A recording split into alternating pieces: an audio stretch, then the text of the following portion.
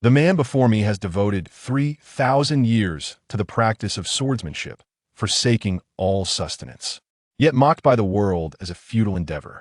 It was merely due to the destruction of the warrior's sword spirit by the hand of a sorceress 3 millennia ago that men today struggle to master even the most fundamental sword techniques, to the extent that even a 3-year-old child could not excel in them. Little do they know, he is merely in pursuit of that unparalleled sword of ultimate strength. For the first time in 3,000 years, you have paused your sword practice. This single sword strike has remarkably consumed 3 millennia of your dedication and refinement. At this moment, high above in the sky, a colossal handprint descended. Before it even approached, the overwhelming force had already caused the ground beneath your feet to fracture with countless fissures. Zhou Tong was filled with excitement today, for the lord of the Tianxin sect was in seclusion, and the young sect master, Yang Xian, wielded absolute authority. He had declared, a year prior, that he was already aligned with Yang Xian. Initially, there was some apprehension regarding the consolidation of power by Yang Xian. The concern lingered that his subordinates, who were not particularly exceptional in talent, might become marginalized.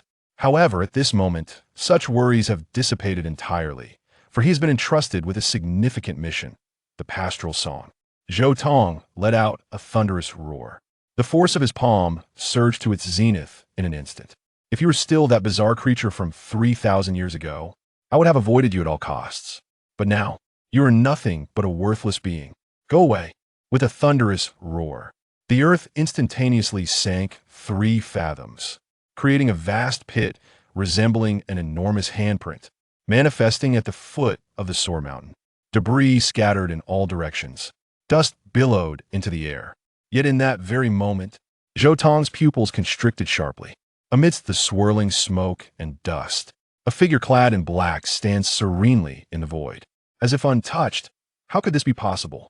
His cultivation is evidently the same as it was 3,000 years ago, still at the midstage of the Emperor realm. You seek to harm me, yet I remain indifferent, my voice devoid of sorrow or joy.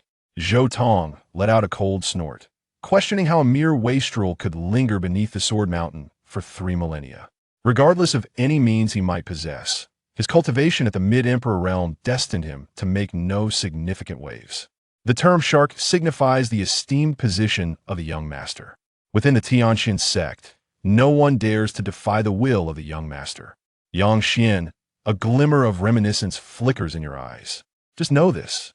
The lesser sect aims to ensnare you. You are undoubtedly a pivotal figure. As a member of the heavenly Xian sect, you should comprehend that resistance holds no significance. It will only render your fate even more tragic. Upon the thought that the pinnacle of extraordinary talents shall soon be within my grasp, I find myself utterly exhilarated. You, in your absurdity spanning 3 millennia, are likely unaware of the supreme arts of the present-day heavenly sovereign. Allow me to unveil to you a glimpse of true mastery. Zhou Tong's fingers danced swiftly, crafting an arcane and profound seal. With a resounding roar, he invoked the Luo seal. In an instant, a terrifying palm imprint coalesced within his palm, only to have his head soar into the air, the essence of his being momentarily severed. You cast a fleeting glance at the figure of Zhou, and then lifted your gaze towards the towering peak of heaven. Despite having remained aloof from worldly affairs for 3 millennia, vestiges of the past still linger in your memory. You set your foot forward, step by step, towards the peak of heaven. Others may seek to investigate you, yet you find no reason to withhold your response. The brief skirmish at the foot of the Sword Mountain, though momentary, captured the attention of certain individuals within the celestial Xian sect. Soon, a tremendous wave of speculation surged within the sect, prompting a multitude of disciples to converge upon the peak of heaven. At the summit of Mount Qingtian, the young master Yang Xian stood with serene composure. He was well aware of the news regarding Zhou Tong's plight. Perhaps it could be said that in his heart, Zhou Tong was destined to face this fate from the very beginning. Should Zhou Tong fulfill his mission and successfully vanquish the shark, he would be acting in accordance with the strict edicts of the Tianxin sect, which forbade any harm to fellow disciples. Moreover, this would provide Yang Xian with an opportunity to demonstrate that, as the authoritative young master, he treated all members of the sect with impartiality. Even if an outer elder of the sect were to harm but a mere waste, he would still ensure that justice was served for all involved. Conversely, should Zhou Tong fall victim to your schemes, he would possess ample justification to take matters into his own hands. Regardless of the circumstances, Zhou Tong would undoubtedly seek to confront you directly, and this would serve as an exceptional opportunity for him to establish his authority. Yang Xian stood amidst dozens of elders, representing the sixth most powerful sect in the northern region. Within the inner sanctum of the Tianxian sect, the long examination was a testament to the presence of individuals with imperial cultivation. Each one of them was a true embodiment of excellence, standing at the pinnacle of the northern region. Even so, the gaze directed towards Yang Xian was predominantly filled with respect. This was not solely due to his status, but also because of his innate talent and exceptional skills. The position of a young clan leader is not one that can be attained merely through connections. 3,000 years ago, you appeared like a fleeting glimpse. Indeed, you possessed a higher talent. Yet ultimately, fate intervened, and your sword's essence was shattered by the enchantress of the demonic sect. Yet in their eyes, Yang Xian has grown steadily to this day. Within the entire sect, aside from the reclusive sect master, the present young sect master has become the pinnacle of combat prowess in the heavenly profound sect. Certainly, they held Yang Xian in high regard. Yet like many ordinary disciples, they were also profoundly curious about that prodigy who had emerged 3 millennia ago. After committing such a grave error, why did he not flee? Instead, he chose to ascend the celestial peak, seemingly acknowledging his missteps. The position of the mid-mountain of Qingtian Peak. You are ascending. With each step you take, a long sword manifests beneath your feet, using the sword as a staircase. Your pace is slow, yet resolute as you advance. The murmurs of discussion resonated from all directions around the towering peak. In that moment, you undeniably became the focal point in the eyes of the members of the Tianxian sect. Yet, your demeanor remained utterly unaltered from beginning to end. At the foot of the Sword Mountain, one has practiced the art of swordsmanship for 3,000 years. You have heard a myriad of voices, some filled with derision, others with disdain, and yet others with encouragement and reverence. For 3 millennia, these voices have echoed in your ears, and your heart has long since become as unyielding as rock. After a cup of tea, you ascended to the summit of the celestial peak. In the serene tranquility of the celestial peak, the moment you reached its pinnacle, a wave of solemn and awe-inspiring energy surged forth. Yang Xian's lips curled into a faint, elusive smile as he stepped forward, casting a condescending gaze upon you, and softly inquired, "Pastoral, are you aware of your transgressions?" There is no expression on your face, merely an indifferent response. You are innocent, a grand farce unfolding beneath the heavens. The celestial mystery sect forbids gatherings. Disciples must not harm one another. Yet you have, astonishingly, caused the demise of Elder Zhou from the outer sect. And still, you claim your innocence. The ancient edict of the heavenly Xuanzong. In your eyes, is it merely a piece of meaningless parchment? Yang Xian's voice, resonant as a great bell, echoed throughout the entire heavenly Xuanzong. The solemnity upon the peak of the sky instantly intensified several-fold. Pastoral song, you have yet to confess your sins.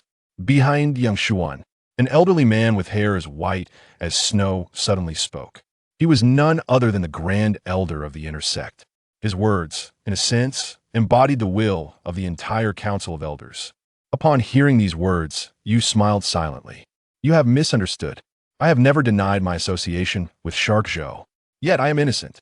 He wishes to harm me. What crime is there in that? As the words fell, you disregarded the reactions of the elders and stepped forward, one step at a time, towards Yang Xian. Not only do you refuse to admit your guilt, but you also present yourself with an air of righteous confidence and unruffled composure. The elder, infuriated yet ironically amused, reflects on your obstinate ignorance, realizing that perhaps he has misjudged you. Yang Xian's lips bore a composed smile, as if everything were well within his grasp. He had no intention of confessing. So what was his purpose in coming to Mount Qingtian? To flaunt his superiority? Upon hearing this, you spoke softly. Whom do you wish to confront? On the summit of the towering peak, who do you aspire to challenge? With merely your mid-stage cultivation in the Emperor realm, Whom do you believe you can confront? The mockery in Yang Xian's gaze was unmistakable. In his eyes, this once great prodigy from 3 millennia ago had truly lost his mind. Outside the Qingtian peak, a disciple exclaimed in astonishment, "Am I hearing things? Did Muge claim he has come to the Qingtian peak to confront the shark men? Does he think it is still 3,000 years ago? He is merely a useless wretch, ensnared by the seductive machinations of a demonic sorceress. Surviving for 3,000 years is already excessive. He should have perished long ago." Countless mocking voices reverberated from all directions into the towering peak. Yang Xian's smile grew ever more radiant. This was precisely the effect he desired. He aimed to make the person before him, who could hardly endure the pressure, drown amidst the myriad of derisive shouts. Only through this humiliation and disdain could the hatred in his heart find solace. Yet, you remain indifferent to all external sounds, slowly drawing forth the iron sword from behind. Upon the metal, rust abounds. This is the sword bestowed upon you by the revered leader of the Tianxian sect 3,000 years ago, and it serves as a symbol of your identity. But now, after 3 millennia of tempestuous winds and rains, this sword resembles an aged individual, its vitality waning. Upon witnessing your unsheathing of the sword, a flicker of astonishment crossed Yang Xian's countenance. "Pray tell, whom do you intend to strike down?" Your response consists of but a single word. Even as you speak, a sword has already been thrust forth. "The feeble ant dares to strike at me. Your audacity is truly commendable in these times." Yang Xian, unfazed, raised his hand and pointed decisively. He had already reached the pinnacle of the emperor realm, his cultivation a chasm apart from yours. Even 1 million peak emperors will be no different from mere ants before the might of one at the pinnacle. Moreover, you are but a mid-stage emperor. However, as Yang Xian's finger was about to make contact with your rusted sword, an immediate surge of energy emanated forth. Yang Xian's entire body was engulfed in a chilling sensation, and beads of cold sweat swiftly drenched his garments. This instinctive fear of crisis instilled in him a profound dread towards the rusted sword that lay within arm's reach. In an instant, Yang Xian withdrew his hand, stepping back, while simultaneously shouting, "Bring me the shark 7. The assembly of elders had initially been awaiting Yang Xian to point and crush the subservient shepherd. In that fleeting moment of shifting circumstances, they were momentarily taken aback. Yet, within the span of mere heartbeats, dozens of intersect elders swiftly regained their composure and collectively surged towards Yang. Although they harbored a lingering sentiment that this was somewhat of an overreaction, they dared not defy the command regarding Yang Xian's fate. Faced with dozens of approaching figures, you did not even glance their way. Only an exceedingly indifferent voice resonated atop the celestial peak. "Did I permit you to intervene?" A brilliant flash of sword light illuminated the heights of the celestial peak, as a terrifying storm of sword intent began to coalesce around you.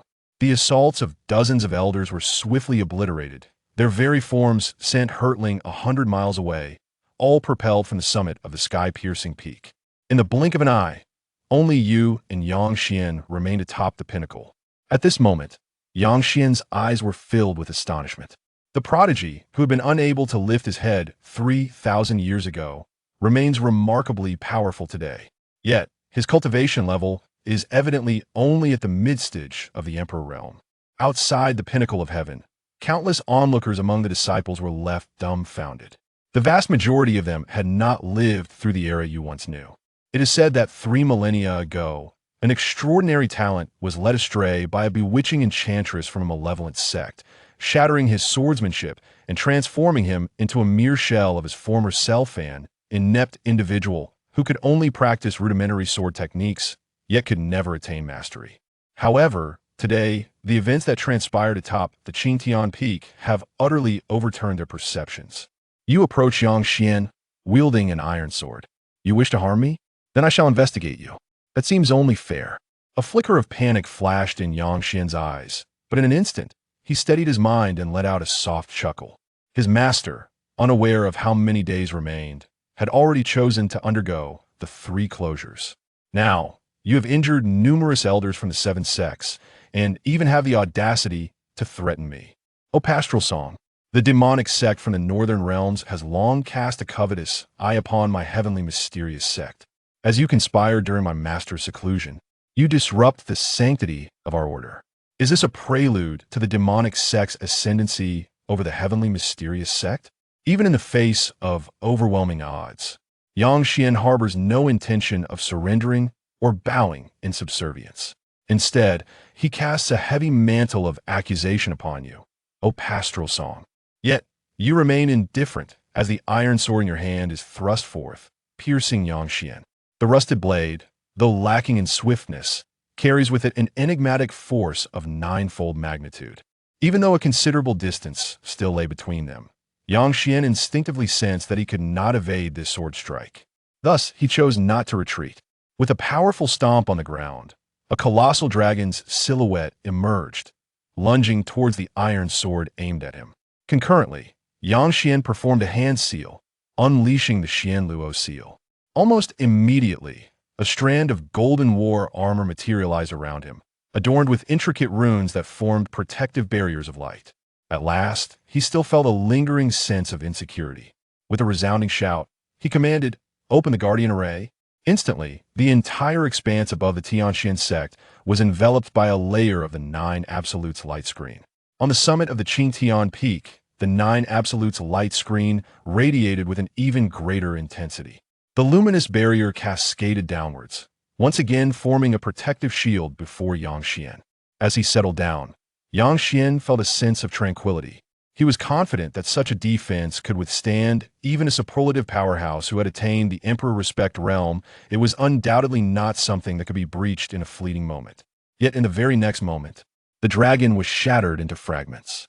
The Sun Lu seal disintegrated and vanished, and upon the formidable armor, a shimmering veil of runes was instantly pierced through. The armor itself crumbled, as easily as a sheet of paper. At the slightest touch, Yang Xian's pupils constricted sharply. In the blink of an eye, before him, there remained only the protective barrier of the Grand Defense Array. Mu Gu, do you comprehend the gravity of your actions? You are a sinner of Tianxian sect. The Master shall not forgive you, nor shall the illustrious ancestors of the Tianxian sect absolve you. If you were to betray me, the Tianxian sect would undoubtedly struggle to fend off the onslaught of the demonic cult. You would become a traitor to the Tianxian sect, and the disciples of the Tianxian sect, throughout the generations, shall scorn you. This is the thunderous roar of Yang Xianfeng. However, this could not impede the advance of the Iron Sword. Even a most formidable defense provided by the protective array failed to halt the relentless progress of this rust-covered blade. I am a young master of the Tianxian sect. You cannot harm me. Even the protective formation of our sect could not withstand this iron sword. Yang Xian let out a desperate roar, flying frantically into the distance. Regrettably, it was all in vain. The seemingly sluggish iron sword, in a fleeting moment, pierced through Yang Xian's throat. With a resonant sword chant, the formidable force of 9 measures firmly impaled Yang Xian onto a colossal stone pillar atop the towering sky peak. The entire Tianxianzong was enveloped in silence, as dozens of elders, having been forcefully cast away, returned, yet they dared not speak again. You leisurely approached Yang Xian, drawing forth the iron sword. Rest assured, the heavenly Xian sect shall not fall into the hands of the demonic cult. As long as I remain, the heavenly Xian sect shall endure. Go in peace. With those words, you waved your hand, and Yang Xian's form transformed into wisps of smoke, dissipating into the vastness of heaven and earth. With your hands clasped behind your back, you venture alone into the depths of the towering peak. Your feelings towards the celestial sect are rather indifferent. Yet within its confines resides your benefactor. In your most desolate moments, it was the esteemed leader of the Tianxian sect who extended a helping hand, guiding you into the fold of Tianxian. After much deliberation among the council, he bestowed upon you the finest resources for cultivation. That venerable elder showed you immense care, treating you with the affection akin to that of a biological parent. For 3 millennia, the world has mocked you, forsaken you. Within the heavenly profound sect, there are whispers of expelling you from the sacred order. Yet that elderly man remains unchanged from the past, in the face of the collective opinion of the 9. He compels you to stay beneath the seven-sword mountain, despite the widespread belief that he was ensnared by the seductive charms of a demonic sorceress, rendering him a mere wastrel. Yet that elder continues to believe in you unconditionally, supporting you. Throughout these 3,000 years, the elder has visited you countless times, perhaps even 1,000 or 10,000. Eternal endeavor.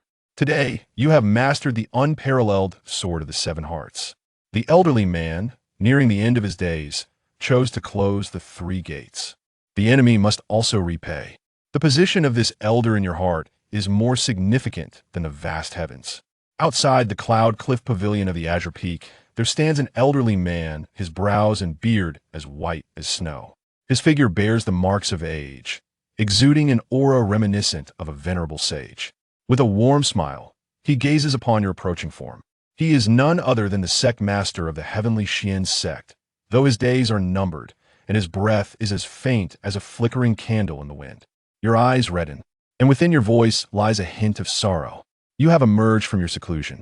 Indeed, the formidable protective formation of the sect is fully activated. This is no trivial matter as the sect leader. It is only natural for me to observe. I, Shark 7, Yang Xian, perceive a hint of deceit in your demeanor. The elder waved his hand dismissively. I implore you, do not harbor any psychological burdens regarding this matter. His desire to deceive you is not a recent development. This old man, am certainly not a fool. Attempting to harm fellow disciples under the guise of a minor sect leader is truly lamentable. Yet, you have indeed surprised me greatly. Your strength must surely surpass mine by a considerable margin. I place my trust in you to lead the heavenly, profound sect. The elderly man took a few steps forward, drawing closer to you with an unprecedented solemnity emanating from his very being. I wish to bequeath to you the esteemed position of the leader of the Tianxian sect. From this day forth, you shall be the head of the Tianxian sect. Will you accept this weighty responsibility? Chapter 6. When becoming the new sovereign as dusk descended and the evening breeze turned cool, the atmosphere atop Qingtian Peak was enveloped in tranquility. Lin Ming gazed at the elderly man before him, momentarily lost in silence. The Tianxian sect stood as the paramount sect in the northern region, and its leader embodied power and authority that towered over countless lives. Yet, such accolades held little significance for him. For the majority of the time, Lin Ming's focus was solely on the sword. Thus, he instinctively felt inclined to decline the offer. However, upon witnessing the solemnity and anticipation in the elder's eyes, and reflecting on the care the elder had shown him over the years, Lin Ming understood that this aged man, nearing the end of his life, was perhaps most concerned about the future of Tianxian sect. After a brief hesitation, he nodded and declared, "Very well, from this day forth, I shall be the sovereign of Tianxian sect." With the weight of this responsibility now upon him, Lin Ming felt a sense of relief. He owed too much to this elder and could not repay him adequately. Thus, he would do what he could. The elder laughed heartily, feeling an overwhelming sense of joy. The wisest decision of my life was bringing you to Tianxian sect. Seeing your growth today fills me with happiness. He stepped forward, patting Lin Ming's shoulder, his expression tinged with nostalgia. Then, he walked past Lin Ming, taking slow steps towards the horizon. His slender figure appeared even more desolate against the backdrop of the setting sun. "Are you not going into seclusion?" Lin Ming suddenly inquired. The elder did not turn back, but waved his hand dismissively. "No, I've been stuck at the half-step emperor realm for 8,000 years without breaking through. In the remaining days, I do not wish to struggle any longer." Initially, he had intended to exhaust every ounce of effort for even the slightest chance to safeguard Tianxian sect, but now such endeavors seemed unnecessary. The elder sighed softly. "I never realized how beautiful this sunset is." As he continued walking, he added, "I wish to meet with old rivals and friends. Do not worry about me, nor seek me out. If I perish out there, there is no need to recover my body." Lin Ming nodded slightly. "I understand." A glimmer of a smile flickered in the elder's eyes as he quickened his pace, and in an instant, he vanished from sight. Having observed the unfolding scene for long enough, it was time for action. Once the elder's figure disappeared, Lin Ming's expression suddenly turned icy. Several miles away, three figures hovered in midair, swiftly approaching him in an instant. These three were the esteemed Grand Elders of Tianqian sect. Typically, they remained in seclusion for cultivation, but today, with the protective array of the sect at full power, even the elder sovereign who had decided to enter a deep retreat had emerged, prompting their own exit from seclusion. Among the three Grand Elders were two middle-aged men and a youthful woman, who appeared to be in her prime. However, Lin Ming was well aware that her age was not significantly less than that of the other two. Sovereign, they spoke in unison, their eyes reflecting respect. This display took Lin Ming by surprise, as he was, after all, merely a junior in their presence. Now that I am the sovereign of Tianqian sect, do you have any objections? Lin Ming inquired. The three individuals exchanged glances, and within that fleeting moment, an understanding emerged. The woman named Mo Li spoke. This is the decision of the former sect master, and we will not voice any objections. However, Tianqian sect is one of the preeminent forces in the northern region, and the succession of the sect master is a matter of great significance. According to our customs, it should be proclaimed to the world, inviting the major powers of the northern region to witness the occasion. Otherwise, we risk inciting gossip. Might I inquire, esteemed sect master, do you have such an intention? Inciting gossip? Lin Ming chuckled dismissively. The affairs of Tianqian sect concern no outsiders. Upon hearing this, the three esteemed elders were momentarily taken aback.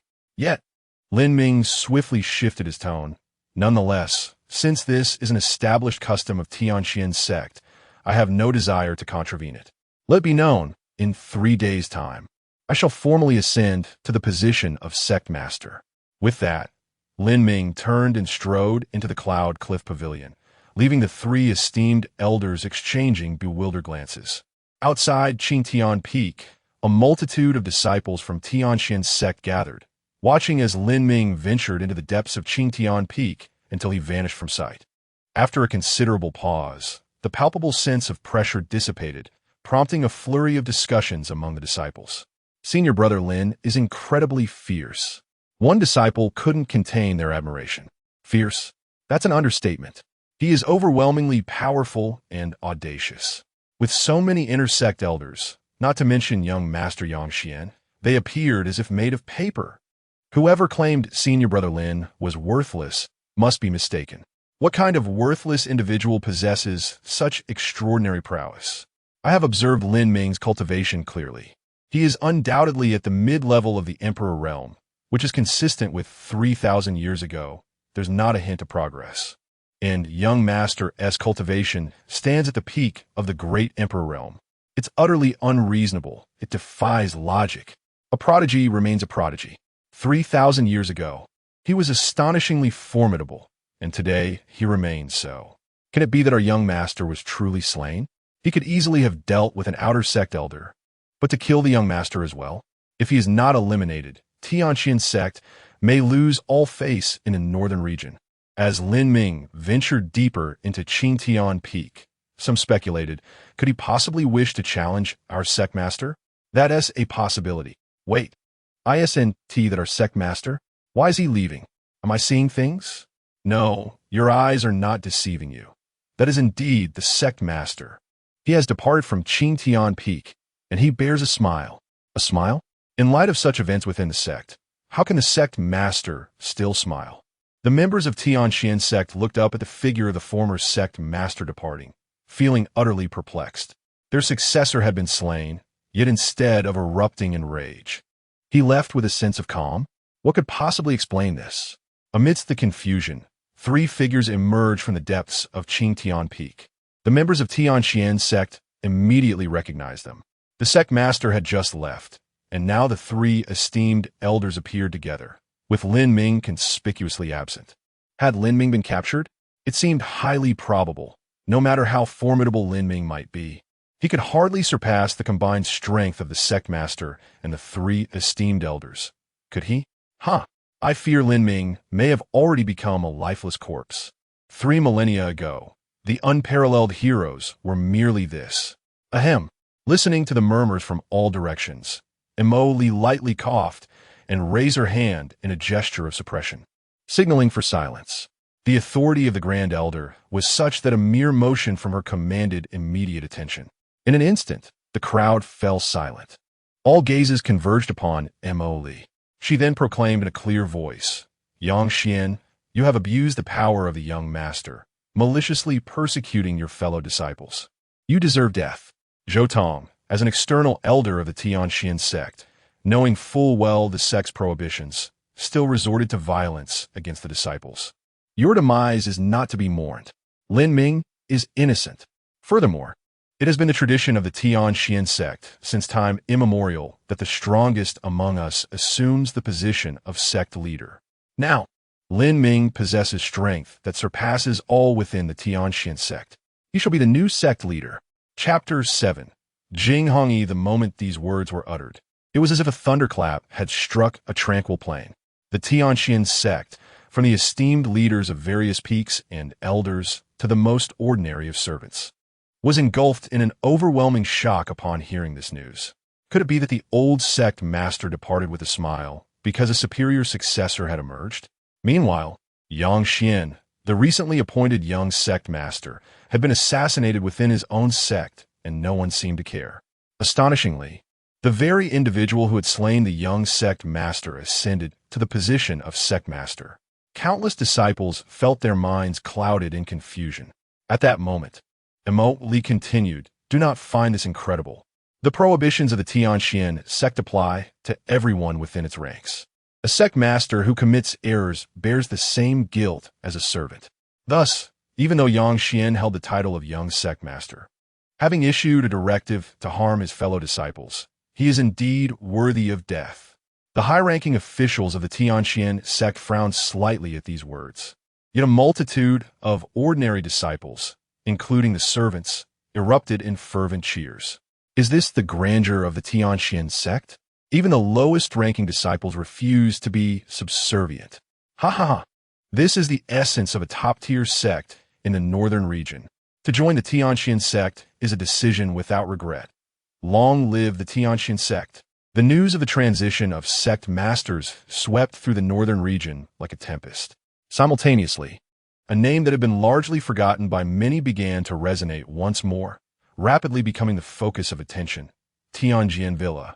As one of the premier powers in the northern region, the sect revered the sword above all, exclusively recruiting sword cultivators, and standing as the sole pure swordsmanship faction in the northern region. At this moment, the master of Tianjin Villa, Lu Wufeng, hovered in the air above the villa, his gaze fixed upon the southwestern horizon where the Tianxian sect resided. 3,000 years ago, he was the foremost sword cultivator of the younger generation in the northern region, revered as a paragon by countless disciples of Tianjin Villa. The previous master had deemed him the only individual capable of drawing the legendary sword housed within the villa. However, everything changed with the arrival of Lin Ming. After 50 years of arduous cultivation, he finally comprehended the heart of the sword and was celebrated as an unparalleled prodigy in swordsmanship throughout the northern region. Yet, Lin Ming grasped this understanding at the tender age of 15. The sword, embedded deep within the sword tomb of Tianjin Villa, was a most sacred entity in Lu Wufeng's heart, recognized by countless sword cultivators as the mightiest sword in the northern region. His longing to possess that sword surpassed even his desire for life itself. However, despite his enlightenment and his relentless devotion, kneeling before that sword day and night, he still failed to earn its acknowledgement and could not draw it forth. Lu Wufeng had once believed that no one could ever wield that sword. Yet, on the day Lin Ming arrived at Tianjin Villa, without even stepping into the sword tomb, that sword, which he regarded with utmost pride and sanctity, inexplicably soared from the tomb, flying towards Lin Ming, and bowed in submission. On that day, he experienced the most profound humiliation and defeat since his journey of cultivation began. What is even more infuriating is that even when the heavenly sword bowed in submission and willingly turned to Lin Ming did not hesitate to bestow the sword upon him. That which Lu Wufeng held as a treasure possession seemed utterly insignificant in Lin Ming's eyes. He felt a deep-seated hatred. He toiled in his cultivation, constantly envisioning the day he would surpass and even slay this monstrous Lin Ming. Yet, to his astonishment, shortly after that day, news spread that Lin Ming had been bewitched by a demoness of the evil cult. His sword heart shattered, rendering him a mere waste. The rival he had regarded as a competitor so casually vanished from his world. Little did he expect that 3,000 years later, upon hearing news of Lin Ming once more, he had ascended to the position of the sect master of Tianxin sect.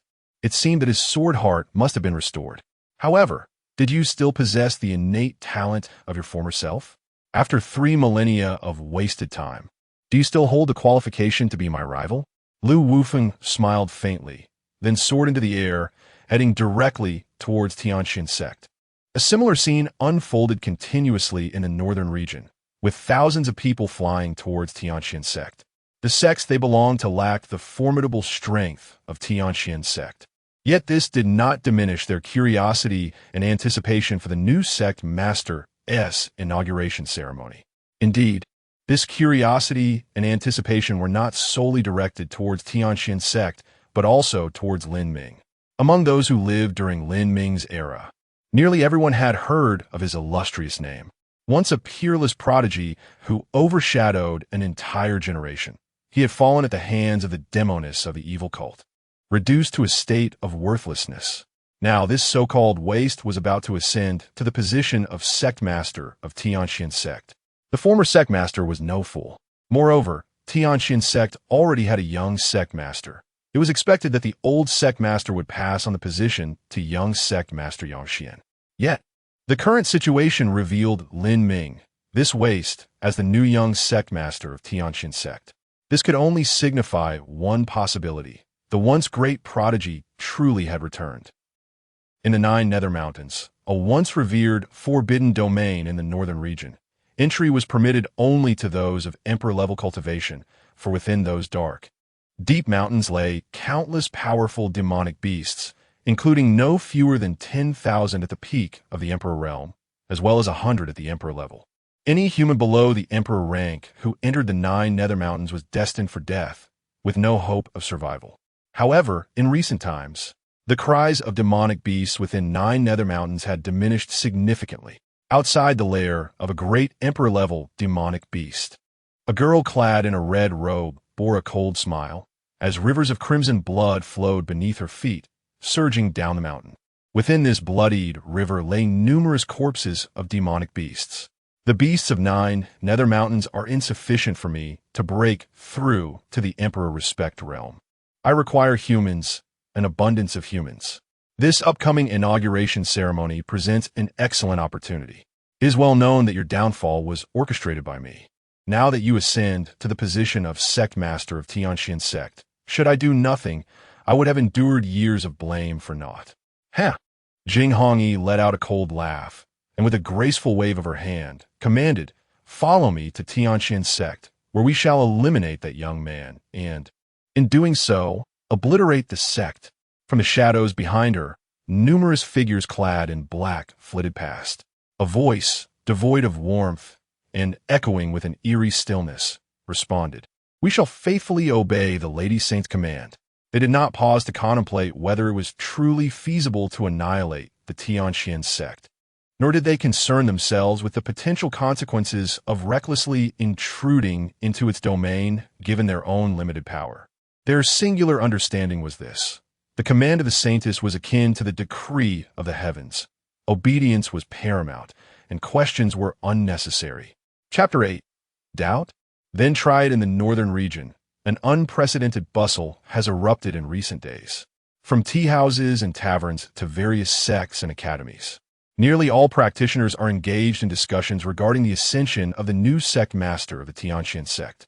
More specifically, they are conversing about Lin Ming, a prodigious talent whose brilliance, akin to a resplendent sun, outshone the entire northern region upon his emergence 3 millennia ago.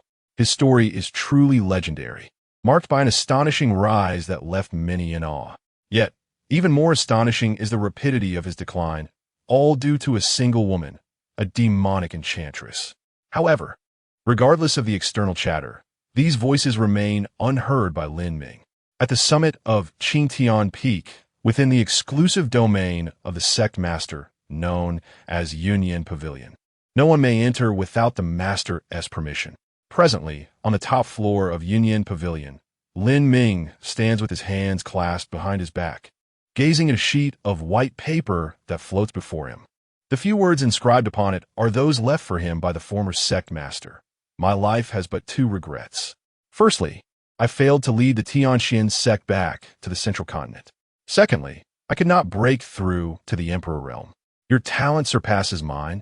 If possible, I hope that one day the Tianxian sect can stand at the pinnacle of the central continent. At that time, my proud father will surely recognize me. Of course, I shall not impose my will upon you. If you wish not to go to the central continent, then do not go. You shall always be free. As Lin Ming's thoughts shift, the white paper transforms into ash. He stands at the pinnacle of Yunyan Pavilion, gazing far into the horizon. After a moment of contemplation, he solemnly declares, I was once a wandering orphan, content with merely a meal. It was you who brought me to the Tianxian sect, granting me the opportunity to cultivate. Such kindness cannot go unreturned. Rest assured, the Tianxian sect shall indeed rise to the summit of the central continent. Your father will not only recognize you, but will also regard you as the pride of the Leaf family in the central continent. With his words fading, Lin Ming lets out a soft exclamation. Centered around him, the rich spiritual energy of heaven and earth swiftly coalesces into a formidable vortex, akin to a colossal dragon in the wind. After swirling for a brief moment, it surges violently into Lin Ming's being. The realm, unchanged for 3 millennia, finally stirs once more. 1 day later, Lin Ming reaches the late Emperor realm. 2 days later, he attains the pinnacle of the Emperor realm. 3 days later, he stands at the threshold of the half-step Emperor realm. At the heart of the Tianxian sect lies a vast training ground, now thronged by no fewer than 100,000 individuals.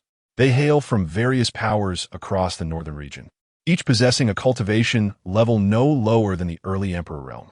Even within the Tianxian sect, they could hold positions as outer elders, let alone in smaller sections. Many among them may have never laid eyes upon Lin Ming, yet they have undoubtedly heard his name. How can this waste, Lin Ming, become the sect master? The current Tianxian sect is truly incomprehensible. What is there to comprehend? This simply indicates that Lin Ming's sword heart has been restored, given Lin Ming's past talents. What is so strange about his position as sect master? It is not as simple as it seems. I have heard internal news that the former young master of the Heavenly Profound sect was slain by Lin Ming. Indeed, I have received the same information. Even after 3,000 years without cultivation, his strength remains inscrutable. This is likely a rumor. The young master of the Heavenly Profound sect is said to have reached the pinnacle of the great Emperor realm. How could Lin Ming, who has not cultivated for 3,000 years, possibly achieve such a feat?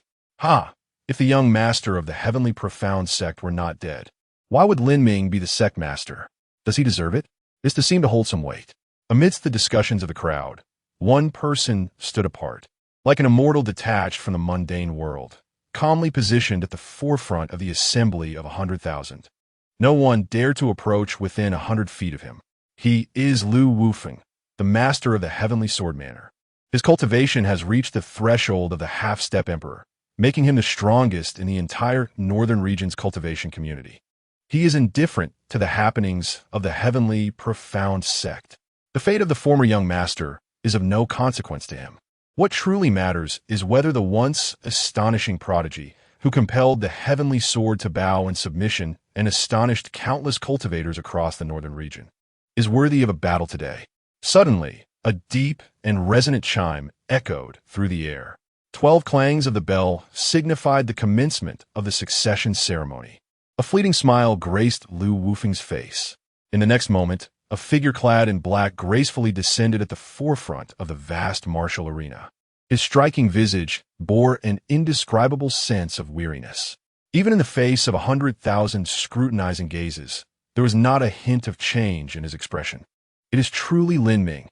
Those who recognized him gasped in astonishment. Yes, it is he. The once unparalleled genius has indeed returned. However, with his cultivation at merely the half-step great emperor, can he truly ascend as the sect master of the Heavenly Profound sect?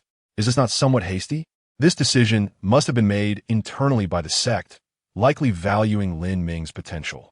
Following Lin Ming's arrival, dozens of individuals appeared in succession. They were all high-ranking officials of the heavenly profound sect, including 3 supreme elders, numerous elders, and the leaders of various peaks. Not a single one among them possessed a cultivation lower than that of the great emperor, with 3 supreme elders having reached the pinnacle of that realm. The cold gaze of Supreme Elder Mo Li swept across the gathered cultivators. Apart from Lu Wufeng, few dared to meet her eyes. She then proclaimed with a resounding voice, "The succession ceremony for the new sect master of the heavenly profound sect shall now commence. Lin Ming, please ascend the heavenly ladder and take your seat upon the divine throne." As soon as Mo Li's words fell, a magnificent throne materialized in the air before Lin Ming. Between him and the throne, a series of white jade steps appeared. Lin Ming was not one to linger. Understanding that this was a customary procedure for the transition of the sect master, he stepped forward without hesitation, placing his foot upon the white jade steps. Countless gazes converged upon Lin Ming as he ascended slowly yet resolutely, step by step, until he reached the pinnacle of the white jade steps. Turning, he was about to sit upon the grand throne. However, at that moment, Lu Wufeng took a step forward. He lifted his gaze towards Lin Ming above, a faint smile gracing his lips. "I have a question. Might the sect master Lin provide an answer?" "Ask," Lin Ming replied succinctly. Lu Wufeng remarked, "I have heard that the Tianxin sect is known for having the strongest as its leader, yet your cultivation merely reaches the threshold of a half-step emperor. Is it truly the case that within the Tianxin sect, there is not a single individual capable of besting you?" Lin Ming candidly confessed, "Indeed, there is none." "Ha ha, what a grand absurdity," Lu Wufeng scoffed. "You could easily conjure a more plausible excuse. Yet you assert that there is not a soul in the Tianxin sect who can rival you. Has the Tianxin sect become so feeble?" In response to Lu Wufeng's skepticism, Lin Ming calmly stated, "It is not that the Tianxin sect is weak. Even within your Tianjin villa, there is likewise no one who could stand against me. Do you doubt it? Then let us see." Chapter 9.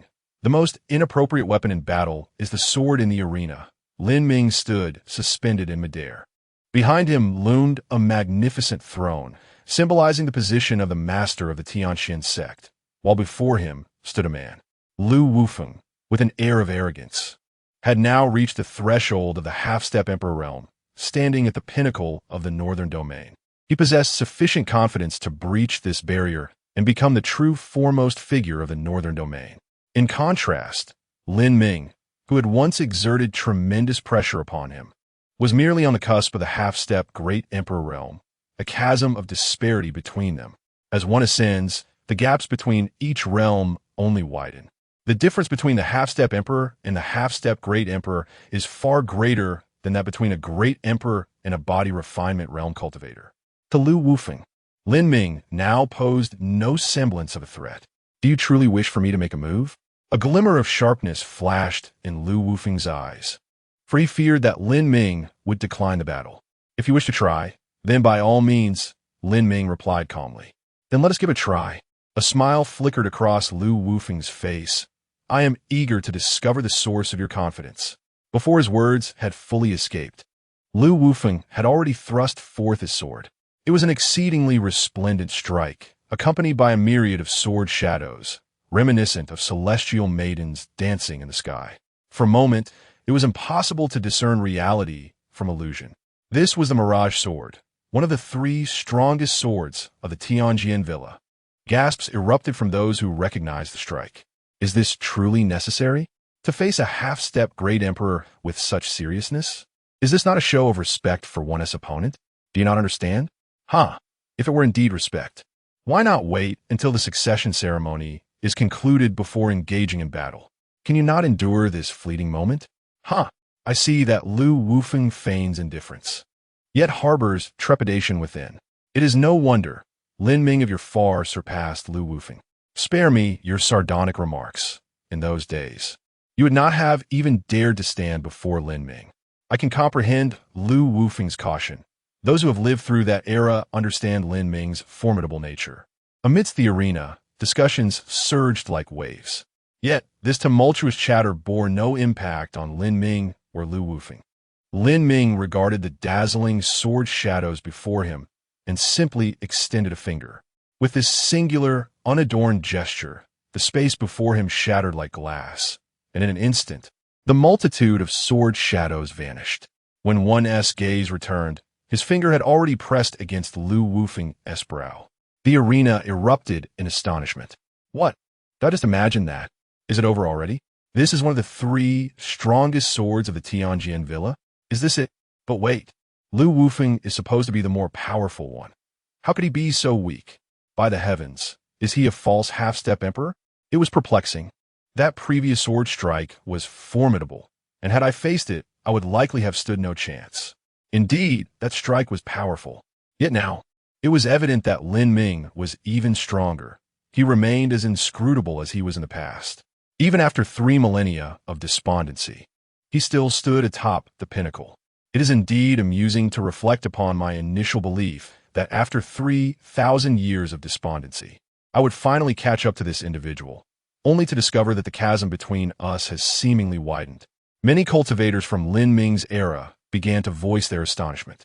Not only were these observers taken aback, but the one who fought against Lin Ming, Lu Wufeng, was the most astonished of all. He had no inkling of what had transpired. In an instant, the illusory sword was shattered, and Lin Ming's finger had already pressed against his brow. Simultaneously, a cold voice echoed in Lu Wufeng's ears. When battling me, the last weapon you should employ is a sword. The next moment, a glimmer of sword light flickered from Lin Ming's fingertip. A trickle of blood seeped from Lu Wufeng's forehead. The wound was minor, and for someone at the threshold of the Emperor's realm, it could be completely healed in a heartbeat. Yet, that mere droplet of blood made him realize the gravity of the situation. If Lin Ming wished to kill him, a mere flick of his finger would suffice. Why? How could this be? Confusion filled Lu Wufeng's eyes. He had not relaxed for a single moment throughout these 3,000 years. He had thought himself to be at the pinnacle of the northern region, only to find that the formidable adversary who had instilled fear in him 3 millennia ago remained just as powerful today. Lin Ming turned and walked step by step towards the magnificent throne. At the same time, his indifferent voice resonated throughout the Tianjin sect. You harbor no intent to kill me, thus you shall not perish today. However, I do not wish for such events to recur. If I desire your death, no one in the northern region can save you. As the final word fell, Lin Ming settled upon the grand throne that symbolized the identity of the sect leader of Tianjin.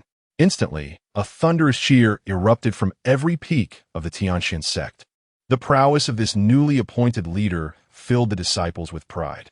As the master of the esteemed Tianjin Villa, one of the top powers in the northern region, Lu Wufeng was a figure known to most disciples of Tianjin sect.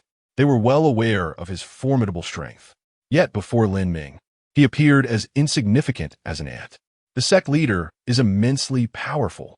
3,000 years ago, he was invincible among his peers. Today, he remains unrivaled throughout the northern region. How absurd that Elder Zhou dared to lay hands on the sect leader. What utter hubris. What constitutes a true prodigy?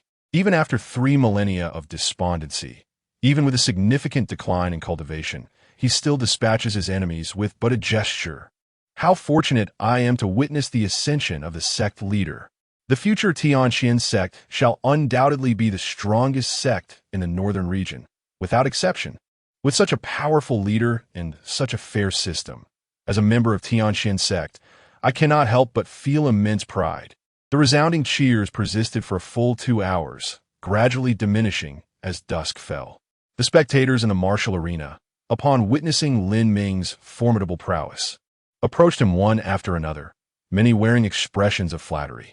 Lin Ming was unfamiliar with most of these individuals and found the atmosphere rather unappealing. He exchanged mere pleasantries before dismissing them all. By the time darkness enveloped the sky, Lu Wufeng remained the sole outsider within the entire Tianjin sect. Lin Ming merely cast a fleeting glance at him, uttering no words, before turning to stride towards the Cloud Cliff Pavilion. However, at that very moment, a cacophony of anguished cries erupted. Subsequently, a multitude of figures soared into the heavenly profound sect. Most of them bore bloodstains on their garments, their auras diminished. With just a glance, Lin Ming recognized these individuals. They were indeed the various cultivators who had come to witness the ceremony today. Chapter 10. What the eye sees is a sword, the demonic sect. They are from the demonic sect, exclaimed a disciple of the Tianxian sect in alarm. In the next moment, Emoli appeared before Lin Ming. Sect Master, the demonic sect is attacking. Should we activate the protective formation of the sect? There's no need, Lin Ming replied calmly. The protective formation cannot be activated on a whim. Each time it is engaged, it requires a considerable expenditure of spirit stones. If the enemy were overwhelmingly powerful, activating the formation would indeed be warranted. However, mere members of the demonic sect are evidently not of such caliber. Rest assured, as long as I am here, they shall not breach the Tianxian sect. Outside the Tianxian sect, dozens of black-robed cultivators charge forward with remarkable speed, each exuding a formidable aura. These individuals were all at the Emperor realm. Beneath their feet, the remains of numerous cultivators lay, blood still oozing from their lifeless bodies. Ahead of them, nearly 100 individuals fled desperately, believing that entering the Tianxian sect was their sole chance for survival. Quickly, we are almost there. Once we reach the Tianxian sect, we will be safe. The audacity of the demonic sect was truly beyond our expectations. In 10 breaths, at most 10 breaths. If I survive today, I will uproot the demonic sect, leaving none behind. Had I foreseen this day, I would have focused on body techniques. Had I known, I would not have attended this event. Who cares who becomes the sect master of the Tianxian sect?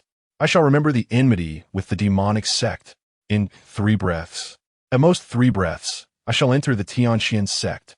The fleeing crowd employed every means at their disposal, hoping to hasten their escape. Just as the foremost among them were a mere 100 feet away, barely a breath from safety, a figure clad in red appeared. Jing Hongyi, adorned in crimson attire, bore a strikingly beautiful face, a faint smile gracing her lips. Without my permission, you shall not pass, she declared, her garments swirling as a flash of red light flickered. In an instant, nearly 100 heads flew into the air, blood gushing forth. Jing Hongyi licked her crimson lips, turning to gaze at the Tianxian sect, her smile becoming even more radiant.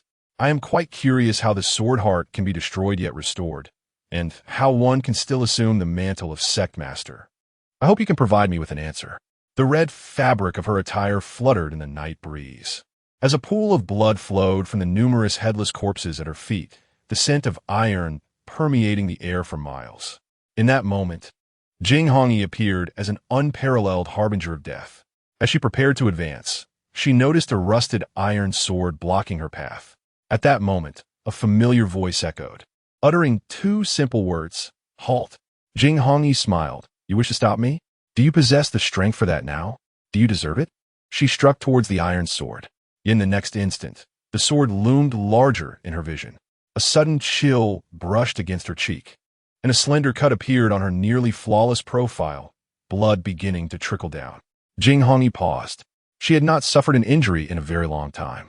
In fact, upon reaching the threshold of a half-step emperor, she believed that no one in the northern region could harm her in the slightest. Suddenly, a detached voice echoed, "Stop or die." This voice was as familiar as it was chilling. Jing Hongyi fell silent for a moment before bursting into laughter.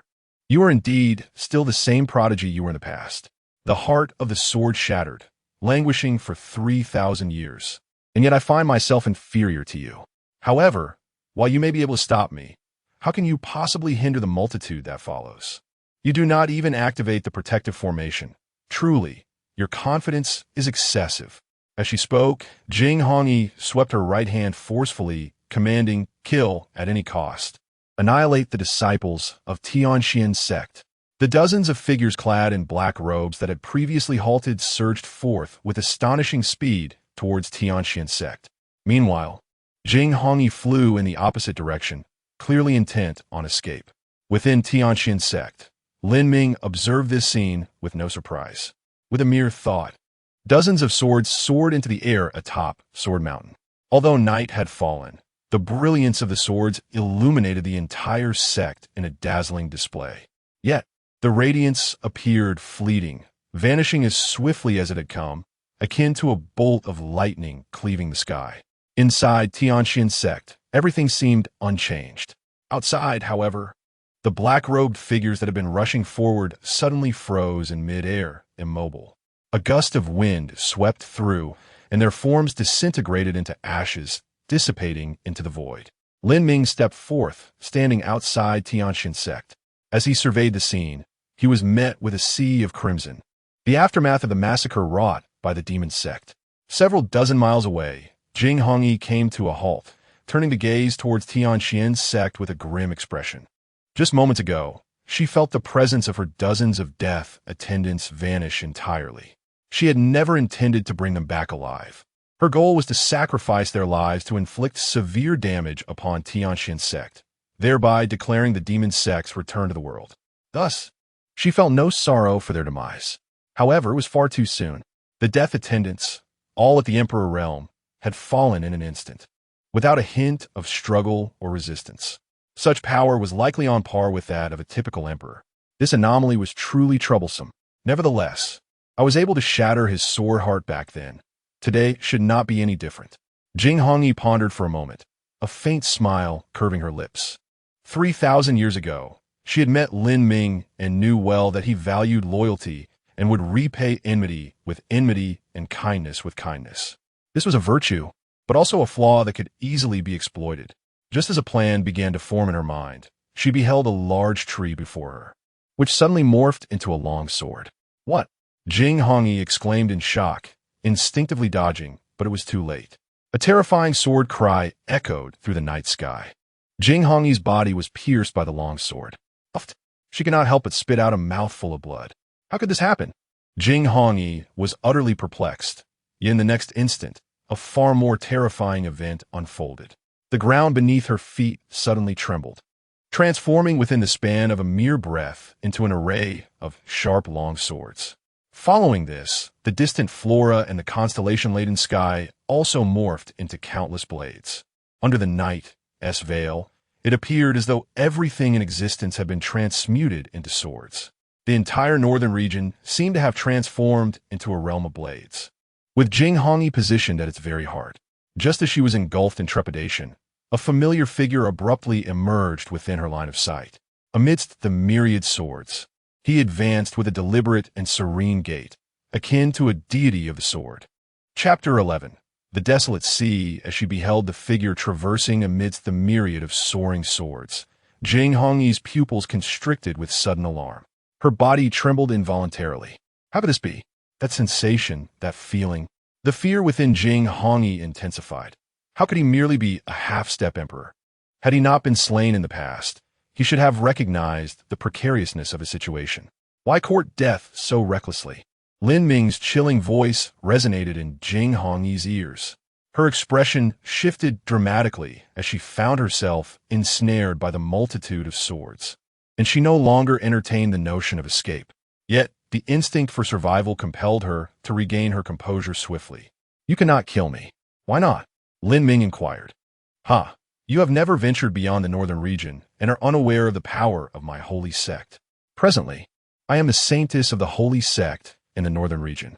Should I be slain, it would inevitably trigger a chain reaction.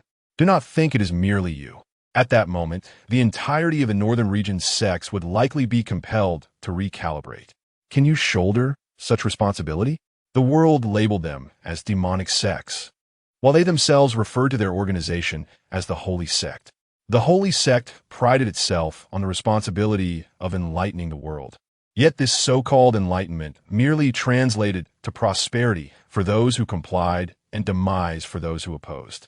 Lin Ming did not doubt Jing Hongyi's words. The Kanglan continent comprised 5 regions: East, West, South, North, and Central. Among them, the Central region stood supreme, its strength vastly eclipsing the other 4. A top-tier expert from the Central region could indeed upheave the Northern region with a mere flick of their wrist. Nevertheless, Lin Ming remained undaunted. He approached Jing Hongyi and spoke softly. Indeed, I have not ventured beyond the Northern region, ignorant of the true strength and vastness of the demonic sect. However, rest assured, they cannot kill me. They will not be able to exert any influence over other forces in the Northern region.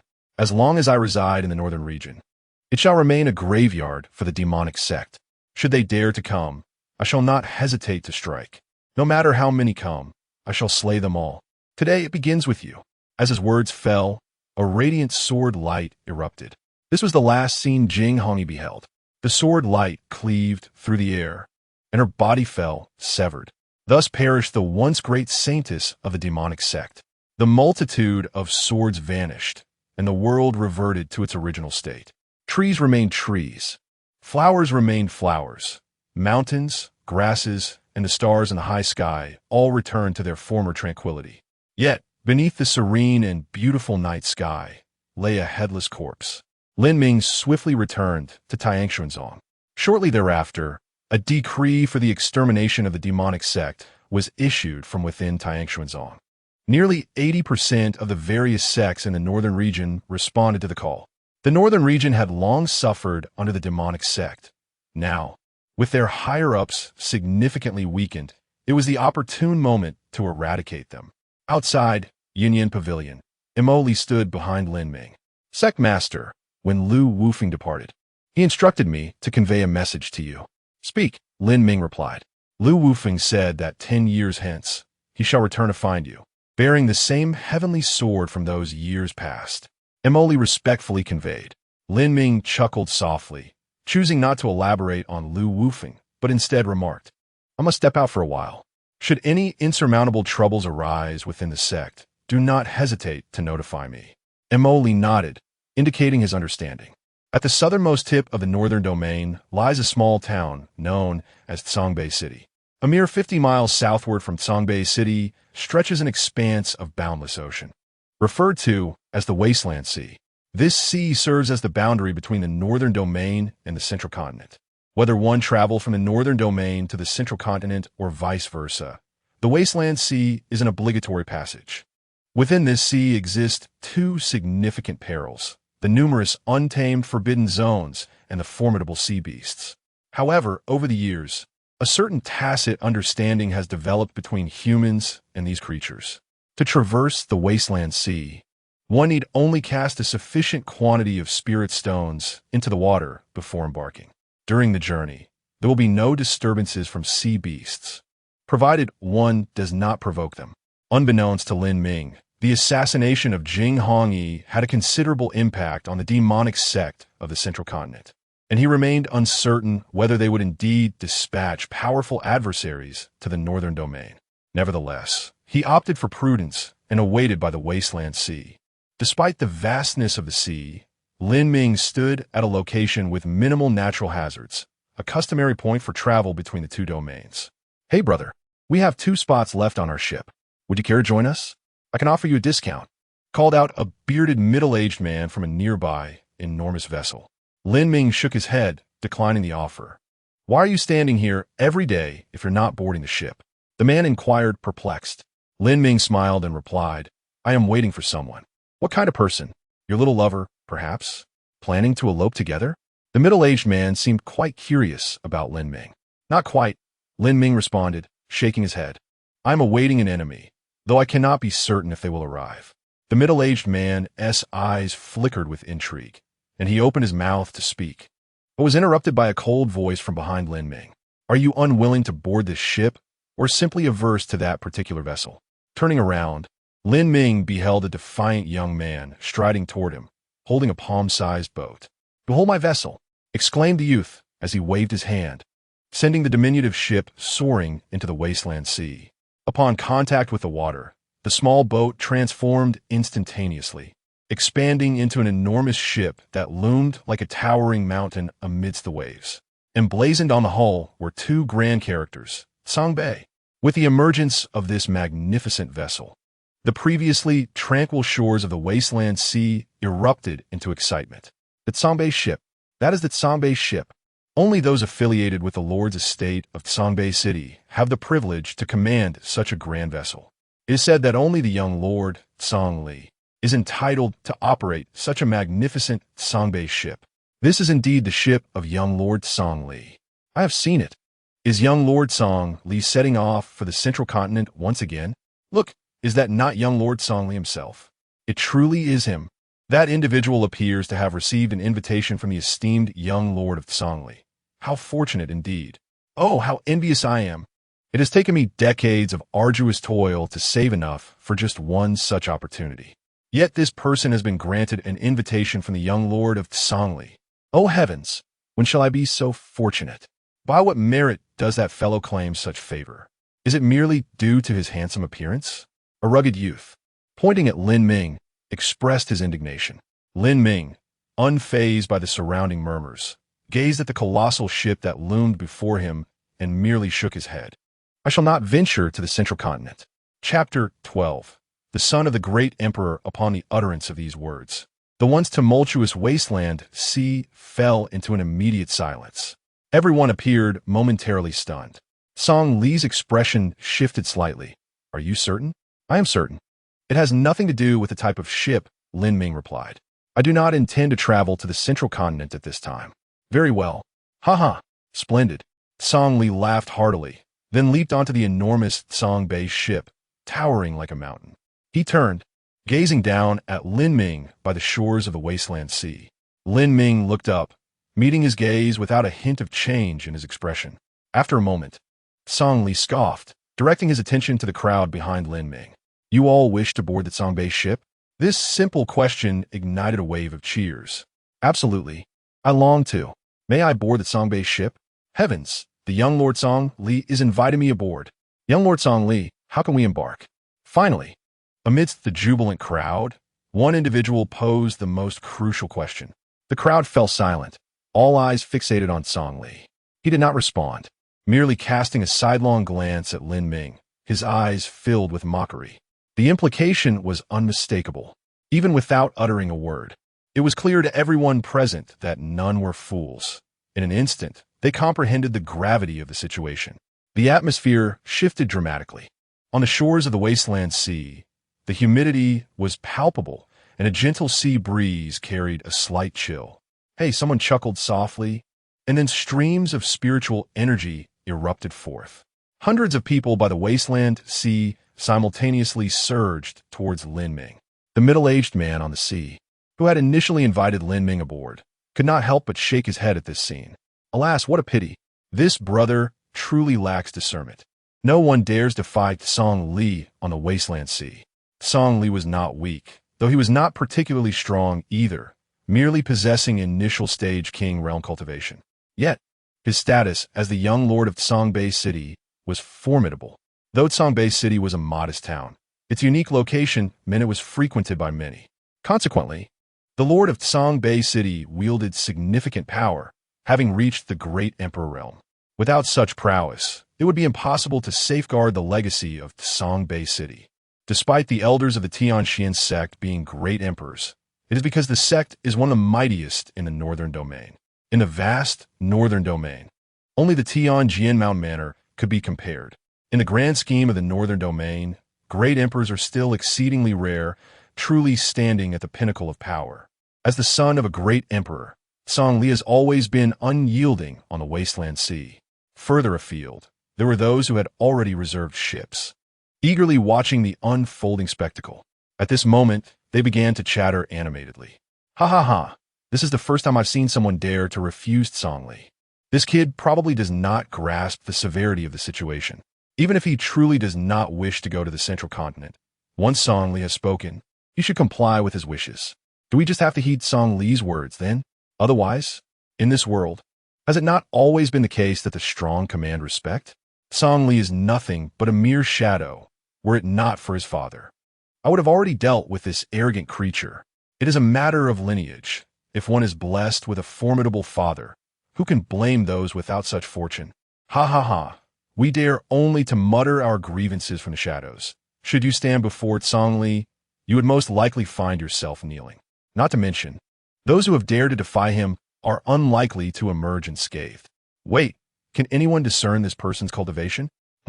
I cannot see through it. Neither can I. Thus, it appears his prowess resides at least within the realm of the emperor. This becomes intriguing. Those who rush forward to curry favor are likely to face dire consequences.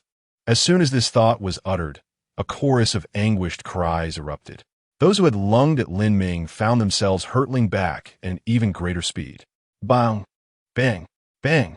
The collective sound of nearly 100 individuals soaring upward, crashing back to the ground, resonated with an inexplicable beauty that was both shocking and awe-inspiring. Lin Ming lifted his gaze, casting it toward Song Li aboard the Tsang Bei vessel. At that moment, Song Li furrowed his brow, his previously confident demeanor faltering slightly, though he remained undaunted. The wasteland sea lies a mere 50 miles from Tsang Bei City. At the speed of an emperor, one could traverse that distance in an instant. This is precisely what bolsters Song Li's confidence. Beneath the emperor, he fears nothing. As for those who possess strength beyond the emperor, should such individuals approach the wasteland sea, his father would surely attend to them personally, eliminating any possibility of conflict with him. Your power is formidable, yet they cannot contend with you. However, do not let arrogance cloud your judgment. My capabilities are beyond your comprehension. Song Li's voice rose sharply, cold and commanding. Kneel, bow your head, and admit your wrongs. Let today's affair end here. I grant you 10 breaths to contemplate this. Song Li wished to avoid alarming his father over a trivial matter. Yet, to let Lin Ming go unpunished was not his desire. Thus, he deemed it necessary for Lin Ming to prostrate himself in apology. However, upon hearing this, Lin Ming could not suppress a laugh. Are you out of your mind? Stepping forward, he instantly found himself on the Tsang Bei vessel, mere inches from Song Li. Even as Lin Ming stood before him, Song Li remained unflinching. Do you comprehend my identity? Tsang Bei City is but 50 miles away. My father need only think of it, and he would arrive here in an instant. Do you truly believe you can lay a hand on me? No sooner had he spoken than Lin Ming unleashed a powerful slap. Crack! The tremendous force sent Song Li flying, shattering the Tsang Bei vessel and plunging him into the wasteland sea. What audacity! You are doomed! Song Li roared as he soared from the depths. Yet, before he could reach the vessel, Lin Ming's foot came crashing down upon him, submerging him once more. You are finished. I've already summoned my father. No one can save you now. Lin Ming offered no response, merely standing upon the vessel. Each time Song Li emerged from the water, Lin Ming would strike down again, again, and again. Those on the shore, as well as the middle-aged man who had previously invited Lin Ming aboard, were left in stunned silence. Their astonishment was not directed at Lin Ming's strength, but rather at his audacity. My goodness, what a formidable individual. Ha! It is precisely as it should be. That worthless scion, relying solely on his father, deserves a thorough reprimand. While it may be satisfying to witness this lesson unfold, once the city lord arrives, this individual will likely find himself without any means of escape. Indeed, since there is no hope left, one might as well indulge in a more exhilarating confrontation. Your words carry a certain weight of truth. Just as they were fervently discussing, a sudden gust of powerful wind swept through the air above them. Shortly thereafter, a middle-aged man clad in a flowing robe appeared, suspended above the desolate sea. The wind arose with his presence, and as he materialized, the gusts came to a standstill. Almost all present instinctively turned their gaze towards this newly emerged figure. He exuded no discernible aura, yet his mere presence radiated immense pressure, akin to a spear piercing the heavens, imbued with an overwhelming force. The Lord of Tsang Bei City has arrived. Chapter 13. A misjudgment on the desolate shores. At that moment, everyone instinctively fell silent, their gazes fixed on the figure that had suddenly emerged. He stood motionless in the void, effortlessly becoming the focal point of the universe. This was Tsang Tianxing, the Lord of Tsang Bei City. Father, hurry and incapacitate him. I long to torment him, making his existence a living hell. Song Li roared as he soared out of the barren sea. Yet in the next instant, he was sent crashing back into the depths of the ocean by a single slap from Lin Ming. Did I permit you to ascend? Lin Ming spoke calmly, his tone unchanged despite the arrival of Tsang Tianxing, which had no bearing on him. Is this man truly formidable? Even with certain death looming, I could never maintain such composure. He is remarkable.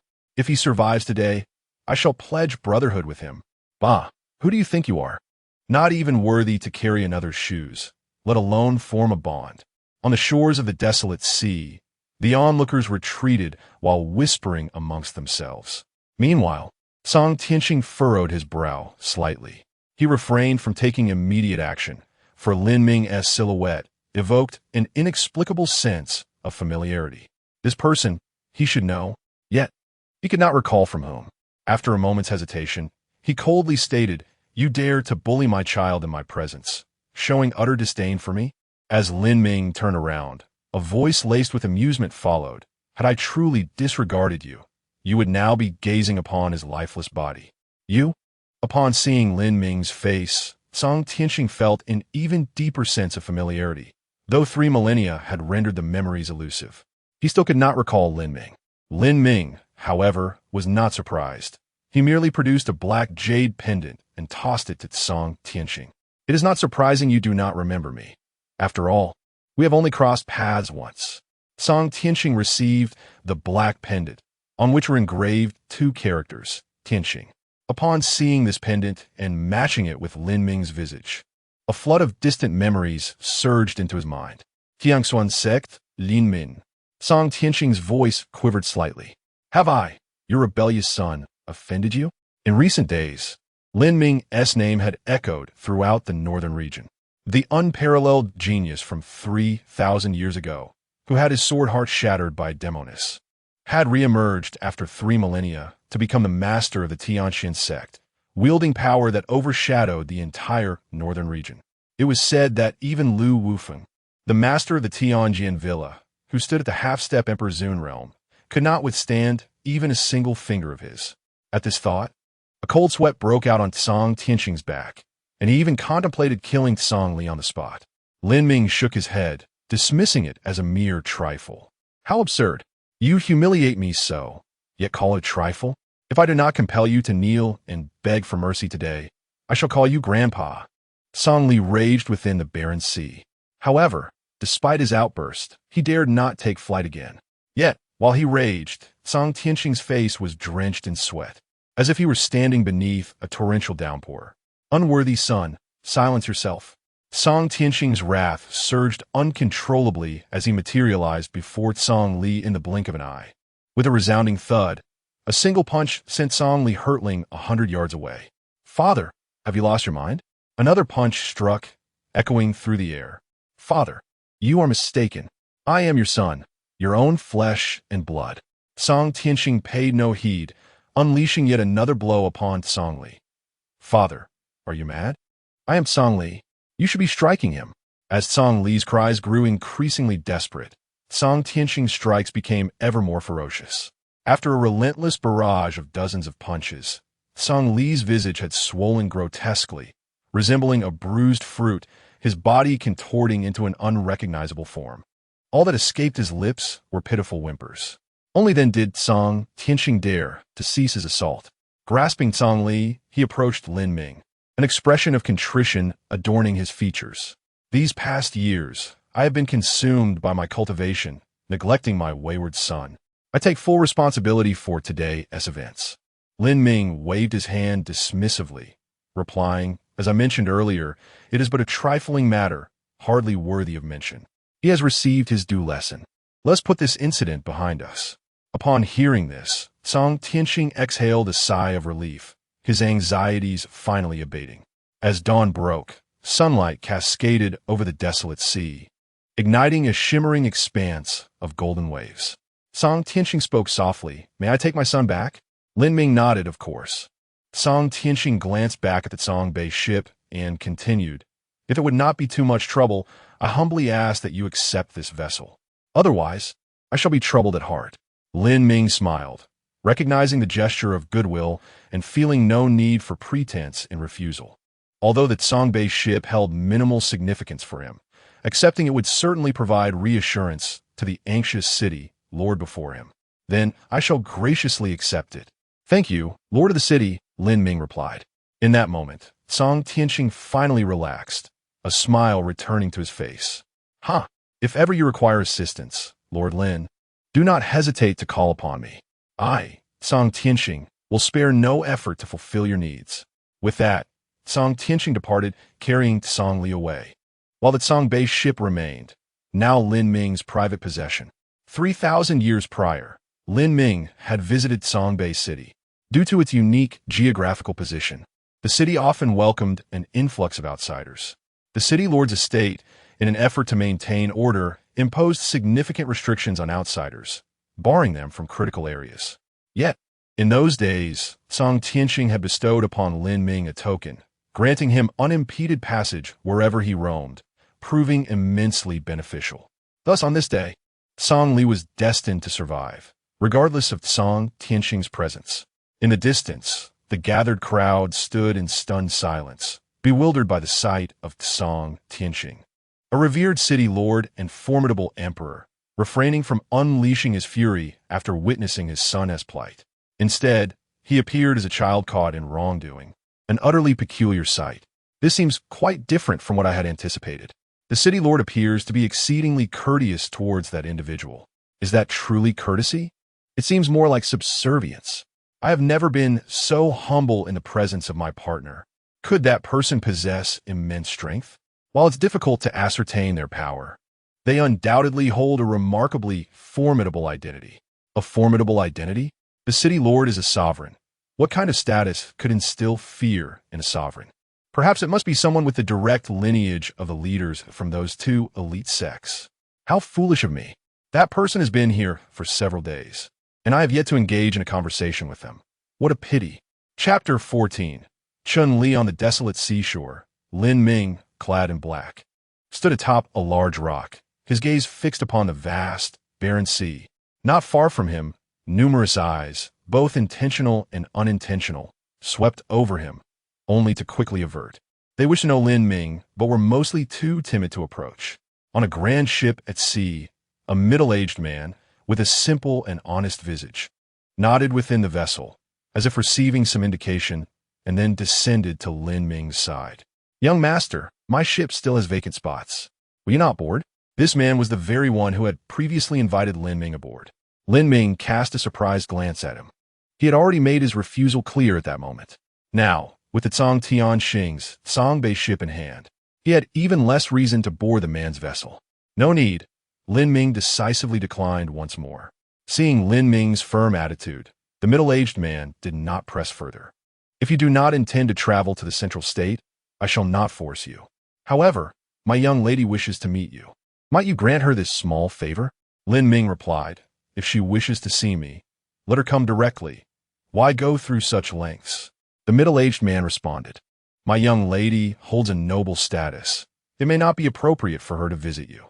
Lin Ming raised an eyebrow and chuckled lightly. "You must at least understand one thing." "What is that?"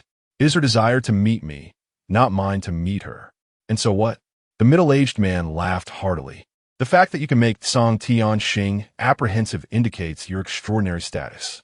But you must realize, the northern region is merely a barbaric land. Even the most esteemed personage there would not stir significant waves in the central state. My young lady's desire to meet you is a blessing.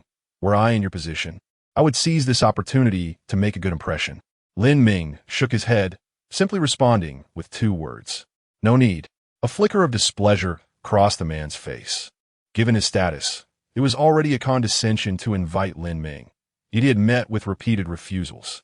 For cultivators, while innate talent is vital, resources and opportunities are equally indispensable.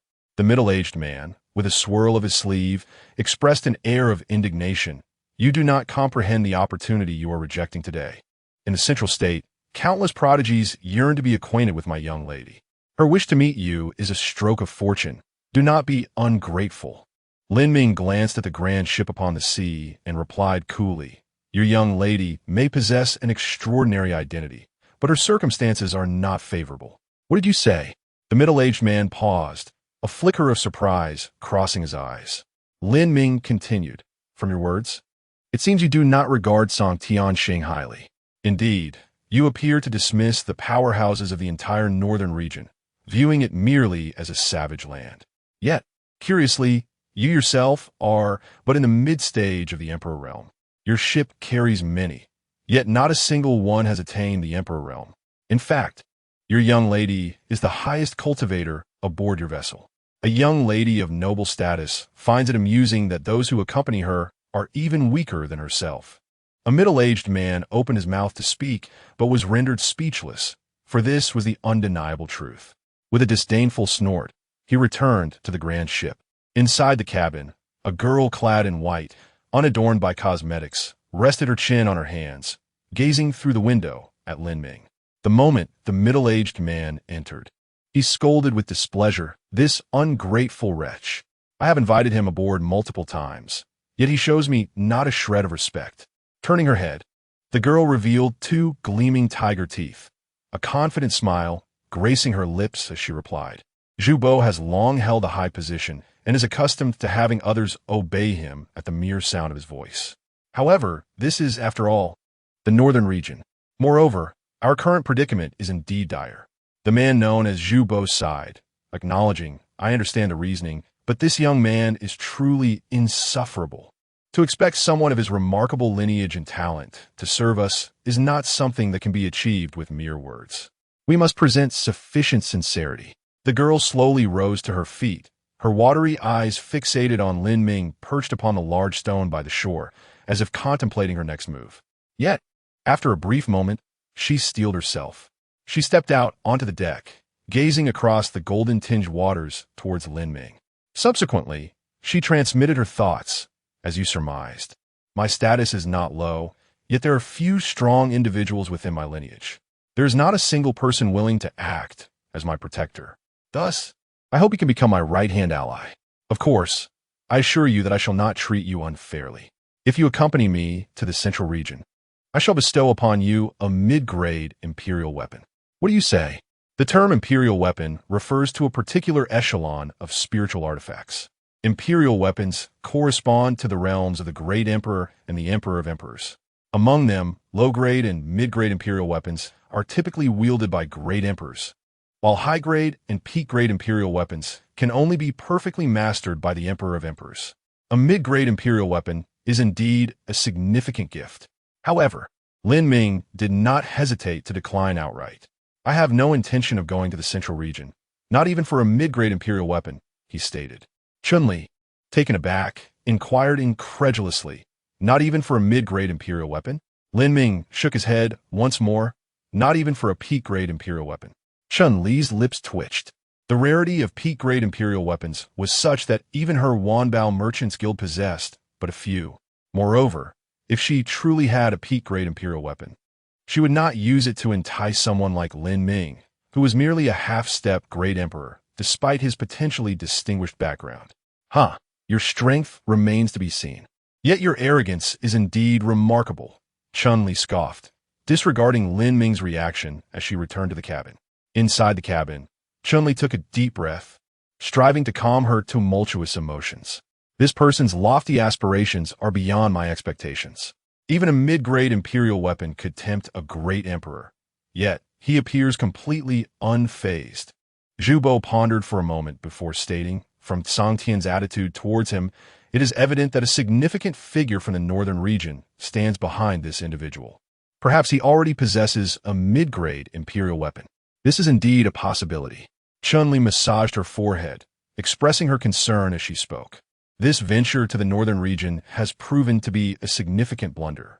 I had not anticipated that not only are there few cultivators at the half-step emperor realm, but their quality is also woefully inadequate. Chun-Li is the third princess of the Wanbao Chamber of Commerce in the central region. Above her, she has two elder brothers. In 3 months, the competition for the heir of the Wanbao Chamber of Commerce will commence. The contest consists of 2 parts. The first is a battle among the 3 heirs themselves, and the second involves their respective followers. The followers' cultivation is limited to below the emperor level. Thus, finding a powerful half-step emperor is the optimal choice. This was Chun-Li's purpose in coming to the northern region. However, regrettably, none of the half-step emperors she encountered could last even 10 rounds against her. Such followers would be of no use to her. Yet, the appearance of Lin Ming has provided her with a glimmer of hope. For, when she observes Lin Ming, she cannot help but feel a twinge of crisis. This is certainly not something an ordinary half-step emperor could evoke. Alas, this fellow is a stubborn oddity. Chapter 15. The Danmen Lin Ming stood by the desolate seashore for an entire month. During this time, merchant and passenger ships came and went, with countless people passing by. However, the ship on which Chun-Li was situated remained immobile. At this moment, Zhu Bo, with a worried expression, said, "Miss, we should hasten our return to the central state. This individual is nothing but a stubborn rock. He will never acquiesce to our requests. If we continue to wait, we may miss our opportunity entirely." "Miss our opportunity?" Chun-Li responded with a bittersweet smile. "My strength is already inferior to that of my two elder brothers. If the strength of my potential followers is also lacking, the possibility of seizing an opportunity is utterly non-existent." Peering through the ship's window at the boundless sea, she continued, "Zhu Bo must understand that in terms of influence within the central state, I am vastly overshadowed by my two brothers. The followers I can choose from are merely the ones they have discarded." From the very beginning, Chun-Li was acutely aware that in order to claim the inheritance of the Wanbao Merchant Association from her brothers, she must seek an alternative path. Thus, she chose to venture to the northern domain. Now, having encountered Lin Ming, she could not afford to give up. Zhu Bo sighed helplessly upon hearing her words. The current situation was as such. Among the three young masters of the Wanbao Merchant Association, Chun-Li was outmatched by her brothers in both prestige and strength. After conversing with Zhu Bo for a moment, Chun-Li exited the cabin and stood beside Lin Ming. "Do you think the person you await will arrive?" she inquired. Lin Ming replied, "I do not know." "Then why do you continue to wait?" "One must wait to find out." Chun-Li was momentarily taken aback, unsure of how to respond. Ultimately, she followed Lin Ming's lead and silently gazed at the distant horizon. From the rising sun to the setting sun, she watched as the crowd ebbed and flowed, yet the individual Lin Ming awaited remained elusive. Day after day passed, and Chun-Li began to feel a growing impatience. She felt as though she were a fool. Nevertheless, in her quest for Lin Ming's assistance, she continued to wait. Far away, approximately 1,000 miles from the desolate seashore, a small boat braved the winds and waves. Compared to the grand Songbei ship, this modest vessel appeared almost ant-like in its insignificance. On board stood two figures, the foremost, an elderly man with a long white beard, donned in a light-colored Taoist robe, exuding an air of ethereal wisdom. Behind him stood a young man, dressed similarly, though his demeanor was somewhat rebellious. "Senior Su, considering the time, we are nearing the northern domain," the young man remarked. "I failed to comprehend. Is there truly someone in this meager northern domain so powerful that it necessitates your intervention?" In his impression, while the northern domain was not entirely barren, the number of formidable individuals was indeed limited. Especially at the emperor's level, it had been countless millennia since such a presence graced the vast northern domain. Elder Su stroked his white beard and chuckled, "Do not underestimate the people of the world. Although the northern domain does not compare to the central state, it is not devoid of extraordinary talent. The person I am bringing you to meet is one such individual." A confident smile spread across the young man's face. "Then I eagerly anticipate our encounter." By the desolate seashore, standing silently on the large stone, Lin Ming suddenly took a step forward. Chun-Li, beside him, was slightly taken aback. It was the first time in over a month that she had witnessed Lin Ming take the initiative to move ahead. "What are you doing?" Chun-Li called out, her voice laced with urgency. Lin Ming replied, "He is coming." "Who is coming?" "The one I have been waiting for." Chun-Li turned her gaze towards the desolate sea. At the farthest edge of her sight, a small white boat emerged, shrouded in mist, slowly approaching. "What is this?" She strained to discern the two figures on the white boat, and after a few breaths, she gasped in shock. The 7 elders of the Dan sect. Chun-Li immediately flew to Lin Ming's side, unable to restrain her curiosity. "Are you from the Dan sect?" Lin Ming continued forward without pausing, responding, "No." "Then why is the person you are waiting for one of the 7 elders of the Dan sect?" Chun-Li exclaimed, incredulos. She had always believed that Lin Ming had never ventured beyond the northern region. The person he awaited might have been a relative from the central region. She never anticipated that it would be one of the 7 elders of the Dan sect. The so-called Dan sect was an organization composed entirely of alchemists. Within its ranks were countless powerful individuals, each possessing extraordinary talent in alchemy. The 7 elders of the Dan sect? Lin Ming was momentarily surprised, but it was fleeting. It was not unusual for a member of the demon cult to have an alternate identity. Hey, you still haven't answered me. If you're not from the Dan sect, why are you waiting for one of the seven elders? Chun-Li pouted, a look of dissatisfaction on her face. As the third princess of the Wanbao Chamber of Commerce, her prestige, though not as grand as that of her two brothers, still attracted countless admirers from the central region, no fewer than 80,000. What man would not fawn over her? She could not comprehend how someone like Lin Ming, seemingly indifferent to everything, could exist. I want to kill him. Lin Ming's foot landed firmly on the desolate sea as he spoke, his expression devoid of emotion. What? Chun-Li felt as if she might have misheard him and repeated in disbelief. What did you say? Lin Ming glanced at her. You have already heard. Why ask again? Are you serious? Chun-Li froze in place. After a moment, she flew back to her large ship and addressed Zhu Bo, who was approaching. Set sail. Move us away from here. I do not wish for others to misunderstand my relationship with him. Zhu Bo, ever astute, merely glanced at the distant small boat and quickly comprehended the situation. He promptly urged the vessel to steer to the right. Then he cautiously inquired. The person he awaits is one of the seven elders of the Dan sect, and their relationship is not good? Chun-Li nodded, saying he is a madman. He actually intends to kill one of the seven elders of the Dan sect. I do not know what grievances exist between them, but one thing is certain, this man is doomed. I only hope that this matter does not involve me. At this moment, Chun-Li's heart raced. It was the first time in her life that she felt such intense anxiety. The power of the Dan sect was something she, as the young master of the chamber, understood all too well. If the Dan men truly sought to hold her accountable, it mattered not that she was merely one of the three young masters of the Wanbao Chamber of Commerce. Even if she were the president of the chamber, she would still meet her demise.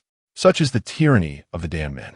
Chun-Li's vessel receded further into the distance, while the small boat of the seventh elder of the Dan men drew ever closer to Lin Ming, standing with his hands clasped behind his back upon the azure waters. Lin Ming gazed calmly at the two figures upon the white boat, his expression devoid of sorrow or joy. Chapter 16. Do you wish him dead? On the boundless expanse of the sea, Lin Ming stood with his hands clasped behind his back. The sea breeze caressed him as the waves surged, yet he remained steadfast and unmoving. Passers-by on the ships were momentarily taken aback, pondering his intentions. Was he unable to afford passage and resolved to walk across the water? Such speculation was absurd. His identity was anything but ordinary. I have heard that even the lord of Songbei City dares not act frivolously in his presence. This individual has been stationed here for nearly 2 months, reportedly awaiting someone. But why would he wait in the water instead of on shore? Has he finally arrived? Who could say? Oh wait, is it the person from that small boat he is waiting for? One onlooker pointed toward the desolate sea where a white skiff was drawing nearer. The skiff, less than 10 feet long, carried only 2 people. At this moment, Lin Ming's gaze was fixed upon that small vessel. Similarly, the seventh elder of the Dan men and the young man aboard also turned their attention to Lin Ming. Prior to this, Lin Ming had never lingered his gaze on any ship or individual for such an extended duration. Those who had previously taken note of Lin Ming could easily deduce from his demeanor that the occupants of the small boat were indeed the ones he awaited.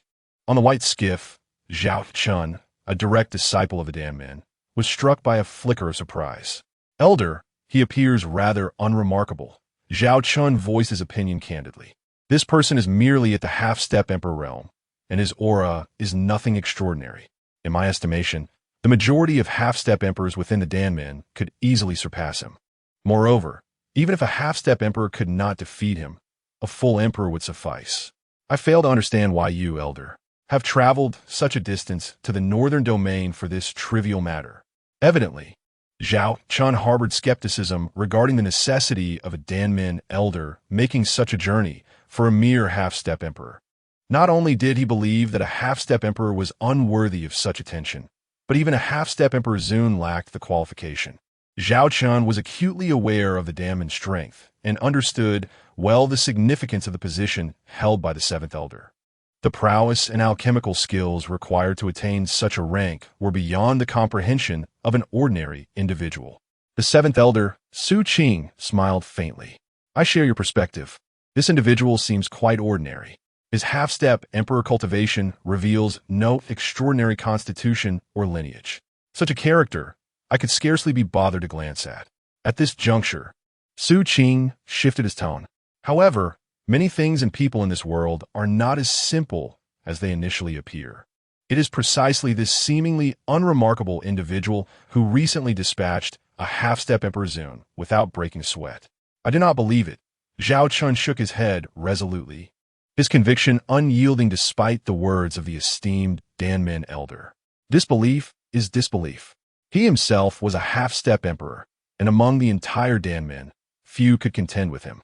Yet, even so, he could not fathom defeating an ostensibly ordinary emperor. The chasm between those above and below the emperor realm was a profound divide, akin to an insurmountable abyss. Though having touched the threshold of the great emperor realm, one remains beneath its heights. To confront a half-step emperor, however, is simply unfathomable.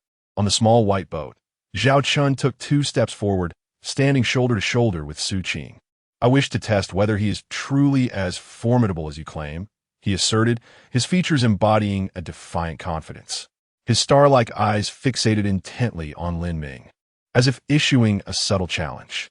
Lin Ming merely cast a sidelong glance at him before turning his attention to Su Qing. The demon sect in the central region? Lin Ming's voice, though it was softly spoken, reached the ears of the two on the boat. Zhao Chun furrowed his brow. He could comprehend that those from a northern region might be unfamiliar with the attire of the Danmen, yet to label them as the demon sect was excessively hasty. Unless Zhao Chun immediately recalled the words of Elder Qi, who had mentioned that this individual had slain a half-step emperor. If that half-step emperor were indeed a member of the demon sect, then such a designation would be justified. He turned, his expression laden with curiosity, towards Elder Qi. Su Qing, grasping Zhao Chen's thoughts, let out a cold huff. I once took a disciple outside the Danmen, pure of heart and exceptionally gifted in cultivation. However, due to her disinterest in alchemy, I did not bring her into the Danmen. Now, she lies dead in the northern region. Su Qing's voice was solemn. I am certain she would never ally herself with the demon sect. Zhao Chen nodded in response. Though uncertain of the veracity of her claim, he refrained from further inquiry. I am curious, he said, with your prowess. How could you slay a half-step emperor? In all my experience, even a half-step great emperor, undefeated within the central region, would struggle against one at the first level of the great emperor realm. Come now, let me witness your strength. Zhao Chun stepped forth from the small white boat. Even having heard of Lin Ming's achievements from Su Qing, he remained undaunted, filled with a resolute fighting spirit. However, as a gentle breeze swept through, a single black strand of hair from Zhao Chen's temple fluttered and fell. In that fleeting moment, the once confident disciple of the Danmen found himself momentarily stunned. The sword, such astonishing speed. In an instant, he had seen a glimmer of sword light slice past him, dissipating into the air, severing that single hair. The sheer velocity, coupled with terrifying control, shattered all of Zhao Chen's confidence in an instant. The cultivation principles he had adhered to for years seemed on the brink of collapse. Lin Ming, ignoring Zhao Chen entirely, directed his gaze towards Su Qing, posing a question tinged with curiosity. Why bring an unrelated person to this place? Do you wish for his demise? The dazed Zhao Chun, upon hearing these words, was abruptly roused. The display of Lin Ming's power had extinguished any desire for challenge within him. Moreover, if that previous strike had been aimed to harm, it would have been far more than the mere loss of a single hair. Thus, he found himself contemplating Lin Ming's words with newfound seriousness. After a brief pause, Zhao Chun looked at Elder Qi and exclaimed, You intend to elevate Duan Wudao? Within the Danmen, this generation's most distinguished disciples were Duan Wudao and Zhao Chun himself. However, Su Qing had always maintained a close relationship with Duan Wudao. This time, coming to the northern region with him was indeed a somewhat unusual occurrence. Su Qing shook her head with a wry smile. Zhao Chun, I am truly sorry that you met your demise at the hands of the bandits in the northern region. Yet, this was never my intention. I'm not dead yet. Zhao Chun bellowed in fury, immediately soaring off in the opposite direction. However, scarcely had he flown 10 miles when a deafening explosion erupted. a terrifying force unleashed from within him, manifesting as a towering inferno that swiftly engulfed Zhao Chun. He did not even have time to utter a single scream. One of the most promising direct disciples of the Dan Gate's current generation fell, perishing at the hands of the seventh elder of the Dan Gate. Chapter 17. The blazing inferno, the flames soared into the heavens, an awe-inspiring heat wave enveloping the surrounding area for miles. Countless gazes were drawn to this spectacle, and the onlookers were profoundly stunned by the scene before them. Gasps of astonishment echoed from all directions. In the midst of the crowd, one individual suddenly trembled and began to retreat frantically, as if he had witnessed something terrifying. Although those around him were puzzled, they quickly followed suit. "What is happening? Why are you running?" One person inquired. "Why ask such a question? You should have taken note of the attire of those prominent sects and powerful factions. What is so impressive about that? We're not looking for trouble. Indeed, you may not seek conflict, but trouble has a way of finding you." The man continued to flee, exclaiming, "The person who just died was from the Dan sect. I had the fortune of meeting the one who accompanied him. That was the seventh elder of the Dan sect. Do you now grasp the gravity of the situation? The seventh elder of the Dan sect has killed a disciple within their ranks. If this news spreads, it would mark the greatest scandal in the Dan sect's millennia-long history. Do you really think the seventh elder will allow this to leak?" Upon hearing this, others began to comprehend the severity of the situation. Despite their own limited status and power, they were certainly aware of the Dan sect's reputation. "Oh no, do you think the Dan sect elder will silence witnesses?" As soon as this was said, another person exclaimed in horror, "I feel an intense heat within me, as if a fire is about to burst forth. Stop joking. Don't scare me." However, in the next moment, that individual's body exploded, the flames incinerating him to ashes in an instant. The remaining few were paralyzed with fear, unable to think, and could only desperately flee further away. Yet, their efforts proved futile. Waves of flames erupted, transforming the desolate sea into a grand display of fireworks. In stark contrast to those who fled, those who remained oblivious to the truth were swiftly consumed by the inferno. Soon, the entire desolate sea was engulfed in flames as far as the eye could see. 800 miles away, Chun-Li stood on the deck, her face stricken with terror as she gazed at the distant glow of fire. With her half-step emperor cultivation, she could faintly hear the chorus of anguished cries and wails, though these sounds were brief, vanishing almost as soon as they emerged. Though she did not fully understand what was happening, she felt an overwhelming sense of relief for having departed early. Did the esteemed seventh elder of the Dan sect traverse such a distance to the northern domain solely to hunt down a mere half-step emperor? Chun-Li muttered to herself, her confusion deepening as the situation unfolded. "Zhu Bo, why are you silent?" Chun-Li turned to look, startled to see Zhu Bo's entire body flushed red, resembling a boiled shrimp. "Zhu Bo, what is wrong with you?" I feel so hot." Zhu Bo's voice was weak, reminiscent of a dying elder. "What has transpired? How could this happen?" Chun-Li stamped her feet anxiously, questioning how she could assist you. Zhu Bo gazed slowly at the sky above, his neck twisting painfully as a faint voice emerged from his lips. "Come, it is too late." With a thunderous bang, a surge of flames instantaneously engulfed the entire ship. The individuals within the cabin barely had time to emit a scream before they were reduced to ashes. Strangely, despite the raging inferno, Chun-Li remained untouched. She stood dazed in the heart of the flames, unable to comprehend the reality unfolding before her. A wave of heat enveloped her, and from the fire emerged a figure, a person ablaze. Even cloaked in flames, Chun-Li recognized who this was. The seventh elder. Chun-Li gasped in astonishment. The fiery figure slowly extended a finger, pressing it against her forehead. In an instant, her gaze became vacant, as still as a stagnant pool. Remember, the direct disciple of the Dan men, Zhao Chun, was slain by Lin Ming, the leader of the northern domain's Tianxian sect. The direct disciple of the Dan men, Zhao Chun, was slain by Lin Ming, the leader of the northern domain's Tianxian sect. The direct disciple of the Dan men, Zhao Chun, was slain by Lin Ming, the leader of the northern domain's Tianxian sect. The fiery figure repeated these words thrice before dissipating into the ether.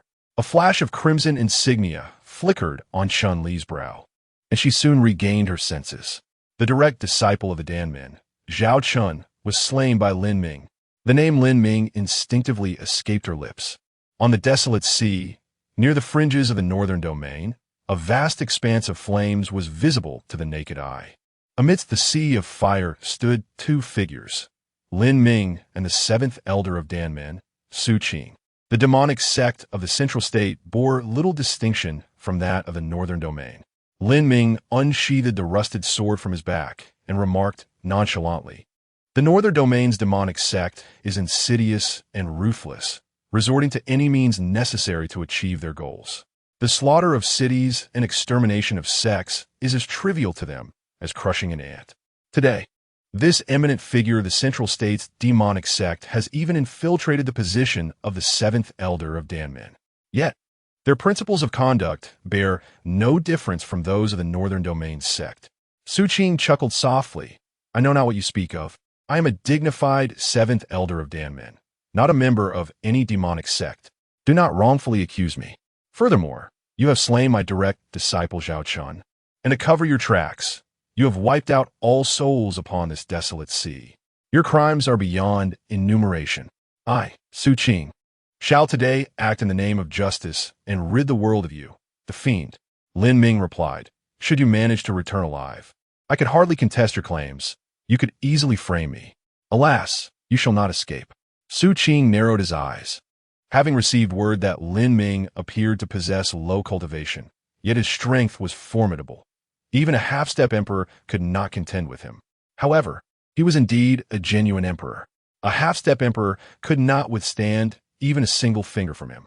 "I have lived for over 10 millennia and have encountered countless prodigies. Yet none have been as arrogant as you," Su Qing scoffed. He then raised his right hand.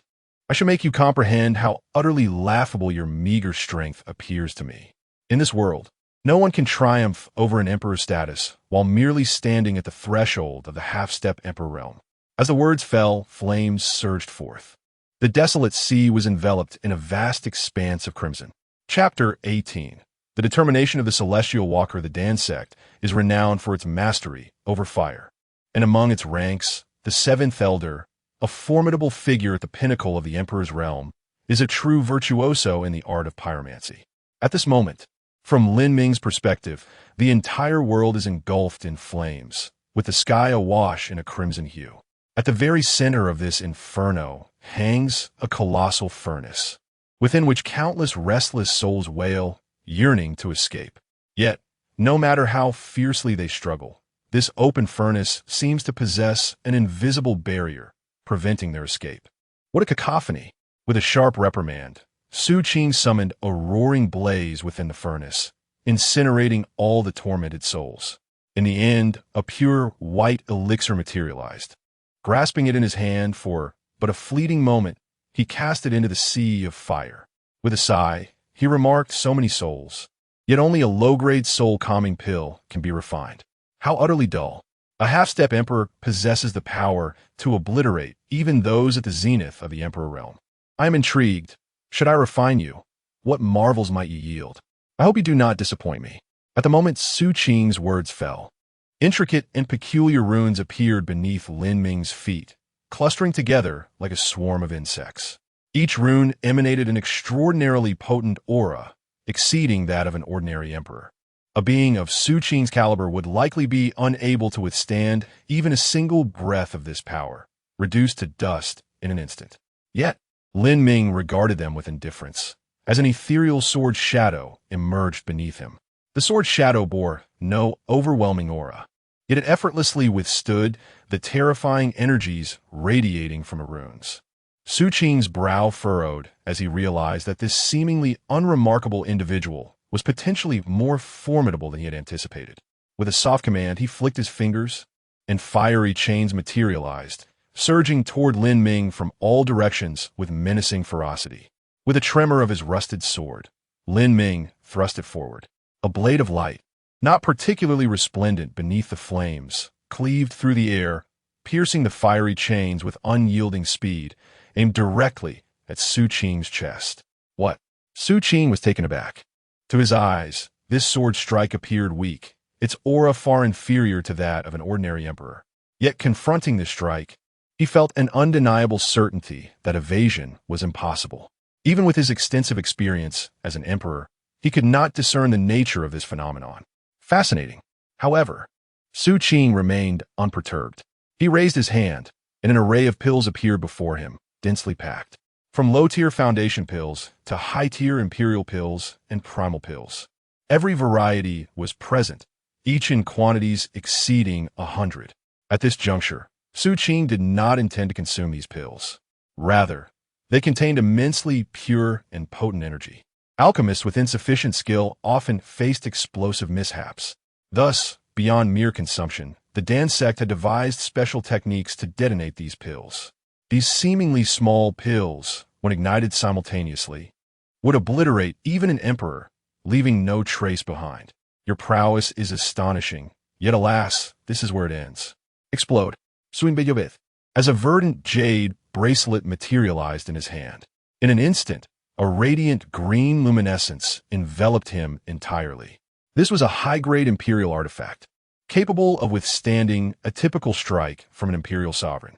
Without hesitation, he unleashed its power. Before Lin Ming, a multitude of medicinal pills flickered simultaneously, and in the next moment, an intensely brilliant light erupted, as if a resplendent sun descended from the vast cosmos.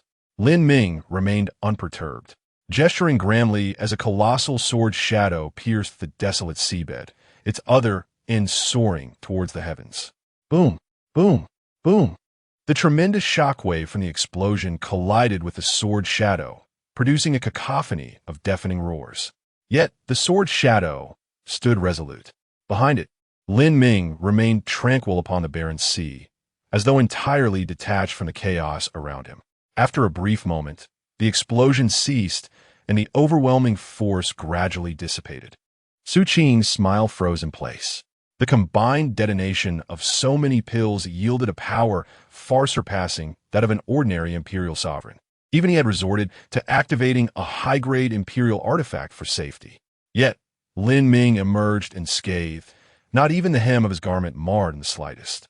Not only was Lin Ming unharmed, but the sword light, which had appeared so unassuming, also remained intact amidst the explosion.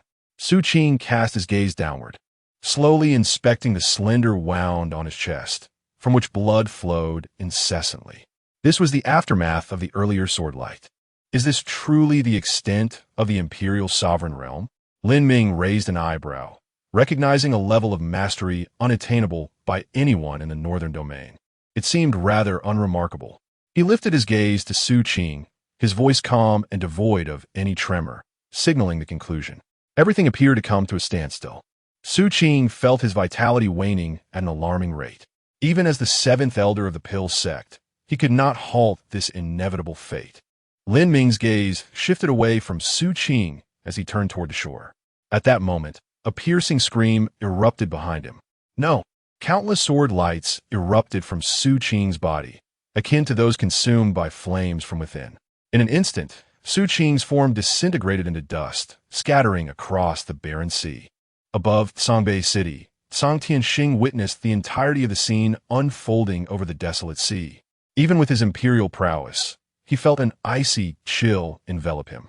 Moments ago, an imperial sovereign of such formidable presence had been slain before his very eyes, and with such swiftness, he had not even been afforded a chance to retaliate. Is this the might of the current sect master of the heavenly profound sect? Even in the midst of the powerful elite of the central region, such strength would surely place one at the pinnacle. Yet, he is merely a half-step emperor. Song Tianxing pondered briefly before his expression turned cold, issuing a simple command, "Kill Songli." Just 4 unadorned words. Standing behind him, the Grand Commander of Songbei City could not help but tremble. Who is Songli? He is the young lord of Songbei City, the biological son of Song Tianxing, and indeed his only offspring. At this moment, Song Tianxing uttered the words of Song Li's execution. "My lord, please remain calm," the Grand Commander urged hastily. Song Tianxing replied in a deep voice, "I have never been as composed as I am now. Song Li has offended Lin Ming, and thus he must be punished." Even if Lin Ming were to spare his life, Songbei City cannot grant him mercy. He paused for a moment before continuing, from this day forth, Songbei City shall not only belong to me, Song Tianxing, but also to the Tianxian sect. We shall forever align ourselves with the Tianxian sect, and we shall eternally support Lin Ming. This decree shall be passed down through the ages and shall remain unaltered for eternity. Chapter 19. The Abyss of Shadows. Upon departing from the desolate sea, Lin Ming shortly received a transmission from the esteemed elder Emoli, Master. The leader of the demon sect and several high-ranking officials have retreated into the Abyss of Shadows. Shall we pursue them or not? After contemplating, Lin Ming replied, Do not act recklessly. I shall handle this. Understood, Emoli acknowledged. He then inquired, Is it true that individuals from the demon sect have arrived in the central continent? Indeed, Lin Ming confirmed. Emoli, expressing concern, asked, Is the master unharmed? No harm has befallen me. Those from the central continent are already deceased, Lin Ming responded directly. After a brief pause, the voice on the other end expressed admiration, saying, The master is formidable indeed. The Abyss of Shadows is the most perilous forbidden territory in the northern domain, even at the pinnacle of the emperor realm, or those on the cusp of becoming a divine emperor might struggle to exit unscathed. The demon sect's retreat into the abyss must have been a desperate measure. Lin Ming promptly altered his course, flying towards the abyss. In the skies above the Abyss of Shadows, 3 esteemed elders of the Tianxian sect and dozens of inner elders gathered. In addition to them, numerous emperors from the major sects of the northern domain were present, including Lu Wufeng, the master of the Tianjian villa, and the emperors from within the villa, who had almost all convened here. The major forces of the northern domain were resolute in their intent to eradicate the demon sect completely. What will Lin Ming say? Lu Wufeng asked Emoli. With a smile, Emoli replied, The master has instructed everyone not to worry. We may enter directly, as he will arrive shortly. With so many emperors, and with Master Lu, who is on the verge of becoming a divine emperor, the Abyss of Shadows cannot pose a significant threat to us. Lu Wufeng nodded confidently, remarking, Indeed, we need not fear this mere abyss. With those words, he led the charge into the Abyss of Shadows. Without hesitation, the emperors of Tianjian Villa followed suit, and soon others, including the emperors of Tianxian sect, emulated their actions. In no time, only Emoli remained in the air above the abyss. A youthful, innocent smile suddenly appeared on her cherubic face. My esteemed Lin Ming, I wonder if you shall appreciate this grand gesture? Even if our holy sect were to permanently withdraw from the northern domain from this day forth, we must leave behind some trace. Within the Abyss of Shadows, Lu Wufeng took the lead, followed closely by nearly 100 emperors. The mightiest forces of the northern domain converged here. Occasionally, chilling gusts of wind swept through, bringing an unsettling cold. The malevolent energy here is so dense. Even we, with our cultivation, cannot entirely fend off the chill. I wonder how those from the demon sect, who entered earlier, are faring in such an environment. The depletion of their spiritual energy must rival an intense battle of equal realms. Perhaps it would have been wiser to remain outside. This atmosphere is truly unbearable. Since we are here, let us not voice such sentiments. Today shall mark the complete eradication of the northern domain's demon sect. Indeed, you are correct. No sooner had those words escaped than a derisive laughter echoed throughout the abyss. Eradicate the northern domain's demon sect? How amusing! A troop of jesters dares to utter such claims? The clanking sound of iron chains echoed ominously. In the dark abyss, a figure, ensnared by chains, slowly rose. He bore a resemblance to humanity, yet was considerably taller, his exposed skin resembling rugged stone. The most striking difference lay in the pair of horns atop his head. Their original form was a mystery, but now they appeared dull and lifeless. Behind him stood 10 high-ranking members of the demon cult, the last remnants of the northern domain's dark sect. At the forefront was the cult leader, Wu Qianhong, whose earlier words had just resonated in the air. The Yin Gui Huang, with their vigorous life force, will surely aid in your recovery if consumed. The horned creature let out a grunt, suddenly increasing in size manifold. Its gaping maw unleashed a foul stench that permeated a vast expanse of the nether abyss.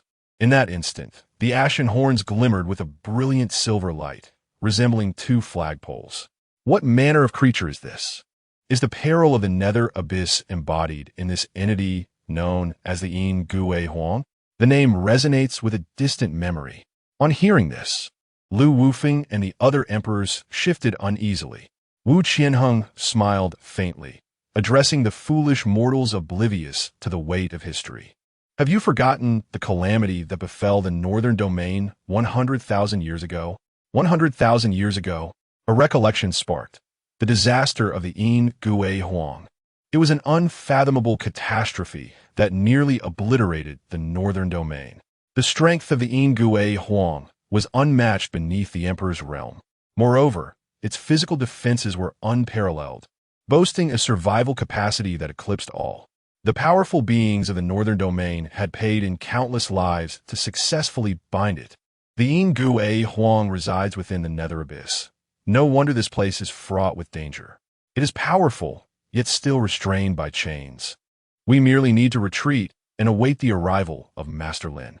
The crowd, in agreement, swiftly began to withdraw, including Lu Wufeng, who prudently retreated. However, just as they had moved back a short distance, a colossal barrier manifested before them. What is this? An emperor tested the barrier with a punch, but it rippled not even slightly. Futile. Suddenly, a mocking female voice broke the tension. This barrier is impenetrable. Even combined efforts will yield no success in mere moments. You shall have ample time to perish without a trace. As her words echoed, the figure behind the barrier emerged. It was Mo Li, one of the esteemed elders of the Tianxian sect. How could this be? Mo Li, have you lost your mind? With Master Lin's extraordinary strength, the future of the Tianxian sect is radiant. Why would you act in such a manner?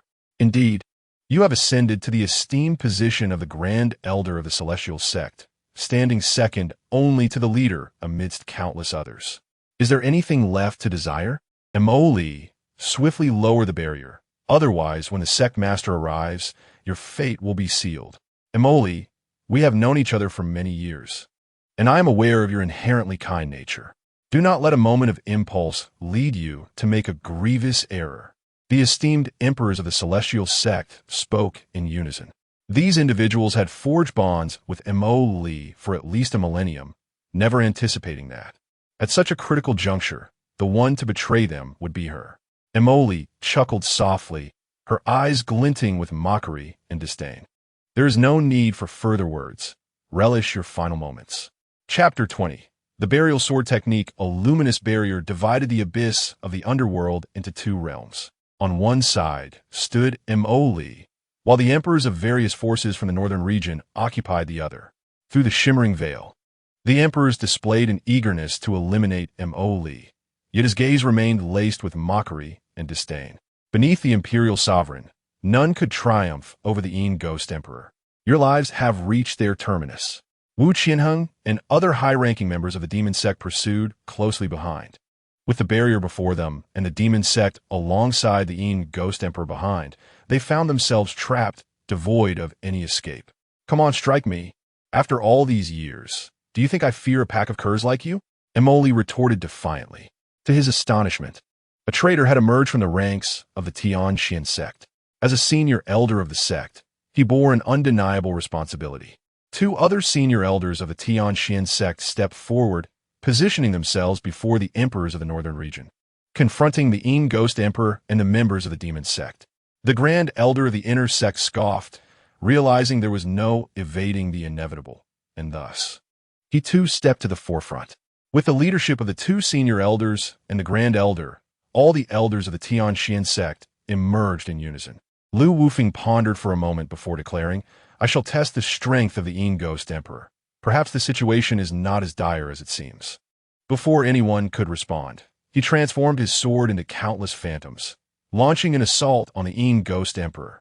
Lu Wufeng was acutely aware that the members of the demon sect were inconsequential. The true determinant of the battle lay solely with the Yin Ghost Emperor.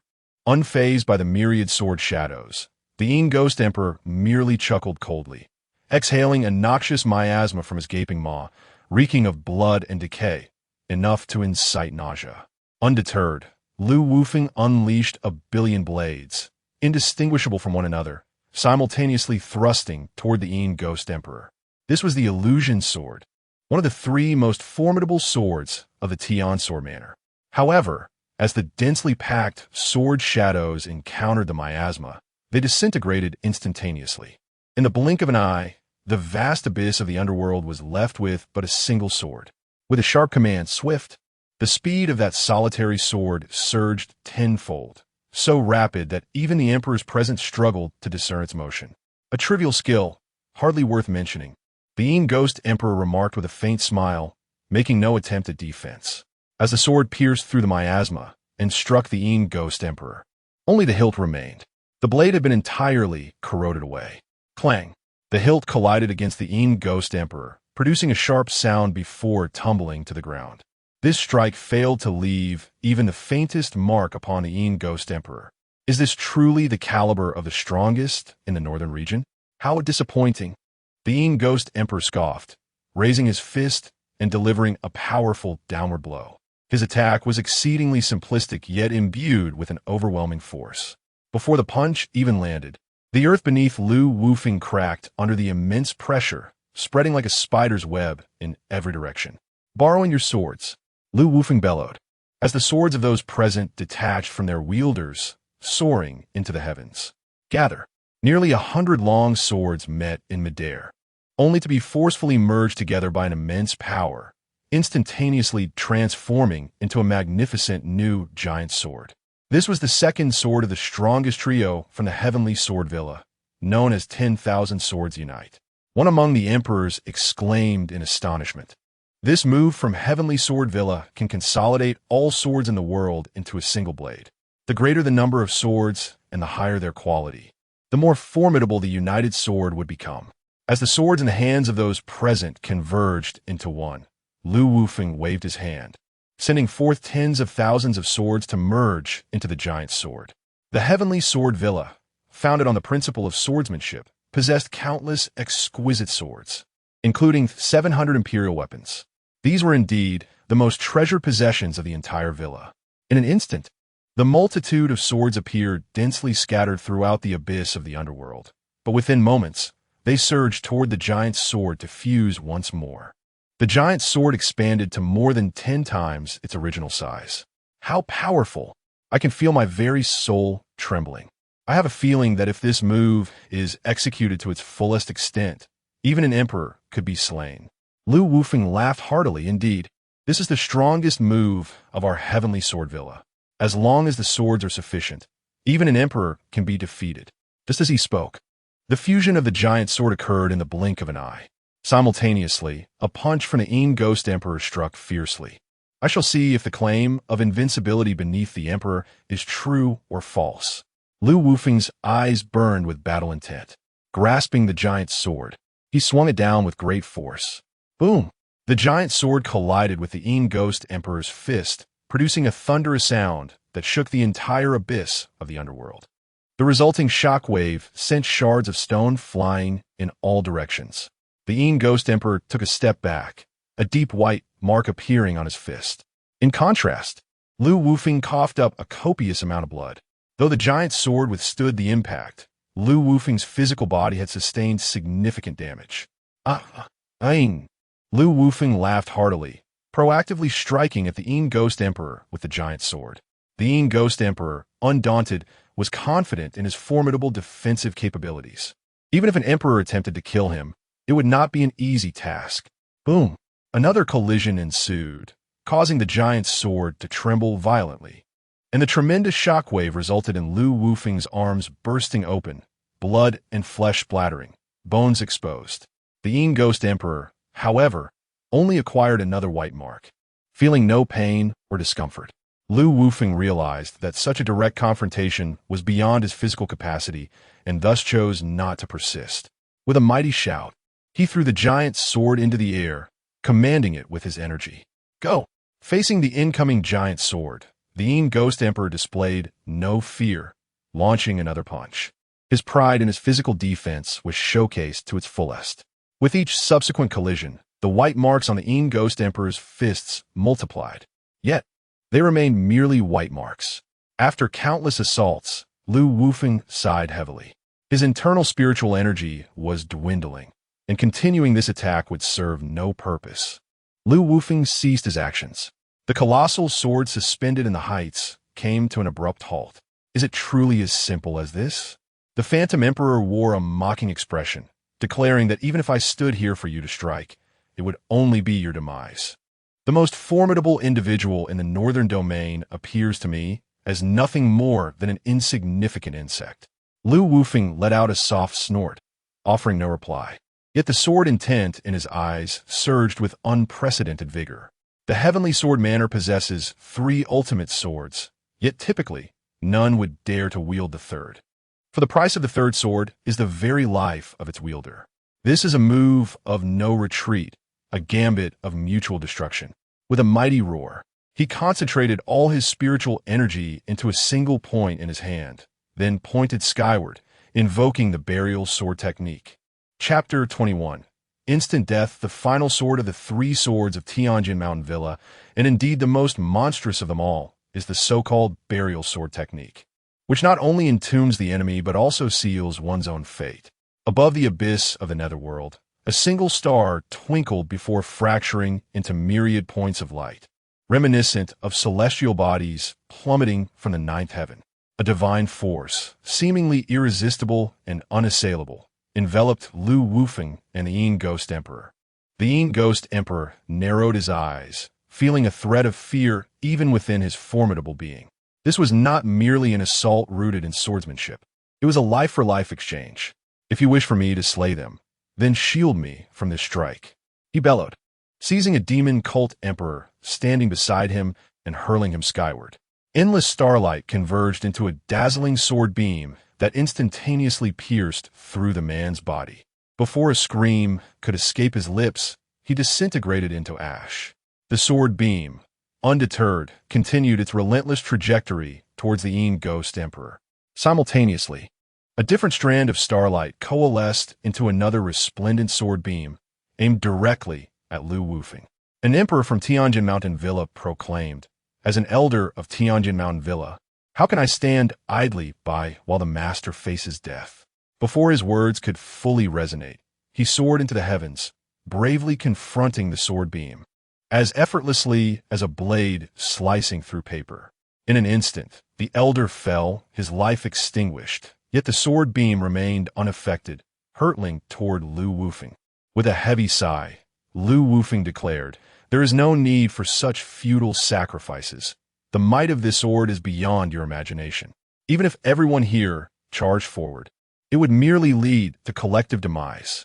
No force among us can withstand the burial sword technique." As the only individual to comprehend the burial sword technique since the founding of Jian Mountain Villa, Lu Wufeng understood its terrifying power. Standing within the abyss of the netherworld, he calmly regarded the descending sword beam and leaped upward to meet it. "I shall trade my life for that of the Yin Ghost Emperor. The remaining members of the demon cult should be manageable." The number of demon cult emperors was already far fewer than the forces of the northern domain. Although the strongest demon cult leader, Wu Qianheng, possessed the realm of half-step emperor, he had recently sustained grave injuries from Lu Wufeng and had yet to recover. His strength now barely equated to that of a mid-level emperor.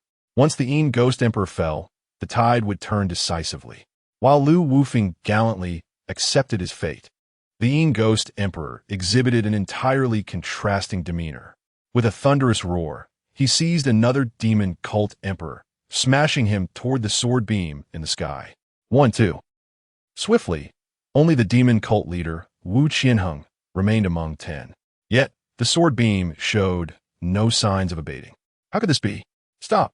The Yin Ghost Emperor was utterly flustered, launching a barrage of attacks toward the sword beam above. Futile. Lu Wufeng smiled faintly. "You have lived for so many years. Why cling to this?" "I cling to it because I do not wish to die." The Yin Ghost Emperor cried out to the heavens, "Stop."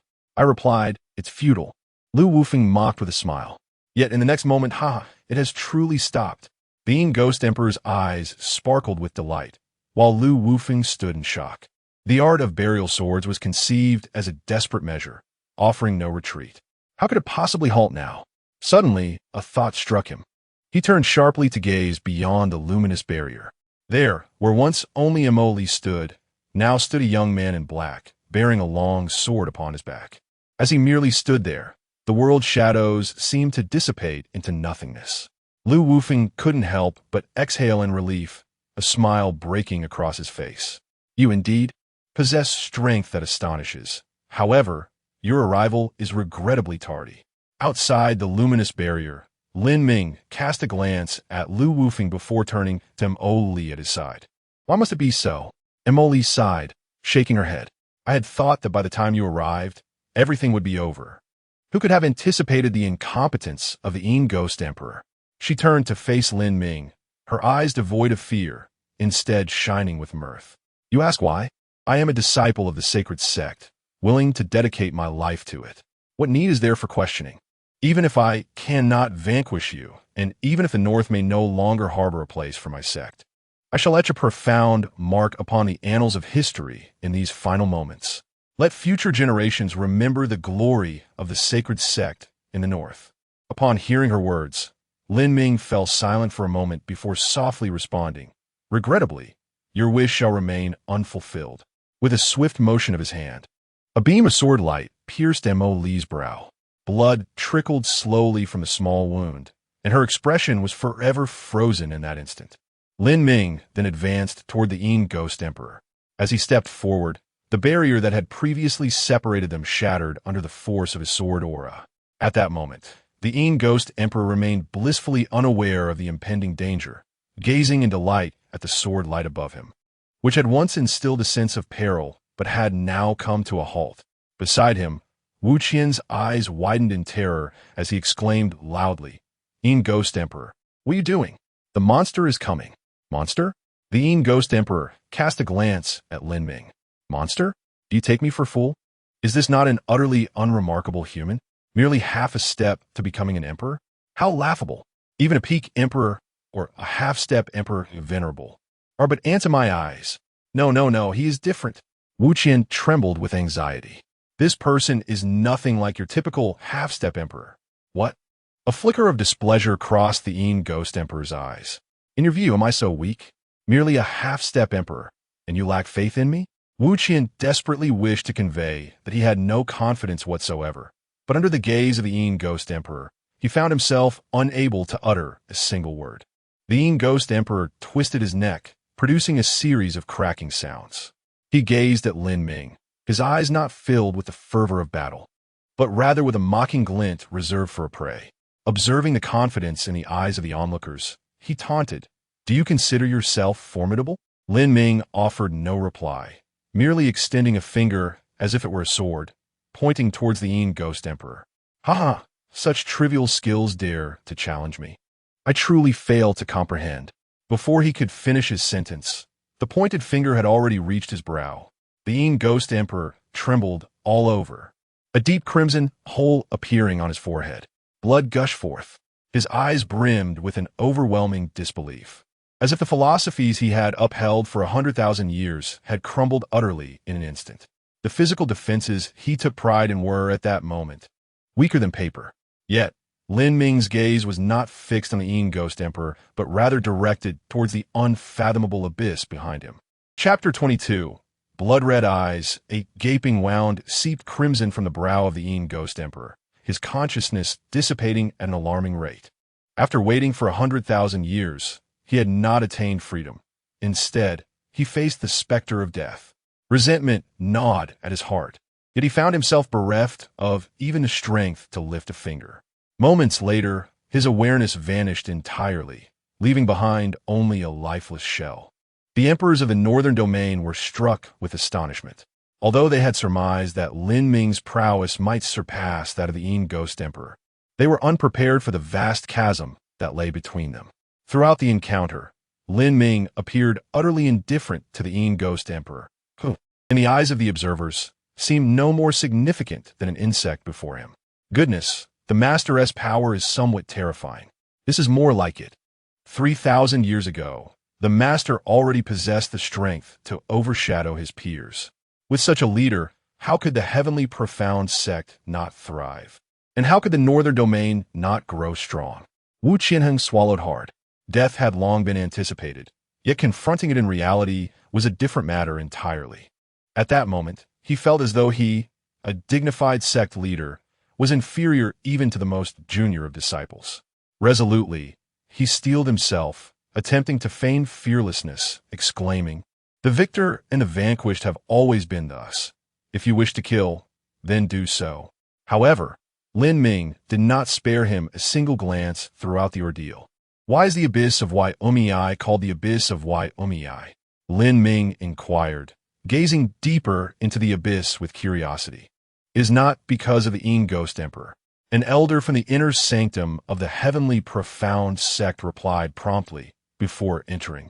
"We were unaware of the presence of the Yin Ghost Emperor within." The name Abyss of Wai originally referred to the terror of this chasm, evoking the notion of the enigmatic and the profound. From what I gather, the existence of the abyss predates the calamity wrought by the Yin Ghost Emperor. Why has the master suddenly posed this question? Lin Ming's gaze remained fixated on the depths of the abyss. "I sense a pair of eyes watching us." "What?" The emperors gasped in unison, a chilling sensation washing over them. "You all should exit. I will venture deeper," Lin Ming instructed. They nodded vigorously. Even Lu Wufeng acquiesced. With a single Yin Ghost Emperor already compelling them to risk their lives, if there were indeed more formidable entities lurking within, their presence would merely be a hindrance. "You should come as well." Lu Wufeng gestured, summoning Wu Qianheng's body, which flew forward uncontrollably. As the leader of a demonic sect, Wu Qianheng was not without the capacity to resist. However, upon catching a glimpse of Lin Ming from the corner of his eye, he dared not move an inch. In the abyss, Lin Ming found himself alone. Blood continued to pour from the corpse of the Yin Ghost Emperor, the pungent scent of blood amplifying the terror of the abyss of Wai. With each step, Lin Ming advanced deeper into the darkness. The world around him grew increasingly dim, and the sensation of being observed intensified. Suddenly, a shadow the size of a palm darted forth from the shadows, hurtling toward Lin Ming. However, before it could reach Lin Ming, it was pierced by a streak of sword light. The deeper he ventured, the more the shadows proliferated, surging from all directions towards Lin Ming. Yet they were all severed before they could come within 3 zhang of him. In that moment, the area surrounding Lin Ming had transformed into a forbidden ground. Finally, after half an hour, the darkness receded, revealing a secret chamber suffused with an ethereal blue glow before Lin Ming. The stone door of the chamber was ancient and weathered, marked by the passage of time. Lin Ming raised his hand and flicked his fingers, unleashing a wave of energy that struck the door. It opened with a resonant sound. The chamber was vast but eerily empty, save for a white-haired old man seated on the ground and a few withered bones beside him. For the most part, the old man appeared ordinary, indistinguishable from any other, yet his eyes were an uncanny blood red. When Lin Ming's gaze met those eyes, a crimson light erupted forth, racing towards him with astonishing speed. Just as the red light was about to pierce Lin Ming's vision, a fleeting sword shadow passed, engulfing the crimson glow, making it vanish without a trace. Lin Ming stepped into the chamber and remarked casually, "Aren't you tired of staring so intently?" The old man's eyes remained fixed on Lin Ming without a blink, and he raised a finger, pointing at Lin Ming, proclaiming, "You harbor a great secret." "A great secret?" Lin Ming chuckled softly, feeling utterly unremarkable, save for the rusted sword gifted to him by the old patriarch. He had no fortune, no treasures, and his bloodline was exceedingly ordinary. If anything set him apart, it was perhaps his innate talent. But could talent truly be considered a great secret? "I possess no secrets. Perhaps you should discuss your eyes instead." "They do not belong to you," Lin Ming stated. The white-haired old man snorted coldly. "My eyes. Are you coveting them?" "No. I'm merely curious about their origin, and—" Lin Ming paused momentarily before continuing. "Is this shadowy existence truly what you desire?" "What are you saying?" The old man's voice suddenly rose in pitch. "These are my eyes. They belong solely to me." Lin Ming shook his head. "Why cling to them so? The vitality of those eyes is likely sustained by your own life force. They merely thrive through you, and one day, when you perish, they will simply seek another host. I've already stated, these are my eyes. They belong only to me. Anyone who dares covet them is courting death. The old man thundered, a glint of fierce light flashing in his eyes. Instantly, the chamber was filled with numerous small white dots. The white-haired old man's figure abruptly vanished, only to reappear on one of the white dots behind Lin Ming, as if he had simply materialized there without a trace of movement. Ha ha, your strength is commendable. But to me, you are insignificant. Prepare to die. A crimson light shot forth from his eyes once more, aimed directly at Lin Ming. At such a close distance, a sudden ambush could have easily resulted in instant death for anyone from the northern region. Yet, Lin Ming appeared to be fully prepared. A flicker of sword light flashed beside him, perfectly intercepting the crimson assault. Futile. Lin Ming turned, offering a singular opportunity. Tell me everything you know about these eyes. Ha ha, merely blocking a strike. Do you truly believe yourself superior to me? Before his words could fully escape, his figure vanished once more. Chapter 23. The old master has perished in the desolate chamber. A myriad of small white specks floated about. These luminous points were not offensive in nature. Rather, it was evident that the elderly man with white hair could materialize at will upon these points. Could one withstand a strike once, 100 times, or even 1,000? The white-haired elder appeared above Lin Ming, descending with a palm poised to strike. Yet in that very instant, a glimmer of sword light had already positioned itself against the elder's brow. Did you believe you had 100 or 1,000 opportunities to act? Without hesitation, Lin Ming thrust the blade of light directly through the elder's forehead. An opportunity, I grant, but one. The elder's face reflected a fleeting moment of astonishment, swiftly followed by the extinguishing of all vitality. However, even in death, his blood-red eyes continued to flicker. In fact, the speed of their movement increased, while paradoxically, the elder's flesh rapidly withered away, leaving behind nothing but a mere skeleton. The blood-red eyes ascended into the air, and in the next moment, they accelerated violently, seemingly breaking through the fabric of space until they were mere inches from Lin Ming's face. The two pairs of eyes were separated by a scant distance. The blood-red eyes spun faster and faster, as if in desperation to usurp Lin Ming's own, yet despite their frantic struggle, they could not advance further. For within that tiny gap lay a shadow of a sword, standing resolute, dividing Lin Ming's gaze from that of the blood-red eyes. The incessant struggle of the blood-red eyes persisted, but the sword shadow remained unwavering. Your power is insufficient. Lin Ming regarded the blood-red eyes with an expression of calm, and with a simple gesture, the sword shadow expanded tenfold, completely enveloping the crimson gaze. No matter how it thrashed, it could not escape the sword's grasp, and soon after, the shadow merged into Lin Ming's being. The crimson glow in Lin Ming's eyes flickered and vanished, returning to the depths of black pupils.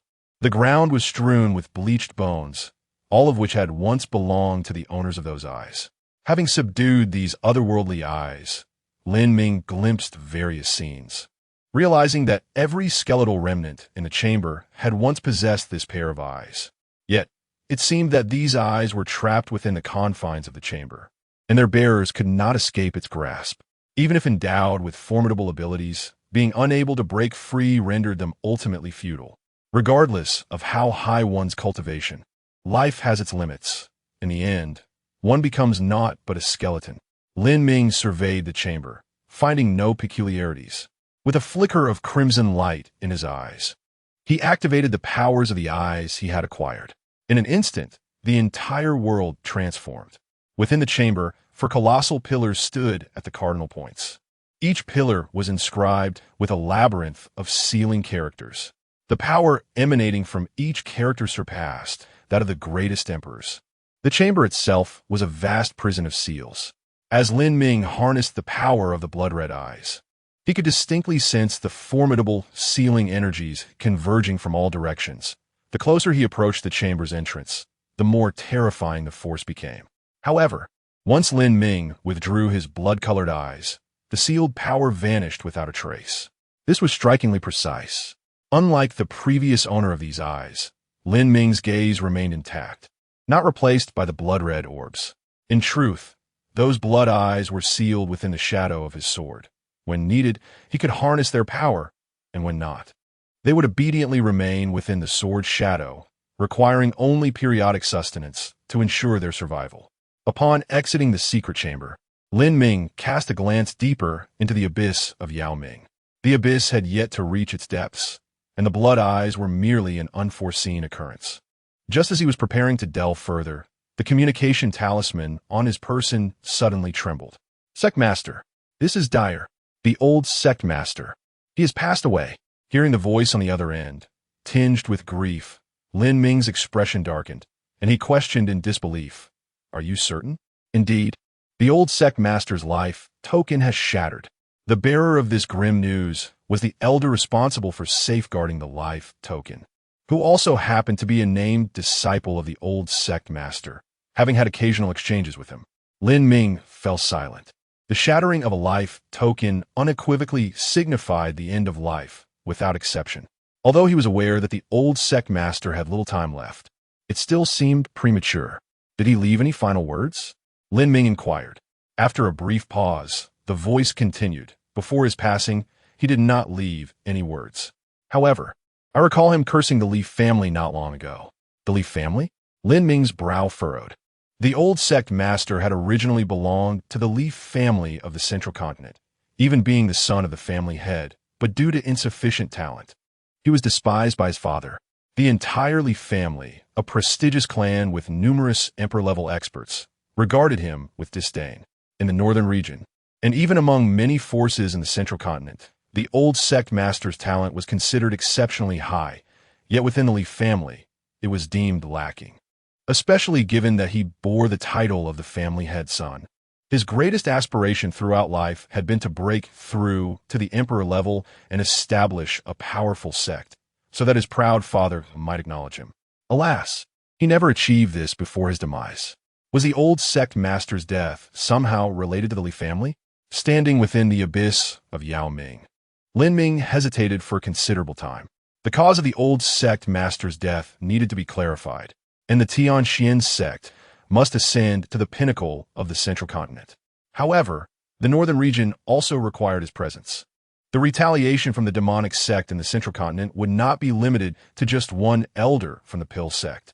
Suddenly, Lin Ming recalled the capabilities of the Blood Eyes. His black pupils transformed instantly into a crimson hue, and within the abyss of Yao Ming, the path he had traversed was illuminated by a series of white light points. With a mere thought, he found himself at the entrance of the abyss. Soaring into the sky, Lin Ming gazed towards Tianxian sect, which lay tens of thousands of miles away.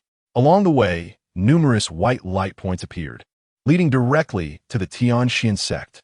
With another thought, he was suddenly upon the Tianxian sect, far beyond the distance of tens of thousands of miles. Space leaps, transcending distance, allow one to instantaneously arrive at any place previously encountered. As Lin Ming harnessed this extraordinary ability, such revelations flooded his mind. This was merely one facet of the Blood Eye's powers, which far exceeded Lin Ming's initial estimations. The reason the elderly man with white hair could only traverse within the confines of the secret chamber was due to the seals on the 4 pillars. The Blood Eye's capabilities are so formidable that those who place the seals must be exceedingly powerful themselves. Yet, this is not the deepest realm of the Nether Abyss. The secrets of the North's foremost forbidden zone appear to be more numerous than anticipated. However, at this moment, Lin Ming has no desire to further explore the Nether Abyss. He has more pressing matters to attend to. Chapter 24. Sea Beast. The Central Continent was an essential destination, though previous apprehensions had lingered.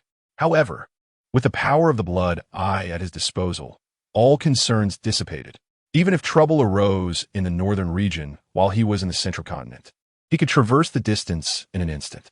After a brief stay at the heavenly profound sect, Lin Ming set forth once more toward the desolate sea. On that fateful day, the desolate sea witnessed grievous losses, resulting in a significant decline in the number of travelers between the northern region and the Central Continent. As Lin Ming gazed upon the scene, he found only one vessel afloat. "Hey, brother, are you headed to the Central Continent?" It's quite a bargain now. You can board for just 100,000 spirit stones, called a ruggedly built man from the Soul Ship. Very well, Lin Ming replied without hesitation, promptly handing over the spirit stones to board. Though he possessed the Songbei ship, his primary aim in visiting the Central Continent was to investigate the circumstances surrounding the death of the old patriarch, necessitating a low profile. Otherwise, his identity would inevitably attract considerable trouble. The demon sect and the pill sect would certainly seek him out, although he bore no fear. It would undoubtedly consume a great deal of time. Make yourself comfortable. There are only a few of us on board. The sturdy man, seeing Lin Ming's readiness, became quite affable. He led Lin Ming to the cabin and indicated the spacious, empty seats. Although Lin Ming anticipated a smaller crowd, he was surprised by the starkness of the situation. There were only 3 individuals aboard, excluding himself. Besides the robust man who had welcomed him, 2 youths clad in white, appearing to be around 16 or 17 years old, exuded an air of youthful innocence. "Brother, may I inquire about your purpose for traveling to the Central Continent? I might be able to assist you," the robust man inquired warmly. "I seek to ask some questions of the Li family," Lin Ming replied. "The Li family? Which Li family?" The man responded, "The Central Continent is significantly larger than the northern region, and its familial powers are akin to a constellation of stars. There are no fewer than 8,000 families bearing the surname Li." After a moment of contemplation, Lin Ming remarked, "I am unsure of the Li family's location, but it should be the most powerful one in the Central Continent." "The most powerful one?" The robust man, initially serious, burst into laughter upon hearing this. "The most formidable Li family sits high above, belonging to the top echelons of power in the Central Continent. How could a mere individual from the northern region possibly approach them? You might be falling victim to deception."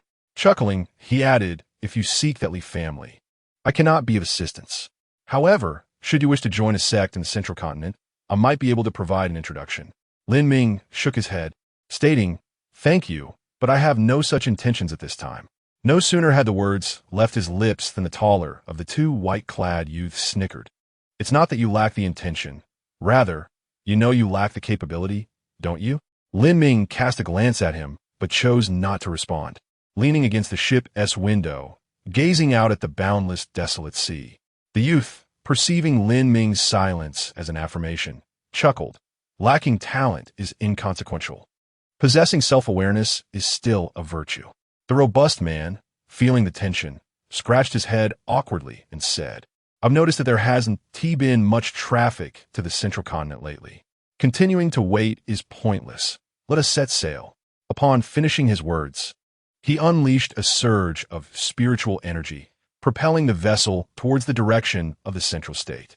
The young man, likely emboldened by his earlier taunt directed at Lin Ming, but receiving no response, found the encounter rather dull and ceased his provocations. In the blink of an eye, a month slipped by. Suddenly, a thunderous crash reverberated through the air, as if the ship had collided with a colossal boulder, causing it to shudder violently before coming to an abrupt halt. What had transpired? The slightly taller youth clad in white immediately rose. Astonishment etched across his face as he gazed outside the cabin. There, a booming voice from a burly man echoed, "I have already paid the spirit stones. What do you intend to do?" The 2 youths in white, upon hearing the voice, swiftly realized the gravity of the situation and rushed out. "What a massive serpent!" exclaimed Jiayu, the young man who had previously mocked Lin Ming, as he stepped onto the deck. Before them, coiling like a small mountain, lay a serpent nearly 1,000 feet in length. The ship's abrupt stop had indeed been due to its collision with this gigantic creature. It was common knowledge that the desolate sea teemed with countless sea beasts, yet there existed a relative harmony between these creatures and humanity. Every traveler daring to cross the desolate waters merely needed to cast a certain quantity of spirit stones into the sea, and the sea beasts would refrain from attacking. This had long been an unspoken agreement between the 2. However, today, circumstances appear to have shifted. "Do you wish to incite conflict between humans and sea beasts?" The burly man bellowed, attempting to bolster his own courage. He was merely a late-stage royal realm cultivator, while this serpent was of the imperial realm. Even one newly entered into such a realm was far beyond his capacity to confront. The serpent hissed, articulating human speech, merely a few insignificant shrimp. Do you truly believe humanity would engage in battle with sea beasts over this? You overestimate your own significance. With a flick of its tongue, the serpent's head slowly advanced as it continued. I had no desire to disrupt the established order.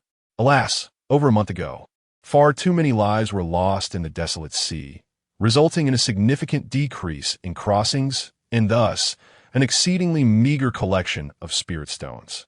So, are you now attempting to resort to thievery? The burly man was taken aback, grappling with the absurdity of such a rationale. If this were the case, what credibility would sea beasts possess before humanity? Henceforth, should they perceive a deficiency in spirit stones, would they simply resort to pillaging?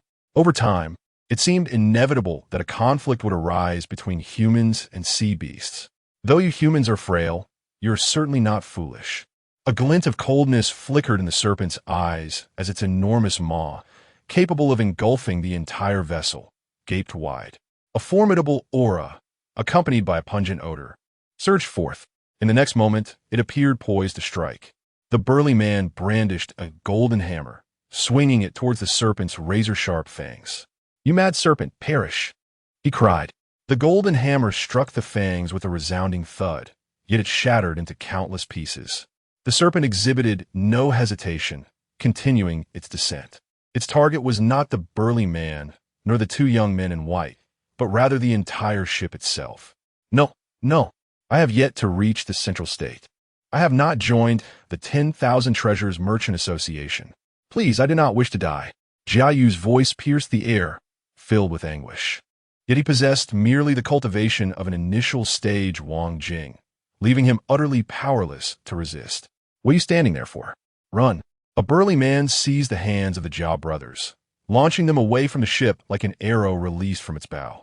In the sky above, the man glanced back at the vessel. Damn it, that was my new ship. All my savings were invested in it. I will remember this mad serpent. The burly man seethed with rage, knowing that the fate of the ship was sealed. That individual seems yet to have emerged, muttered Jiayu's brother, a timid youth clad in white. Jiayu scoffed, with such a slow reaction. Isn't death the expected outcome? Chapter 25. The Insignificant Emperor in the Desolate Sea. A colossal serpent, with its gaping maw resembling a blood-soaked chasm, appeared poised to engulf the great ship whole. Yet, in the next instant, it came to an abrupt halt, a sight that was both startling and perplexing. At this moment, the serpent's mouth loomed less than a foot from the vessel, the stench of its breath wafting ominously through the air. What could have caused the creature to pause? Jiayu was momentarily taken aback, feeling a tinge of disappointment. Was the serpent deranged? The burly man also wore a puzzled expression, tentatively speculating, perhaps it harbors some trepidation. After all, sea beasts and humankind have coexisted in peace for millennia. Our lives may be of little consequence, but we symbolize humanity as a whole in this desolate expanse. Should a future conflict arise between humans and sea creatures, this mad serpent would undoubtedly bear the weight of history's judgment. That is a burden it likely dares not shoulder. Wait, look closely, Jiayu interjected, pointing towards the serpent's mouth. There appears to be a faint glimmer of sword energy there. Could it be that it halted due to that light? Sword energy? The two men followed Jiayu's finger, and indeed, they discerned a subtle shimmer of sword energy. Although it was hardly conspicuous, it seemed this delicate gleam was the reason for the serpent's sudden cessation. Who could it be? Jiayu exclaimed in astonishment. Is there someone else in the desolate sea? Both the burly man and Jiayu shook their heads. They had not sensed any other presence. Wait, isn't there someone on the ship with a sword? The burly man suddenly recalled, his expression one of surprise. Could it be him? Just as he uttered those words, a cold, indifferent voice resonated from within the cabin. Wherever you came from, return there. You have 3 breaths. If you do not leave, you shall perish. The serpent, upon hearing this voice, let out a low rumble. Did this presumptuous human truly believe a mere gleam of sword energy could intimidate it? It lifted its massive head, then abruptly lunged downward. Not even a myriad of sword energies could instill fear in it. Within the cabin, Lin Ming observed the formidable creature above with an unwavering calm, silently counting the seconds. Just as the gargantuan head was about to collide with the ship's deck, the 3 breaths elapsed. "Time's up," Lin Ming stated coolly. Without any visible movement, the previously emitted sword energy pierced through the serpent's skull. With a sickening sound, the energy entered its head and instantly emerged from its tail. Blood gushed from the serpent's rear, staining the desolate sea in a crimson hue. The pride in the serpent's eyes had yet to fade, but its vitality had already been extinguished. With a flick of his wrist, Lin Ming sent the serpent's carcass soaring dozens of miles away. It crashed into the water with a resounding splash, sending up a deluge of spray. The 3 onlookers in the sky were left utterly stunned. The burly man gazed at the lifeless serpent in the distance, instinctively swallowing hard. "It's truly dead. We have a master among us," Jiayu exclaimed in wonder. "How powerful! That individual is astonishingly formidable. Given such strength, why did they not reveal it sooner? Why not display a bit more arrogance?" Jiayu's expression darkened, as the reality of the situation became all too clear. The figure aboard the vessel, clad in a sword, must undoubtedly be a formidable emperor, and a powerful one at that. Otherwise, how could he have effortlessly slain the colossal serpent of the same realm? Moreover, he had the audacity to mock it not long ago. If even the serpent of imperial stature could be dispatched with ease, then what would a mere lowly king be? But less than an ant in his eyes? Contemplating this, Jiayu felt a surge of agitation. He gazed toward the direction of the central state and inquired, "Where are we now, and how much longer until we reach the central state?" The burly man, perceiving Jiayu's unease, cautioned him, "Do not overthink it. We still have a month's journey ahead to the central state. You're bound to this ship for now." Though he had anticipated this duration, hearing it confirmed sent a chill through him. "Would he kill me too, would he?" Jiayu asked uncertainly. The burly man chuckled, "With such an elder's might. If he wished to slay you, would you still be standing here?" Jiayu nodded in agreement. "You need not worry. The elder should not trouble us." He cast a glance at the endless desolation of the sea, realizing the gravity of his predicament. He could not disembark yet. "Then I must return to the ship." He sighed helplessly. The trio promptly reboarded, with Jiayu's countenance reflecting trepidation. Upon entering the cabin and catching sight of Lin Ming, he immediately knelt on the ground. "Elder, I am blind to your greatness and have been disrespectful. I implore you to punish me." His demeanor was one of utmost reverence, treating Lin Ming as a deity. Yet, Lin Ming was gazing out the window, seemingly oblivious to his presence. Regardless, Jiayu remained motionless on the floor. The burly man and Jiayu each attended to their own affairs as the vessel continued its course.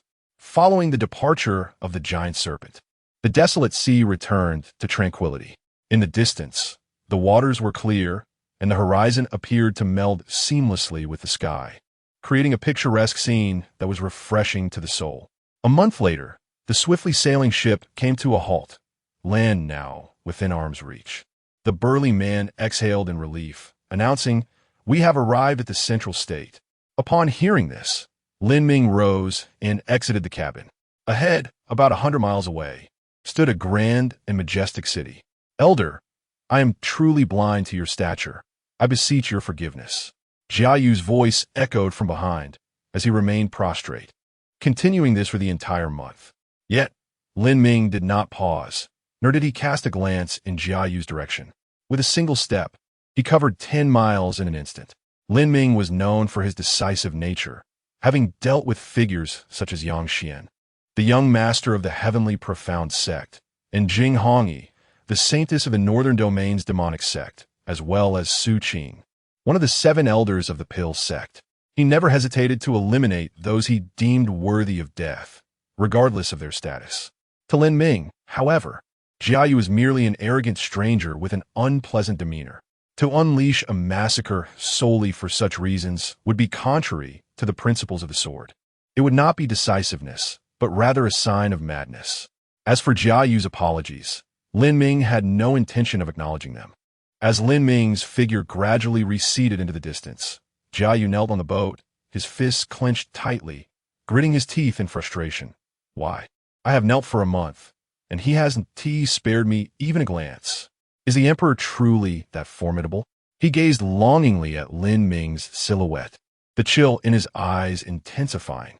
Rising to his feet, Jia Yu's voice was as frigid as ancient ice. I have already informed my master. He will soon come to our aid.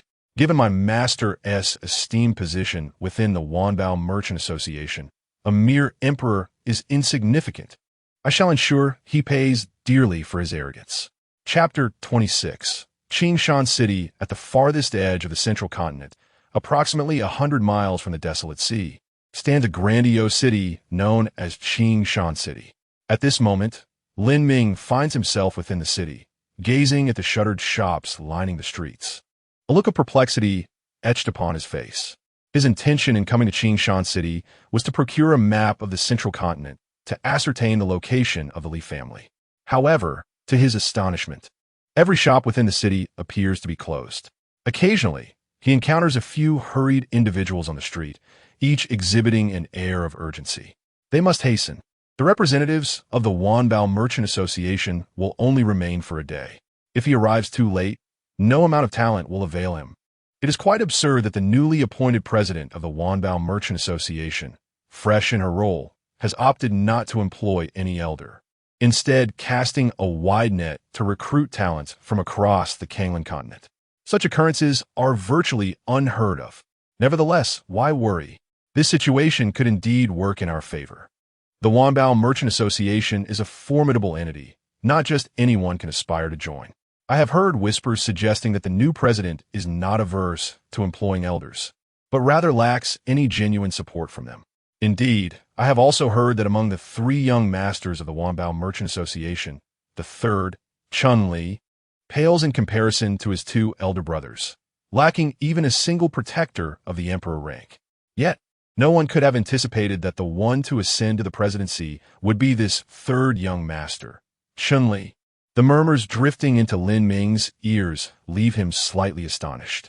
Is not Chun Li the very girl who once extended an invitation to him?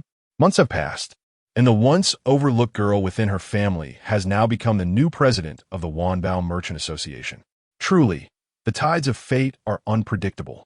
As Lin Ming follows the crowd, he soon arrives at a vast training arena.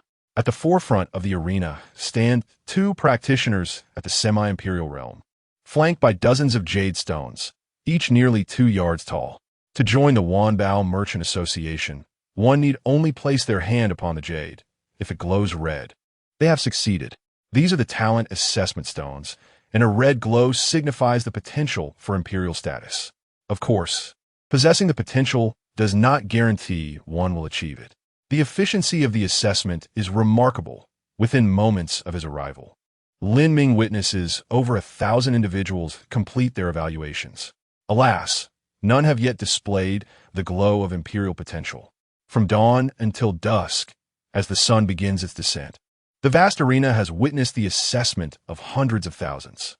Yet, not a single individual meets the criteria.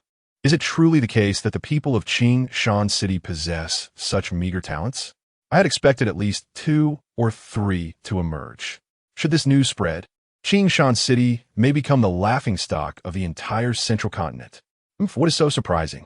If one truly possesses talent, why would they remain in such a remote locale? Hey, brother, you've been standing there for quite some time. Why not take the test? One individual, amidst the conversation, suddenly turns to Lin Ming with curiosity. Throughout the entire day, every person in the arena, save Lin Ming, has undergone the talent assessment. Only Lin Ming stands idle, merely observing. With this prompt, many turn their attention toward him, intrigued. Haha, my friend, are you afraid of being laughed at? There is truly no need for concern, for we are all in the same boat. Since we have arrived, why not test our abilities? After all, what if we succeed? Lin Ming shook his head, noticing that many gazes were directed towards him at that moment. Seizing the opportunity, he spoke. I have no intention of joining the Wanbao Chamber of Commerce. I came here to inquire if anyone possesses a complete map of the central continent. I wish to obtain one. What a flimsy excuse, my good fellow. One retorted. To be honest, even the justifications of my 3-year-old nephew are more credible than this. Perhaps this gentleman simply possesses a greater sense of self-awareness, another chimed in. Why should we force him? True enough, the first replied. But as someone who has been through this, let me advise you. Should an opportunity arise, no matter how slight, seize it with all your might. The individuals who reach the pinnacle in this world do so not solely due to talent. Courage and fortune are equally vital. An elderly man besiegte Lin Ming spoke earnestel y. Lin Ming expressed his gratitude and replied, I understand, but at this moment, I am more interested in acquiring a map of the central continent. The elder, seeing Lin Ming's determination, could only shake his head in silence. In the martial arts arena, two half-step emperors from the Wanbao Chamber of Commerce had also taken notice of Lin Ming. The populace of Qingshan City was eager to join the Wanbao Chamber, with many attempting to take a chance, even when knowing their talents fell short of the requirements. Yet, Lin Ming's demeanor at this time hardly suggested a desire to join the chamber. Exchanging a glance, the two flew before Lin Ming. With your cultivation level, you have a better chance than anyone else here. Why not give it a try? Do you look down upon the Wanbao Chamber? One of them inquired. This remark instantly branded Lin Ming with an unfounded label. He paid it no mind and replied calmly, Not at all. I am merely passing through Qingshan City with the intention of purchasing a map. If you could join the Wanbao Chamber, what kind of map would you not have? The man continued. Lin Ming frowned and stated, I am in a hurry and wish to avoid unnecessary complications. The young man from the Wanbao Chamber laughed heartily, turning to the crowd in the arena, saying, If you do not test your abilities today, no one in this city will sell you a map. Why bother? Lin Ming, not wanting to trouble the ordinary folk of the city, was about to turn away when he suddenly heard a gasp. Could that person be Zhao Long, the esteemed first guest of the Wanbao Chamber? Indeed, it is he. How could such a prominent figure come to Qingshan City? Countless eyes in the arena turned skyward. Curiosity piqued, Lin Ming too glanced up. He beheld a figure descending from above, exuding a powerful aura, one that suggested the peak of an emperor's realm. With a thud, he landed on the martial arts arena. Has the testing in Qingshan City concluded? Zhao Long spoke with indifference. The two individuals who had just conducted the talent assessment promptly replied, Elder Zhao Long, the testing in Qingshan City is nearly complete, and not a single individual possesses the potential of a great emperor. Nearly? Zhao Long discerned the crux of their statement, feeling a twinge of displeasure as he remarked, Your pace is far too slow. In response to Elder Zhao Long's comment, they explained, It is not that our speed is lacking, but rather that some individuals disdain our Wanbao Merchant Association. Although they have come here, they merely observe without participating in the tests. Oh! Upon hearing his subordinate's report, Zhao Long's gaze swiftly narrowed in on Lin Ming. With his pinnacle of great emperor cultivation, he effortlessly sensed the sentiments of the hundreds of thousands present. Among them, there were feelings of reverence, fear, and admiration directed towards him. Yet there was one individual who exhibited no reaction whatsoever to his presence. Chapter 27. The arrogant Jiayu Zhao Long cast a glance at Lin Ming, and an overwhelming pressure, reminiscent of a peak emperor, instantaneously enveloped the training grounds. Thud, thud. Hundreds of thousands present, including the two semi-emperors of the Wanbao Merchants Association, knelt in unison. Yet, Lin Ming remained composed. Since he had come to this place, it was only natural to test the waters. With a wave of his hand, Zhao Long summoned a piece of jade to float before Lin Ming. Give it a try, he commanded, looking down at Lin Ming with an air of authority. However, Lin Ming merely glanced at Zhao Long with indifference before turning to leave, stating, No need. If there is no map of Qingshan City, I shall seek other cities. A chuckle escaped Zhao Long's lips as he gathered spiritual energy in his palm. You, a mere half-step emperor, dare to speak to me in such a manner? You're the first. Regrettably, your life is about to reach its end. Without a moment's hesitation, Zhao Long struck towards Lin Ming. Lin Ming found it perplexing how some would resort to violence without provocation, but he deemed it inconsequential. Just as Zhao Long's spiritual energy was on the verge of erupting, a flash of sword light cut through the air. Zhao Long's movement abruptly halted, his energy dissipating in an instant. If Zhao Long sought to kill him, then he would retaliate in kind. The crowd of Qingshan City, kneeling on the ground, sensed the oppressive force vanish and curiously raised their heads, only to be met with a sight that filled them with terror. The once imposing elder Zhao Long of the Wanbao Merchant Association had his head severed, blood gushing forth. Thud!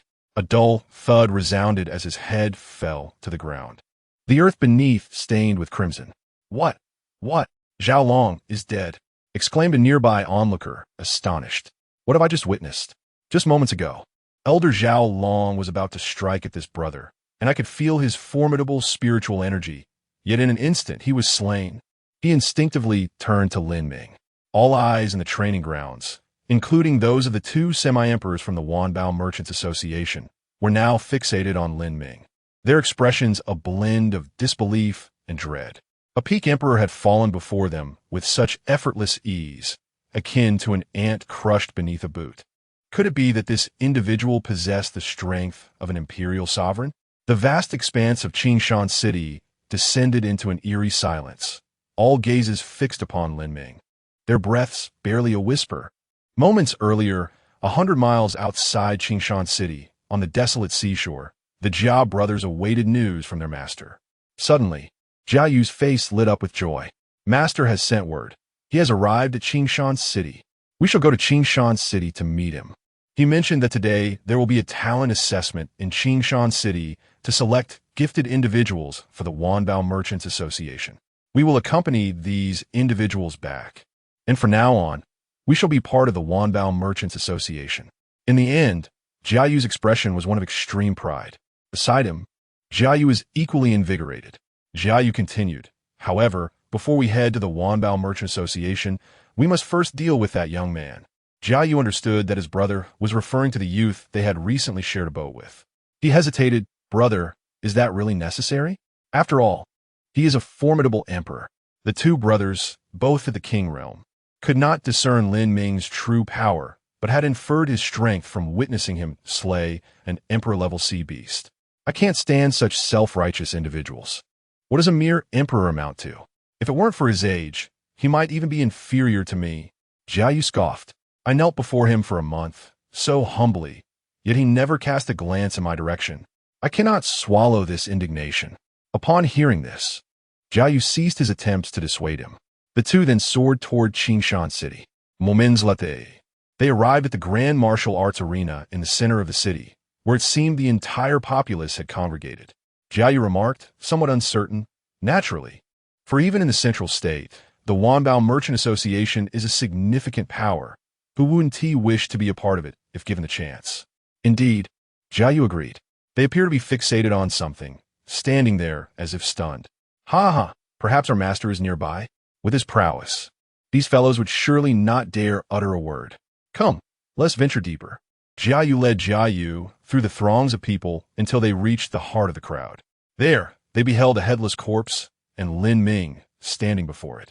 Ha ha ha, what a narrow fate. I thought you had left. Finding you would have taken some effort. Yet here you are in Qingshan City. Splendid. Jia Yu laughed heartily at the sight of Lin Ming. Lin Ming regarded Jia Yu with confusion, unsure of his intentions. Noticing Lin Ming's silence, Jia Yu's laughter grew even more boisterous. Being an emperor is quite impressive. Isn't it? My master is already in Qingshan City. With just a thought, he can appear before me. You are merely an emperor. I will show you how laughable you truly are in my eyes. Lin Ming looked at Jia Yu as if he were a fool, then turned his gaze to the crowd. I require a complete map of the central state. The price is negotiable. You all. Before he could finish his sentence, someone interjected, I have one. Senior, how many do you need? No need for spirit stones. Not a single one. Humph. Does your map hold my details? Senior. I also possess a complete map of the central state. As many as you need, I have. Not only will I not require spirit stones, but I can even offer you some. The quick-witted among them had already produced maps and approached Lin Ming. Senior, they merely flatter you with words. I'm the only one who is sincere. The map is exceedingly detailed, encompassing everything from the various leading factions to the smallest ravines, all meticulously recorded. The senior took possession of my map, assuring me that I would not regret it. Lin Ming, upon witnessing this, took the map and glanced over it briefly, inquiring, Thank you. What is the price of this map? The man quickly shook his head, replying, It is my honor to assist a senior like you. Lin Ming pondered for a moment, not wishing to impose, and accepted the map, subsequently promising, "Should you encounter difficulties in the future, I shall lend you my aid." The man expressed his gratitude profusely, but did not dare to take the promise too seriously. Meanwhile, Jiayu observed the scene with a hint of anger brewing between his brows. This wretched cur had once again entirely disregarded his presence. He cast a sidelong glance at the individual presenting the map to Lin Ming and coldly warned, "You would do well to reclaim your map. I grant you 3 breaths of time. Otherwise, when my master arrives, your life will be forfeit. Do not say I did not offer you a chance." Chapter 28. A vengeance not difficult to exact. The individual who delivered the map to Lin Ming was a rather lean and dark-hued young man, who now regarded Jiayu with an expression akin to that of a fool. Not just him, but everyone present cast peculiar glances toward Jiayu. "What, are you unwilling?" Jiayu lifted his chin defiantly, surveying the crowd, and noted their strange expressions. He let out a cold chuckle. "What, do you not believe me?" Without further elaboration, he produced a communication talisman, deliberately amplifying his voice. "Master, we have arrived at Qingshan City and are currently at the Central Martial Arena." Having spoken, he stowed away the talisman. Within a mere 10 breaths, his master would surely appear. Jiayu shot a frigid glare at the lean young man who had delivered the map to Lin Ming. "I offered you a chance, but since you were so dim-witted, do not blame me." The young man rolled his eyes in disdain, disinterested in Jiayu's bravado. The onlookers were equally unmoved by Jiayu's proclamations. A mere insignificant figure of the Wang realm dared to boast in front of someone suspected to possess the combat prowess of an emperor. Was he not out of his mind? Yet, they were also curious about the identity of Jiayu's master, who had endowed him with such audacity. "You can merely assert your master's greatness without revealing who they are. How can we believe you?" One voice chimed in. "Indeed, I could also claim that my master is invincible, yet that wound cost me a single spirit stone." Laughter erupted. This young fellow likely hasn't witnessed much of the world and believed his master to be the greatest. Such naivety is understandable. Amidst the derisive remarks, a flicker of pride ignited within Jiayu. "The name of my master resonates throughout the entire central state. You worthless fools have no right to mock me." With a flourish of his sleeve, he declared, "My master is none other than Zhao Long, the esteemed elder of the Wanbao Merchants Association, a pinnacle emperor." Upon uttering this, he looked around with a sense of haughty expectation, anticipating expressions of fear, awe, and admiration from the crowd. However, the reactions were not as he envisioned. Instead, the gazes turned even more peculiar, tinged with an odd sympathy. Many were covertly glancing at the headless corpse nearby. What does this mean? Jiayu pondered, a wave of foreboding washing over him. Compelled by an inexplicable urge, he too glanced at the headless body. The moment he did, a shock coursed through him. He felt an uncanny familiarity with the corpse. "No way," he thought, hesitant to believe, as he stepped forward to observe the body more closely. Just then, Jiayu exclaimed, "Brother, look at that head. Doesn't it resemble master?" "What head?" Jiayu turned, following Jiayu's pointing finger. In an instant, his face drained of color, as if the heavens were collapsing upon him. The head in question was indeed that of his most revered master. Therefore, this headless corpse must also belong to his master, the one he esteemed above all, the venerable elder of the Wanbao Merchants Association, a formidable being at the peak of Emperor Realm, had met his demise in Qingshan City. Moreover, his body was severed. The eyes remained wide open, unblinking in death. How could this be? "It was you. You have slain my master." In a moment of apparent insanity, Jiayu screamed at Lin Ming, "Do you comprehend the magnitude of the calamity you have caused? My master was a senior elder of the Wanbao Merchant Association. By killing him, you have irrevocably offended the association. No matter how powerful you are, your demise is inevitable." Lin Ming raised his gaze slightly, casting a calm glance at Jiayu. "He sought to kill me, and thus I shall end his life. Do you have any objections?" To Lin Ming, it was merely a commonplace statement, yet to Jiayu's ears, it resonated like thunder from the heavens.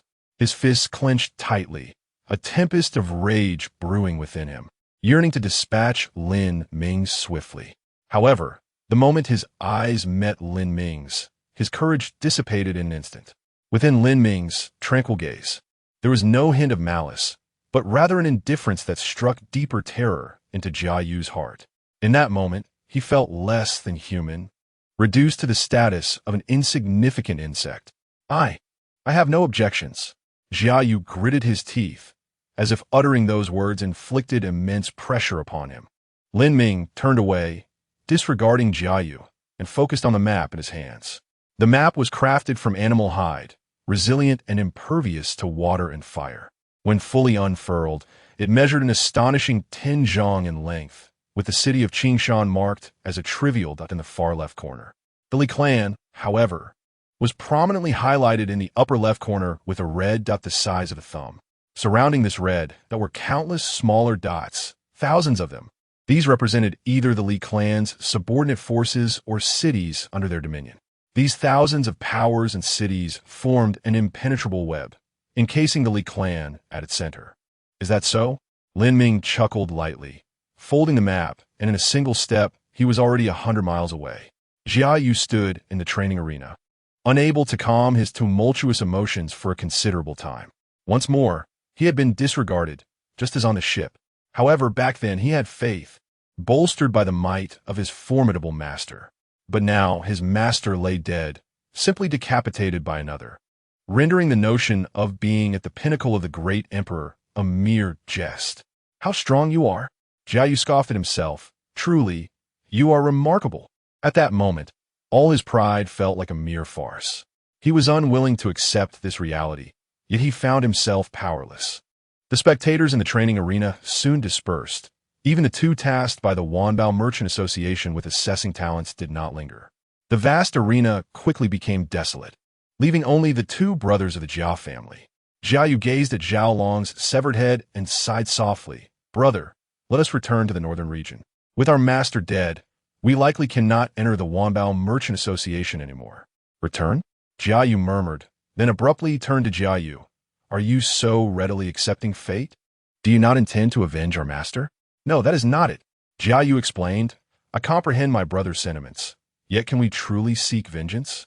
He harbored no confidence in himself. Setting aside the possibility of surpassing the emperor, even if they were to successfully cultivate to that realm, they would still be far from achieving their goal. After all, when their master was slain, he was already at the pinnacle of the emperor's domain. Against such an adversary, he was uncertain of the level of cultivation required to harbor even a faint hope of revenge. Jia Yu fell into silence for a moment, acutely aware of the dim prospects for retribution. Yet he was resolute in his unwillingness to surrender, even if only a glimmer of hope remained. It is possible. It must be possible, Jia Yu asserted. As long as you do not give up, no one can claim you are incapable. Witnessing Jia Yu's unwavering determination, Jia Yu was deeply moved. Just as he was about to speak, a familiar laughter echoed from a distance. Hee, avenging this grievance is not as difficult as it seems. Chapter 29. Will he save you? The brothers Jia Yu turned their gaze towards the source of the voice, and there stood a familiar figure. It's you. Do you also bear a grudge against him? The newcomer was none other than the burly man who had escorted them to the central state. Whether I have a grudge or not is of little importance. What truly matters is that I can assist you in avenging yourselves, the burly man chuckled. Jia Yu's expression turned hesitant. Their enemies were formidable beings capable of slaying even the peak of the great emperor realm. Now, a mere figure at the imperial realm claimed he could help them, too, at the king realm, seek revenge. This seemed utterly implausible. How do you intend to assist us? With your capabilities, what difference is there between you and an ant before him?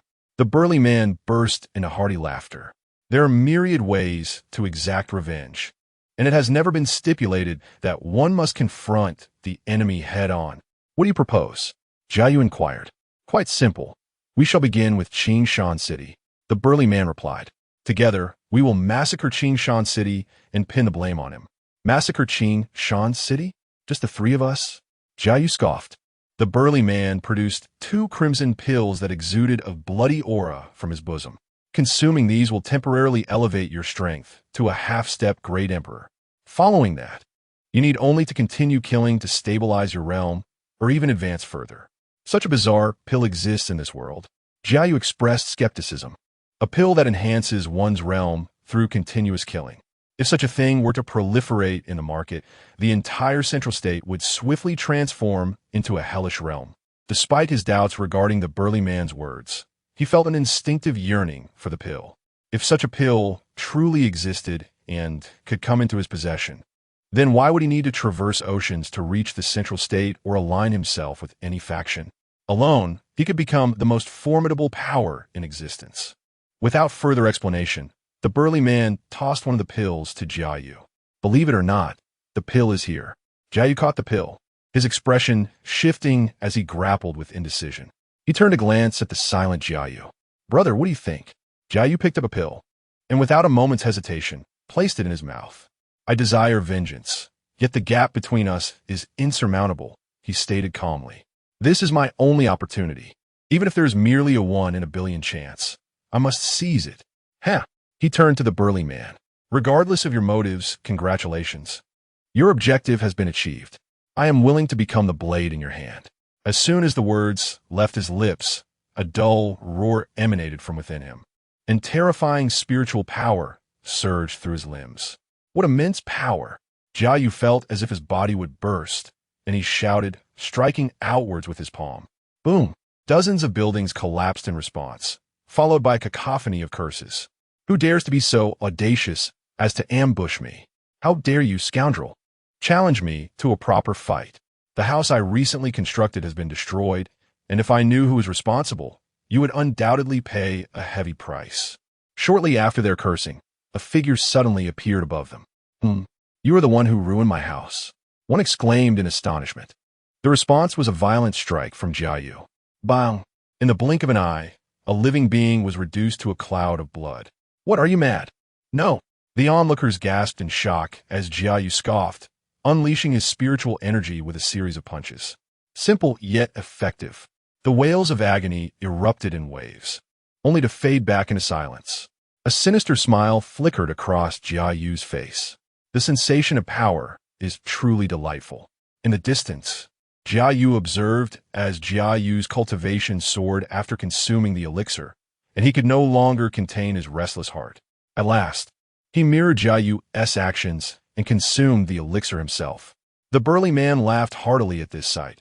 You shall not regret today's decision. Thus, a bloody slaughter commenced. Within Qingshan City, although there were some formidable warriors, they were utterly insufficient against the frenzied killing spree of the Jia brothers.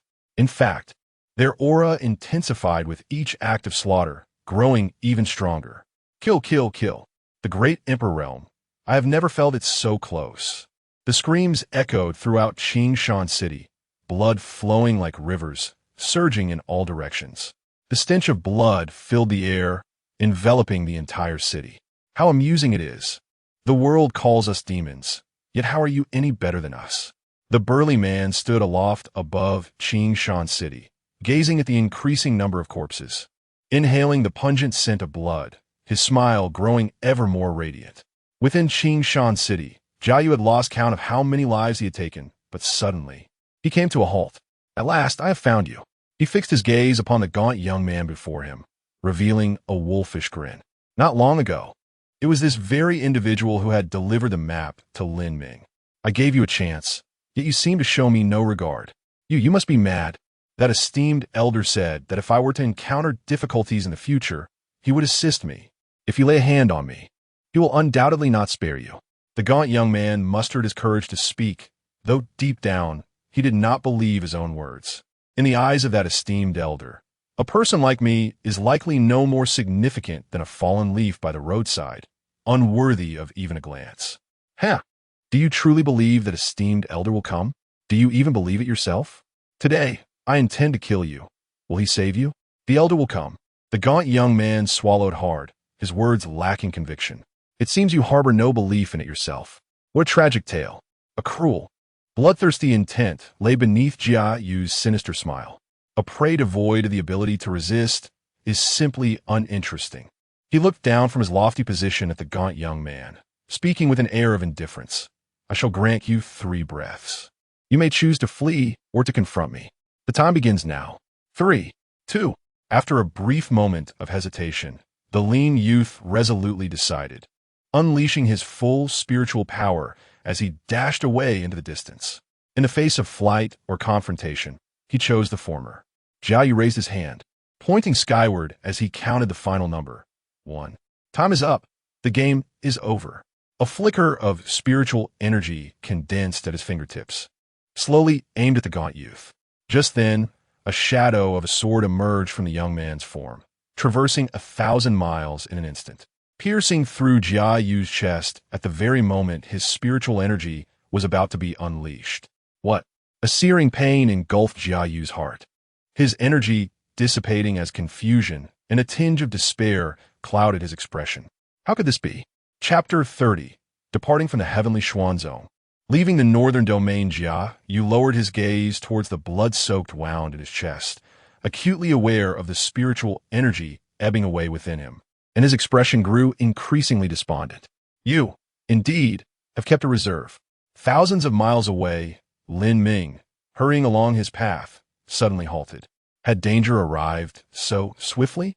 When the emaciated youth had provided him with the map, he had promised that should trouble arise in the future, he would intervene. True to his character, he kept his word without fail. Thus, he had left a mark upon the emaciated youth, which would activate in the face of life-threatening peril. To his astonishment, it was already time for its deployment. Lin Ming pivoted, a glimmer of crimson flashing in his eyes. Before him, a myriad of white light points appeared, reaching out for miles. With a mere thought, he vanished from sight. Upon reappearing, he found himself in Qingshan City. What transpired within the city astonished him. From the moment he received the map to his departure from Qingshan City, only a fleeting moment had passed. The once serene city now resembled a hellscape. Severed limbs lay submerged in pools of blood. Countless buildings lay in ruins, and anguished cries echoed from a distance. With a single stride, Lin Ming approached the side of the emaciated youth. At this moment, the latter was gasping for breath, standing at a distance, his face a mask of horror as he gazed at the halted Jiayu. Moments ago, an overwhelming surge of spiritual energy had enveloped him, leading him to believe his demise was imminent. Yet, in the next heartbeat, that terrifying force dissipated. In a panic, he fled a distance before daring to glance back at Jiayu. The state of Jiayu was peculiar. The vitality within him had waned significantly, and his spiritual energy was utterly depleted. Yet, he remained suspended in the air. Blood flowed incessantly from the wound in his chest, as though an endless sea of blood resided within him. A far more potent scent of blood began to permeate the air. This bizarre transformation dispelled Lin Ming's confusion. Such grotesque and aberrant abilities could only stem from the demonic sect. As the stench of blood intensified, the distant cries abruptly ceased. Shortly thereafter, two figures soared through the air. Brother. Jiayu emitted a heart-wrenching cry. However, before he could fully grieve, the blood gushing from Jiayu's body suddenly veered through the air, surging towards Jiayu. A fleeting moment of doubt and resistance flickered across Jiayu's face. But as the blood made contact with his body, all uncertainty and reluctance vanished, replaced by an overwhelming greed and ecstasy. Moments later, Jiayu's form withered completely, ultimately transforming into a skeleton that plummeted from the sky, crashing into the pool of blood below. With a resounding thud, he fell into the crimson depths. Meanwhile, Jiayu's aura grew increasingly formidable, culminating in a climactic moment.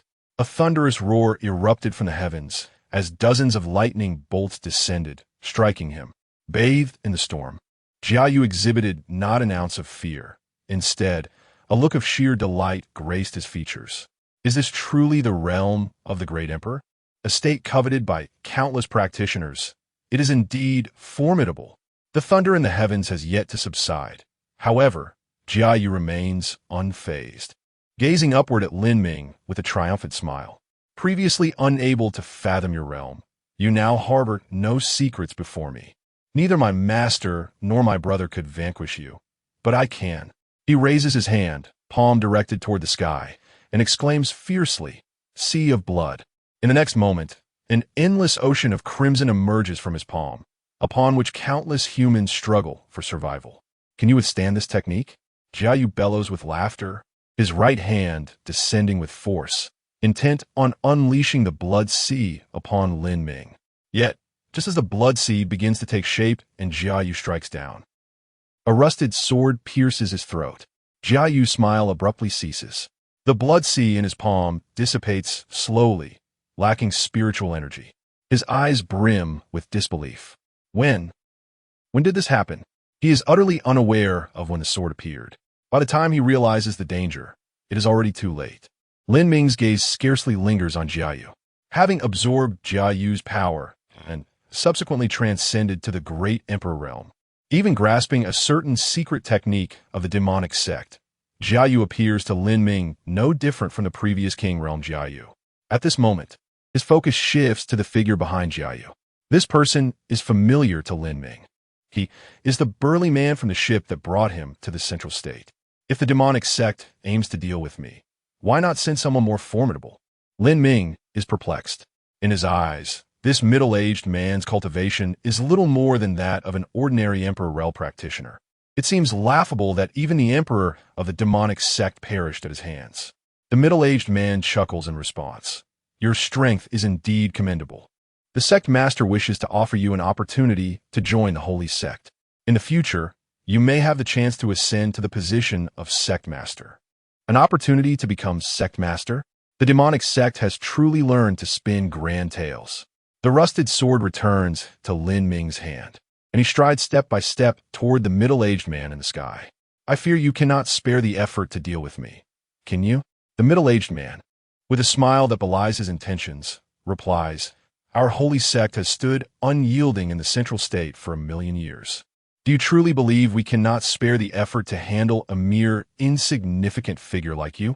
Hearing the clear undertones of humiliation in his words, Lin Ming, instead of feeling anger, smiles in response. By your reasoning, it appears the demonic sect is indeed incapable of attending to me. The middle-aged man's eyes narrow, resembling a venomous serpent fixated on Lin Ming. Lin Ming meets his gaze unwaveringly. Yet, an ominous feeling suddenly stirs within him. In an instant, the realization strikes. Since the demonic sect was aware of his departure from the northern region, given their usual methods, it is highly probable they would strike against the northern region. At the very least, they would not spare the heavenly, profound sect. With this thought, he no longer concerns himself with the middle-aged man before him. A flicker of crimson light flashed in his eyes. From Qingshan City to the desolate sea, and then to the North Domain's Tianxian sect, the vast expanse of 1,000,000,000 miles unfurled before him, revealing countless white points of light. These luminescent specks, devoid of formidable presence, exuded an enigmatic power. Upon sighting these white points, the middle-aged man's expression shifted dramatically, his pupils constricting in alarm. Is this the force of space? He swiftly produced a communication talisman and bellowed, Flee, run at all costs, distance yourself from Tianxian sect, distance yourself from the North Domain.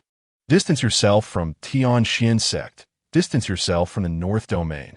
At the opposite end of the desolate sea in the North Domain, less than 10,000 miles from Tianxian sect, a group suddenly halted in their advance. The leader proclaimed, We have received news. Let us listen intently. He activated the communication talisman. A frantic voice erupted. Run, flee at all costs. Distance yourself from Tianxian sect. Distance yourself from the North Domain. Distance yourself from Tianxian sect. Distance yourself from the North Domain. Chapter 31. Too late in the Northern Domain. Atop a towering mountain less than 10,000 miles from the heavenly Xian sect, Wang Su listened intently to the voice emanating from the transmission talisman. A flicker of confusion crossing his eyes. He recognized the source of the voice, but could not fathom the reason behind it.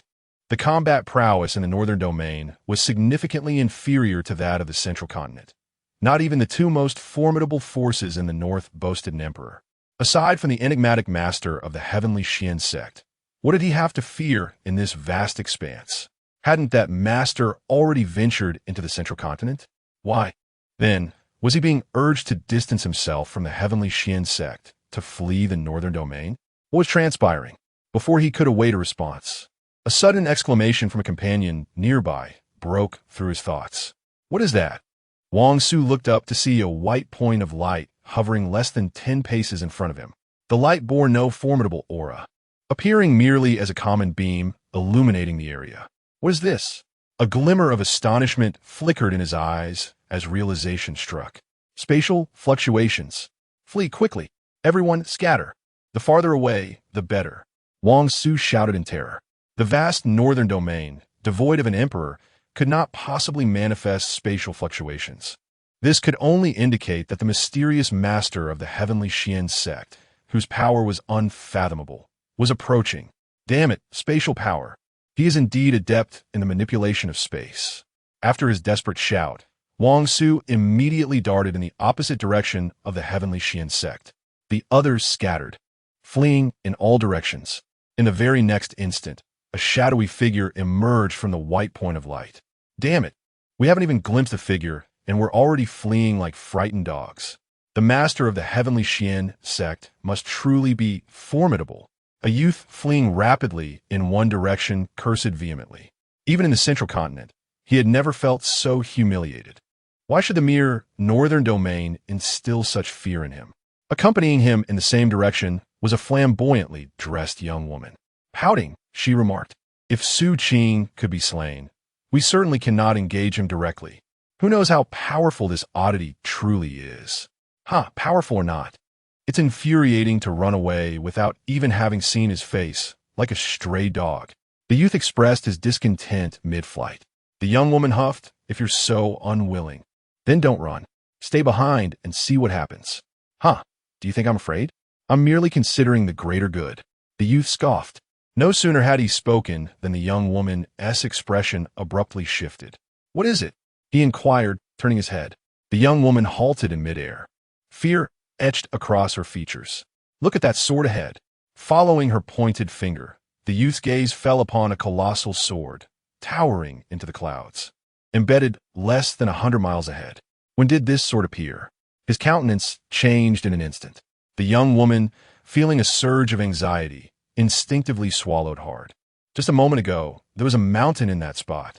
Unbeknownst to me, it transformed into a colossal sword. This sword instills within me a sense of dread. Let us change our course. The young man scoffed. As a member of the holy sect, when have I ever shown such cowardice? The woman furrowed her brow and cautioned, "Do not underestimate him. His power is beyond what either of us can contend with." The young man retorted, "If Lin Ming were to stand before me now, I might consider fleeing. But this sword? I have yet to even glimpse its wielder. I am an esteemed emperor. Why should I feel so humiliated? Never have I been so subjugated, even in the central region. You may leave if you wish, but I shall confront this sword." The woman hesitated.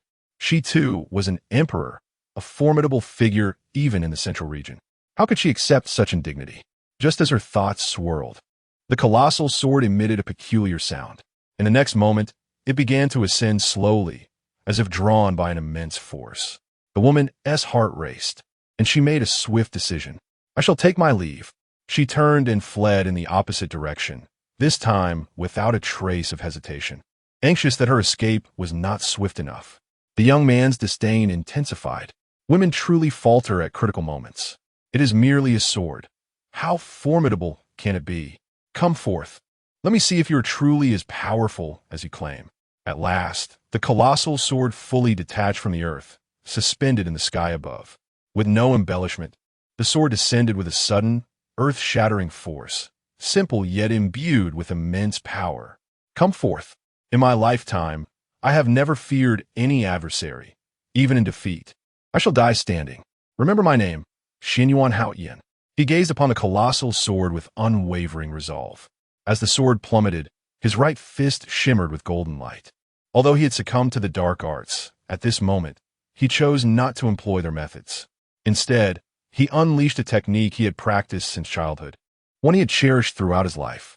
Though this technique was far less enigmatic than those of the dark arts, it was the one he knew best and trusted most. With his golden fist raised high, Jian Mountain unleashed his most potent strike against the colossal sword. Heaven-shaking fist. Break for me. A thunderous boom resounded, dust billowed forth, and mountains crumbled to dust, the earth fissuring with cracks extending for 100,000 zhang. Xianyuan Haoyan's form vanished, leaving only a puddle of flesh beneath the gigantic sword. His most trusted technique had failed to preserve his life. In the distance, the radiant woman halted. She stood high in the air, a flicker of relief passing over her face. Had I not fled, I too would likely be dead by now. She sensed that Xianyuan Haoyan's presence had completely dissipated, as if he had never existed at all. Even at the pinnacle of Emperor Realm, life remains as fragile as paper in the face of greater powers. I must escape the northern domain. She understood that, regardless of the circumstances, she could not remain in the northern domain. Even beyond its borders, an escape was uncertain, yet within the northern domain, death was inevitable. Without a moment's hesitation, she ignited the spiritual energy within her, expending it at a rate tenfold that of her usual combat consumption, desperately fleeing towards the desolate sea. Faster, even faster. A plethora of precious elixirs were consumed as if they were worthless. She also resorted to secret techniques that, while capable of unlocking her potential, bore significant repercussions. In her quest to preserve her life, she was willing to forsake everything. However, she remained oblivious to the fact that, as she executed these actions, a solitary leaf drifted down before her. A sword sang softly, blood cascaded. All her movements came to an abrupt halt, leaving her suspended in the sky, dazed. Was it already too late? Chapter 32. The descent of the Azura. Brilliant sunlight bathed the desolate sea, creating rippling waves of golden light. Wang Su's expression was unusually grave. From the moment he chose to flee until now, barely the time for a cup of tea had passed. Yet all 7 of the great emperors who accompanied him to the northern domain had perished, their essences completely dissipated. Not everyone was running in the same direction. Lin Ming, however, stood solitary. Even so, he had swiftly dispatched all 7 emperors in a remarkably short span of time. I have taken note of this account. No one can save you when you stand against my holy sect. Not only shall you perish, but not a single soul from the heavenly profound sect shall survive. Wang Su let out a cold snort, intending to hasten his pace across the desolate sea. Yet he suddenly discovered, not far ahead, the unexpected presence of another individual. Clad in a black long robe, with a long sword at his back, his demeanor remained tranquil, devoid of sorrow or joy. It was Lin Ming, the leader of the heavenly profound sect. Wang Su ground his teeth in fury. Without uttering a word, Lin Ming slowly drew the long sword from his back. The sword, rusted and devoid of any formidable aura, caused Wang Su's body to tremble violently. Any peak powerhouse at the emperor level possesses acute sensitivity to danger at this moment. Facing Lin Ming, Wang Su's body instinctively tensed, entering a state of readiness. This pressure I have only felt when confronting the sect master. Wang Su's gaze flickered. After a few breaths, he ultimately abandoned resistance. Shall we strike a bargain? Lin Ming, sword in hand, spoke with an expressionless face. Pray enlighten me. If you spare my life today, the enmity between the holy sect and yourself shall be erased. Wan Su has the zipli. Lin Ming's faint smile lacked sincerity. In Wang Su's words, it seemed as though the demonic sect was bestowing him a great favor by erasing their grievances. However, did Lin Ming ever care for the demonic sect? Wang Su's expression shifted slightly as he spoke. Do you truly remain so obstinate? It is never I who am obstinate, Lin Ming replied. Had these individuals from the Central Plains demonic sect not sought trouble with the heavenly profound sect, this predicament would not have arisen. Since they have come, how could they be allowed to escape easily? Lin Ming had no intention of engaging in further pointless dialogue. As enemies, they ought to be slain. In the next moment, he thrust the rusted sword forward, covering an immense distance in an instant. Wang Su's pupils constricted. If you seek battle, then I shall oblige. I do not believe that a mere half-step emperor can truly slay me. He raised a hand to the heavens and bellowed, Azura descends. Suddenly, the sky darkened, filled with rolling clouds and thunderous lightning. In the wake of a blinding flash, a magnificent figure, towering like a mountain, burst through the fabric of space, descending before Wang Su. This technique was one of the 3 secret arts of the demonic sect, summoning the legendary Azura to descend. The Azura's descent could unleash a strike exceeding the caster's realm by 5 levels. Though it bore the power of but one strike, it was immensely formidable. The higher the realm, the greater the disparity between each minor realm, thereby amplifying the terror of this attack. Of course, despite its might, this technique also bore glaring flaws. At this moment, Wang Su had expended nearly all of his spiritual energy, leaving him with but a sliver of hope. This was a desperate gamble, where failure meant certain death. Lin Ming's rusted sword surged forward with unwavering resolve, unperturbed even by the sudden emergence of a colossal shadow. "Insignificant ants, do you dare not kneel before me?" The immense figure spoke, its voice imbued with an inscrutable power that seemed to emanate from the very depths of one's bloodline, exerting tremendous pressure. Lin Ming furrowed his brow as a phantom sword materialized above his head, effectively countering the overwhelming force. In the next instant, a gigantic, obsidian handprint descended from above, aimed squarely at Lin Ming. Though it appeared unadorned, it was, in fact, the culmination of a supreme strike from an Empyrean-level master, consolidating all their spiritual energy into one devastating blow. Simultaneously, a voice like a resounding bell echoed from the heavens, commanding, "Kneel down, kneel down." "You're truly bothersome," Lin Ming thought, initially intent on dispatching Wang Su with a single stroke. Yet at that moment he altered his course, soaring skyward to confront the descending dark handprint, thrusting his sword forward. Ha ha, what a fool! Wang Su, who had been fraught with tension moments before, erupted into laughter. Though the Azura was formidable, it was limited to a single strike. If Lin Ming chose to evade, Wang Su doubted his ability to land a hit. Now, however, Lin Ming's decision seemed like a self-imposed trap, perfectly aligning with Wang Su's intentions. Yet before Wang Su could revel in his triumph, his expression shifted dramatically. Lin Ming's sword pierced effortlessly through the colossal handprint, continuing its trajectory straight for the Azura's head. The Azura's power was fleeting, whether it succeeded or failed. Its essence would dissipate quickly, just as the Azura's form began to fade, leaving only a faint trace. Lin Ming's rusted sword found its mark deep within the creature's massive skull. "No!" A chilling scream reverberated across the desolate sea, causing Wang Su to feel a tremor within his very soul. "What have you done?" A sense of foreboding washed over him, as if Lin Ming had committed an exceedingly perilous and terrifying act. High above, Lin Ming cast a downward glance at Wang Su. "You must have seen it. Why ask further?" "You." Wang Su faltered, then suddenly erupted into laughter. "Today, I have no chance of escape. But fear not. I shall not walk this path to death alone. You seek your own demise. No one in this world can save you." With those words, the remaining spiritual energy within him surged forth violently. A formidable force swept across a 100-mile radius, conjuring towering waves upon the desolate sea. Wang Su chose to self-destruct. It took nearly half an hour for the power to fully dissipate. Lin Ming did not linger over the desolate sea. He turned away, a glimmer of crimson flashing in his eyes.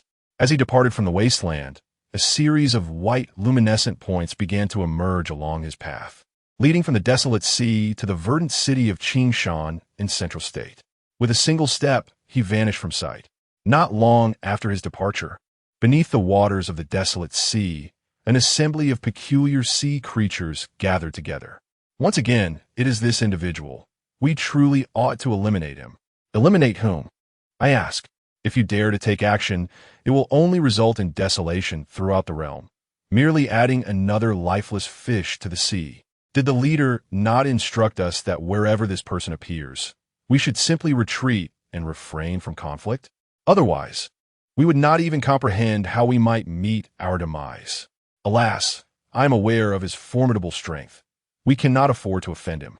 However, if we are to endure such tribulations on the desolate sea daily, the number of travelers may dwindle significantly, and our precious spirit stones depend on those very humans. The discussions among the sea beasts were entirely unknown to Lin Ming. At this moment, he had returned to Qingshan City. The entirety of Qingshan City, save for the emaciated youth he had rescued, was devoid of any living soul. Chapter 33. My cultivation does not reach the sovereign realm not long ago. The bustling Qingshan city, home to 1 million cultivators, has swiftly descended into a silent graveyard. With a wave of his hand, Lin Ming dispelled the protective barrier surrounding the emaciated young man and inquired, "Did that person leave any message upon his departure?" Earlier, Lin Ming had been preoccupied with the Tianxian sect and refrained from slaying the robust man who had escorted him to the central continent. He stated that the holy sect was established by the mandate of heaven, and opposing the holy sect would be an act of defiance against the divine order, urging you not to deceive yourself.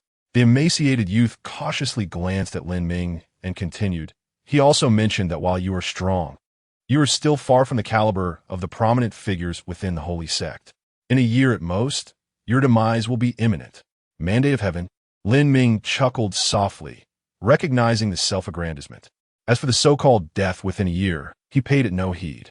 Casting a glance at the emaciated youth, Lin Ming intended to proceed to the Li family. At that moment, the youth nervously spoke up, "Senior, may I accompany you?"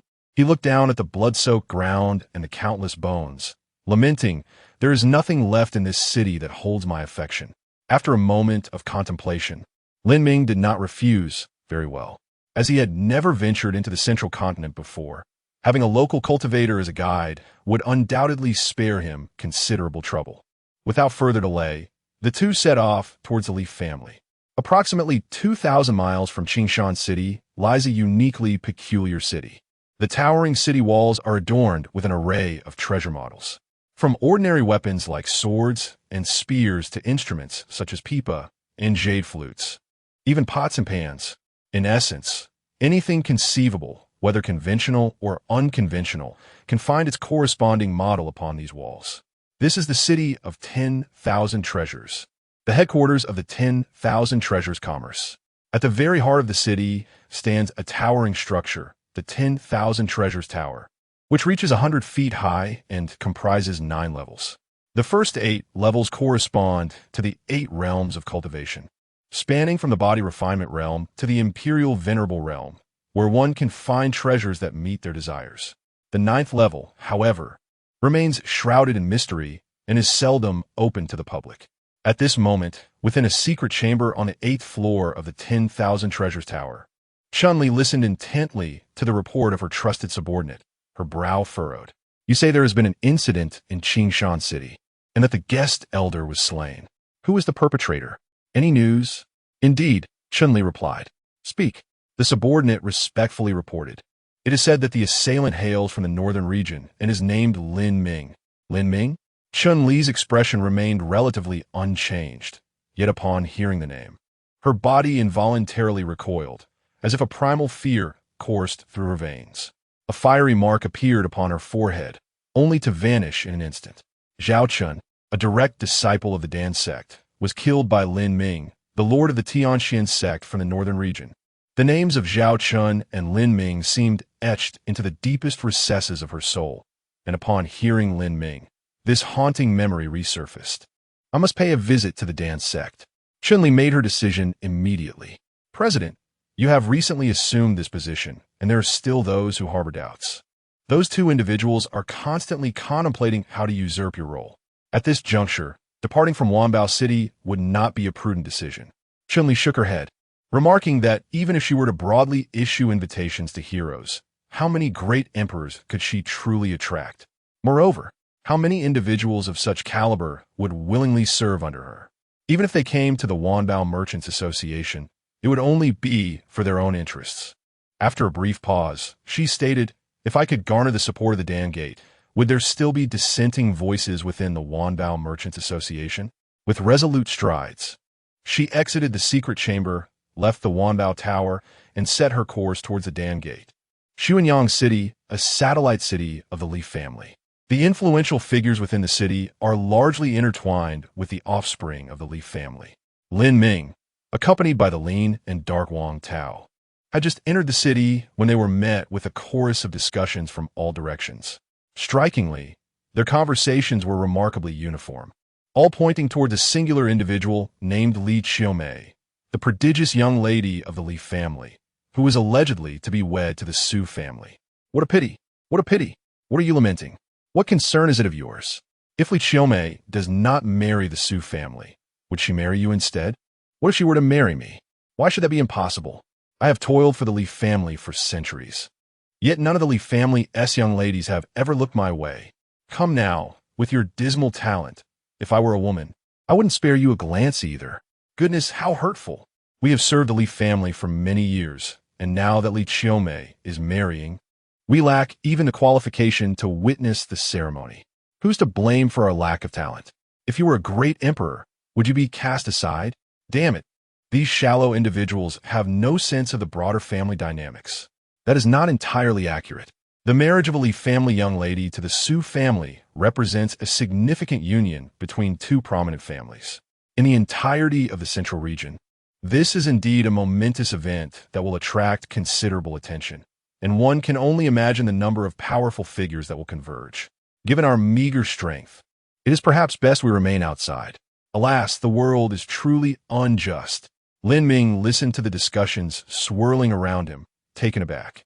I have indeed chosen an opportune moment. He entered a tavern, ordered a pot of wine and 2 dishes, and began to dine with Wang Tao. Senior, are you particularly interested in this matter? Wang Tao glanced at Lin Ming. Lin Ming did not conceal his thoughts, stating, I share a certain connection with the Li family. The former head of the Tianxian sect was the son of the Li family patriarch, yet, due to inadequate talent, he was overlooked by his father. Thus, he traveled thousands of miles to the northern region, striving to achieve something significant to earn his father's recognition. Unfortunately, despite a lifetime of cultivation, he ultimately could not break through to the Empyrean Lord realm, nor did he possess the capability to elevate the Tianxian sect to the pinnacle of the central region. Wang Tao regarded Lin Ming and remarked, I just overheard them say that anyone with the cultivation of a great emperor may attend the Li family ceremony. This could indeed be advantageous for our entry into the Li family. Why would that be advantageous? Lin Ming inquired, blinking in curiosity. Wang Tao spoke with an air of certainty. It is because your esteemed cultivation far surpasses that of an emperor, allowing us to enter the Li residence with complete legitimacy. Lin Ming shook his head, poured a bowl of wine, and drank it all in one gulp. He then replied, I do not possess the cultivation of an emperor. What? Wang Tao could scarcely believe his ears. You lack the cultivation of an emperor? How then did you dispatch a peak emperor as effortlessly as one would slay a chicken? Are you jesting with me, senior? Wang Tao's face was a portrait of confusion. Chapter 34. The City Lord. Originally, Lin Ming intended to infiltrate the Li family directly. However, the wedding of Li Qiumei presented him with an alternative avenue. Anyone at the imperial realm was permitted to attend the ceremony. The dilemma, though, was that he lacked the cultivation of the imperial realm. After a moment of contemplation, Lin Ming remarked, We need to find an emperor to accompany us. Who? Wang Tao instinctively inquired, still grappling with disbelief. Does the senior truly lack even the realm of an emperor? Lin Ming nodded, affirming, Indeed, I do not possess it yet, but I am close. He exited the tavern and gazed toward the distant city lord's mansion, stating, The person I seek is him. In Xuanyang City, the city lord's mansion buzzed with activity these past few days. According to custom, every emperor was allowed to bring 2 companions to the Li family's event. Xuanyang City was merely a peripheral stronghold of the Li family, and aside from the city lord, there were no other visible emperors. Naturally, the inhabitants sought to seize this opportunity, leading to throngs gathering at the city lord's mansion daily, all vying for the coveted slots. City Lord Li Ji made no effort to turn away these individuals. In fact, he had proclaimed that anyone could approach the mansion, but those seeking a spot must find a way to please him. As for what constituted his satisfaction, no one had a clue. No information had leaked from within the mansion, compelling the visitors to employ various means to attract Li Ji's attention. Some resorted to alchemy demonstrations, others showcased their martial prowess, while some, clad provocatively, endeavored to captivate him with their beauty. In essence, every conceivable approach was being attempted. Yet to this day, Li Ji had yet to make an appearance. What are the city lord's criteria? Surely, he ought to provide some guidance. This obscurity is utterly ridiculous. Curse it. I feel like a clown. Do not speak so recklessly. The city lord has his own considerations, beyond our comprehension. It's absurd. Many expressed their frustrations regarding Li Ji's lack of clarity. Wang Tao too was puzzled, noting the city lord's peculiar temperament, refusing to disclose his standards. With such an unconventional approach, how can we hope to secure these two positions? However, Lin Ming did not dwell on such matters. His priority was merely to find an emperor. Wang Tao paused momentarily before hastily following Lin Ming deeper into the city lord's mansion. The sight of their actions left the onlookers in sheer astonishment. Have these two lost their minds? It seems so, especially since the city lord has provided no requirements. Regardless of their madness, do they truly wish for their demise? The crowd exchanged bewildered glances. Although Li Ji had not articulated any selection criteria, he had made one thing clear. Until he granted permission, they were to remain in the front courtyard of the mansion. Should anyone trespass beyond that point, the consequence would be death. The crowd watched in stunned silence as Lin Ming and Wang Tao ventured beyond the front courtyard into the depths of the mansion. It appeared that a spectacle was about to unfold. This is a thought that has arisen simultaneously in the minds of many.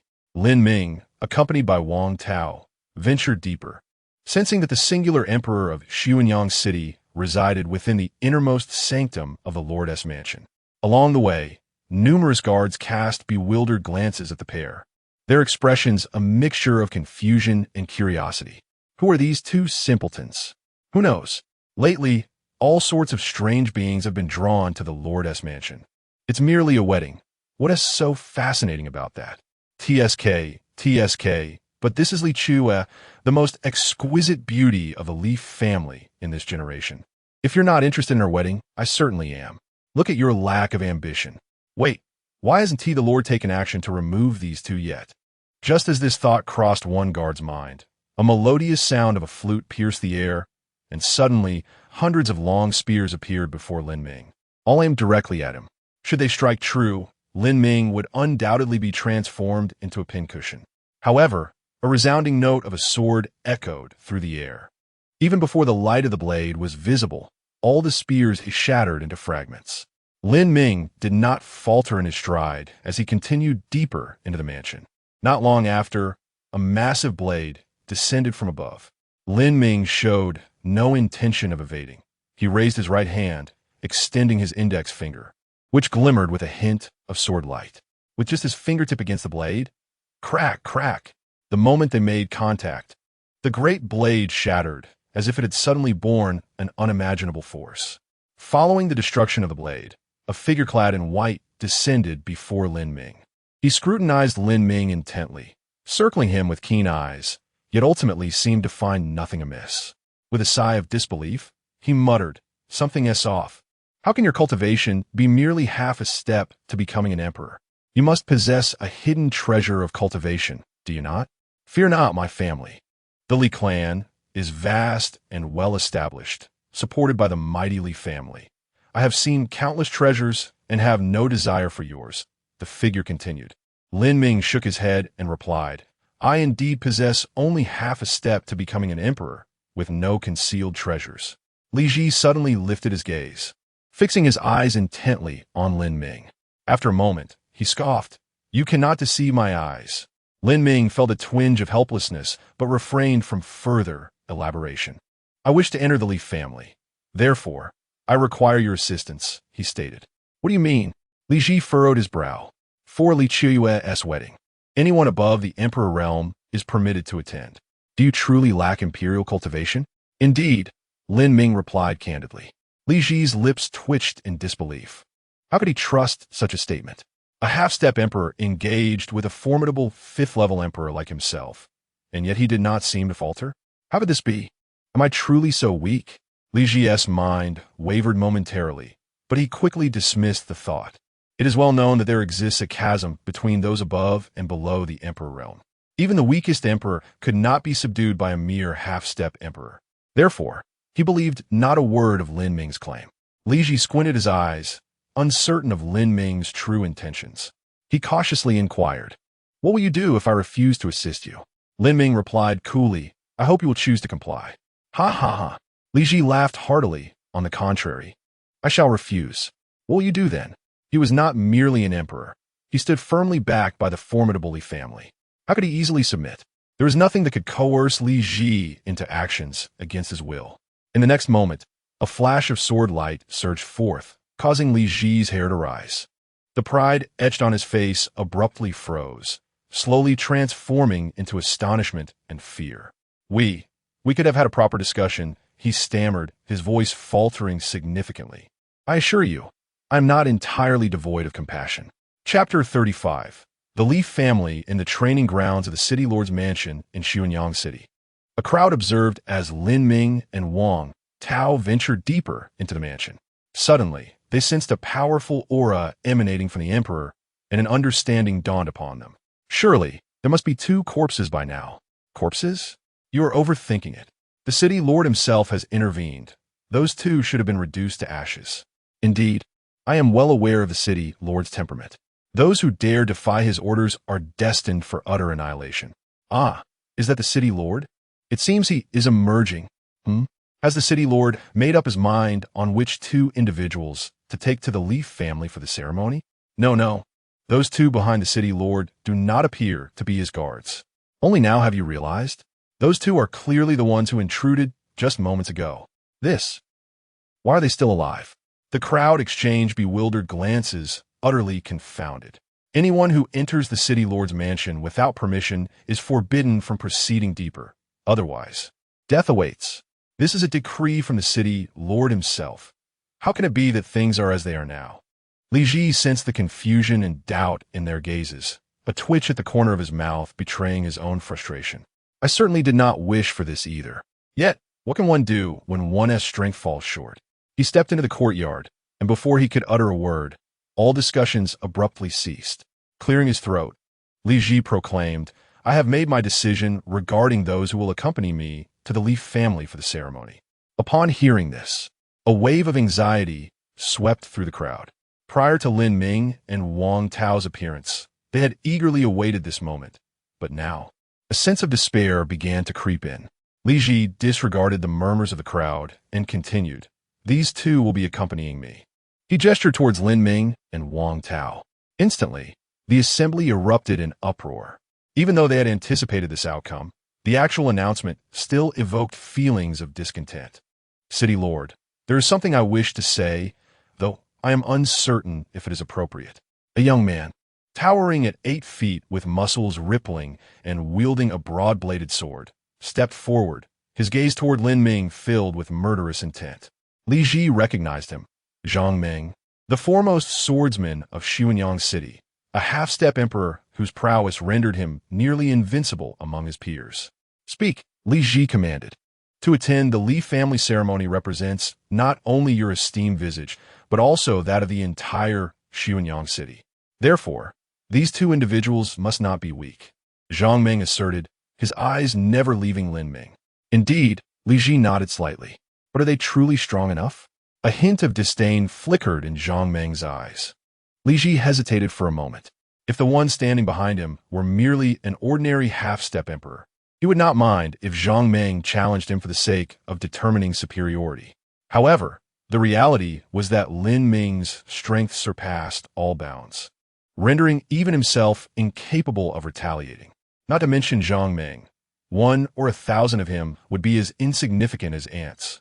Li Ji waved his hand dismissively and stated, They are indeed formidable, stronger than you might expect. This time, those who journeyed to witness the ceremony at the Li residence were indeed they. You may disperse now. The authority of the city lord left the gathered crowd with little hesitation, as they each exited the lord's mansion. However, Jiang Ming remained rooted in place. City lord, I refuse to yield. His hand gripped the hilt of the sword at his back. He had long dreamt of entering the Li family estate to see the one he once cherished. Yet, how could a mere individual like him dare to intrude upon such a prestigious clan? The grand wedding of Li Qiuyue was an unprecedented opportunity. By aligning himself with Li Ji, he could enter the Li household with honor. Yet, unexpectedly, even this chance had been snatched away from him, and he was unwilling to accept it. Seeing his obstinacy, Li Ji coldly scoffed, "Get lost." The terrifying spiritual power of the fifth realm erupted. sending Zhang Meng's body hurtling out of the city Lord's mansion like a leaf caught in a storm. Li Ji wiped the sweat from his brow, casting a cautious glance at Lin Ming behind him. He feared that Zhang Meng's actions might provoke Lin Ming's displeasure. "Do not concern yourself with me. You are the city lord. I am merely your subordinate," Lin Ming replied calmly. Indeed, Li Ji forced a smile that even he found repugnant. "The wedding begins in 3 days. If we depart today, we shall arrive in good time." Originally, even without Lin Ming's presence, he intended to finalize his selection today. "Very well," Lin Ming replied casually. "Then let us set off." Lizinuda Dasizivedi. The journey from Xuanyang City to the Li family's stronghold required traversing 2 cities and 4 sects, all of which were also under the Li family's domain. Without pause, 3 days later, on the morning of the wedding, the trio arrived at the Li family estate. 3 days prior, shortly after Lin Ming's group had departed, Zhang Meng stood outside the city lord's mansion, watching the 3 figures recede, his heart brimming with resentment and turmoil. This anger was directed not only at Lin Ming, but also at the Li family and ultimately at himself. How absurd it was! After diligently training his entire life, what had he accomplished? Was he to be reduced to compromising even the chance to see the one he loved? It was laughable, truly laughable. His fists clenched tightly, his eyes ablaze with fury. He must go to the Li family. He must see that beloved girl. No one could stop him. His eyes reddened, his heart tormented. Ultimately, in a moment of reckoning, his emotions triumphed over reason. Even if it meant death, he had to see her. Gradually relaxing, he gazed at the endless white clouds in the sky and murmured to himself. He then rose and set off towards the Li family. The Li family wedding required one to be of the Emperor realm to gain entry. He would not be deterred. Today, the Li family was exceptionally lively. Along a 100-mile-long corridor, paved with white jade, sat no fewer than 100,000 guests. These were all visitors from afar. Even more astonishing was that each of these guests was an Emperor realm powerhouse. Behind many of these formidable figures stood 1 or 2 attendants. According to Li family regulations, each emperor was permitted to bring 2 guests to witness the ceremony. Of course, one could also bring just 1 or even none at all. Li Ji's cultivation level was neither high nor low among these individuals, compelling him to settle for an ordinary position. Lin Ming, however, paid no heed and took a seat beside him. In contrast, Wang Tao appeared quite awkward, exhibiting a demeanor of wanting to sit, yet hesitating to do so. "What are you doing?" Lin Ming remarked. "Do not feel pressured. The city lord is quite amiable." Upon hearing this, Li Ji's lips curled slightly. Though displeased, he understood the necessity of humility under the circumstances and forced a smile, saying, "It's no trouble. Please, take a seat." Wang Tao glanced around him and softly murmured to Lin Ming, "Senior, I am well aware of the city lord's benevolence, but just look at them. What about it?" Lin Ming responded, surveying the surroundings.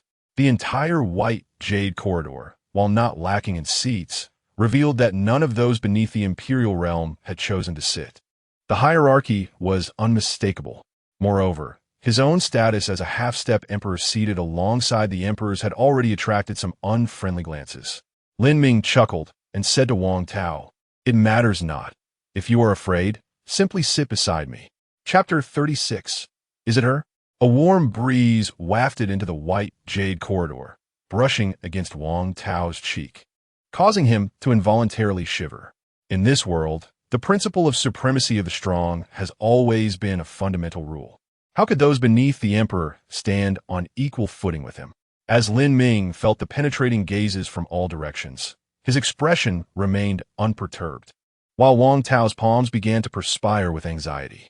In the past century, he had encountered emperors who were far less formidable than even a fraction of the presence within this white jade corridor. To him, each emperor was an unparalleled master. In previous times, merely standing in their presence would have rendered him faint with fear. However, contemplating Lin Ming bolstered his courage. For this senior had effortlessly slain a terrifying figure at the pinnacle of emperorhood. Wang Tao gazed at Lin Ming and earnestly said, "All right, senior." He settled down beside Lin Ming, and as he sensed the scrutiny from both sides, he couldn't help but exhale deeply. This sensation was rather exhilarating. After Wang Tao had been seated for a moment, he found himself at ease, indifferent to the stares surrounding him. After all, even if they found him displeasing, they could hardly resort to violence on such an occasion within the Li family, could they? While Wang Tao was musing, he suddenly heard an emperor nearby speak up. Considering the time, the wedding won't commence for another hour, right? He turned his head to glance at Li Ji and remarked with a smile. Waiting idly like this is quite dull. Li Ji, not being a novice, immediately grasped the implication of the statement. He stole a sidelong glance at Lin Ming, saw his demeanor remained unchanged, and replied, "Indeed, though I wonder what you have in mind." The emperor chuckled. "It has been a long time since I have encountered so many practitioners of the same realm.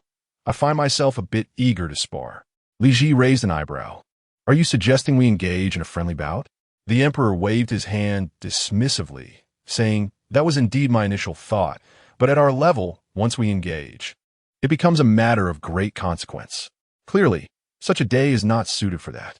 Therefore," he cast a sideways glance at Lin Ming and added with a smile, "Let us allow our juniors to compete instead. It could serve as entertainment to pass the time. What do you think?"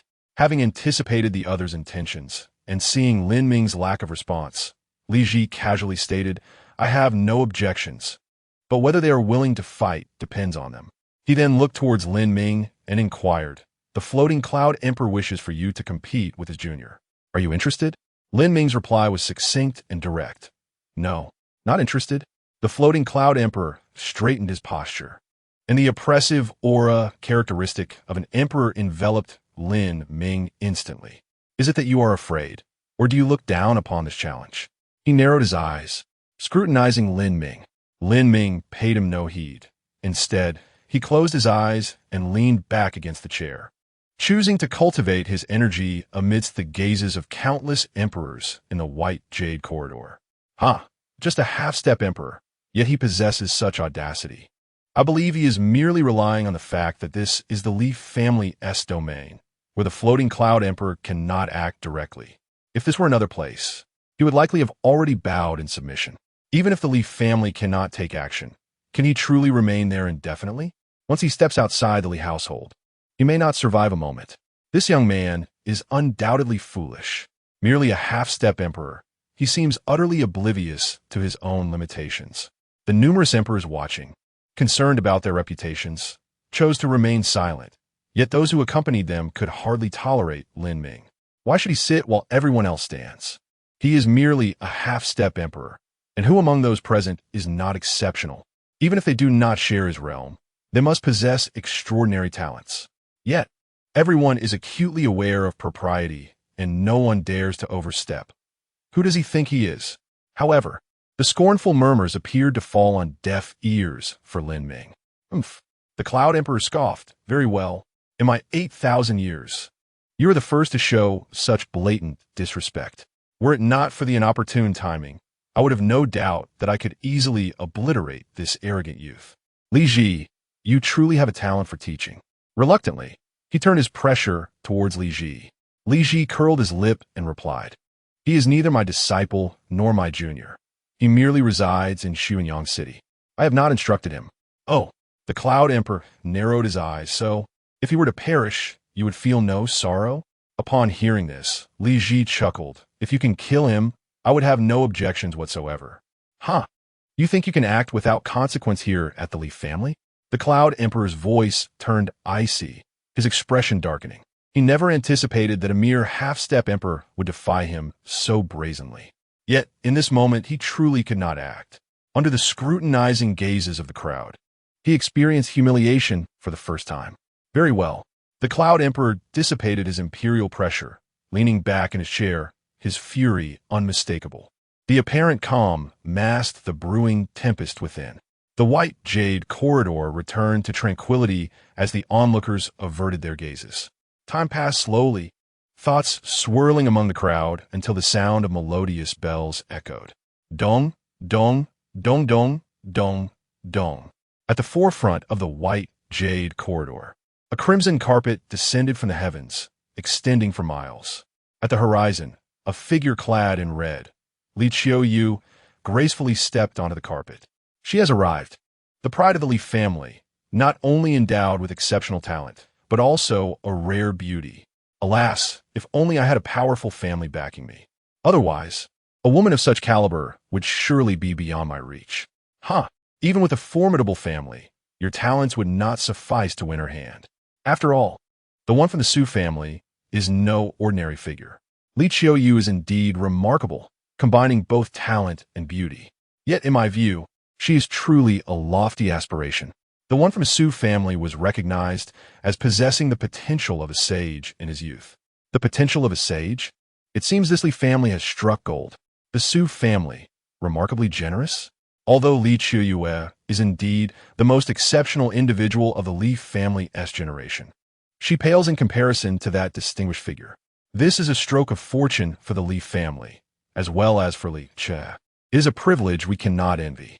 Originally, Lin Ming had been in a state of serene contemplation, but upon hearing the murmurs around him, he realized that the lady known as Li Qiuyu from the Li family had likely made her entrance. Intrigued, he opened his eyes and beheld, in the distance, a woman clad in resplendent crimson attire, devoid of makeup yet possessing an innate beauty. It is her. Gazing upon that breathtaking yet eerily familiar visage, a wave of memories surged within him. Chapter 37. Li Qiuyu at the foot of the Sword Mountain of the Tianxian sect. Lin Ming devoted 3,000 years to the art of swordsmanship.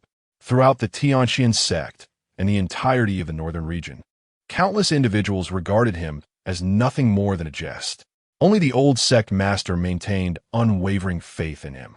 Throughout his 3 millennia of sword practice, the old sect master would visit him annually. It was not until a century ago that the old sect master was accompanied by another.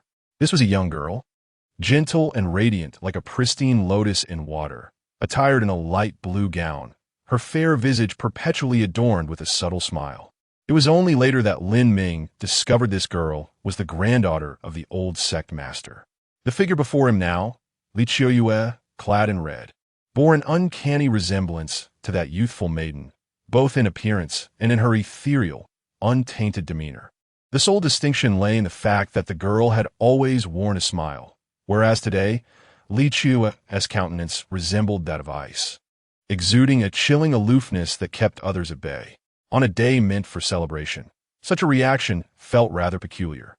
As Lin Ming pondered these thoughts, Li Qiuyu gracefully approached the end of the crimson carpet. At that moment, the thick mist that had enveloped the area seemed to dissipate with the breeze upon her arrival, revealing a grand edifice. Beneath this majestic structure sat a multitude of individuals. These were the elders of the Li family. At the pinnacle of the building stood a solitary figure, a man with a white beard that cascaded to his chest, clad in a dark blue robe that billowed in the wind.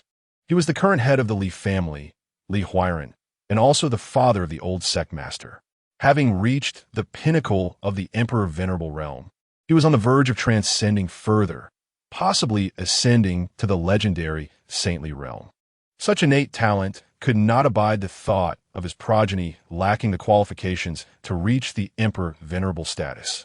Consequently, the old sect master endured scorn within the Li family, leading him to seek his fortune in the northern region. Alas, he ultimately failed to achieve the Emperor Venerable realm. In this world, one's cultivation level dictated the limits of their lifespan. An Emperor Venerable could live for 50,000 years, while an ordinary emperor scarcely reached 10,000. Below the emperor level, the lifespan was limited to a mere 5,000 years. Thus, although the old sect master's time was drawing to a close, his father, the head of the Li family, still enjoyed a lengthy life. Before the grand edifice lay an expansive plaza, now occupied by a solitary figure. As the gaze of the crowd shifted towards this open space, they were irresistibly drawn to the silhouette within. Clad in a white robe, he held a jug of wine, exuding a carefree and casual demeanor.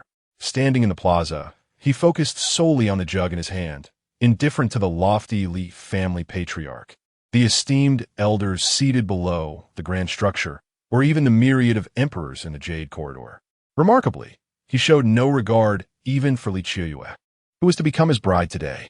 In truth, apart from Li Qiu유's red attire, hinting at the joyous occasion, neither of them exhibited the slightest semblance of desire for matrimony, not even a pretense of such.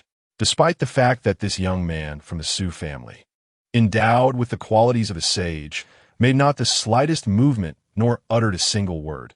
His mere presence commanded the attention of countless gazes, which were unable to divert. Truly, the essence of a sage is undeniable.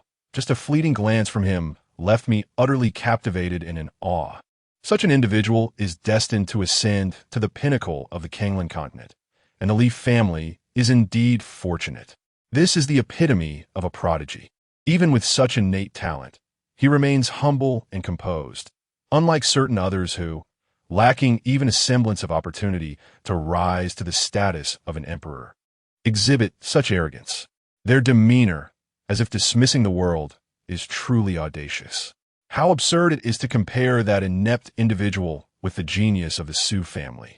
It is a profound insult to the latter. Indeed, that inept one ought to be likened to a foul insect in the mire.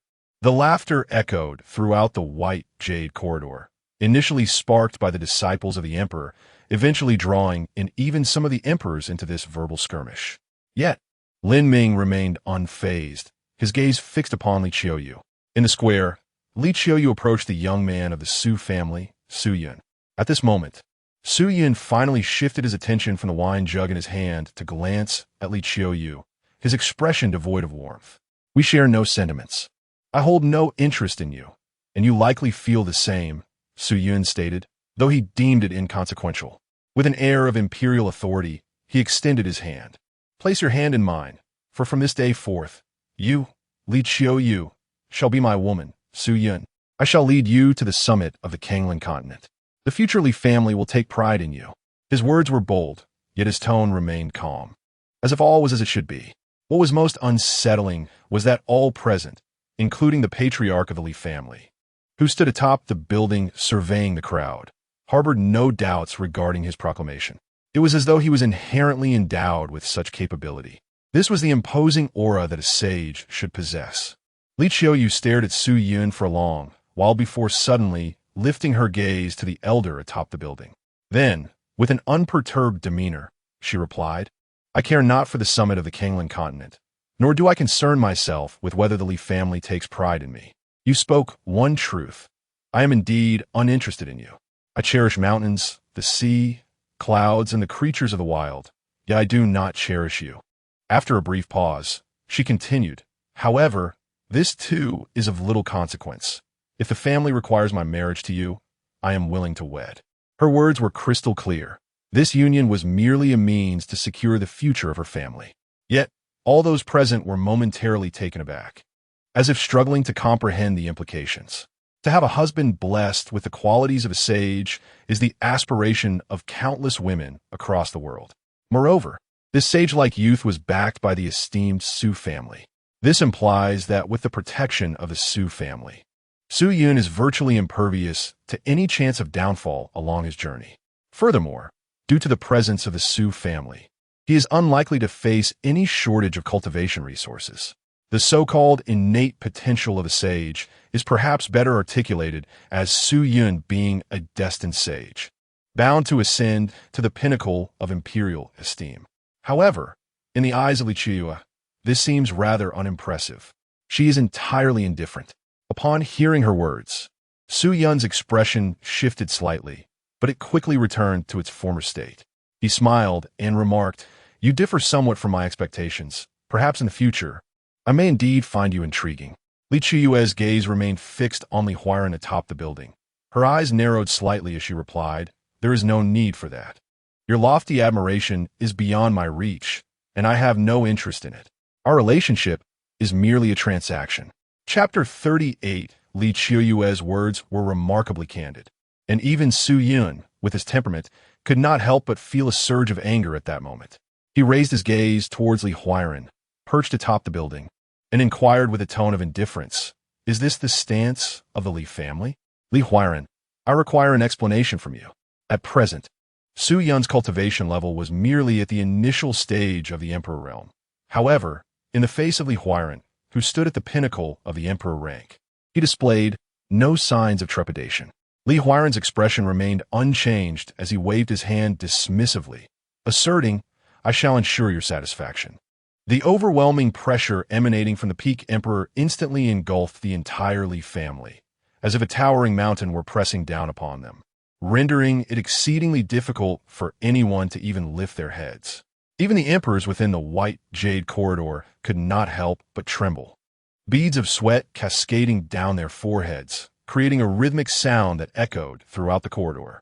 This was merely due to Li Huairan's oppressive aura not being directed at them. Had it been so, the 100,000 emperors present would likely have been unable to endure it. Such was the might of the patriarch of a premier family in the central state, the Li clan. Yet, facing the brunt of this pressure, Li Qiuyue collapsed to her knees with a thud. The ground beneath her shattered like a spider's web, fissures radiating outward in a 100-foot radius. From this day forth, you shall belong to the Su family, as Su Yun's wife. You must respect him, love him, and obey him unconditionally. Do you understand? A mocking smile crept across Li Qiuyue's frigid countenance. Understand what? I have consented to marry Su Yun. Is that not sufficient? Is the Li family a vassal of the Su family? Why must I submit to him? Are you the patriarch of the Li family or the Su family? Li Qiuyue concentrated all her spiritual power into her legs, struggling to rise. A chilling crack echoed through the air, as the jade-like leg concealed beneath her crimson attire could no longer withstand the immense pressure and shattered.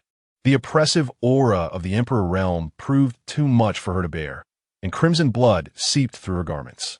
In an instant, the Li family fell into a profound silence. Li Qiuyue lowered her head, gazing at her broken leg, lost in contemplation. After a brief moment, she began to chuckle softly. Grandfather was right. You are a coward, only daring to act tyrannically at home. My Li family is undeniably one of the top families in the central state. Why must we bow and scrape to others? Great-grandfather, I do not comprehend. Her face was a portrait of defiance and resentment. Despite her agreement to wed into the Su family, why must further conditions be imposed upon her? She sought nothing more than to live with dignity, to avoid bowing before anyone, to be beholden to no one. Yet, why did this seem so insurmountable? Li Qiuyue turned her gaze towards Li Huairan, yearning for an answer. Instead of responding, he merely huffed coldly. The patriarch of the Li family is I, not you. Know your place, and I shall still acknowledge you as a member of the Li family. Otherwise, I shall strip you of your powers and expel you from the Li clan. Upon hearing this, Li Qiuyue scoffed derisively. Expelled from the Li family? What difference does that make? In the present day, the Li family, in her eyes, holds little to no allure. While you may remain indifferent, your father cares deeply. Li Huairan seemed to discern Li Qiuyue's thoughts and remarked calmly. Li Qiuyue's expression shifted dramatically as she looked up at Li Huairan in disbelief. Is my father not your own grandson? Who in this world would leverage their own flesh and blood as a bargaining chip to threaten another? Great-grandfather, there are so many outsiders watching. Li Qiuyue was convinced her great-grandfather had lost his senses. In his perspective, all kin appeared to have lost their significance. It seemed that, in Li Huairan's eyes, their entire family was perhaps worth less than a single Su Yun. Was it merely because their talents fell short of Su Yun's? Though this world has always revered the strong, must it truly be taken to such extremes? Li Qiuyue collapsed to the ground, having surrendered her struggle. In a lengthy corridor, the 10,000 great emperors watched this scene unfold, momentarily stunned by Li Huairan's words. The esteemed head of the Li family, standing at the pinnacle of the Kanglan continent, appeared somewhat different from their expectations. Despite his formidable strength and commanding presence, there was an unmistakable inclination to curry favor with the Su family concerning Li Qiuyue. In stark contrast to their astonishment, Su Yun was thoroughly pleased with Li Huairan's conduct. He laughed heartily, proclaiming, "What the head of the Li family has done resonates profoundly with me. Today, I, Su Yun, hereby promise that when I ascend to the apex of the Kanglan continent, the Li family shall undoubtedly become the foremost family, second only to the Su family, if not the foremost power itself." Li Huairan inclined his body slightly, expressing gratitude. "Thank you, young Master Su. There is no need for formalities, for from this day forth, you and I shall be as one family," Su Yun replied nonchalantly. Beside Lin Ming, Wang Tao whispered, Why does this young man appear as if he has already claimed the title of the world's number one? Before Lin Ming could respond, Li Ji scoffed. The most talented young individual of the Su family possesses the potential of a sage. Such a person will inevitably rise to the summit. Although the head's actions may invite disdain from others, I perceive them as the optimal choice. Li Ji gazed at Li Huairan with veneration. The head's willingness to compel Li Qiuyue's submission before the 10,000 great emperors not only humiliated her, but also diminished his own dignity as the head of the Li family. What was the purpose of this? Was it not merely to present a token of loyalty to the Su family? He paused before continuing. Once the Su family produces a sage, there will be but one dominant force across the entire Kanglan continent. When there is a singular supremacy, and no power in the central state can rival it, deciding who lives and who dies will merely be a matter of thought. Those who mock the head today may very well come to admire his foresight in the future. For the survival of the Li family, what do personal honors and disgraces matter? What significance does bearing infamy hold? As Li Ji continued to speak, his fervor increased, and his admiration for Li Huairan flowed forth like an unending river. Do not think he speaks lightly. If Li Qiuyue continues to resist, the patriarch would undoubtedly and unhesitatingly strip him of his cultivation and expel him from the Li family. Even Li Qiuyue's parents would not escape such a fate. After all, not long ago, the patriarch had personally rendered his own son powerless. Which son, you may ask? Suddenly, Lin Ming turned to gaze at Li Ji. Li Ji, scufa de ricibelli. Who else could it be but Li Junlin, the one who left home years ago in pursuit of his own ambitions? Alas, a waste remains a waste. The grandiose proclamations made upon his departure were never fulfilled. Upon his return, he still failed to transcend the realm of the emperor. Such a person is indeed a disgrace to the Li family. Does he even deserve to be the son of the patriarch? Li Ji's eyes were filled with disdain. Chapter 39. Are you the one beneath the Sword Mountain? Within the resplendent corridor of white jade, as Li Ji's voice faded, Lin Ming rose to his feet. What are you doing? Li Ji's expression shifted dramatically. He feared that Lin Ming might cause trouble within the Li family. After all, he was the one who had brought him here. If anything went awry, he would surely face repercussions. The performance had concluded, and it was time to attend to serious matters. Serious matters? What matters? A sense of foreboding began to creep into Li Ji's heart. Lin Ming did not turn around, but replied coolly, I have a question that requires the head of the Li family to answer. What question? Li Ji pressa eagerly. This time, Lin Ming offered no reply. Instead, he strode out of the white jade corridor toward the plaza beyond. His unexpected actions instantly captured the attention of the onlookers within the corridor. The emperors, still reeling from Li Huairan's earlier antics, were now even more astonished by Lin Ming's behavior. What does this young man intend to do? Could it be that he seeks to champion Li Qiuyue's cause? A hero rescuing a damsel in distress? A mere half-step emperor attempting such a feat in this setting? Surely he must be deranged. This fellow is but a half-step emperor, yet here in the white jade corridor, he dares to stand on equal footing with us. His mind must surely be unhinged. Laughter erupted among the group. The floating cloud emperor, situated closer to Lin Ming, was the first to notice his departure. With a smile, he turned to Li Ji, teasing, Your guest seems to be losing his wits, and you do nothing to intervene? Should trouble arise, you may find it hard to absolve yourself. Li Ji opened his mouth to retort, but hesitated, ultimately choosing silence. He was at a loss for how to counter such mockery. Should he confess that, despite being a fifth-level emperor, he was no match for this half-step emperor? Even if he were unbothered by his own pride, others would likely not believe him, merely adding fuel to the fire of ridicule. However, Li Ji opted for silence. Wang Tao, on the other hand, spoke up directly. He gazed at the floating cloud emperor and scoffed. Do you think yourself formidable? The senior merely cannot be bothered with you. Otherwise, do you truly believe you could have survived until now? He had come to realize that within the Li family, none of the emperors dared to act rashly. No matter how powerful they were, their influence was limited. Once he stepped outside the Li family, as long as he remained close to the senior, these emperors would pose no real threat. Faced with the emperors in the white jade corridor, Wang Tao felt no fear. Observing his derisive demeanor and hearing his provocative words. The floating cloud emperor's expression turned icy. Who granted you this confidence? Was it that wastrel? You cannot genuinely believe that following a half-step emperor grants you the audacity to challenge me?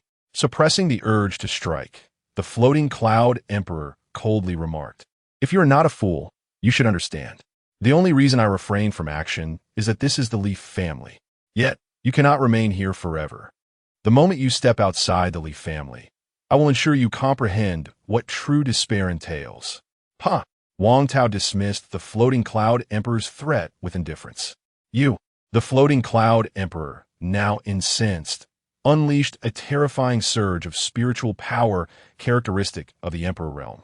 The pristine white jade floor beneath him shattered in an instant, as a surge of spiritual energy coalesced in his palm, ready to be unleashed. Yet in the next moment, reason prevailed. With a muffled groan, he declared, "If I allow you to linger for a while longer, I shall ensure that your existence becomes a living nightmare upon my departure from the Leaf family." With that, he resumed his seat. The gazes of the onlookers shifted from the great emperor of floating clouds to Lin Ming, who now stood alone in the vast square. Initially, only two figures occupied this space, Li Qiuyue and Su Yun of the Su family.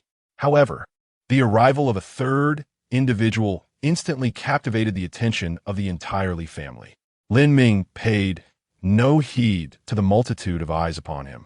He approached Li Qiuyue with a measured pace, bending down to regard the girl, who sat on the ground as if bereft of her very soul. In a soft voice, he uttered, "If you wish to marry Su Yun, no one can impede you. Conversely, if you do not wish to wed him, no one can compel you. Not a soul." His words, though softly spoken, resonated clearly among the gathered crowd. "What did I say? He truly intends to play the hero." One murmured, "How audacious! He has directly slapped the faces of the Li family patriarch and Su Yun. If he survives this, I would willingly bow and acknowledge him as my elder. To offend either the Li family patriarch or Su Yun, let alone a mere inconsequential figure from either clan, would spell certain doom for him." The great emperor of floating clouds chuckled at Lin Ming's audacity. It was amusing to witness such ignorance of one's own limitations. He glanced at Li Ji, thinking, "Today, you are in for a rough time." Li Ji was at a loss for words, silently observing Lin Ming. Laughter echoed from the white jade corridor. Yet Lin Ming remained unfazed. He turned to Li Qiuyue and said, "Contemplate your choice carefully and inform me of your decision shortly." Li Qiuyue lifted her gaze, staring blankly at the youth before her. At first glance, he appeared remarkably pure, as if untouched by the world. However, upon closer inspection, one would discern beneath that gentle facade a brilliance that even the heavens could not suppress. As she blinked, an inexplicable sense of familiarity washed over her. It was as though she had encountered him somewhere before. A figure clad in black, a sword, a youth with a hidden radiance beneath his gentle demeanor. Memories long sealed seemed to spring forth. As she gazed at Lin Ming, a flicker of surprise crossed Li Qiuyue's eyes, followed by a sense of inexplicable peace. It was as if this young man could dissolve all worldly sorrows. Compelled by an unseen force, Li Qiuyue asked, "Are you the one from beneath the Sword Mountain?" Lin Ming nodded slightly, affirming yes. "Do your words hold true?" she inquired, her eyes wide with anticipation. His response was succinct yet resolute. "They do." "Very well," Li Qiuyue mused, a smile gracing her lips. "Then I shall not marry." "How reckless! You are courting death." At that very moment, as her words fell, Li Huairan, standing atop the building, let out a furious roar. From above, a hand descended towards Lin Ming. This strike represented the pinnacle of the emperor's might, surpassing any adversary he had ever encountered. Even the seventh elder of the Pill sect, Su Qing, appeared little more than an insect in the face of such overwhelming power. Before the palm could reach its target, intricate runes manifested across the square, only to shatter under immense pressure. These runes constituted a defensive formation designed to activate solely when the Li family faced an insurmountable assault. It was capable of withstanding the relentless assaults of an ordinary emperor for 3 days. Yet, at this moment, even before the palm made contact, the formation lay in ruins. The strength of Li Huairan was truly astonishing. As the formation crumbled and dissipated, the seemingly indomitable black gold stone ground beneath the square proved utterly incapable of withstanding Li Huairan's strike. Boom! In an instant, the earth shattered, reduced entirely to dust. Chapter 40. If you kill him, I shall kill you in the vast square before the towering edifices of the Leaf family. A tempest of dust swirled amidst the remnants of formidable spiritual energy, a manifestation of the Emperor's might, still wreaking havoc. Within the white jade corridor, numerous emperors gazed in astonishment at the unfolding scene. Did he truly kill him? Not even sparing Li Qiuyue? Indeed, he not only struck down that young man, but also showed no mercy to Li Qiuyue. Frankly, the actions of the Li Patriarch elude my understanding. This is hardly surprising. To you, Li Qiuyue is a crucial member of the Li family. However, to me, she is merely a pawn employed by the Li Patriarch to curry favor with Su Yun. The utilization of a tool is never singular. Had Li Qiuyue complied with his directives, the Patriarch would surely have spared her life. Regrettably, she has resolutely chosen to defy his orders. Thus, what harm is there in her demise? Indeed, with the loss of Li Qiuyue, the Li family still possesses numerous young women of exceptional talent and beauty. In the grand scheme of the Li and Su families, Li Qiuyue is utterly inconsequential. That arrogant young man was undoubtedly deserving of death. But what significance does killing Li Qiuyue hold? It is perplexing. Is this truly the conduct befitting a patriarch? Some emperors expressed dissenting views. Li Qiuyue might indeed have been spared, yet to execute her on the spot would more effectively demonstrate his resolve. Even those closest to him, should they refuse to yield to Su Yun, would face death. Such actions would surely breed discontent within the Li family. However, Su Yun might be quite pleased. Have you misplaced your priorities? The demise of that arrogant young man, struck down with a single blow, is not a cause for celebration. As for Li Qiuyue, that is merely a family affair of the Li clan. Does it require your input? You are right. Were it not for the Li family as presence, I would have long since dispatched that insolent young man with a mere slap. A mere half-step emperor, thinking himself formidable? Within the white jade corridor, the emperors engaged in fervent discussion, redirecting their focus from Li Qiuyue back to Lin Ming. Suddenly, a voice of bewilderment interrupted the discourse. Look, the expression on the Li Patriarch's face seems rather peculiar. What is the matter? How strange. Why does the Li Patriarch keep staring in that direction? That must be where the young man was just standing, right? Beneath that strike, even an emperor would be reduced to naught but bones. What is there to behold? What? A gasp surged through the crowd. Behold, he is not dead. At this moment, the overwhelming spiritual energy belonging to the emperor had dissipated significantly, and the clouds of dust were carried away by the wind. Clad in black, Lin Ming reemerged before the eyes of the assembly. The ground of the square had been utterly shattered beneath that strike, transformed into a bottomless abyss. Lin Ming stood serenely atop the chasm, his body unscathed, even his garment remaining unchanged from before. Behind him, Li Qiuyue, adorned in red, bore an expression of lingering terror, yet overshadowing it was an indescribable joy. This, a mere half-step emperor, withstanding the full might of the Li Patriarch as strike, and scathed? I believe I have discerned the reason behind this fellow's audacity. Indeed, he possesses genuine confidence. The myriad emperors present felt their worldview undergo a profound transformation in that fleeting moment. Yet, the Cloud Emperor's joy swiftly morphed into sorrow, as the smile upon his face vanished instantaneously, replaced by a pallor that rendered his previously rosy complexion ghostly white. Meanwhile, those who had earlier mocked and scorned Lin Ming now found themselves engulfed in despair, fervently hoping that the head of the Li family would vanquish Lin Ming in one fell swoop. Li Ji drew a deep breath, sensing a heightened tension within himself. Although he had long recognized Lin Ming's extraordinary prowess, he had underestimated it far more than he realized. To withstand the head of the family's strike unscathed was nothing short of astonishing. Did this not imply that this seemingly half-step emperor-level individual might indeed possess the strength of a peak emperor? And Lin Ming was precisely the one he had brought from the Li family. Li Ji dared not contemplate further. Atop the towering edifice, Li Huairan narrowed his eyes, an unusual gravity settling upon his countenance. Your hidden strength, what brings you to the Li family? Despite Lin Ming's apparent half-step emperor status, all present were convinced that he concealed greater power. I harbor no intention of hiding my capabilities. I come to the Li family without ulterior motives, merely seeking a response from the head of the Li family regarding one matter, Lin Ming stated. Huh. Li Huairun let out a light chuckle, completely disbelieving of Lin Ming's claims of unintentional concealment. However, he recognized that dwelling on such matters bore no significance. What do you wish for me to respond to? Li Huairun queried from his elevated position. Lin Ming replied, Li Junlin has perished. Although his lifespan was nearing its end, it should not have occurred so swiftly. Therefore, I wish to inquire whether his demise is in any way connected to you. No sooner had the words left his lips than Li Huairun erupted into boisterous laughter. Ridiculous, utterly ridiculous. Li Junlin is my own flesh and blood, and you dare to suspect me of his murder? Maintaining his composure, Lin Ming continued, I would not have thought such a thing, yet had I not shielded Li Qiuyue just now, she would have surely become a corpse. Your readiness to strike at Li Qiuyue, coupled with your disdain for a son you have never valued, renders your actions entirely comprehensible. Li Huairun shook his head, hands clasped behind his back, standing atop the edifice with an air of solitary detachment. He spoke coolly. What of Li Junlin's death? Whether I killed him or not, what difference does it make? Who are you to question me?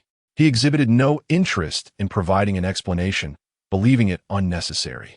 From his lofty vantage point, Li Huairun regarded Lin Ming as though he were not but an insignificant insect. Lin Ming raised his right hand, slowly drawing forth the rusted iron sword from behind him. This very sword had been bestowed upon him by the late patriarch, Li Junlin. Throughout his life, Li Junlin had striven for the recognition of his father, Li Huairun. Yet, after nearly a decade of endeavors in the northern region, he had still failed to achieve his desire. The chasm separating him from the realm of the emperor was but a single step, yet it represented two entirely different worlds. Today, Lin Ming brandished the sword as he arrived at the Li family, not only to ascertain the truth behind Li Junlin's death, but also to convey a message to the head of the Li family, Li Huairun. His son, Li Junlin, is a most exceptional person in this world. Gripping the rusted sword, Lin Ming raised his head, his gaze piercing as he fixed it upon Li Huairun. Speaking with measured gravity, the Li Junlin you disdain is the most significant individual in my heart. If you harm him, I shall bring ruin upon you. If you take his life, I shall take yours. His voice betrayed no emotion, yet within the jade corridor, the hearts of 100,000 emperors trembled. The elders of the Li family, gathered below the towering edifice, simultaneously rose, their eyes directed at Lin Ming, brimming with murderous intent. High above, Li Huairun erupted in laughter. Your audacity surpasses his by leaps and bounds. Come, let me witness the source of your confidence. Chapter 41. The gold and silk armor in the Li family's inner sanctum, the vast plaza before the towering edifice had transformed into an unfathomable abyss. Lin Ming, wielding a rusted sword, stood atop the chasm. The murmurs within the jade corridor ceased. The self-proclaimed emperors, who prided themselves on witnessing grand spectacles, fell silent, their hearts racing in trepidation. On one side stood Li Huairun, the head of the prominent Li family of Zhongzhou, and on the other, an unknown figure who had faced Li Huairun's palm strike and scathe, undoubtedly revealing combat prowess at the pinnacle of the emperor's realm. Such a clash, within the vast expanse of the Kanglan continent, was a rare sight indeed. Patriarch, this young man is peculiar. We should exercise caution, an elder from the Li family advised.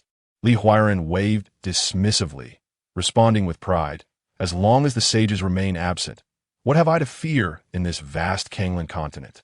Indeed, he could not gauge Lin Ming's strength, but it mattered little. He was certain of one thing: Lin Ming was no sage.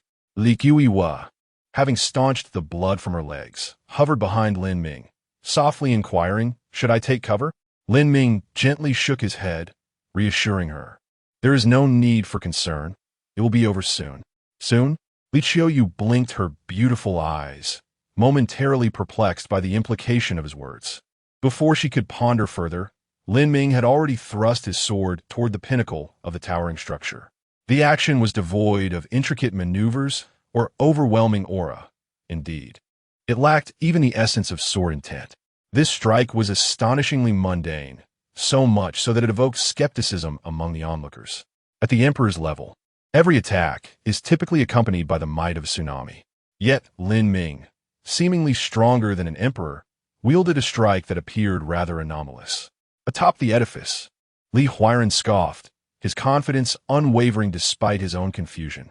Great Luo's heaven-toppling seal, he bellowed, causing the heavens to tremble. A palm print, colossal enough to obscure the sun, materialized in the sky, as storms brewed and thunder rumbled ominously. The spiritual energy within a 1,000-mile radius surged tumultuously. Under the weight of this terrifying force, the jade corridor shattered into dust. 10,000 emperors erupted with their spiritual power, shielding themselves and their followers.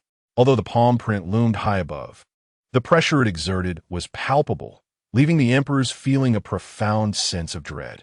Beneath the edifice, the Li family's grand elder exhaled in relief. Excellent. The patriarch has not underestimated the foe. It seems my concerns were unfounded. I have never doubted the patriarch. We grew together, and who knows his character better than us? Yet, that young man gives off an odd impression, no matter how I assess him. His cultivation appears to be merely a half-step into the emperor realm. What means does he possess to so flawlessly deceive our perceptions? As the elders exchanged thoughts, Lin Ming, still wielding the rusted sword, approached the gargantuan palm print. In comparison to the imposing mark, he appeared as an insignificant ant. Except for Li Qiuyu and Wang Tao, all present regarded Lin Ming with skepticism, merely anticipating his imminent obliteration beneath the palm. However, at that moment, beneath the colossal imprint, Lin Ming, resembling an ant, raised his rusted sword and suddenly thrust it forward. Swoosh! A harsh and piercing sound resonated above the Li family estate. In the next moment, the massive handprint unexpectedly split apart, as if a colossal piece of fabric had been severed in twain by a sword. Endless spiritual energy surged forth. Lin Ming, wielding the rusted sword, maintained his momentum, thrusting upwards towards Li Huairan. What? Even Li Huairan, with his extensive knowledge, momentarily stood in stunned disbelief. The secret techniques he took pride in were rendered utterly powerless before Lin Ming. The great Luo heaven-turned seal was certainly formidable. The only explanation was that this man, who appeared to possess merely half a step towards imperial status, was far more potent than he had anticipated. Li Huairan's expression turned grave. He clasped his hands together, and a towering golden figure, 100 feet tall, emerged behind him, its splendor imposing. With a solemn demeanor, he began to chant softly. Subsequently, the magnificent golden figure enveloped Li Huairan entirely. More accurately, he was shielded by this radiant apparition. This was the Li family's most powerful defensive technique, nearly impenetrable at the same level. Within the protective aura, Li Huairan furrowed his brow. Although he had always been exceedingly confident in his abilities, the approaching rusted sword instilled a flicker of fear within him. A flash of light emanated from the ring on his right hand, and a suit of golden silk armor materialized in his grasp. Without a moment's hesitation, he donned it. Your strength is truly astonishing. With 2 layers of defense, Li Huairan's confidence returned to his countenance. However, I am quite curious about the means by which you concealed your true power. Even now, I cannot discern your genuine capabilities. Lin Ming remained silent, his rusted sword advancing unrelentingly, piercing through the 100-foot golden figure. This ultimate defense of the Li family still failed to halt Lin Ming in the slightest. In an instant, he was standing before Li Huairan. The flicker of terror in Li Huairan's eyes vanished. As the head of the Li family, his dignity compelled him to stand firm. Below, the elders of the Li family, who had previously appeared complacent, now wore expressions of pallor. How could he be so strong? Where on earth did this man come from? And why would he appear at my Li family on such a day? Had they forgotten his earlier words? He had come for Li Junlin. Li Junlin, within the central region, had few friends, let alone allies of such terrifying strength. Most of Li Junlin's life had unfolded in the northern region. Perhaps this man was one of his acquaintances from there. The northern region? Such a remote place could harbor such a fearsome individual? The elders of the Li family were now filled with trepidation, yearning to rush forth and eliminate Lin Ming on the spot. However, this thought lingered only for a fleeting moment. It was a jest. Even the peak power of the family had paled in comparison to this opponent, rendering any attempt by them utterly futile. Meanwhile, the 100,000 emperors across the way had long since fallen into a stupor. The great Luo heaven-turned seal invoked such dread within them that even the slightest trickle of released power could spell their doom. However, before he could fully appreciate the formidable power of that palm strike, it was effortlessly pierced by his sword, with remarkable ease and without any strain. Subsequently, Li Huairan unleashed the most potent defensive technique of the Li family, which they perceived to be exquisitely intricate. Yet, barely had this thought emerged when Lin Ming's sword once again penetrated that layer of golden light defense. At this moment, only one question lingered in their minds. Where did this anomaly come from, and why is he so powerful? Many gazes involuntarily turned towards Li Ji. The majestic golden figure, despite having been pierced by Lin Ming, did not dissipate.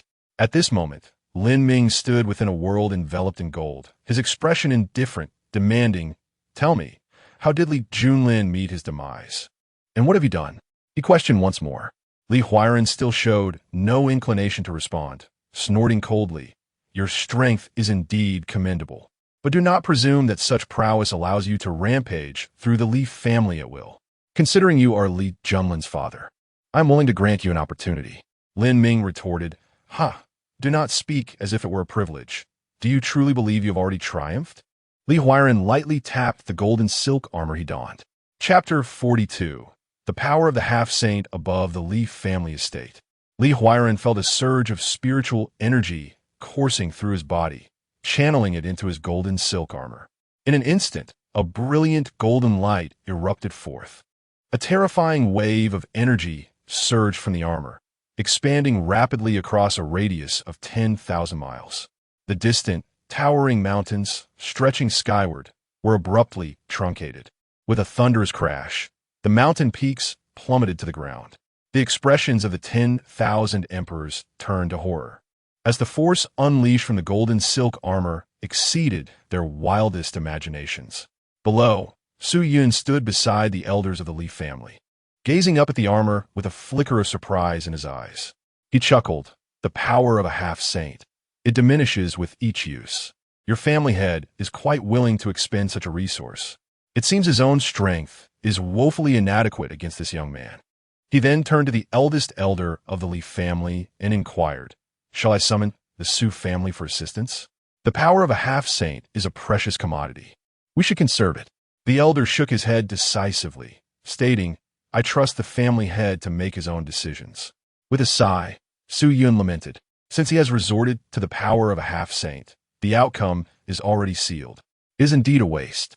He then uncorked a flask of wine and began to drink heartily, seemingly oblivious to the unfolding events. As the power within the golden silk armor was unleashed, l'irrance aura intensifié. Threads of rule power swirled around him. In that moment, Li Huairan, at the pinnacle of the emperor realm, briefly ascended to the half-saint realm. 10 breaths of time, Li Huairan murmured to himself. In the half-saint realm, I can only sustain this for 10 breaths. But it is sufficient.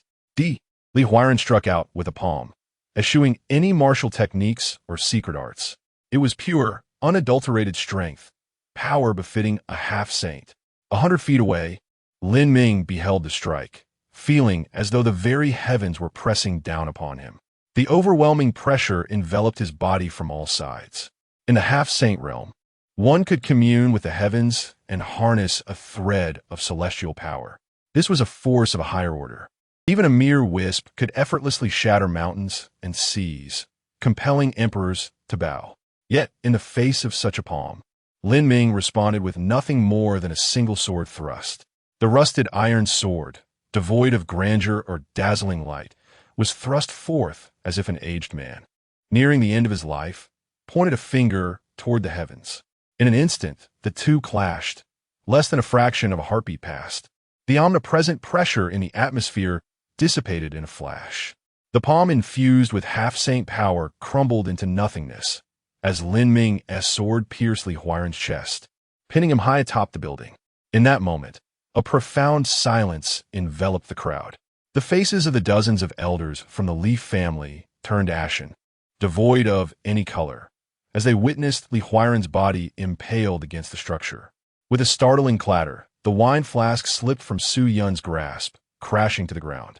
Possessing the potential of a saint, he understood better than anyone the sheer magnitude of the half-saint's power. However, just moments ago, he witnessed the overwhelming power of the semi-saint being effortlessly pierced by a single sword strike. Who on earth is he? At the location of the 10,000 great emperors, Li Ji swallowed hard. How formidable is this person who accompanied him? Will the Li family face annihilation because of this?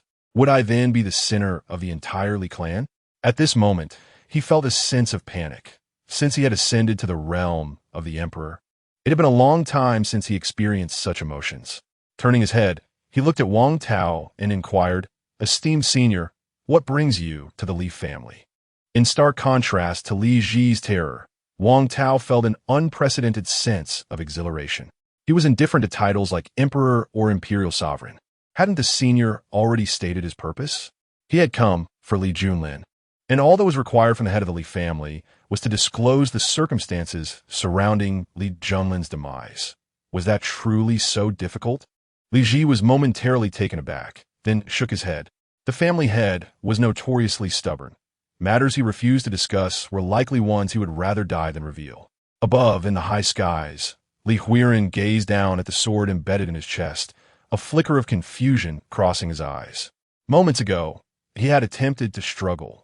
Yet even the full force of his semi-saint power, unleashed in an instant, proved utterly futile.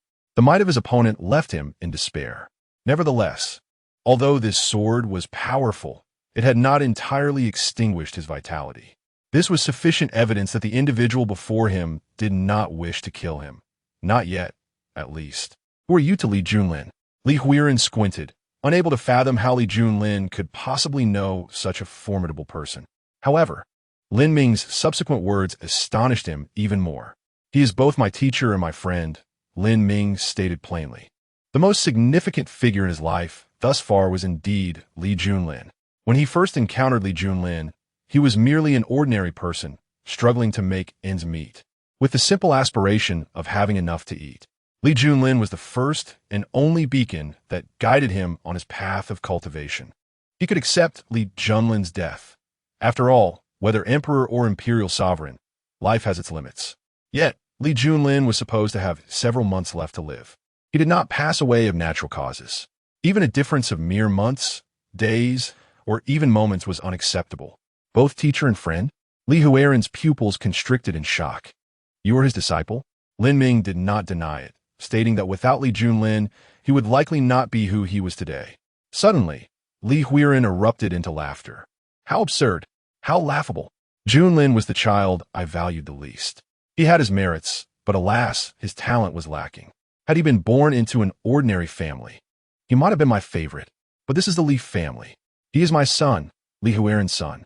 His talent must not be inferior. He never anticipated that his seemingly useless son would have a disciple of such caliber. Lin Ming furrowed his brow, coldly insisting, "Get to the point. How did Li Junlin die?" Li Huiren let out a snort. He was a man on the brink of death. Does it truly matter how he meets his end? Perhaps it is of little significance to you, but to me, it holds greater importance than the entirety of the Kanglin continent. Lin Ming raised his hand and stated coldly, "You have 3 breaths time, if you do not speak." "You Shai Di." Li Huiren's expression shifted. At his level of cultivation, he was exceedingly sensitive to the presence of murderous intent. Although Lin Ming had previously displayed a strength far beyond his expectations, the murderous aura had not been particularly intense, almost negligible. However, now that aura seemed to manifest with a palpable weight, akin to a sharp blade poised above him. Even someone as seasoned as Li Huiren instinctively shuddered beneath the pressure of that intent. He spoke in a grave tone. "I do not know." He had opposed Li Qiuyue's marriage to Su Yun, leading to a fierce dispute. In a fit of rage, he had crippled Su Yun's cultivation and confined him within the cliff of reflection. By the 3rd day, he had perished. I did not kill him. Chapter 43. The arrival from the Dan sect. Upon hearing Li Huairan's words, Lin Ming cast his gaze downward at the elders of the Li family, who appeared utterly bewildered by fear. What he had just stated was indeed the truth. The Grand Elder, not daring to show any sign of negligence towards Lin Ming, immediately nodded in affirmation, saying, "What the master has said is indeed true. I would stake my life on it." On the other side, Li Qiumei chimed in, "Grandfather was certainly not killed by the master." Lin Ming turned to glance at Li Qiumei and nodded slightly, indicating his understanding. He withdrew the rusty sword embedded in Li Huairan's chest and sheathed it on his back. Just as Li Huairan was about to breathe a sigh of relief, Lin Ming pointed towards his dantian. "What?" Li Huairan's complexion drained of color in an instant.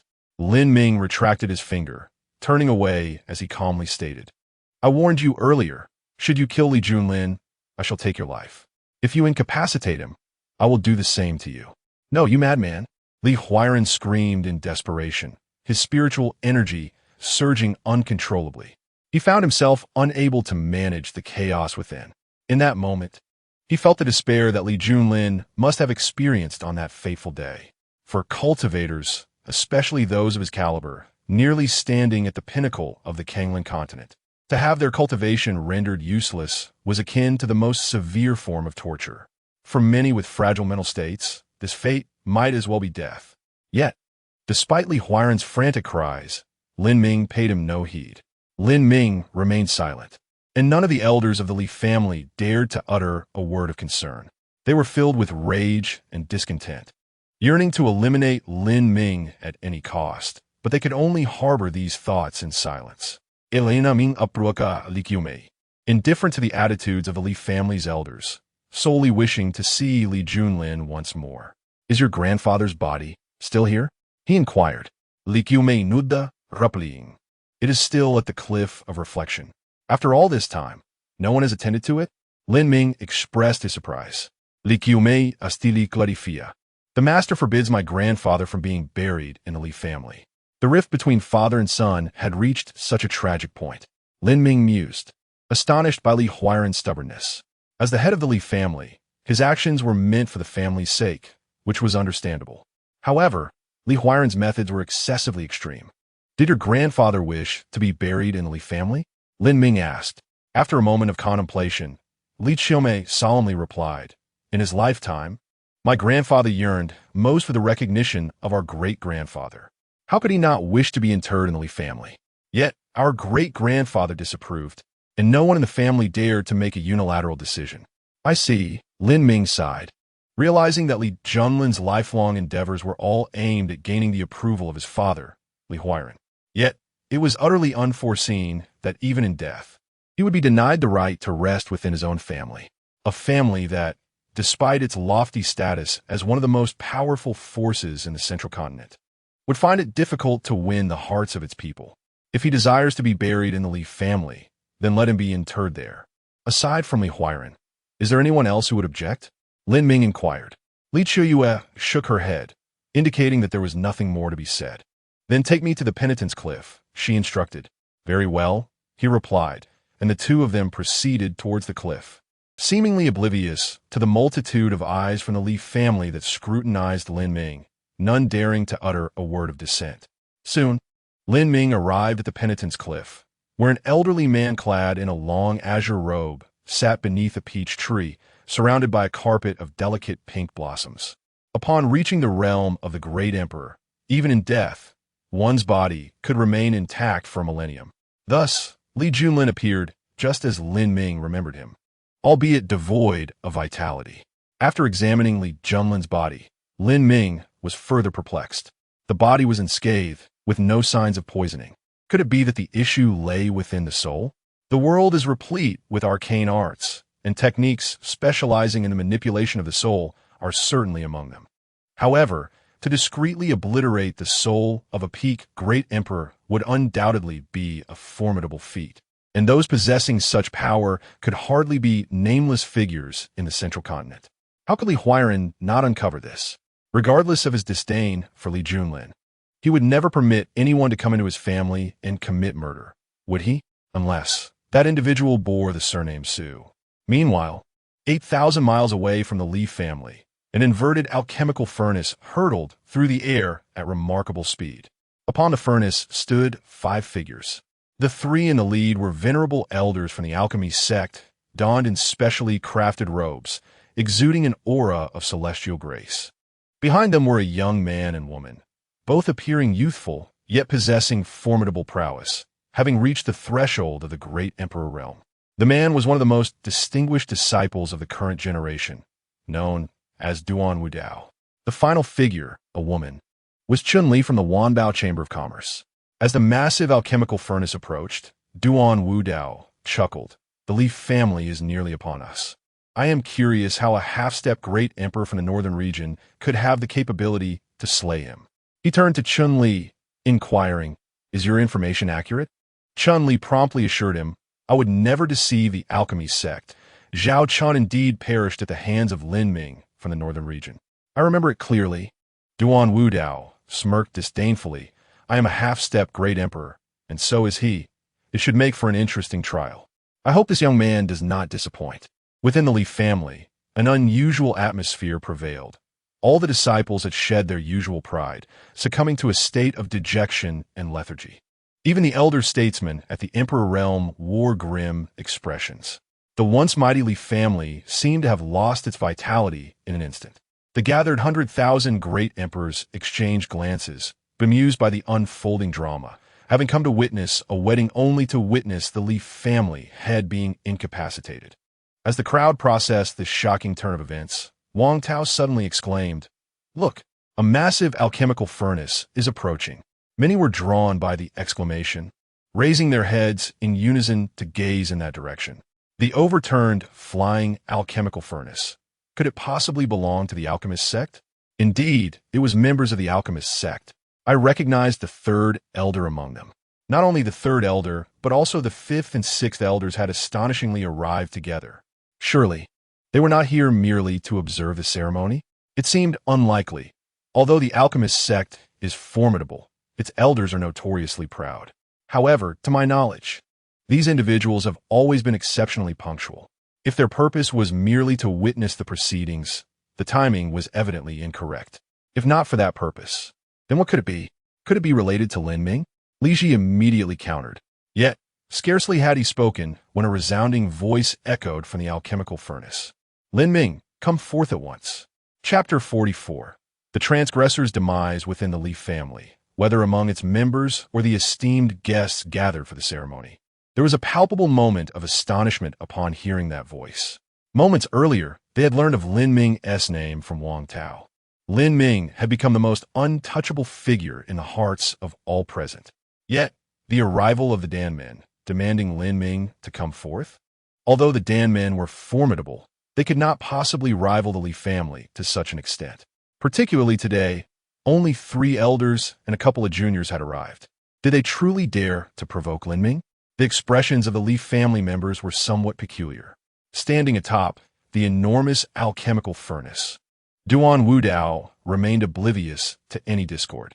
He stepped forward, hovering above the Li family, and proclaimed loudly, "I am Duan Wudao of the Dan men. Lin Ming has slain my junior brother Zhao Chun, and today I seek justice for him. I implore the Li family not to shield him." The elders of the Li family exchanged glances. Once engulfed in despair, they now felt a flicker of hope. Against Lin Ming, they clearly had no prospects for vengeance. But aligning with the Dan men might change the tide.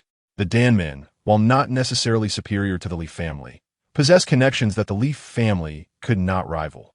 Then, the chief elder of the Li family ascended to the skies, confronting Duan Wudao. He spoke deliberately, "Heed my counsel. Perhaps it would be best to let this matter rest." Duan Wudao, facing an elder of the Li family whose cultivation far surpassed his own, displayed no trace of fear. Is the Li family intent on opposing the Dan men? The elder of the Li family shook his head, sighing. The Li family has no desire to contend with the Dan men, nor do we harbor intentions to protect Lin Ming. I merely wish to caution you. Lin Ming is not someone you can afford to offend. His strength far exceeds your expectations.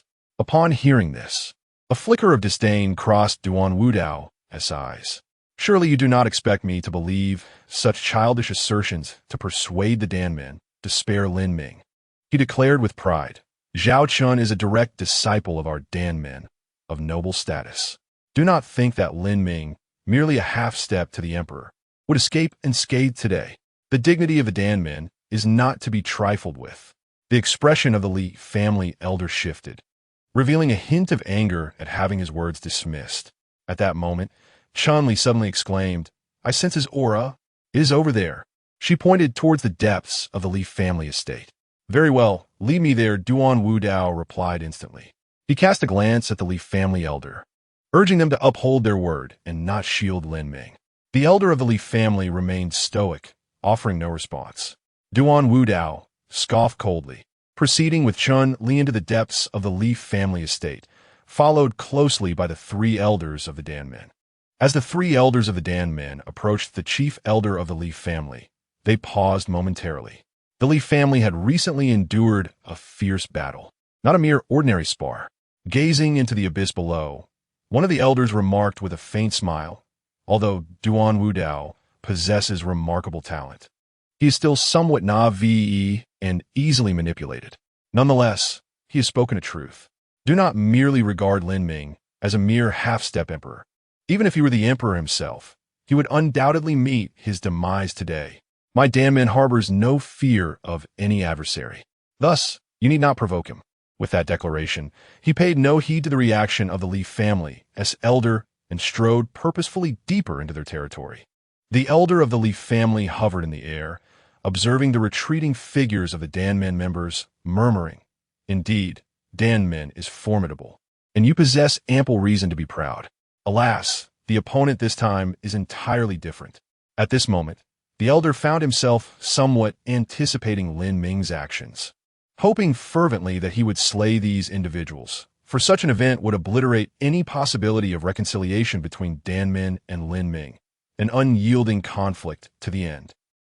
In the Li family cemetery, Lin Ming held the lifeless body of Li Junlin, intending to find a fitting resting place for him.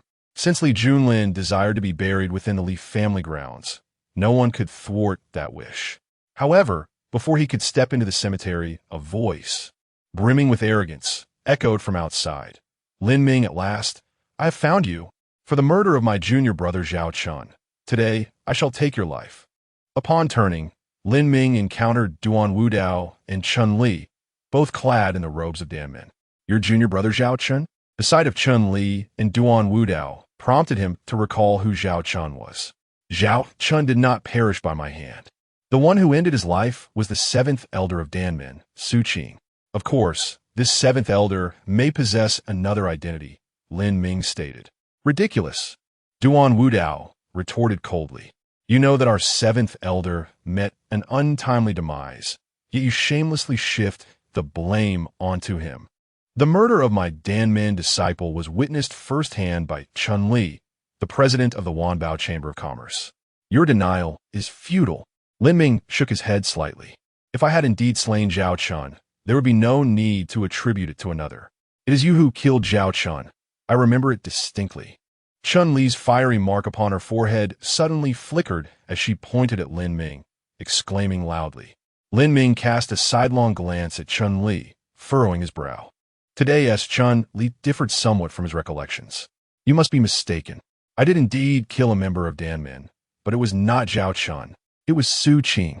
Lin Ming spoke with a calm demeanor, as though recounting a trivial matter. However, Duan Wudao was taken aback. The three elders behind him were equally astonished. They had anticipated Lin Ming to vehemently deny having killed the cherished Zhao Chun of Dan men, yet they never expected him to so candidly admit to slaying Su Qing.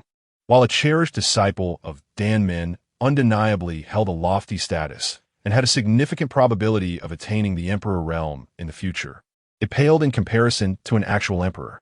If he feared retaliation from Dan men, how could he so boldly declare the killing of Su Qing?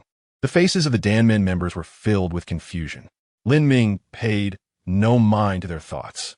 Having clarified the matter, he disregarded the group, raising his right index finger to draw a line 10 paces before him. "Cross this line, and you shall die. We shall address the affairs of Dan men later. At this moment, I have far more pressing matters to attend to." He simply wished to hasten the burial of Li Junlin in the Li family cemetery. Indifferent to the trivial matters of the Danmen and eager to avoid further disturbances. However, the members of Danmen had a different perspective, particularly Duan Wudao. After a brief moment of astonishment, he let out a furious roar. "Are you mocking me? What power does Elder Su Qing possess? He could crush you with a mere finger. To claim you could kill him is sheer folly, a delusion." In the next instant, he stepped forward and unleashed a powerful palm strike towards Lin Ming, exclaiming, "Die!" Yet, as his body crossed the line drawn by Lin Ming, a flash of sword light cleaved through him. Blood emerged from his forehead, cascading downwards. With a soft sound, his body was severed in two. Just a moment ago, Duan Wudao had been vociferously proclaiming his intent to kill Lin Ming, but now he lay lifeless, a corpse drenched in blood. Within the Li residence, silence reigned. Chapter 45. Su Qing outside the Li family cemetery. Duan Wudao's lifeless body was cleaved in two, a pungent scent of blood instantly permeating the air. The expressions of the three elders from the Danmen turned grave. They were ever prepared to act in order to ensure Duan Wudao's safety. Yet, who could have anticipated Lin Ming's decisive strike, executed without a hint of hesitation, his sword moving with an astonishing swiftness? The esteemed disciple of Danmen, so easily dispatched, had left them no time to react, much like crushing an ant beneath one's heel. "Impudent scoundrel!" roared the third elder of Danmen, his fury igniting as he lunged towards Lin Ming. "Come here!" In an instant, he crossed the line Lin Ming had drawn upon the ground. How could a formidable being of the Emperor's realm, a third elder of Danmen, deign to heed Lin Ming's threat? Well, of crossing this line, to slay Duan Wudao was one matter. Could he dare to kill him? However, in the next moment, a dazzling flash of sword light swept through the air. The third elder's eyes still held astonishment and a trace of regret. Then, with a swift motion, his body split apart from the center of his forehead. With a sharp sound, he was cleaved in two. The death of the third elder was no different from that of Duan Wudao, as both fell victim to the same sword strike. The stench of blood grew even more intense. Chun Li's pupils constricted, filled with sheer terror. The remaining two elders of Danmen instinctively retreated 100 miles, gazing from afar at the unassuming line before the Li family cemetery, their hearts racing, too fearful to cross it.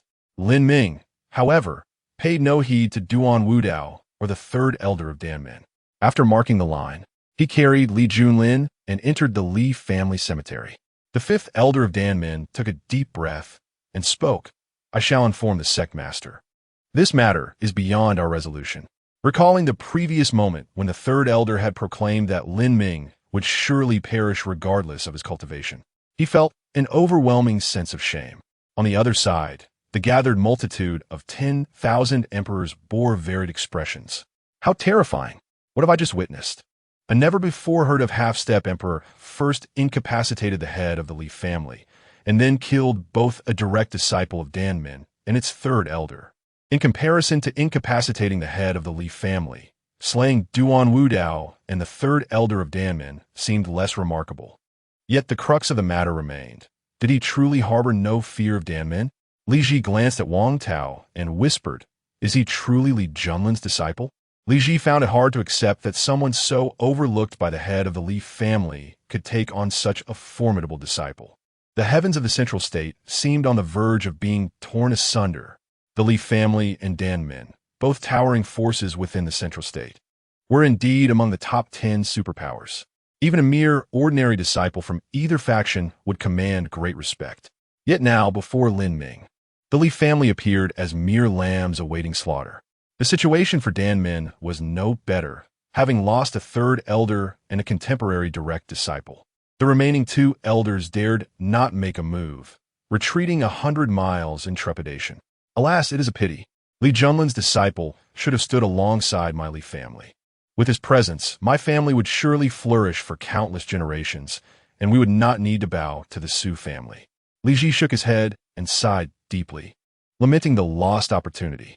Beside him, Emperor Floating Cloud swallowed hard, unable to discern whether he felt anxious or fearful. Life had never seemed so grim. With a sharp clap of his hands against his mouth, he scolded himself. How foolish of you. To stand on equal footing with such a figure is a privilege. Yet you dare to question and ridicule. He smacked his face again in frustration. After a moment, Emperor Floating Cloud waved his hand, preparing to leave the Leaf family with his 2 disciples. He was uncertain if Lin Ming would seek vengeance against him. The best course of action was to depart unnoticed. As he soared into the sky, he believed that if he remained inconspicuous, he would avoid significant trouble. However, just as he ascended, he spotted a colossal palm print hurtling toward him from afar. With a resounding thud, Emperor Floating Cloud was slammed into the ruins of the White Jade Corridor. His 2 disciples were reduced to nothingness beneath that single strike. Moments later, a cold voice echoed from above. Since you have come to witness the spectacle, you shall see it through to the end. Until this matter is resolved, none may leave the Leaf family. Emperor Floating Cloud could not discern the speaker's identity, but he knew that the person far surpassed him in strength. Beneath the towering edifices of the Leaf family, Su Yun gazed up at the figure above, respectfully addressing Grandfather. My dear grandson, remain here for now. I must have a word with your Uncle Li. The speaker was none other than Su Qingtian, the current head of the Su family, who shared the same cultivation level as Li Huairen, both being at the pinnacle of the Emperor Venerable realm. Su Junadit replaying. Very well, Grandfather. It is important that you attend to your business first. In the heights of the towering building, Li Huairen sat cross-legged. After a period of self-reflection, he had regained much of his composure. Throughout his life, he had always prioritized his family. Contemplating Lin Ming's identity, a flicker of regret crossed his eyes. This individual ought to have been a member of the Li family, yet he now stood as an adversary. Such is the unpredictability of fate. Brother Li, suddenly, a voice interrupted his thoughts. He looked up to see Su Qingtian approaching. Li Huairen was not surprised. Su Yun was the Su family's beacon of hope, and they would naturally keep close watch over him. Su Qingtian approached Li Huairen with a smile, saying, the situation for the Leaf family is dire. Your vendetta may never find resolution. What do you wish to convey? Li Huairen's demeanor remained neutral, his voice calm. At present, his cultivation had been crippled, and whether the Leaf family would rise or fall was no longer within his control, nor within the grasp of the Su family. It all hinged on Lin Ming's intentions. Li Huairen understood that further attempts to curry favor with the Su family would be futile. Su Qing extended his hand and stated bluntly, hand over the golden silk armor, and I shall avenge you. Li Huairen shook his head in refusal, declaring, there is no need. If my downfall can quell Lin Ming's wrath and help us safeguard the Leaf family's legacy, I am willing to accept my current plight with grace. Swing Huff, you are truly obstinate. Since you refuse to comply, I shall take matters into my own hands. Suddenly, a pitch-black banner materialized in his grasp. The previously composed Li Huairen's countenance changed drastically at the sight of the banner. He rose to his feet and scanned the surroundings, only to witness intricate runes swirling in the air, harmonizing with the dark banner. Thud. Overwhelmed, Li Huairen collapsed onto the ground in despair. Chapter 46. They are dead. All of them as the most prestigious families in the Central State. The Li and Su families have each produced a half-saint. After the demise of the Li family's half-saint, a golden silk armor was left behind, containing his final remnants of power, capable of allowing those at the peak of the Emperor's realm to briefly transcend into the half-saint domain. However, the consumption of this power is irreversible. Each use diminishes its potency. Conversely, the Su family's half-saint was more adept in the realm of the soul. In his final moments, he forged the soul-devouring banner, utilizing his own soul as its foundation. Initially, the power of the soul-devouring banner paled in comparison to the golden silk armor, lacking the ability to grant its user transcendent capabilities. Yet, the banner could grow stronger by incessantly devouring souls. Should it consume enough potent and numerous souls, it could ultimately unleash a blow equivalent to that of a peak half-saint. You covet not only my golden silk armor, but also my soul. Li Huairen collapsed to the ground, engulfed in profound despair. Before him stood Su Qing, whose cultivation had once been on par with his own, yet now he felt utterly powerless, akin to a fish on a chopping block. The soul of one at the peak of the Emperor's realm is worth at least 100 ordinary emperors. How could I possibly let you go? In the central state, near its heart, a colossal treasure cauldron hovered in the air. Upon it stood a youth with flowing black hair. Listening to the messages conveyed through a sound transmission talisman, the calm demeanor he had maintained began to waver slightly. Lin Ming, a seemingly insignificant figure at the threshold of the emperor's realm, had astonishingly slain the third elder with a single sword strike. Fascinating. After a moment of contemplation, he murmured, "Even if it is not for the sake of avenging the third elder, I must meet you." 30,000 miles away from the Li family, a towering figure, muscular and wielding a broad-bladed sword upon his back, was hastening toward the Li estate. This was Jiang Ming, who sought to compete with Lin Ming for the opportunity to enter the Li family. Surrounding the Li family were numerous affiliated factions. To approach the Li estate, one had to traverse through the territories of these subordinate forces. Typically, those with cultivation at or above the emperor's realm could pass without obstruction. After all, these affiliated factions lack the audacity to offend an emperor. However, those below this level often faced inquiries. Without a suitable reason, one might find passage denied. Thus, Jiang Ming's progress was not swift. On this day, he arrived at the outskirts of a city. The gatekeeper, a middle-aged man with a faint smile, extended his hand upon seeing Jiang Ming and stated, "It is simple to pass through here. Just offer me spirit stones." A flicker of astonishment crossed Jiang Ming's face. He had traversed several factions along his path and had never encountered such an agreeable situation. "Very well," he replied readily, retrieving 100,000 spirit stones from his storage ring and respectfully presenting them. "This is a token of my esteem."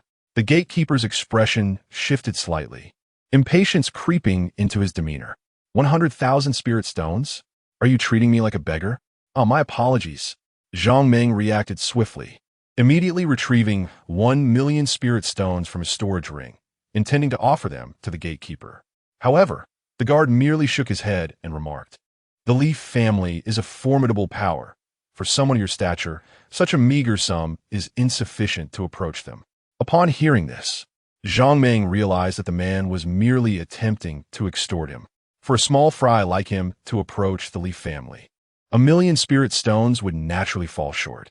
Yet, at this moment, he only sought passage through the territory of the Li family's subordinate forces. Crossing the city did not guarantee entry into the Li family. "How much do you desire?" Even though he understood the other's ulterior motives, he found himself with no alternatives. For the sake of entering the Li family and meeting his beloved, he was willing to endure. The guard did not respond, but instead inquired with a smirk, "How many spirit stones do you possess? Do you intend to offer them all?" Jiang Ming's expression darkened instantly. "Huh," the guard scoffed. "You seem to have an objection?" "Of course I have an objection." Jiang Ming's heart seethed with fury.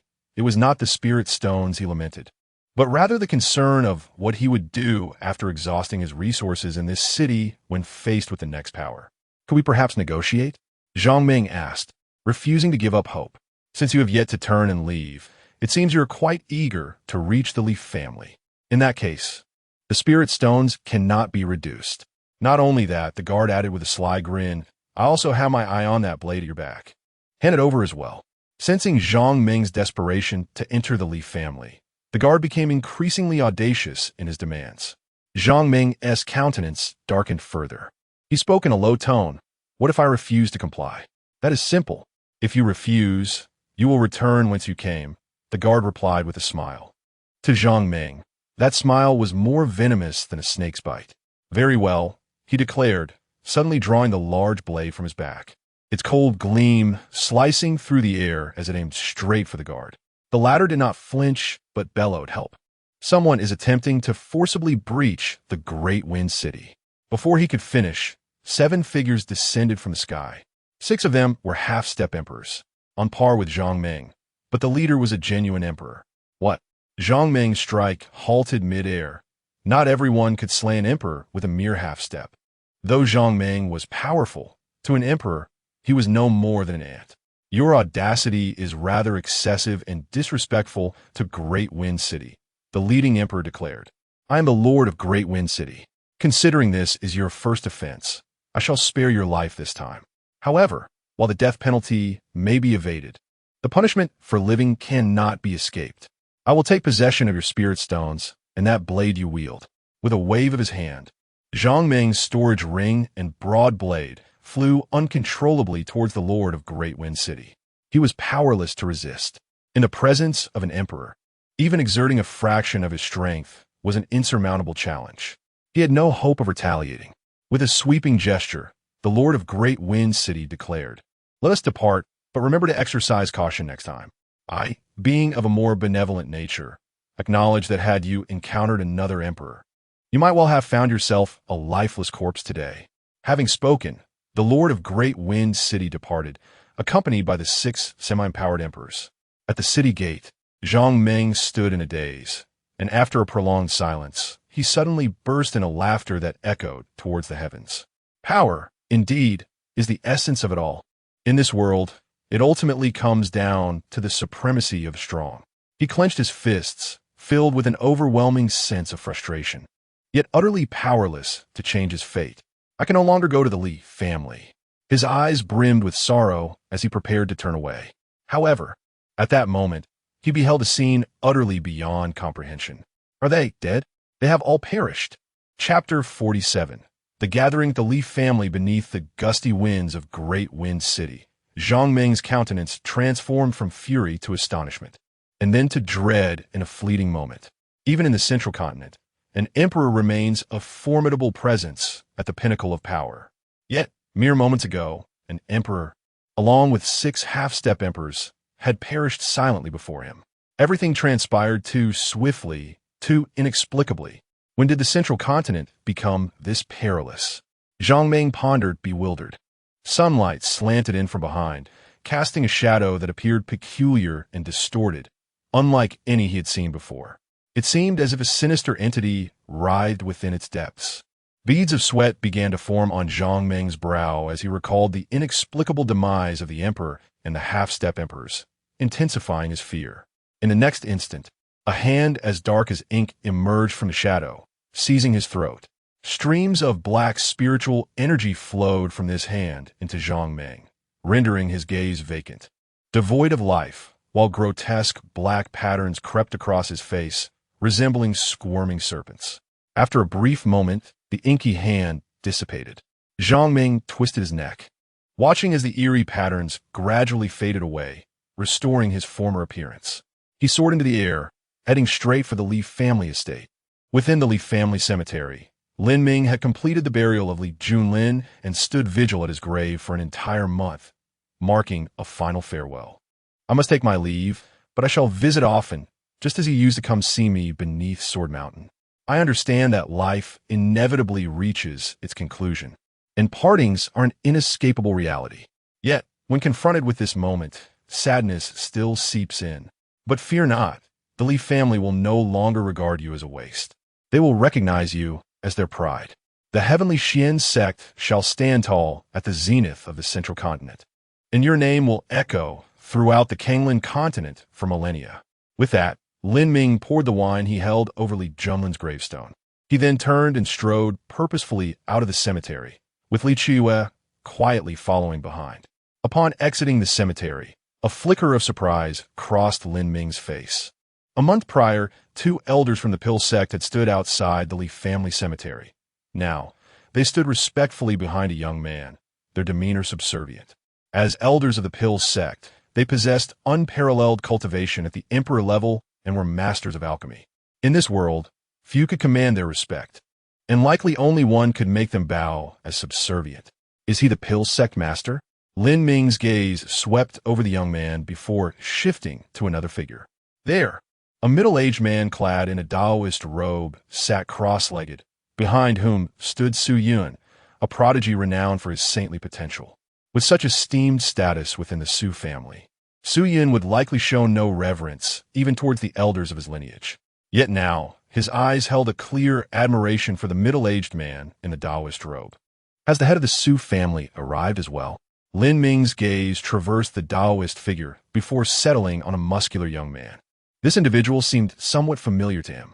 Indeed, it is Zhang Ming, the foremost swordsman of Xuanyang City, possessing the cultivation of a half-step emperor. While the appearance of the leader of the Dan sect and the head of the Su family in this location is understandable. Zhang Ming's presence comes as a profound surprise. Even more astonishing is the fearful gaze that the 10,000 emperors cast upon him from a distance. In another location, somewhat farther from the mausoleum, the elders of the Li family and their numerous descendants exhibit expressions of deep sorrow, each face inscribed with the despair of hopelessness. Lin Ming furrows his brow. Merely a month has elapsed, and the world appears to have undergone a dramatic transformation. Where's Wang Tao? Lin Ming's expression shifts abruptly. For within his perception, Wang Tao's aura has vanished entirely. There is no trace of him left within the Li family. Wan Tao, Wan Tao. He has been slain by Zhang Ming. In the distance, Li Ji communicates mentally. Just as his words are spoken, Zhang Ming suddenly turns. His eyes filled with murderous intent directed at Li Ji. He raises a finger and points at him, uttering a single word, death.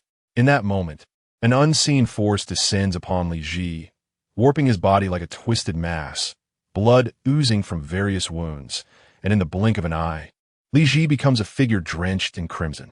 Despite possessing the cultivation of an emperor, he finds himself utterly powerless to resist.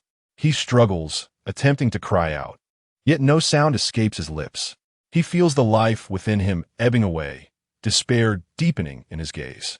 However, at this critical moment, a rusted iron sword pierces the space between Li Ji and Zhang Ming. Instantly, the eerie force enveloping Li Ji dissipates, summoning all his spiritual energy. He retreats thousands of miles, silently acknowledging the narrow escape. Huh, do you think you are safe now? From thousands of miles away, just as Li Ji relaxes, an utterly cold voice resonates beneath him. What? Zhang Ming's form bizarrely materializes from the shadow, beneath Li Ji's feet, swiftly reaching for his throat. In that fleeting instant, a rusted sword descends from the heavens, piercing Zhang Ming's arm. Zhang Ming cries out in agony, his eyes filled with fierce resentment as he gazes at Lin Ming above. Why did you kill my people? Lin Ming looks down at Zhang Ming. Zhang Ming sneers. Not only will I kill your people, but I shall also kill you. With that, he melds into the shadows beneath him, leaving not a trace behind. With his head bowed, Lin Ming's eyes flash with a strange crimson light as the power of the blood-eyed force from the abyss of the underworld awakens. He surveys the surroundings, but finds no sign of his adversary, the concealment method leaving not a single trace. Nonetheless, Lin Ming's expression remains unchanged. He descends from the sky, landing upon a large stone. In the next moment, that stone transforms into a broad and magnificent sword. Lin Ming steps forward, and with each stride, the shattered stones, grasses, and swirling sands instantaneously morph into countless swords. With every step he takes, an array of swords follows in his wake. Gradually, the entire world behind Lin Ming transforms into a realm of blades. Zhang Ming shot forth from the shadow beneath a fragment of stone, a profound scar from a sword glaring upon his body. How is this possible? What sorcery is this? Zhang Ming, momentarily aghast, concealed himself within the shadow, with not a trace of his presence revealed. It ought not to have been discovered. However, the very surroundings of his hiding place had transformed into a sea of swords. He had initially thought this to be a mere trivial illusion, yet to his astonishment, those swords were not only real, but exceedingly sharp. With a stern countenance, he regarded the approaching Lin Ming, submerging himself once more into the shadows. Lin Ming, shaking his head slightly, declared it futile. In an instant, with but a single thought, the area within 100 miles metamorphosed into an ocean of blades. The shadow remained, yet these swords had also become Lin Ming's eyes. No whisper of movement could escape his notice. You have come to the Li family with such effort, only to play hide and seek with me? Chapter 48. A sword outside the Li family residence. Amidst the vast ocean of swords spanning 100 miles, Lin Ming's voice resonated with an eerie calmness devoid of warmth. Yet, it elicited no response. Zhang Ming seemed to have vanished into thin air. This peculiar and bizarre technique was tailor-made for an assassin, lurking in the shadows without a trace of his presence. Lin Ming had few enemies in the central region. The Dan sect was one, and the only other was the demon cult. If you choose not to reveal yourself, then remain hidden forever. In an instant, the sword aura surged within a 100-mile radius, with thousands of sword shadows piercing every shadowy nook. Suddenly, a scream shattered the silence as Zhang Ming's figure erupted from the shadow beneath Lin Ming, his palms striking fiercely toward him. However, as his form materialized, he was instantly pierced by myriad swords. Ultimately, when his dark hand was merely a foot away from Lin Ming, it fell limply. Zhang Ming's life force dissipated entirely. Far away, tens of thousands of miles distant, a young man shrouded in darkness suddenly spat out blood, his handsome visage paling to an alarming white. In his cold, astonished gaze lingered a hint of disbelief. He had perished so effortlessly. Lin Ming's prowess had been grossly underestimated, significantly underestimated. Lin Ming cast a glance at the deceased Zhang Ming, then stepped forward to stand once more at the entrance of the Li family cemetery. The leader of the Dan sect scrutinized Lin Ming for a moment, a flicker of confusion crossing his eyes. What kind of treasure could allow one to conceal their aura so flawlessly? He observed Lin Ming for a prolonged time, still only able to discern his realm as a half-step emperor. Yet, how could a half-step emperor possess such abnormal capabilities? The Dan sect leader stepped forward, regarding Lin Ming with a cold demeanor. "Why did you slay my Dan sect elder?" Lin Ming offered a faint smile. "He sought to kill me. Thus he met his end. It was not my intention to slay him." "Is that your sole justification?" the Dan sect leader inquired. "It is not merely justification. It is the truth. He aimed to kill me. How could I allow him to live?" Lin Ming replied. "Very well." The Dan sect leader let out a hearty laugh. "That ability to transform all into swords should be your strongest technique, correct? I wish to test it." Although he smiled, the murderous intent was unmistakable. Above, in the heavens, a flash of lightning split the thick clouds, revealing a massive furnace descending like a mountain. A terrifying pressure enveloped the area. Boom, boom, boom. Within the Li family, the 100,000 emperors gathered to witness were unable to withstand even a single breath, all collapsing to the ground. The followers of these emperors fared even worse. As if subjected to a dreadful assault, 99% of them were obliterated into fragments, blood splattering everywhere. Among them were many with the potential to become emperors. Yet in this moment, they were no different from mere ants. The disciples of the Li family huddled beneath a protective light barrier, a defensive formation of the Li family.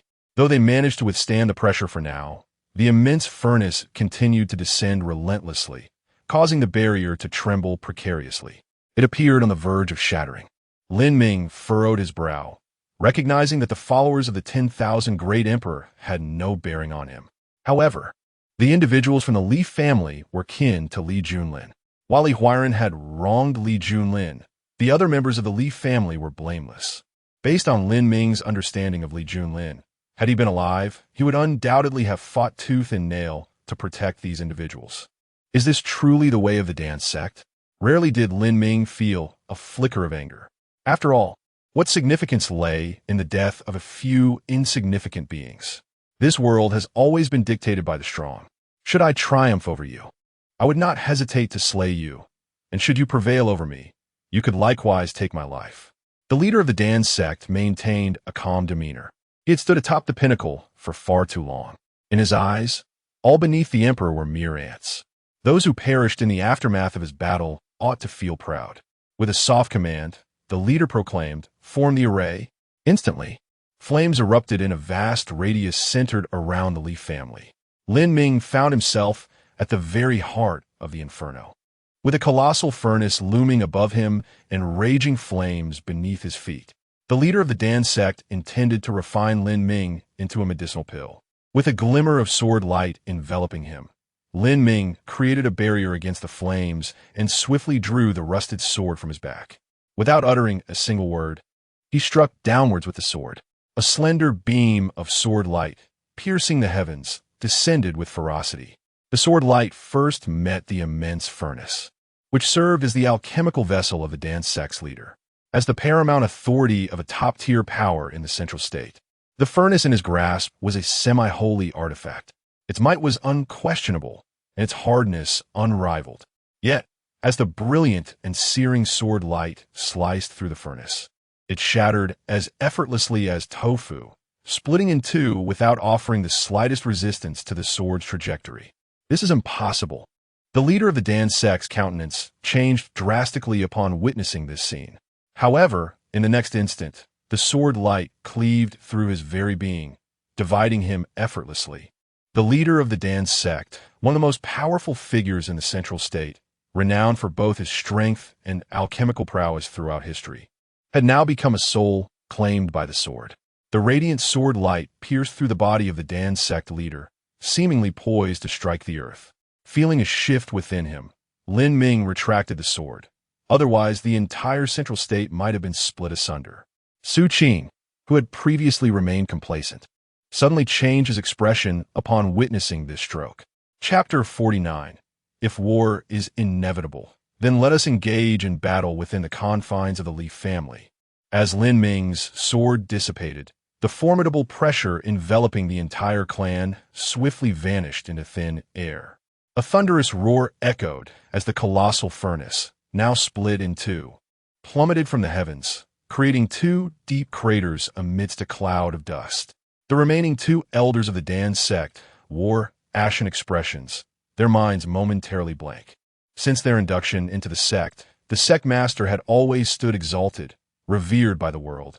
They had never contemplated such a day would come. After a brief silence, the two exchanged glances before frantically fleeing into the distance.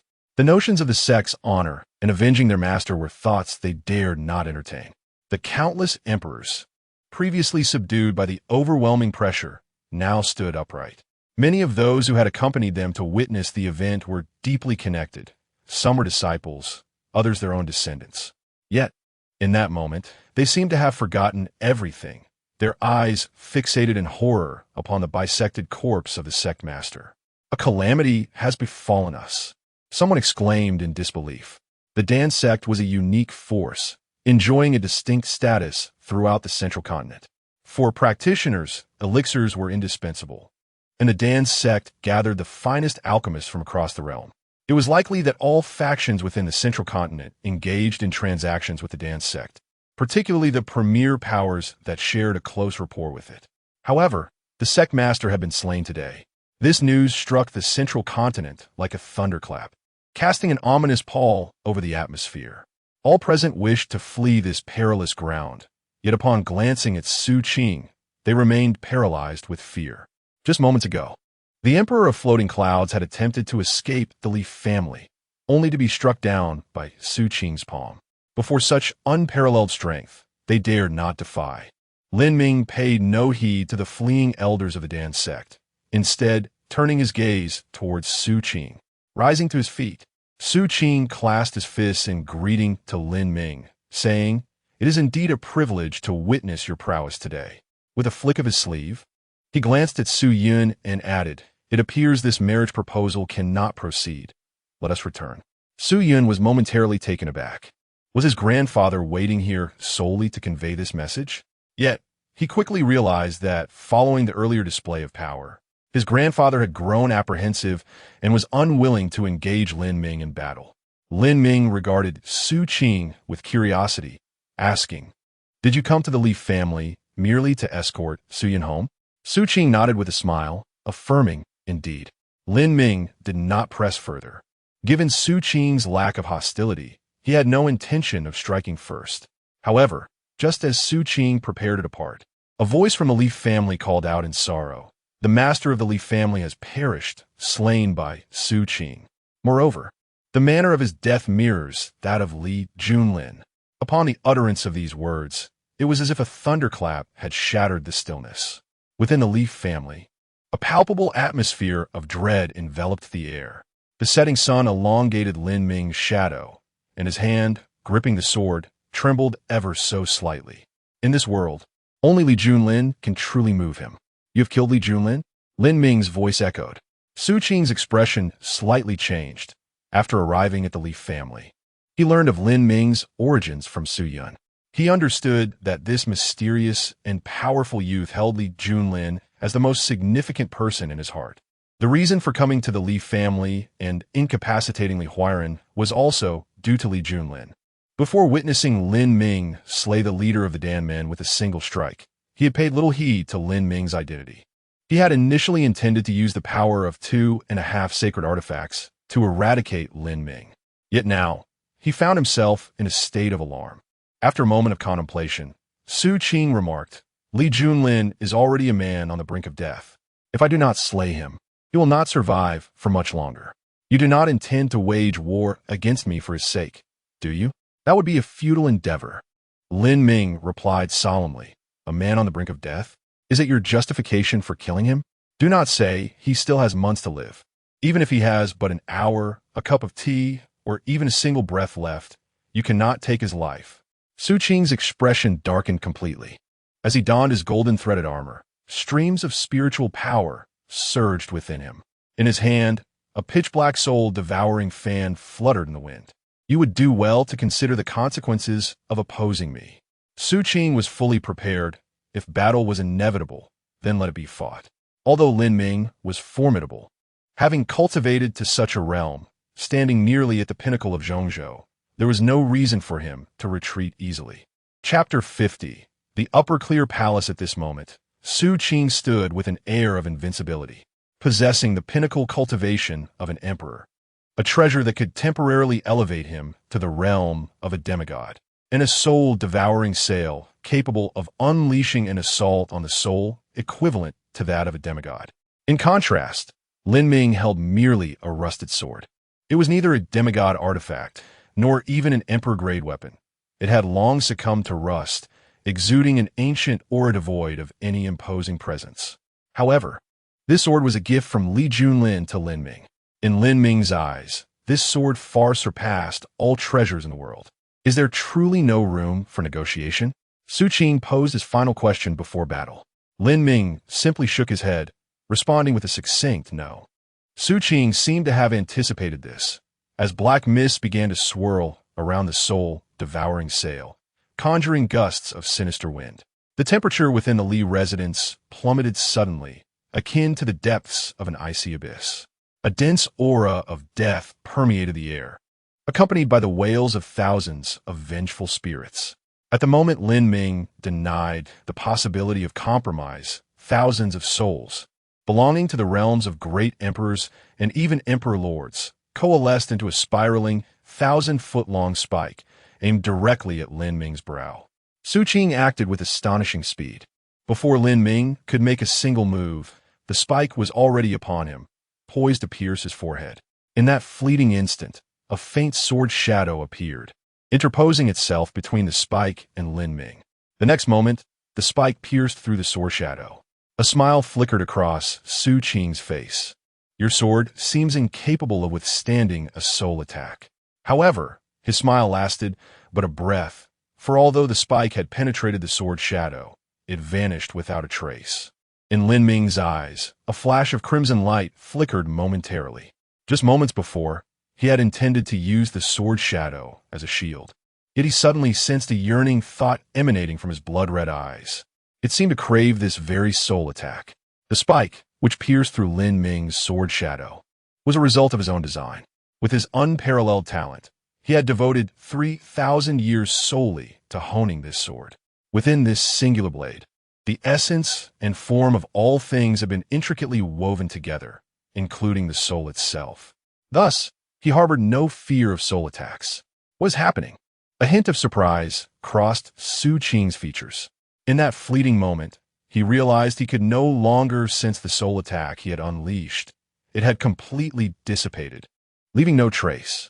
Moreover, Lin Ming showed no signs of injury. Su Qing's half-saint spiritual energy surged, but he found himself devoid of any desire to continue the fight. In his eyes, Lin Ming now resembled an unfathomable abyss. He was not afraid of a powerful enemy, but the uncertainty of his opponent's strength instilled a profound terror within him. Seizing the moment while still within the half-saint realm, he grabbed Su Yun and exclaimed, "Flee, quickly. We must escape to the Upper Clear Palace." This was the entirety of Su Qing's thoughts at that moment. Returning to the Su family was utterly meaningless. Only in the Upper Clear Palace, at the very heart of the central domain, might he find a chance at survival. His speed was astonishing. disappearing in the blink of an eye across vast distances. Can we truly escape? A flash of crimson light flickered once more in Lin Ming's eyes. The eye that emerges from the abyss of shadows possesses the remarkable ability of spatial teleportation. However, the prior instances of spatial leaps were considerably restricted, only allowing for instantaneous travel along the path traversed by Lin Ming. Yet, after absorbing the recent soul attack, it has now acquired the capability to replicate the footprints of others for spatial jumps. Regardless of the enemy's speed, this ability renders them utterly ineffective. Before Lin Ming, white points of light appeared in the distance, 100,000 miles away where Su Qing resided. With a single step, he traversed the vast expanse, continuously replicating footprints as he advanced. Moments later, Su Qing arrived beneath a magnificent palace, suspended in midair. This palace was quite extraordinary, built upon the clouds, with towering pillars at each corner reaching toward the heavens, seemingly connecting to realms beyond. It stands at the very heart of the central domain, while even the unique location of the Danmen sect merely lies in proximity to the center. The Shangqing Palace commands a territory of 100 miles at the epicenter, surrounded by no other power. In comparison to other prominent forces within the central domain, the land occupied by Shangqing Palace is relatively small, almost disproportionately so to its esteemed status. Nevertheless, no one has ever questioned the authority of Shangqing Palace, for within its confines reside not one, but several living half-saints. Even more daunting is the presence of legendary sacred artifacts within Shangqing Palace, solidifying its status beyond contestation. Unless, of course, a saint were to emerge from the central domain once more. Upon reaching Shangqing Palace, Su Qing exhaled softly, contemplating that should he gain entry for Su Yun, they would likely spare his life. He gazed at Su Yun with a hint of reluctance and remarked that with the potential of a saint, provided sufficient resources and no premature demise, Su Yun was destined for greatness. The Su family could have seized the opportunity to supplant Shangqing Palace. Yet now he found himself at an impasse. Without permitting Su Yun to join Shangqing Palace, he had no assurance that they would protect him. He took Su Yun and ascended to the front of Shangqing Palace, proclaiming, "Su Qing, accompanied by the junior disciple Su Yun, has come to pay respects." His voice echoed throughout the palace. An elder of the palace, bearing the title of emperor, appeared before Su Qing with a look of skepticism. "What brings the head of the Su family to my Shangqing Palace?" Not wishing to squander time, Su Qing replied directly, "A fortuitous matter indeed." He gestured towards Su Yun and continued, "This junior has heard of the esteemed status of Shangqing Palace and wishes to join. Might the elder consent?" The elder of Shangqing Palace was taken aback, his eyes brightening upon gazing at Su Yun. The potential for greatness possessed by Su Yun was well known throughout the central domain. Naturally, Shangqing Palace desired to accept him. However, would the Su family allow him to depart? "Do you speak the truth?" he asked, still somewhat incredulous. "Indeed, it is true," Su Qing asserted. "I have brought him here. Could there be any pretense?" The elder of Shangqing Palace nodded repeatedly, a smile spreading across his face. "Excellent, excellent. The head of the Su family has indeed delivered a remarkable treasure to the Shangqing Palace."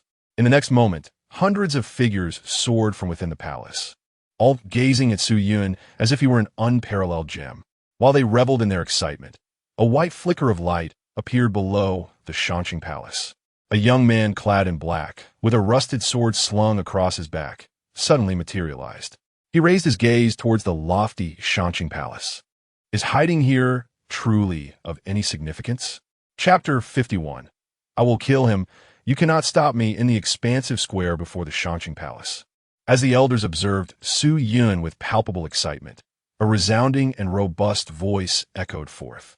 By pledging his heart to the martial way and vowing never to betray the Shangqing Palace, Su Yun would be granted entry into its ranks. Upon hearing this declaration, Su Qing's expression darkened. Though he had anticipated such a pronouncement, the reality of it still weighed heavily upon his heart. From the moment he recognized Su Yun's prodigious talent, he envisioned a future where the Su family would ascend above the Shangqing Palace, becoming the preeminent force across the entire Kanglan continent, without rival. However, Should Su Yun join the Shanqing Palace and commit to his vow, he would be bound to it, rendering any betrayal impossible. With Su Yun attaining sanctity, the Su family would no longer be the sole beneficiary. At this moment, however, Su Qing felt no desire to dwell on these matters. His only wish was for the Shanqing Palace to intervene and perhaps even eliminate Lin Ming.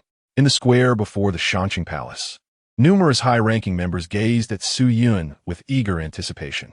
Despite the profound heritage and the multitude of powerful figures within the Shanqing Palace, the prospect of a peerless genius endowed with the potential for sanctity was irresistible. Feeling the weight of their collective stares, Su Yun inhaled deeply and proclaimed, "I, Su Yun, am willing to vow with my heart to the martial way, and I shall never betray the Shanqing Palace in this lifetime." Excellent, intoned the deep voice from within the depths of the Shanqing Palace. "From this day forth, you shall be a disciple of the Shanqing Palace." Lin Ming, from below, leapt upward, his figure momentarily suspended amidst the clouds, granting him a panoramic view of the Shanqing Palace. In the vast square, over 100 individuals stood, including Su Qing and Su Yun. As Lin Ming was not from the central continent, he was unaware of the Shanqing Palace's esteemed status there. However, he sensed several formidable auras, far surpassing that of Li Huairan and Su Qing at their peak. As he surveyed the Shanqing Palace from his lofty vantage point, its inhabitants also took notice of him. Who is this impudent junior, daring to intrude upon our Shanqing Palace? Depart at once, admonished an elder with a sharp tone. Lin Ming cast a sidelong glance at him, dismissing his remarks before turning his attention to Su Qing. "This matter concerns only us. I wish to avoid entangling the innocent. Step forward." Su Qing remained motionless. In his pursuit of protection from the Shanqing Palace, he was even willing to allow Su Yun to join its ranks. Now, however, Lin Ming expected him to step forward with a mere utterance. Such a notion was preposterous. Lin Ming, unfazed, surveyed the elders of the Shanqing Palace and spoke evenly. "I seek to kill a man. I apologize for any disturbance this may cause." The elder who had earlier chastised Lin Ming stepped forward, laughing heartily. "A mere half-step emperor, and yet I have never encountered someone so audacious." Just then, a sharp crack resounded as an elderly woman struck the back of his head. "What foolishness are you spouting?" She shot a glance at Su Qing, noticing his anxious demeanor. "Do you not see the unease upon the Su family head's face? This young man must possess some concealed treasure of great power. His true strength likely exceeds that of an emperor." The elder who had spoken earlier was momentarily taken aback, then turned his gaze towards Su Qing. Even though this head of the Su family was adept at concealing his intentions, the elder, seasoned by experience, could clearly sense something amiss. "Su family head, your visit today, and even your willingness to allow Su Yun to join the Shanqing Palace, is surely not merely to evade this individual, is it?" Su Qing's face flushed with embarrassment, realizing that further concealment was futile. He spoke candidly. "Indeed, this person is quite peculiar. He seeks to kill me, and I am no match for him." Instantly, the elders of Shanqing Palace comprehended the situation. The Su family head is attempting to exploit our Shanqing Palace. They mused. The sensation of being used is rather unpleasant. Yet the potential for greatness is too enticing to forsake. However, the Su family head's approach is rather short-sighted. Had you directly informed us of the enemies pursuing you, offering Su Yun's entry into the Shanqing Palace as a bargaining chip, I am certain everyone would have been amenable. Yet now, I find myself quite displeased. Indeed, many elders expressed their dissatisfaction towards Su Qing's concealment of the truth, causing his expression to darken. Though the Su family head has erred, I might overlook it for Su Yun's sake. However, this young man clearly does not regard our Shanqing Palace with the respect it deserves. Some elders spoke in Su Qing's defense. From the depths of Shanqing Palace, a deep and resonant voice emerged once more. "Su Yun has already sworn an oath. He is indeed one of our disciples. The enemies of a disciple of Shanqing Palace are the enemies of Shanqing Palace." Upon hearing these words, Lin Ming furrowed his brow. He had always been clear-cut in his dealings, unwilling to involve the innocent. There was no vendetta between him and Shanqing Palace, and he harbored no animosity towards them. Lin Ming's gaze shifted towards the inner sanctum of the palace as he spoke solemnly. I can offer you a chance to reconsider. This matter pertains solely to my personal grievances with Su Qing. There is no need for Shanqing Palace to interfere. Ha ha, your words are indeed somewhat ludicrous, the voice continued. What are you, and what authority do you possess to grant me an opportunity to reconsider? Since Su Yun has joined Shanqing Palace, this is no longer merely your affair with Su Qing. Upon hearing this, Su Qing's anxious heart finally found solace. With the endorsement of that prominent figure from Shanqing Palace, the matter was now irrevocable. Should Lin Ming persist in his intentions, it would mean enmity with Shanqing Palace. In response to the retort, Lin Ming's expression remained largely unchanged, though his right hand had already settled upon the hilt of his sword. He had no desire to be adversarial with Shanqing Palace, but if they insisted on opposing him, he would not cower. I intend to kill him. You cannot obstruct me. I offer this warning because I wish to avoid unnecessary bloodshed, not out of fear of Shanqing Palace. As soon as his words fell, a chorus of mocking laughter erupted from the front. Does the Su family head truly fear this young man? He appears rather foolish to me. To commit murder on the territory of Shanqing Palace is utterly laughable. The individuals we protect in Shanqing Palace, even the king of hell himself, could not take away. While I too regard this young man with disdain, it is evident that the Su family head's fear is genuine. This individual may indeed be far from ordinary. As the people of the Upper Qing Palace engaged in ridicule regarding Lin Ming, a brilliant flash of sword light suddenly pierced the air. It was as if a thunderclap had struck on a clear day, rendering the crowd momentarily silent. Soon after, a heart-wrenching cry echoed. Grandfather, no. Grandfather. There. Su Qing's head had been severed, soaring high into the air, blood gushing forth like a fountain. Lin Ming cast a tranquil gaze upon the assembly of the Upper Qing Palace before sheathing his sword and turning away. A voice devoid of emotion emerged from his lips. I have stated my intent to kill him. You cannot impede me. With those words, Lin Ming stepped forward, and in the blink of an eye, he was 100 miles away, having departed from the Upper Qing Palace. It was only then that a furious roar resonated from the depths of the palace. To insult the Upper Qing Palace is a crime deserving of death 1,000 times over. Chapter 52. The Taiji Bell. The furious roar from deep within the Upper Clear Palace resonated through the heavens, causing all life within a 1,000-mile radius to tremble in fear. He was a true half-saint. Without relying on any external forces, he stood at the pinnacle of the central continent. Following that deafening roar, a rugged and imposing middle-aged man soared from the depths of the Upper Clear Palace. Keep an eye on Su Yun. I shall go kill him. Be cautious, Palace Master.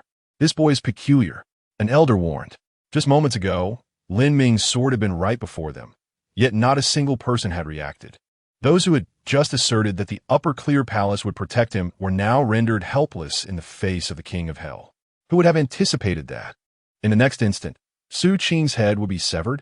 A dignified emperor could not muster even the slightest response before that sword. How could this not cause them great concern?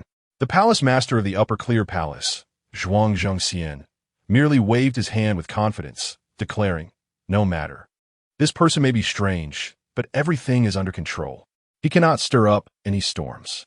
Before his words had fully faded, he had already pinpointed Lin Ming's location.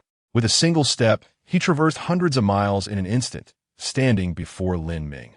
Gazing at the suddenly appearing, robust figure, Lin Ming's eyes glimmered with curiosity. "Do you seek vengeance for Su Qing?" he inquired. Zhuang Zhengxian burst into laughter. "What does Su Qing have to do with me? His death is, in fact, more beneficial." Lin Ming was momentarily taken aback. However, in an instant, he grasped the truth in the other's words. Su Qing was the head of the Su family, and more importantly, he was Su Yun's grandfather. Zhuang Zhengxian understood that Su Qing was also the most beloved figure in Su Yun's life. For Su Yun, Su Qing held immense significance. If Su Qing remained alive, even if Su Yun joined the Upper Clear Palace and swore an oath of unwavering loyalty, he would inevitably be distracted by concerns for the Su family. Such familial bonds were beyond the Upper Clear Palace's reach. However, if Su Qing were to perish, the dynamics would drastically change. The Su family and Su Yun would no longer be deeply entwined. Su Yun would unequivocally become Su Yun of the Upper Clear Palace. Today, if he were to slay Lin Ming in vengeance for Su Qing, Su Yun's sense of belonging to the Upper Clear Palace would undoubtedly intensify. Zhuang Zhengxian paid no heed to Lin Ming's thoughts. His sole focus was on killing Lin Ming. The dialogue between the two was succinct, yet the atmosphere was charged with an escalating sense of murderous intent. An ordinary cultivator would likely faint under such oppressive pressure. Lin Ming instinctively gripped the rusted sword at his back. The half-saint realm had truly transcended the mortal coil, harnessing the power of heaven and earth. The concentration of spiritual energy within him surpassed that of an ordinary emperor by more than 100-fold. In a mere thought, the skies above stirred, and tempestuous winds surged forth as terrifying power cascaded from the ninth heaven. Zhuang Zhengxian stood in the void, as if he were the very center of the universe. Behind him, a colossal phantom emerged, mirroring Zhuang Zhengxian, but magnified 1,000,000 times. He raised a finger, pointing it at Lin Ming. Behind him, the towering ethereal figure raised a finger, pointing towards Lin Ming. In an instant, the ground beneath Lin Ming's feet sank, creating a vast pit spanning 10,000 feet. There was no tumult of flying sand or stones. Under the weight of that finger, ordinary matter had already been reduced to mere ashes. Lin Ming stood atop the colossal pit, his dark garments billowing. A rusted sword rested at his back, utterly unmoved. Zhuang Zhengxian roared, and in that moment, the gigantic figure's finger seemed to transcend space, closing the distance to Lin Ming in an instant. Faced with that finger, it felt as if he were confronting the very firmament. Under its shadow, Lin Ming's form appeared as insignificant as dust. Yet, his gaze remained serene, and his posture unwavering. With a swift motion, he drew the rusted sword from behind him, grasping it firmly. As Zhuang Zhengxian's finger approached, Lin Ming thrust the sword forward. This time, there was no brilliant flash of light, no extravagant display. Instead, the enormous finger of the ethereal figure seemed to melt away like ice meeting fire, dissipating in an instant. Wherever Lin Ming's sword passed, the apparition vanished, utterly incapable of withstanding even the slightest touch. Zhuang Zhengxian's expression shifted dramatically. Just moments prior, within the confines of the Shangqing Palace, when Lin Ming had severed Su Qing with a single strike, he had sensed that this youth possessed the battle prowess of a semi-saint. Now, he could distinctly perceive Lin Ming's formidable strength. Without a moment's hesitation, he produced a bronze bell, roughly half his height. Having reached such a level of cultivation, he had witnessed the myriad phenomena of the world, understanding that even a lion must exert its full strength to catch a rabbit. Thus, though prideful, he acted with utmost caution. At the moment the bronze bell appeared, the sky above became shrouded in heavy, multicolored clouds, radiating outward for 100,000 miles, enveloping the entirety of the Central State. The various factions within the Central State, including the Li family, Su family, and the Wanbao Merchant Association, among countless others, had their practitioners gaze upward in unison. Is a treasured artifact manifesting in the world? They wondered. Such a celestial phenomenon could only signify something extraordinary. Yet, the true extent of this phenomenon was beyond my perception. Could it possibly be the legendary imperial artifact? Regardless of its nature, it bore no relevance to us. I will be quite content with merely a royal-grade weapon. Indeed, many lower-tier disciples, with their limited cultivation, gaze at this unprecedented spectacle, engaging in animated discussions. Meanwhile, the powerful, particularly those who had reached the imperial realm, fell into a lengthy silence upon witnessing the event. The mightier the individual, the more they sensed the extraordinary nature of this phenomenon. It was certainly beyond anything an imperial artifact could compare to. What has transpired? Is the Central State on the verge of a transformation? In my perception, the entire world seemed enveloped by this anomaly. Could it be a sacred artifact? Had the demonic sect invaded the Shangqing Palace? The many formidable beings of the Central State scrutinized the seven-colored clouds above, filled with conjecture. Only the elders within the Shangqing Palace displayed expressions of shock. A sacred artifact? Does that young man possess a sacred artifact? It is not certain. Perhaps the palace master has summoned the Tai Ching bell. What a jest! Does the palace master truly require the Tai Ching bell to confront that young man? The sect leader is formidable, yet one must not underestimate that individual. Have you forgotten that sword strike moments ago? Su Qing's prowess is undoubtedly superior to ours, and he had no opportunity to evade. He is indeed exceptionally powerful. As these words were spoken, silence fell over the congregation of the Upper Clear Palace. Could something be amiss with the palace master? Someone murmured softly. Chapter 53. The Dispersing Clouds and the Fallen Man at the southernmost edge of the central continent. Amidst countless islands lay an inconspicuous isle. An elderly man with white hair gazed at the multicolored clouds overhead, astonishment flickering in his eyes. The central continent possesses but a single sacred artifact. Has something transpired at the Upper Purity Palace? Beneath his feet, a shadow coalesced, revealing a figure. Reporting to the master, there has indeed been an incident at the Upper Purity Palace. Pray, do tell, the white-haired elder responded. The cloaked figure, shrouded in black, recounted how Lin Ming had slain Su Qing within the Upper Purity Palace. Upon hearing this, the elder's eyes brightened. This Lin Ming possesses remarkable skill. To infiltrate the Upper Purity Palace and eliminate Su Qing, it appears that Zhang Zhengxian was unable to protect him. How intriguing. He gazed towards the heart of the central continent, lamenting, alas, it seems I shall not have the chance to meet him. The moment Zhang Zhengxian unleashed the Tai Ching bell, Lin Ming's fate was sealed. The cloaked figure remarked. There is no need for regret. Master, the figure continued. Lin Ming is indeed an archenemy of our holy cult. The Northern Domain Saintess, Jing Hongyi, and the Dark Elder of the Pill Sect, Su Qing, both perished at his hands. I have attempted to eliminate him on several occasions, yet to no avail. Should he fall to Zhang Zhengxian this time, it would indeed alleviate a significant burden for us. Focus on your cultivation, Master, and strive to ascend to the sacred realm. Great achievements await. The elder raised an eyebrow, somewhat surprised. This Lin Ming is quite audacious. Indeed, the cloaked figure replied. As far as I am aware, he does not concern himself with the identities of his adversaries. If he believes one must die, he dispatches them without hesitation. This aligns well with the practices of our holy cult. However, if he is an enemy, it would be better for him to perish. The white-haired elder waved his hand. You may leave. I wish to resume my meditation. As the figure nodded and prepared to depart, an abrupt phenomenon occurred. The vibrant clouds above vanished instantaneously, leaving a clear azure sky in their wake. A flicker of astonishment crossed the elder's face. This is impossible. Even he momentarily stood, dumbfounded, disbelief written across his countenance. What is it, Master? The cloaked figure inquired, taken aback. Having followed the Master for 8,000 years, he had never witnessed such a demeanor. The elder glanced at the cloaked figure and pointed skyward. Do you not see? The multicolored clouds have vanished. I have seen it, Master, the cloaked figure replied respectfully. It appears that the sacred artifact is indeed formidable.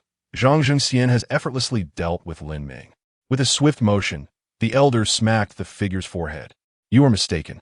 The sudden disappearance of the multicolored clouds could not possibly indicate that Zhang Zhengxian has retracted the Tai Ching bell. What do you imply, Master? The cloaked figure looked towards the elder. With a sigh, the elder lamented, After all these years by my side, do you truly fail to grasp my meaning? The cloaked figure ventured cautiously. Master, you cannot be suggesting that Lin Ming has defeated Zhang Zhengxian, who possesses the Tai Ching bell. The elderly man with white hair inhaled deeply and nodded emphatically. It was not merely a matter of defeat. If the Tai Ching bell had remained intact, such an abrupt anomaly would never have dissipated so suddenly. In the present circumstances, there exists only one explanation. The figure cloaked in black was also taken aback. Did the master imply that the Tai Ching bell had indeed sustained damage? Indeed, the ability to inflict harm upon the Tai Ching bell was quite astonishing, a testament to Lin Ming's prowess. However, it stands to reason that he must have paid an exorbitant price himself. Ideally, they would both suffer grievously. Perhaps this represents our finest opportunity. Inform the two guardians to acquire the Ta Ching bell at any cost. Even if damaged, it remains the paramount treasure of the central continent, the sole sacred artifact. Time rewinds to a quarter of an hour prior. With a single stroke, Lin Ming effortlessly crushed Zhuang Zhengxian's finger. Though surprised, Zhuang Zhengxian did not falter. With a sweep of his hand, a resounding clang echoed. The ancient bronze bell tolled 18 times, and in that instant, 18 golden ripples emanated from the bell's center, radiating outward in all directions. Wherever the golden waves traversed, all that existed fell into silent oblivion. Mountains, rivers, trees, flowers, birds, and beasts alike. Everything visible to the naked eye was obliterated, leaving not a trace. Lin Ming gripped his sword firmly, showing no inclination to retreat. Gazing at the golden ripples, he sensed a terrifying power far beyond anything he had encountered before. He raised his sword, transforming a thrust into a downward slash. A colossal beam of sword light descended silently from the heavens. With a soft hiss, the sword light collided with the golden ripples. There was no cataclysmic scene to dim the brilliance of the world. Instead, a muffled thud resounded. The first golden ripple fractured and then vanished, followed in quick succession by the second, third, and all the way to the 18th, each severed and dissipated. The sword light showed no sign of hesitation as it struck the ancient bronze bell. With a crack, the venerable and sacred Ta Ching bell split asunder.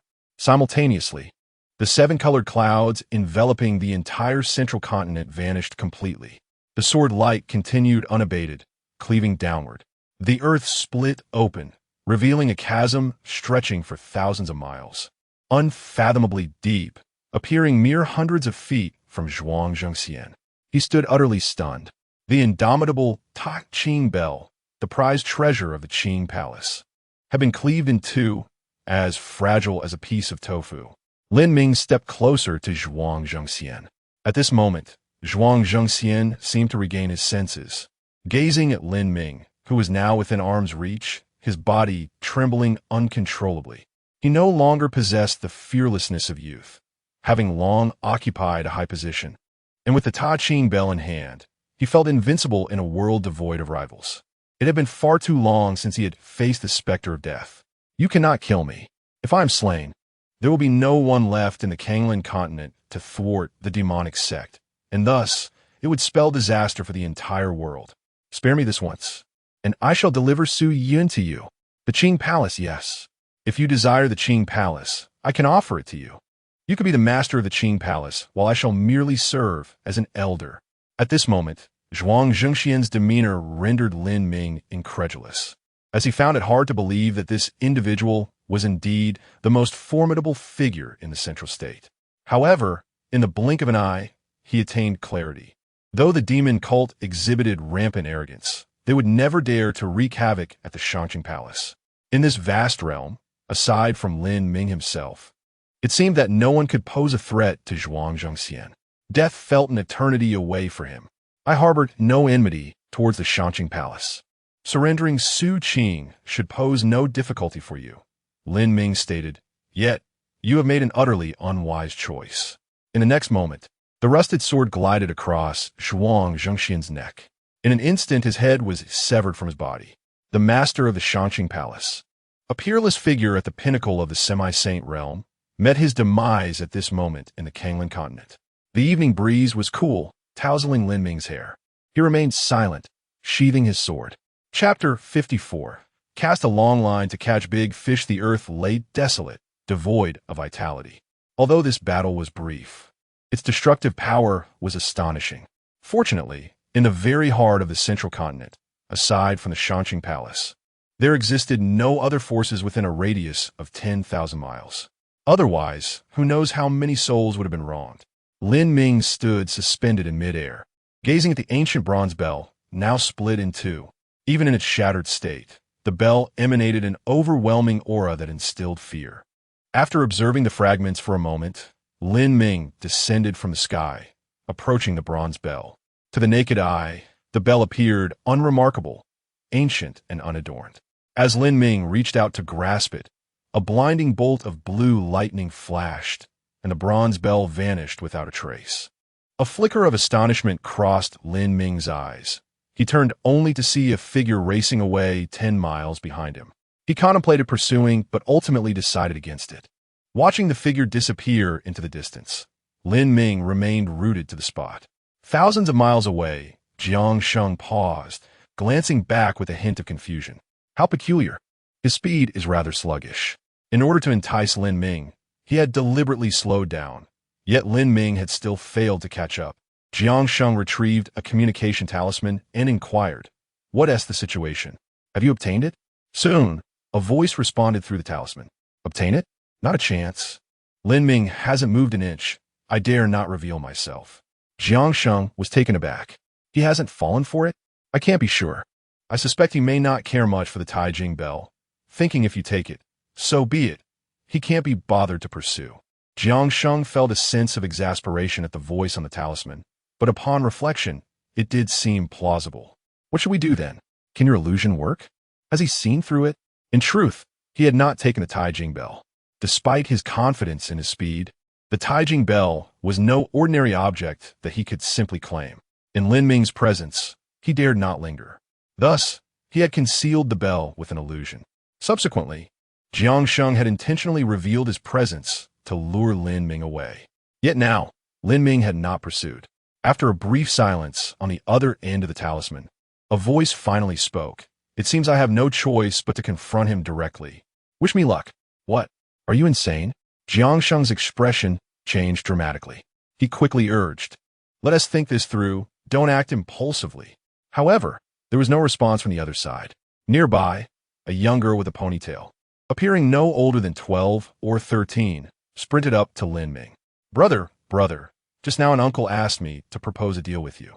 The girl naturally took Lin Ming's hand, her face beaming with joy. "What sort of deal?" Lin Ming inquired. With a look of innocent sincerity, the girl replied, "That uncle said if you give him the Taijing bell, he will offer you an opportunity." "Ha!" Lin Ming chuckled. "That seems unlikely. I have no need for opportunities." Just as his words fell, behind the little girl, at a distance of 1,000 fathoms, a robust figure emerged. This man, Lin Ming found somewhat familiar, was the very same brawny individual who had transported him from the northern region to the central region many days prior.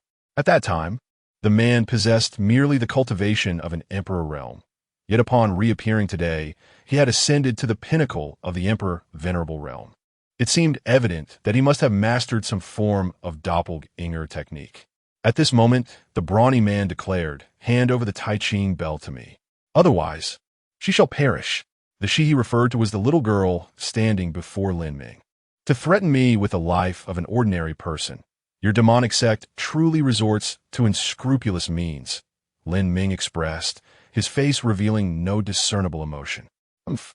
The brawny man scoffed. "In the affairs of my holy sect, it is not for outsiders to dictate terms. Tell me, will you protect her life, or will you surrender the Taijing bell?" At this juncture, the little girl appeared to sense the gravity of the situation. Her face turned pale as she clutched Lin Ming's hand tightly. How could a bell, split in twain, possibly compare to the precious life of a child? Lin Ming wore a smile, exuding an air of nonchalance. "Have you made your decision?" The brawny man's eyes were filled with incredulity. He had never anticipated Lin Ming's acquiescence. It seemed he truly regarded the Taijing bell with indifference. "Retreat 1,000 miles, and do not return within half an hour. Do not attempt any tricks, or else this little girl shall meet her doom," the brawny man warned. Lin Ming nodded slightly, taking the little girl with the ponytail and retreating 1,000 miles. With a sigh of relief, the brawny man felt an immense pressure dissipate with the distance. Yet, the outcome appeared favorable. With a wave of his hand, the previously vanished Taijing bell reemerged. In truth, the bell's location had never altered. He had merely concealed it using the most exquisite of illusions. His original plan was to have Jiang Sheng divert Lin Ming while he retrieved the bell, but he had not anticipated that Lin Ming would not fall for the ruse. Thus, he was compelled to take an alternative path. With the full extent of his emperor venerable spiritual power, the brawny man gradually maneuvered the Taijing bell, taking the better part of an incense stick's duration to secure the split bell into his storage ring. The task is accomplished. Heaven bless me holy sect. He murmured with excitement. It must be said, Lin Ming is somewhat of a benefactor to my sect. Without him, how could we have so easily acquired the Tai Ching bell? A new chapter in this world shall undoubtedly unfold.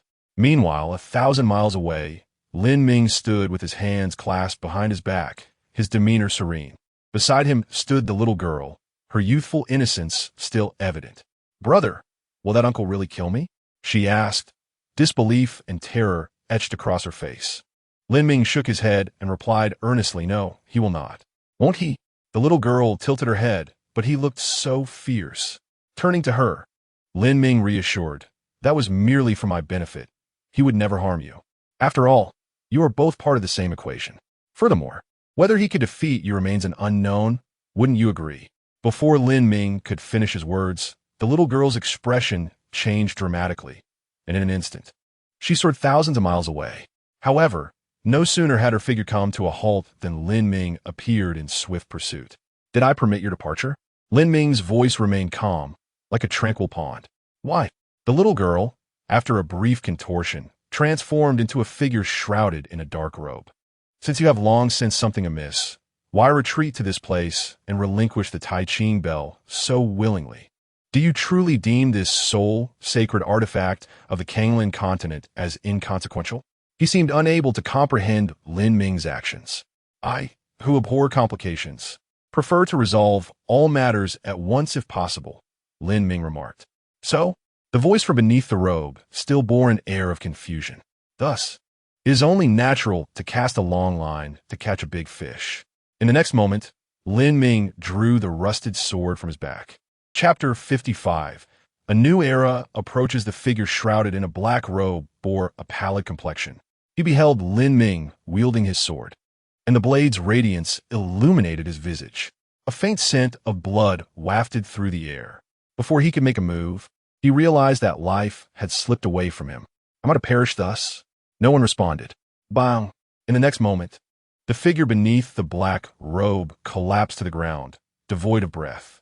Lin Ming, however, cast not a glance in his direction, turning instead to gaze upon the site where he had previously battled Zhangxian. A crimson light flickered in his eyes. Before him, the space manifested a myriad of white luminous points. The brawny man's name was Xiao Feng, one of the two guardians of the demon sect, possessing cultivation at the pinnacle of the emperor's realm. He retrieved the split Tai Ching bell and hastily made his way to the southernmost part of Zhongzhou. He aimed to deliver the Tai Ching bell to the sect leader with utmost speed. The journey was lengthy, yet with his prowess, 2 hours would suffice. Hurry ever faster. He had never felt such panic or excitement, fervently wishing that Lin Ming would not pursue him too swiftly. After 2 hours, the cluster of islands at the southernmost tip lay before him. Phew! He exhaled in relief. Moments later, he arrived at the island where the white-haired elder resided. The elder, who had been meditating with closed eyes, suddenly opened them wide. "Have you secured it?" "Indeed, I have. Against all odds," Xiao Feng exclaimed, eagerly retrieving the split Tai Ching bell from his storage ring. In that instant, he envisioned the dawn of a new era, with himself, Xiao Feng, playing a monumental role in its arrival. As the Tai Ching bell materialized, a rare smile graced the usually serene countenance of the white-haired elder. "Excellent, splendid. Although the Tai Ching bell is in 2 pieces, its power remains largely intact." He gestured grandly, drawing the Tai Ching bell into his possession. "Kulme, let us welcome the new era together." With both hands forming a seal, a seemingly ordinary stone in a corner of the island began to spin mysteriously.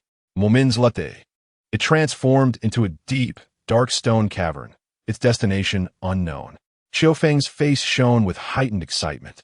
He understood that this island concealed the deepest secrets of the demon sect, which was why the sect leader seldom departed from it. As a guardian, he was already among the absolute elite of the demon sect, yet his knowledge was limited to the existence of the island, lacking any insight into its secrets. The white-haired elder took the lead, stepping into the stone cavern. Without hesitation, Xiao Feng followed closely behind. The cavern was profound, and after a time that felt like the duration of a tea break, the elder halted. "I require your power, awaken," he bellowed, and the cavern trembled violently. In the next moment, a hand suddenly emerged from the previously empty cavern, withered and dry as wood. Then, an extremely hoarse and parched voice resonated. "You have not yet become a saint. Why have you awakened us?" Following this voice, dozens of exceedingly ancient figures materialized in the darkness, each exuding an aura of death, indistinguishable from corpses. The white-haired elder retrieved the Tai Ching bell and said, "I have yet to transcend to the realm of the sage. This world, I fear, has long since become incapable of such ascendance. However, this is a sacred artifact of the Shanqing Palace, and although it has suffered damage, fortunately, its holy power remains intact. If you all lend me your strength and fully activate the Tai Ching bell, we should be able to unleash a strike worthy of a true sage. A genuine sage's strike." A figure resembling a corpse spoke up. "We have but one chance to act." A glimmer of determination flashed in the elder's eyes. "I understand. This is also my singular opportunity. The rules of this world are flawed, and the sage realm is merely a distant dream. Now that I hold the Tai Ching bell, I wish to take a gamble." Despite his extraordinary talent, the entire Tsanglao continent had not witnessed the emergence of a sage for far too long. Within the stone cave, these emaciated figures each possessed the pinnacle of half-saint status. Each of them was endowed with exceptional talent, only a step away from the sage realm. Yet, that step remained insurmountable. No one throughout the entire Kanglan continent had managed to transcend it. "Since you have made up your mind, let us commence." "Indeed, let us begin." Numerous hoarse and dry voices echoed. The white-haired elder nodded solemnly, then grasped the Tai Ching bell tightly.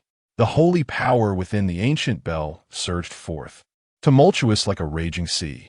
"Now is the moment. Grant me your strength."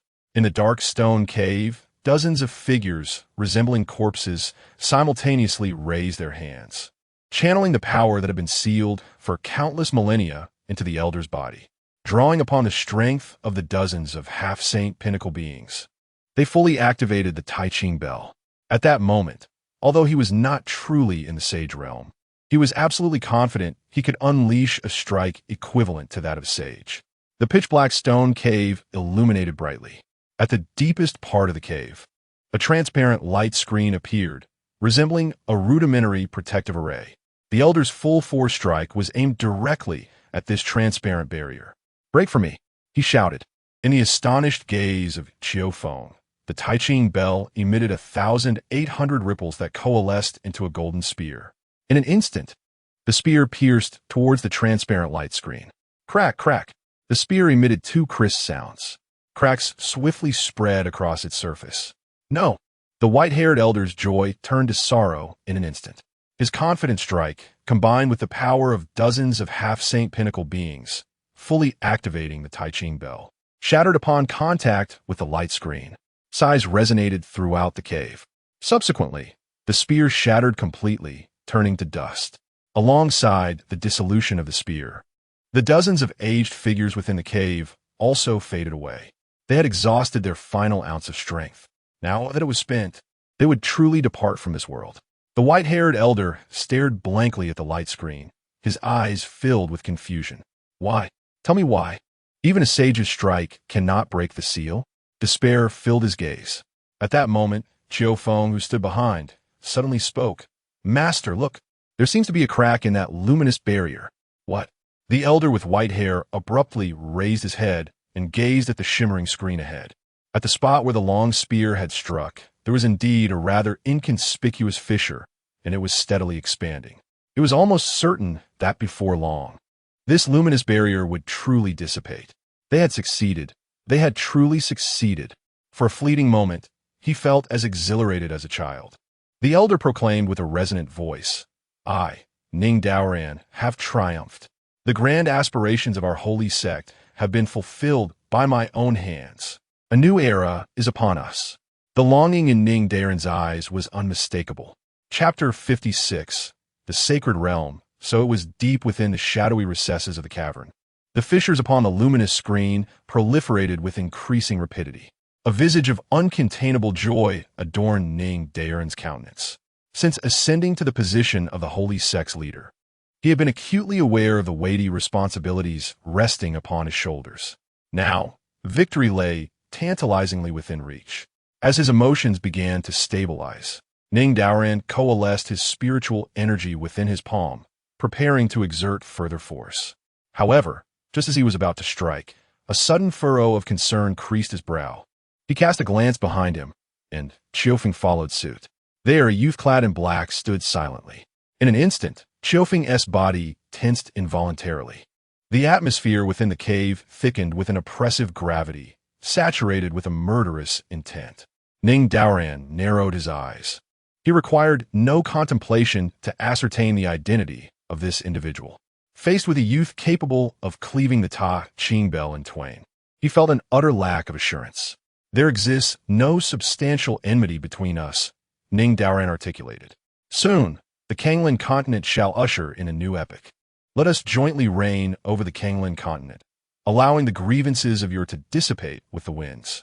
What say you? Lin Ming cast a fleeting glance at Ning Daoran before shifting his gaze to the innermost depths of the cavern's luminous screen. Is the acquisition of the Ta Ching Bell merely for this? Indeed, Ning Daoran replied candidly. This world is not as simplistic as it appears. The vast expanse of the Kanglin continent resembles a secluded isle, severed from the true world. Yet now, I have shattered this stalemate. Together, let us embrace a new era. Lin Ming shook his head. I have no interest. The demonic sect seeks to obliterate the Tianxin sect. Thus, they must be vanquished. His tone was serene, devoid of any discernible emotion. Then, the sound of swords' resonance echoed forth. Ning Daoran's expression shifted dramatically. He swiftly yanked Qiufeng to shield him before darting aside. Channeling his full strength into a palm strike, aimed at the already fissured luminous screen. Qiufeng's eyes widened in disbelief. Master, have you lost your mind? No, don't. He cried out frantically. Yet his prowess paled in comparison to Ning Daoran's, and despite his desperate struggles, he could not escape the grasp of control. He could only helplessly witness the sword light slicing through his form, then relentlessly penetrating the luminous screen. Why is this happening? Despair, resentment, and a hint of regret flickered in Qiufeng's eyes. It was he who had obtained the Ta Ching Bell. If the Kanglin continent were to welcome a new era, he would have been pivotal. Yet at this moment, Qiufeng felt akin to a weed by the roadside, overlooked by all. Crack, crack. The already fissured luminous screen shattered under the combined force of Ning Daoran's full-powered strike and Lin Ming's sword light, exploding into fragments. In less than a fraction of a breath, the entire screen disintegrated. A torrent of pure spiritual energy surged forth, akin to a mountain's roar or a tsunami. Pure spiritual energy, flawless in its rules. We have succeeded. Ning Daoran lauket uproariously. Endless and pure spiritual energy surged into his body in an instant. Having reached the pinnacle of semi-saint status for nearly 10,000 years, he had been unable to advance further. At this moment, he successfully took that step forward. He possessed unparalleled talent. The sacred realm was not beyond his grasp, hindered only by the sealed Kanglin continent and its flawed rules. Now, it was merely a matter of course. I have attained sainthood. What can you do against me? Your sword is far too feeble, Ning Daoran declared proudly, soaring through the stone cave to stand at a distance, gazing at Lin Ming. An infinite power of rules enveloped him. At this moment, he felt as though he had become a deity of this world. With a mere thought, flames of rule power radiated in a 100-mile radius around him. Having just entered the sacred realm, his control over this power was still relatively weak. This was his limit. Yet, he was confident that against someone as trivial as Lin Ming, it was more than sufficient.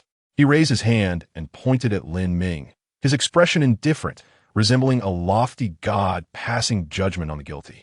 Annihilate. A pillar of fire, seemingly unremarkable yet suffused with the power of rules, surged towards Lin Ming. The power of a saint is the power of rules. This single gesture concentrated the flame rules over 100 miles into one. Though it appeared weak, only when faced with it could one comprehend its true nature, a suppression akin to a bloodline. Ordinary strength before the power of rules was as insignificant as an ant. This time, let's see if you survive. Just as Ning Daren's words fell, a beam of sword light sliced through the air. The gathered power of flame rules collided instantly with the sword light, splitting in two. The fire pillar, like a hollow bamboo, was cleaved by a sharp sword. Subsequently, that sword light sped towards Ning Daoran with even greater velocity. Ning Daoran's pupils constricted. How could this be? At that moment, he fell into a brief state of daze, as if the worldview he had built over years of cultivation had suddenly crumbled. The power of rules was so weak. The sacred realm was merely this. He looked down and saw a bloody gash torn across his body. Despair filled his eyes. After years of arduous effort, he had finally achieved his ambition. Not only had he broken the seal of the Kanglan continent, but he had also successfully transcended to sainthood. Fate seemed to play a cruel joke on him. Everything had seemingly been accomplished. His greatest desire, even the grand aspiration of the entire demon cult, had been fulfilled. Yet at this moment, his life was drawing to an end. Chapter 57. The outsider in Ning Daren's eyes. There was an overwhelming sense of resentment. Yet the vitality within him had completely drained away. With a thud, the once mighty leader of the demon sect fell to the ground. Lin Ming initially intended to turn and leave, but suddenly recalled an important matter. The former patriarch of the Tianxian sect, Li Junlin, harbored two aspirations. The first was to transcend to the realm of the emperor. Regrettably, constrained by his innate talents, he never achieved this goal in his lifetime. The second was to elevate the Tianxian sect to the pinnacle of the central state. Now that Li Junlin's great vengeance had been avenged and the demon sect leader lay dead by his hand, the most pressing task ahead was to rebuild the Tianxian sect, establishing it as a true sovereign in the central state. Despite his formidable strength, the foundation of the Tianxian sect lagged significantly behind the major forces of the region. Thus, he cast his gaze upon the storage ring in Ning Daren's possession. Within the innermost palace of the Qing Palace, an elder with an ethereal demeanor and flowing white hair gazed at the life lamp before him, a symbol of existence and demise. At the pinnacle, the lamp representing the life of the Qing Palace's master had extinguished. Behind the elder stood Su Yun, bowing in reverence. "Do you harbor hatred for him, the one named Lin Ming?" the elder inquired softly. A flicker of fierce determination crossed Su Yun's eyes. "I would relish the chance to flay him alive. Do you believe you can accomplish that?" asked the elder. Su Yun replied confidently, "I may not be able to now, but I surely will in the future. I possess the potential of a sage, a talent unparalleled across the Kanglan continent." To him, Lin Ming was merely a trifling stepping stone. "Confidence is commendable," the elder remarked nonchalantly, "but your talents do not quite measure up to the uniqueness claimed across the Kanglan continent. Many say that with the potential of a sage, as long as one does not fall, they are destined to become a sage. Yet, only those who truly stand at the pinnacle of the semi-saint realm, mere steps away from sagehood, comprehend the arduousness of that ascent. We are but a group of shackled souls." Su Yun, upon hearing the elder's words, displayed a hint of displeasure. "Are you suggesting that I may not achieve sagehood?" The elder slowly nodded, stating, "Even if you lack any deficiency in cultivation resources, becoming a sage is not guaranteed." "I refuse to believe it." Sujunri Tortiv. For years, everyone around him had deemed him destined for sagehood. How could he now accept such demoralizing words? "This belief is natural," the elder replied without surprise, continuing, "I am a living example." Suddenly, his expression shifted dramatically, interrupting his thought. Without regard for Su Yun's reaction, he soared from the palace, positioning himself high above the Qing Palace. Su Yun quickly followed, questioning, "Elder, what is amiss? Is Lin Ming returning?" The elder shook his head. "Lin Ming is but a trivial matter. The heavens of the Kanglan continent are about to change." "What do you mean?" Su Yun asked, perplexed. Just moments ago, the elder had treated Lin Ming with utmost gravity, and now he was reduced to a minor concern. The elder sighed and declared, "I retract my previous statement. The sacred realm is no longer as daunting for you." "This is indeed a positive development," remarked Su Yun. "Perhaps it is a blessing, or perhaps it heralds calamity," the elder replied. "The seal of the Kanglan continent has been broken, and it will resurface in the world. Those outside, I fear, are likely far stronger than we are." "Outside?" Su Yin was taken aback. 5 days later, at the edge of the desolate sea in the northern domain, Lin Ming gathered all disciples of the Tianxin sect and arrived at this location. With a grand gesture, 800 large ships descended into the desolate sea. Subsequently, according to tradition, he cast a storage ring containing 1 billion spirit stones into the sea. Let us proceed to the central continent. He was the first to board the leading ship, with the others following suit, boarding in droves. On the ship where Lin Ming stood, the esteemed elder Chu Yang respectfully stood behind him. Sect Master, we have determined the location for the establishment of the Tianxin sect. He pointed to a spot on the map in his hand, relatively close to the center. The elders and peak masters unanimously decided that the Tianxin sect should be built here, situated between the Shangqing Palace and the Danmen. Lin Ming nodded slightly. Acceptable. Then I shall take my leave, Chu Yang said, feeling an immense pressure standing beside Lin Ming. However, just as he was about to retreat, a furious roar echoed through the air. Suddenly, a massive head emerged from beneath the sea. The water cascaded like rain, crashing in all directions. You think you can pass with such a large fleet and just 1 billion spirit stones? The colossal head fixated its gaze on Lin Ming and spoke. The ships came to an abrupt halt. Lin Ming looked at the being and inquired, "How many spirit stones do you believe it should be?" 1 billion. As soon as the head spoke, Lin Ming comprehended that it was simply seeking trouble. You have gone too far, Lin Ming stated solemnly. Oh, I have gone too far. And what of it? Will you strike me? Do you dare to make a move? The enormous head taunted. In the next moment, a thunderous roar erupted around the 800 ships of the Tianxin sect. In an instant, hundreds of colossal sea beasts encircled them. If you dare to make a move, I will reduce these 800 ships to ashes, declared the massive head. Chu Yang's complexion turned pale in an instant. Sectmaster, these sea beasts seem to all possess the strength of the Emperor Realm. There is not a single Emperor Realm cultivator in the entire northern domain. Yet now, these hundreds of sea beasts are all at that level. How could he not feel anxious? Lin Ming remained unfazed, his expression indifferent as he stated, "Clear the way within 10 breaths, and I shall let the past be past." The leading sea beast burst into laughter upon hearing this. Since someone insists on seeking death, let us all grant him that wish, while simultaneously declaring to the world that our sea beast clan emerges today. Hundreds of Emperor Realm sea beasts roared in unison, their might shaking the heavens and the earth. Without a moment's hesitation, they charged towards the 800 ships of the Tianxin sect. The battle was on the verge of erupting. The tens of thousands of disciples from the Tianxin sect appeared tense, for the pressure from the Emperor Realm sea beasts was overwhelmingly formidable. Yet they did not flee in a frenzy or cry out in alarm.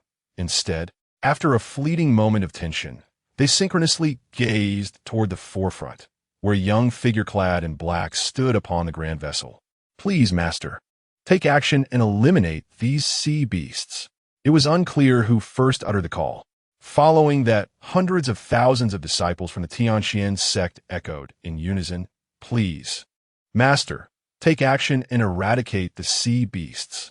Lin Ming's countenance broke into a smile, for he was immensely pleased with the disciples' response, which, to a certain extent, far exceeded his expectations. "Very well," he replied with a single word. In the next instant, a beam of sword light streaked across the sky.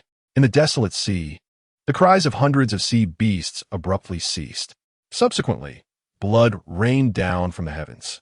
In an instant, hundreds of sea beasts at the Emperor's realm were cleaved asunder. The massive head of the foremost beast was now etched with sheer terror. Chapter 58. Consequences of wrongdoing in the desolate sea.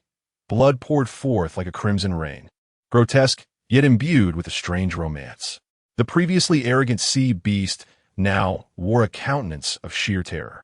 Its eyes, magnified to hundreds of times the size of a gong, whirled madly as if contemplating a means of escape. After a brief pause, it finally resolved, "Flee." It plunged into the depths of the ocean, frantically swimming away. Yet, not 10 miles had it traveled when a rusted sword streaked past its line of sight. "Wait, do not slay me." In a moment of desperation, it bellowed. The rusted sword halted mere inches from it, and the beast exhaled in relief. Its massive shell trembled. Alas, this shell is too heavy. Otherwise, I would have outrun you. It taunted the sword. No reply came. The ancient turtle, sensing the encounter had grown tiresome, turned and obediently swam back to Lin Ming's side. You cannot kill me, the old turtle proclaimed, though its voice lacked the earlier fervor. Why? Lin Ming inquired, demanding a justification. Although the turtle quaked in fear of Lin Ming, a hint of arrogance lingered in its answer. Because my companions are on the verge of becoming saints. A smirk graced Lin Ming's lips as he remarked, Is this the reason your kin, the sea beasts, have gone mad? The promise of ascension to sainthood drives you to forsake your desolate ocean, does it not? The old turtle scoffed lightly, retorting, What is wrong with that? The land brims with resources, and our kind naturally yearns for them. In the past, our strength was insufficient to rival the humans. Yet, with the prospect of becoming saints, we must surely fight for our place. That is reasonable, Lin Ming conceded, for no species is inherently destined to monopolize the finest resources. Should your sea beasts aspire to dominate the Kanglan continent, I harbor no significant objections. It is merely unfortunate that your inaugural act of defiance should be directed at my Tianxian sect. With those words, Lin Ming cleaved the ancient turtle in twain with a single stroke of his sword. The gargantuan creature unleashed a torrent of blood, staining the surrounding sea crimson for 1,000 miles. In its final moments, the turtle's eyes mirrored shock and confusion. It could not fathom why, despite proclaiming the imminent ascension of its kin, this human had so ruthlessly slain it without a flicker of hesitation. Is the prospect of sainthood so trivial? Following the demise of the old turtle, the Tianxian sect continued their advance. The disciples, witnessing the recent confrontation, grew ever more trusting of Lin Ming. It seemed that as long as he stood by them, no matter the challenge, he could effortlessly resolve it. In their eyes, this leader had become indistinguishable from the legendary immortals. It is my honor to join the Tianxian sect in this life. Suddenly, Chu Yang knelt upon the ground. From a distance, observing this scene, all the elders, peak masters, and disciples echoed in unison. It is my honor to join the Tianxian sect in this life. Lin Ming rubbed his temples in bewilderment at their fervor. Rise, there is no need for such reverence. I am a master of the heavenly Xian sect, and it is my duty to protect you. As soon as he uttered these words, a resounding dragon's roar echoed from afar.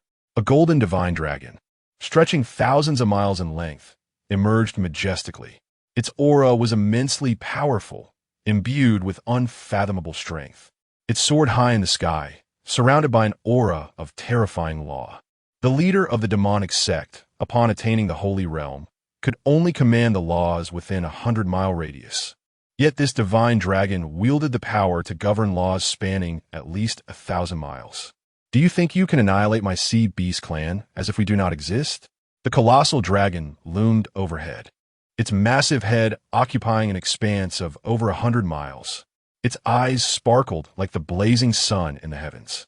Lin Ming declared, I have never indiscriminately slain the innocent. If it seeks to kill me, then I shall respond in kind. It is only just. The outcome remains unchanged. With or without you. You are so audacious. The dragon, as vast as a mountain, suddenly pressed its enormous claws down from the sky. Surrounding its gigantic claws was a heavy aura of law. It was pure and ultimate power. After entering the Holy Realm, a claw empowered by the laws possessed strength 1,000-fold greater than before. In the instant the dragon struck, it had already made its calculations. This claw could shatter even the most formidable of holy artifacts. However, Lin Ming showed no intention of evasion. Instead, he advanced with his sword, a rusted blade rising from below. It lacked a formidable aura, but was imbued with unwavering determination and will. You are truly seeking death, the dragon roared, its claws moving with greater speed. With a swift motion, an eerie sound resonated as the two forces clashed. In that moment, the dragon's eyes shifted from arrogance to terror. No, my claw. The rusted sword pierced through its claw, continuing its ascent without losing momentum. Please, grant me a chance. It pleaded for mercy. Yet, Lin Ming remained unmoved, the rusted sword advancing relentlessly. Grant me a chance, and I shall serve as your steed." The dragon felt its heart bleed. Having painstakingly cultivated to the holy realm, it had envisioned soaring to great heights. Little did it anticipate being compelled to lower itself in an instant. During its youth, when it was weak, the thought of being tamed by humans and reduced to a mere mount was the utmost humiliation. Yet now, in a bid to save its life, it made this very request. Lin Ming's sword hesitated for just a fleeting moment. A dragon as a steed was indeed an enticing proposition, especially a dragon of the Holy Realm. However, hesitation lasted but an instant. The rusted sword paused for less than a breath before resolutely plunging into the dragon's form. As the ruler of the sea, the dragon possessed immense strength and formidable defenses. Yet at this moment, its once proud defenses crumbled like paper. With a single touch, they shattered. The rusted sword, ascending from below, pierced through the entirety of the dragoness body. A heart-wrenching cry erupted. The dragon, writhing in agony, bled profusely like a tempest unleashed. It was immensely powerful, yet now felt the imminent threat of death. Do you not contemplate it all? To possess a true dragon, particularly a dragon of the sacred realm as a steed, is the aspiration of countless cultivators. The colossal dragon implored, "Spare my life. What you gain from my mercy far surpasses what you would achieve by slaying me." Yet, Lin Ming remained unmoved. He merely replied, "One must bear the consequences of their misdeeds." He held no regard for a dragon as a mount. To him, the life of any disciple of the Tianqian sect far outweighed that of this sacred realm dragon. From the moment this dragon chose to confront the Tianqian sect, its fate had been sealed. The vitality of the dragon was immensely greater than that of cultivators of the same realm.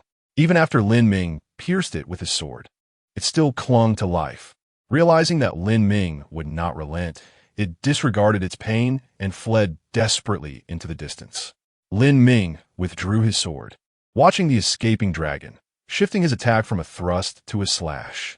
Chapter 59. Do you have something to attend to? The colossal sacred realm true dragon, stretching thousands of miles, soared with astonishing speed, leaving the 800 grand vessels of the Tianqian sect far behind. In the central continent, several cultivators were engaged in a spar, honing their recently acquired martial techniques, when suddenly, the clear daylight was engulfed by darkness. A gigantic silhouette obscured the sun. "What in the world is that?" one exclaimed. "It's enormous. Our Qinya city is likely dwarfed by it. Not just that, it must be at least 8 times the size of Qinya city." Another added, "Could it be the legendary dragon?" Suddenly, someone spoke up. Then, a torrential downpour of crimson liquid began to descend from the heavens. "It's raining, red rain. It seems to be infused with an extraordinarily violent spiritual force. It's the rain of an egg-laying, it's blood. That dragon has sustained grievous injuries." As soon as the words were uttered, a streak of sword light, spanning the heavens, followed closely behind the dragon. "What is happening?" The group gasped in astonishment. The sword light cleaved into the dragon's body, entering from the tail and emerging from the head before dissipating. In the next moment, the dragon's form began to split apart from the tail. Crack, crack. Countless scales shattered. The fissure extended from the tail to the massive head, ultimately cleaving the dragon in two. It plummeted from the sky. Oh my heavens! The dragon is dead. While still in disbelief, they realized the dragon's body was laden with treasures. Without hesitation, one of them soared into the air. This scene unfolded in numerous locales nearby, as nearly 100,000 figures soared toward the remnants of the dragon in the sky. The newly sanctified true dragon had met its demise. On the desolate sea, Lin Ming, with an impassive expression, sheathed his rusted sword behind him. The 800 vessels continued their voyage, unimpeded for the first time. Following this battle, the Sea Beast clan would inevitably fall into silence for at least a millennium before they could recover somewhat. Of course, this bore no relevance to Lin Ming. 2 months later, in the mountainous region between the Danmen and the Shangqing Palace in the central continent, Lin Ming, accompanied by hundreds of thousands of disciples from the Tianqian sect, arrived at this location. He selected a large stone and, using his finger as a sword, inscribed the 3 characters of Tianqian sect. At that moment, the Tianqian sect in the central continent was officially established. In the southernmost islands of the central continent, on an inconsequential island that appeared utterly unremarkable, 3 figures clad in white suddenly appeared. The seal of the Kanglan realm has dissipated. We must be among the first to know. Indeed, the depths of the great wilderness are seldom traversed. Had it not been for my disciple S. insistence on venturing deeper for training, we would likely remain unaware. By the way, you must ensure the safety of your disciple. The longer we can keep this secret, the more advantageous it will be for us. Rest assured, he is already dead. Upon hearing this, the other 2 instinctively cast a glance. Fong Mu, you're quite ruthless, aren't you? The young man named Fong Mu smirked. Who can guard a secret better than a dead man? The other 2 naturally understood the reasoning, yet they remained somewhat astonished. Their vigilance towards Fong Mu heightened. To thoroughly scour the Kanglan realm, it was evident that a considerable amount of time would be required. The natives of this realm could indeed be of use. Fong Mu remarked. The other 2 immediately concurred. The trio then dispersed, each seeking suitable forces for their own purposes. Within the Shanqing Palace, the white-haired elder suddenly opened his tightly shut eyes and stepped forth, standing atop the pinnacle of the palace. What brings you to the Shanqing Palace? He inquired, gazing into the distance. There, a figure clad in white appeared, wearing a smile. You are surprisingly perceptive to my presence. The figure was none other than Fong Mu. The elder of Shanqing Palace sighed softly, saying, I can sense your existence, and I am also aware that I am no match for you. He slightly bowed and continued, I am uncertain of your purpose here, but should you require assistance, the Shanqing Palace will certainly cooperate wholeheartedly. A flicker of astonishment crossed Fong Mu's eyes as he replied, It is a rare pleasure to encounter someone so perceptive. He had initially intended to subdue the elder with overwhelming strength should there be any defiance. But it seemed there was no need for such measures. Disclose to me the locations of all secret realms within the Kanglan realm. Should there be even the slightest omission, not only you, but your entire sect shall cease to exist. Fong Mu stated coldly, I will give you 10 breaths. However, before he could finish speaking, the white-haired elder had already retrieved a map from his storage ring, respectfully presenting it to Fong Mu. Please keep this safe. It clearly marks all secret realms within the Kanglan realm, with no omissions whatsoever. Fong Mu's expression froze entirely. This was exceedingly accommodating, as if the elder had anticipated the events of the day. He took the map and said, Once I return from the secret realms, should you encounter any troubles, feel free to inform me. I may be able to assist you. The white-haired elder appeared flabbergasted, hastily replying, I would not dare to trouble you, esteemed sir. Fong Mu waved his hand dismissively, stating, There is no need for such formality. I will honor my word. Then, I thank you, esteemed sir, the elder said respectfully. Fong Mu nodded and turned to depart. Before the newly established Tianxian sect, 2 figures in white halted. It feels rather strange, one remarked. I noticed it too, the other replied. The slightly leaner youth named Lu Zhe continued. I just scanned a significant portion of the Kanglan realm with my divine sense. I observed that the power structure of this continent has clear regional divisions.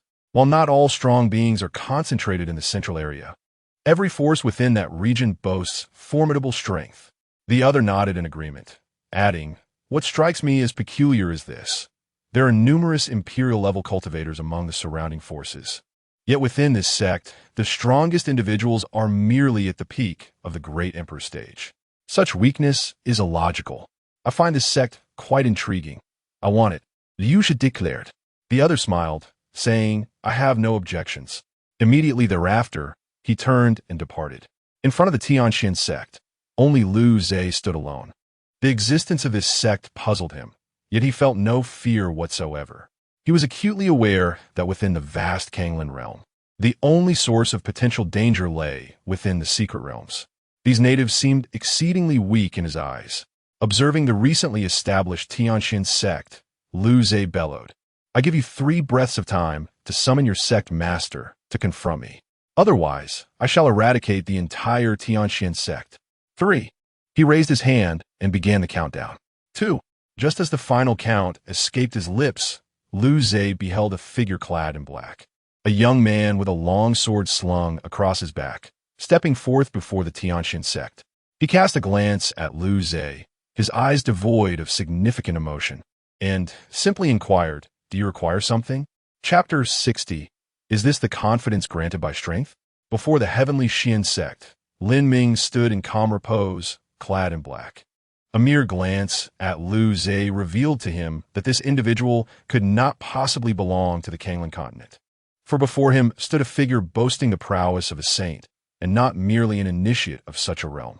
The Kanglan continent had no saints to begin with. Even though recent events had made attaining such status less arduous, any emerging saints would typically be mere novices, comparable only to the aura of a demonic sect leader. The individual before him, however, was evidently an anomaly. Lu Zhe scrutinized Lin Ming, his expression growing increasingly grim. "Ah, the heavenly Xian sect, you possess quite the audacity." He sensed within the sect 2 peak emperors and dozens of ordinary emperors. Yet, when he demanded the sect leader's presence, he was met with a mere half-step emperor. "What's this?" Lin Ming furrowed his brow. "If you have matters to discuss, then speak. If not, kindly take your leave." Liu Shi, already simmering with indignation and feeling as though he had been trifled with, found Lin Ming's words to be the final straw. A cold smirk crept across his face. "I have not failed to offer you opportunities, yet you have disappointed me gravely. Thus, let the heavenly Xian sect vanish." Lu Zhe's ire had reached its zenith. He no longer wished to ponder why this seemingly feeble sect occupied such a position. Raising his hand, he struck forth with a palm, devoid of any rule-based power. A sect without even a single emperor could hardly withstand his blow, regardless of any hidden oddities it might possess. Not even a sect with a half-saint would withstand his assault. However, in the next instant he beheld the palm print shatter, and his consciousness began to wane. Just before his awareness faded into oblivion, he glimpsed a figure clad in white. This attire mirrored his own, save for the absence of a head. Could that body truly belong to me? This was Lu Zhe's final fleeting thought. Lin Ming, brow-knitted, gazed upon the lifeless body before him. He had no intention of instigating slaughter. He merely could not comprehend why this man sought the destruction of the heavenly Xian sect after exchanging so few words. Was he perhaps of unsound mind? Yet, such matters held little significance. Whoever sought to take his life, he would slay. Whoever aimed to obliterate the heavenly Xian sect, he would annihilate. Lin Ming's principles were, as always, refreshingly straightforward and pure. Within the alchemy sect, Zhou Yu had acquired what he desired, but suddenly remembered Lu Zhe. He sent a message. How fares that sect? Why do they possess such weakness, yet dare to stake their claim in this position? No response came. A flicker of coldness crossed Zhou Yu's gaze. Surely, you haven't uncovered some secret you wish to hoard for yourself? Yet still, silence prevailed. If you do not respond, I shall come to find you. Upon uttering these words, his expression darkened further. He began to regret having entrusted the heavenly Xian sect to Lu Zhe. If this sect truly harbored mysteries and Lu Zhe were to monopolize them all, he feared he would be burdened with regret for a lifetime. Once more, there was no reply. His consciousness spread outward, yet he failed to detect Lu Zhe's presence. This situation could be attributed to 2 possibilities. Either the individual had met their demise, or they were ensconced within a secret realm that could shield one from divine perception. Such a secret realm often signified immense opportunity. Oh, Liu Shi. He would never entertain the notion that Lu Zhe had perished so easily. Thus, only one explanation remained.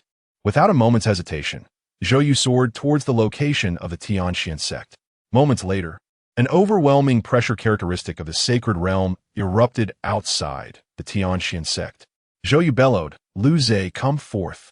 His voice, imbued with terrifying power, reverberated through the sect, only to be absorbed by the colossal stone inscribed with the sect's name. This stone bore a trace of sword energy left by Lin Ming, ensuring the protection of the Tianxian sect in his absence. Although the sacred realm's pressure and fearsome power were absorbed by the stone, the resounding voice still echoed throughout the entire sect. Lin Ming, usually calm and composed, now wore a troubled expression. The Tianxian sect had only recently been established, and it was still in a state of disarray. Yet, troublemakers continued to appear one after another. Upon stepping outside the sect, he encountered Zhou Yu. "What does the Lu Zhe you seek look like?" Lin Ming inquired. Zhou Yu sneered at Lin Ming. Is he the one you sent to placate me? Perhaps you have misunderstood, Lin Ming replied. I am the sect master of the Tianxian sect, and there are no outsiders within. I know not the individual you seek. Share with me his characteristics, and perhaps I could be of assistance. Zhou Yu scrutinized Lin Ming, the pressure of the sacred realm looming over him. Do you speak the truth? Lin Ming remained unfazed, regarding the sacred realm's pressure as inconsequential, and nodded, indeed. Ha! Zhou Yu burst into laughter. Do you take me for a fool? He lunged at Lin Ming with sudden ferocity. In the next instant, the sound of a sword's song filled the air. Zhou Yu felt a chill at his neck, and his consciousness swiftly faded. A severed head thudded to the ground. Lin Ming sheathed his sword and gazed at the corpse before him, a flicker of impatience crossing his face. From a deceased leader of the demonic sect, he learned that the Kanglan continent was a closed world. The seal had now been broken, unveiling its true form to the world. A new era was poised to unfold. Is this what they call a new era? Lin Ming murmured to himself, finding it rather dull. These outsiders indeed possessed far superior cultivation compared to those of the Kanglan continent. However, their arrogance and brutality were palpable. Perhaps this was the confidence that strength bequeaths. It was not difficult to comprehend, much like how practitioners naturally adopt a condescending stance towards ordinary individuals. Yet, regrettably for them, they had encountered the very last person they should have met. Chapter 61. Establishing a rule gazing at the corpses outside the Tianxian sect. Lin Ming's eyes turned towards the southernmost point of the central state. He had never feared trouble, yet he also held no affection for it. The Kanglan continent had opened its gates, and the influx of outsiders would not be limited to merely 2 individuals. If not resolved in one fell swoop, future complications would inevitably arise. Behind him, the elder Chu Yang spoke. Sectmaster, what are your thoughts? Lin Ming withdrew his gaze from the distance and glanced at the newly established Tianxian sect. He replied in a calm tone, I will need to leave the sect for a while. Where to? Que Yang instinctively inquired. Lin Ming took a couple of steps southward and stated, to establish a rule for them. Without reason, Chu Yang felt a shiver run through him and respectfully said, Chu Yang bids farewell to the sect master.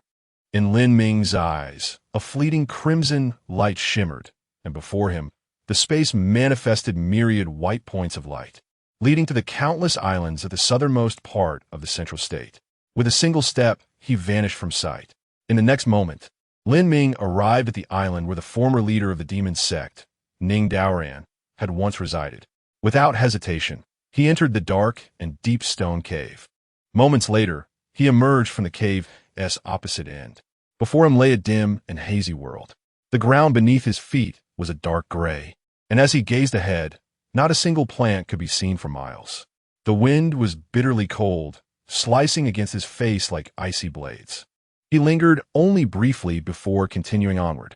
To prevent outsiders from traversing to the Kanglan continent and causing unnecessary disturbances, he had 2 options. One was to stand guard at the cave's entrance, much like he did when protecting the central state from the demon sect. However, such a stance would be overly passive. He was unaware of the vastness of the world outside, or how many would be drawn to the existence of the Kanglan continent. Thus, he resolved to boldly step out and inform the people of the outside world that they could come to the Kanglan continent, but they must adhere to his rules. In the gray expanse, Lin Ming, clad in black and bearing a long sword upon his back, walked alone. 2 days later, he encountered his first individual. It was a disheveled young girl, her face covered in dirt, her expression marked by a hint of panic. Upon seeing Lin Ming, she rushed towards him as if he were her savior. Save me, she cried, simultaneously drawing a dagger and lunging it towards Lin Ming's chest.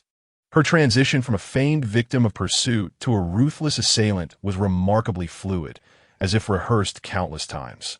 Yet, before the dagger could reach him, her arm was severed at the shoulder, blood gushing forth.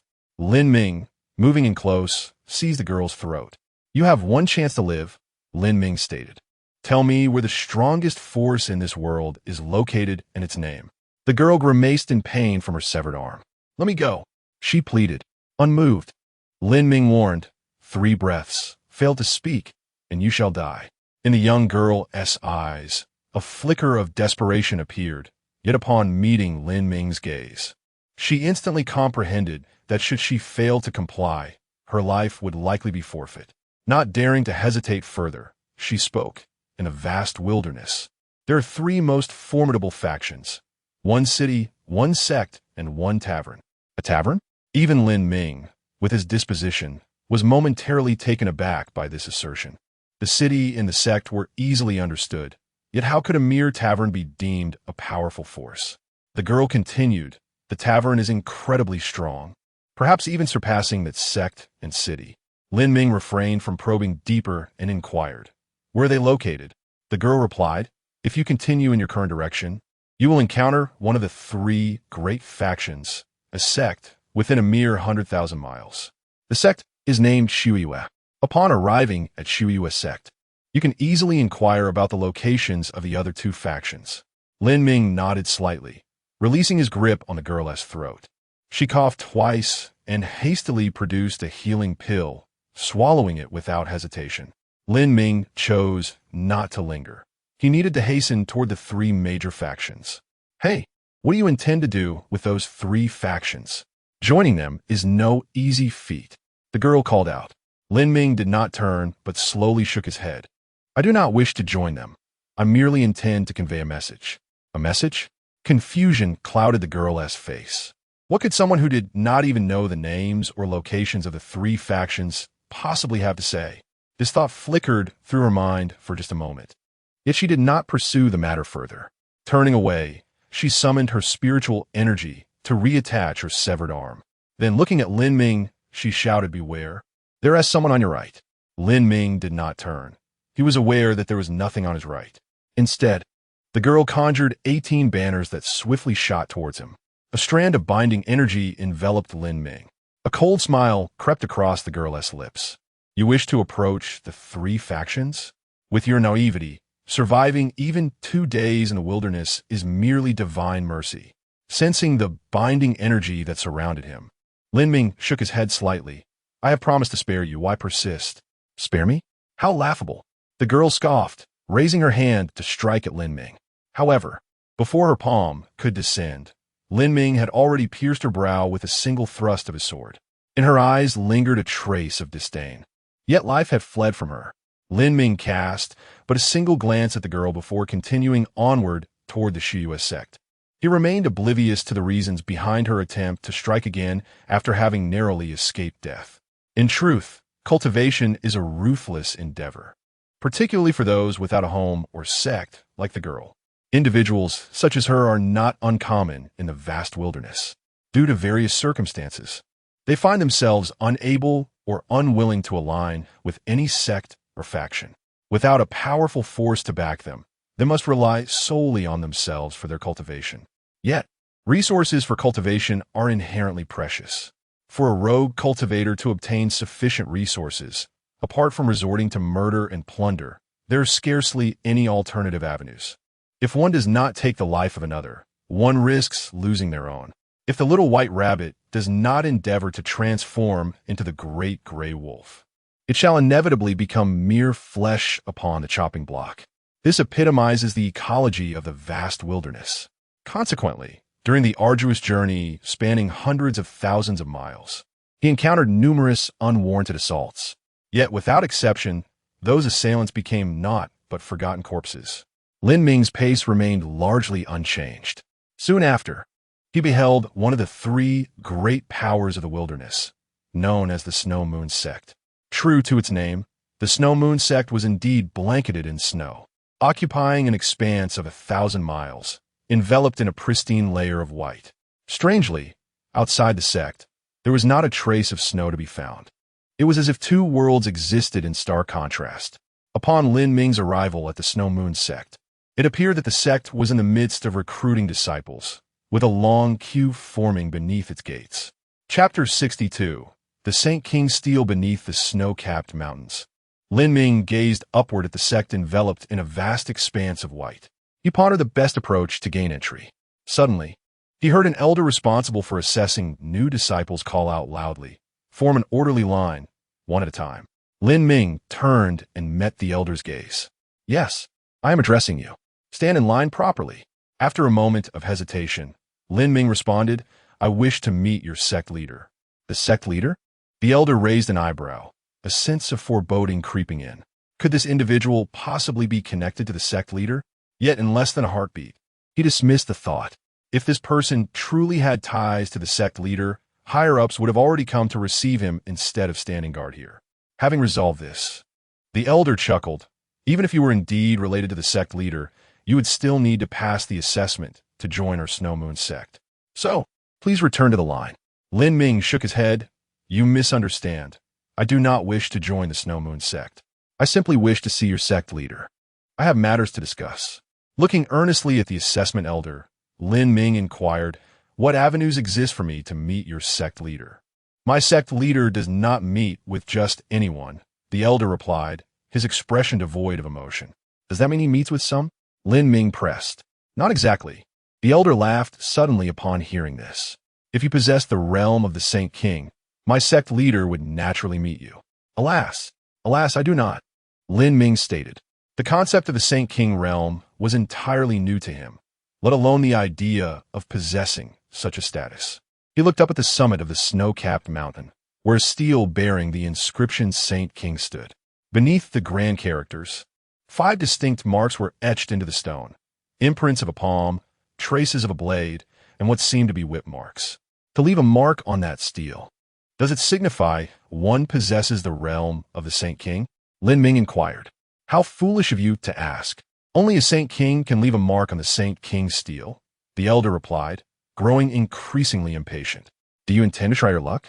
No sooner had he uttered these words than Lin Ming soared into the air, positioning himself before the stele atop the mountain. The assessment elder shook his head, exasperated. Is this fellow not quite right in the head? Seeking attention, perhaps? The elder mused that if it were him, he would have already dealt with Lin Ming decisively. What is he thinking? Surely he does not intend to leave a mark on the Saint King's stele? A mere half-step into the Emperor realm attempting such a feat would be sheer madness. Meanwhile, at the base of the mountain, a long line of disciples waiting for their assessments cast hostile glances at Lin Ming's audacious actions. Hovering in the air, Lin Ming raised his right index finger, using it as a sword, and pointed directly at the Saint King's stele. My goodness, has he truly lost his mind? Are you out of your mind? If he could leave a mark on the Saint King's stone tablet, I could swallow it whole today. The murmurs from below did not perturb Lin Ming in the slightest. His fingers remained unwavering as he pointed directly at the center of the tablet, which then sank beneath his touch. A change washed over his face, prompting him to withdraw his strength immediately. To his dismay, he discovered that beneath his single touch, not only had a deep pit formed on the stone, but a web of cracks had also emerged around it. Lin Ming furrowed his brow. His guiding principle had always been to refrain from provoking others unless provoke himself. If one showed him respect, he would return it tenfold. The elder overseeing the Snow Moon sect's assessment had treated him with relative kindness, and upon witnessing his attempt to leave a mark on the Saint King's stone tablet, despite being merely a half-step into the great Emperor realm, had shown no inclination to stop him. Yet, here he was having inadvertently damaged the tablet. The sensation was profoundly unsettling, akin to visiting a friend as home and shattering a teacup the moment it was placed before you. Lin Ming stood there, momentarily stunned, uncertain of how to explain his actions. Meanwhile, the crowd waiting in line for their assessment grew increasingly agitated. Come down. Failing to leave a mark on the Saint King's stone tablet is nothing to be ashamed of. Indeed, it was the unwillingness to accept reality that was truly disgraceful. Elder, is he being too excessive? Murmured several voices. If he doesn't come down soon, I might just give it a try myself. The uproar intensified. The elder's expression darkened as he gazed at Lin Ming and said, It's not just you. Even I would struggle to leave a mark on the Saint King's stone tablet. Come down. If you wish to join the Snow Moon sect, then wait your turn. If not, feel free to leave. Lin Ming glanced at the increasingly dense cracks on the stone tablet, his face composed as he turned away. I apologize, he said. There's no need for such words. The elder replied, waving his hand as his gaze shifted back to the crowd eager to join the Snow Moon sect. Next, Lin Ming realized that the elder had misunderstood the reason for his apology, so he pointed at the Saint King's stone tablet and explained, I say sorry because of this." "What?" The elder lifted his gaze just in time to hear a thunderous explosion. The towering stone tablet shattered into countless pieces. "What?" The elder's expression shifted dramatically, and several stewards responsible for the assessment rose simultaneously, staring at the pulverized remains of the Saint King's stone tablet, enveloped in a profound silence.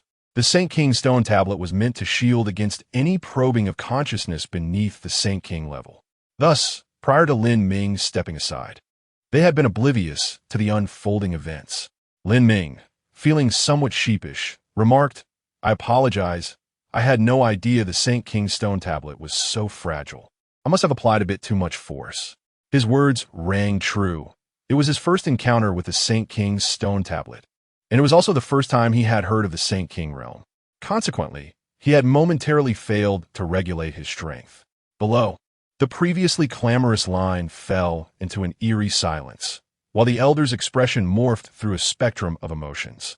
After a prolonged silence, he finally spoke, uttering words that even he himself could hardly believe. "This stone tablet, perhaps, has endured too much hardship and is now destined to shatter." Although this notion was difficult to accept, it was certainly more palatable than believing that a mere half-step emperor could effortlessly obliterate the sacred King's stone tablet with a mere gesture. Lin Ming, following the words of the elder in charge of the assessment, responded, "That seems plausible." Almost everyone present, having witnessed the scene, momentarily acquiesced to the elder's explanation. After all, they could conceive of no other possibilities. However, deep within the Snow Moon sect, a young man clad in white, with hair to match, displayed an expression of sheer terror. He was utterly convinced that the sacred King's stone tablet was beyond reproach. Its destruction could have but one explanation.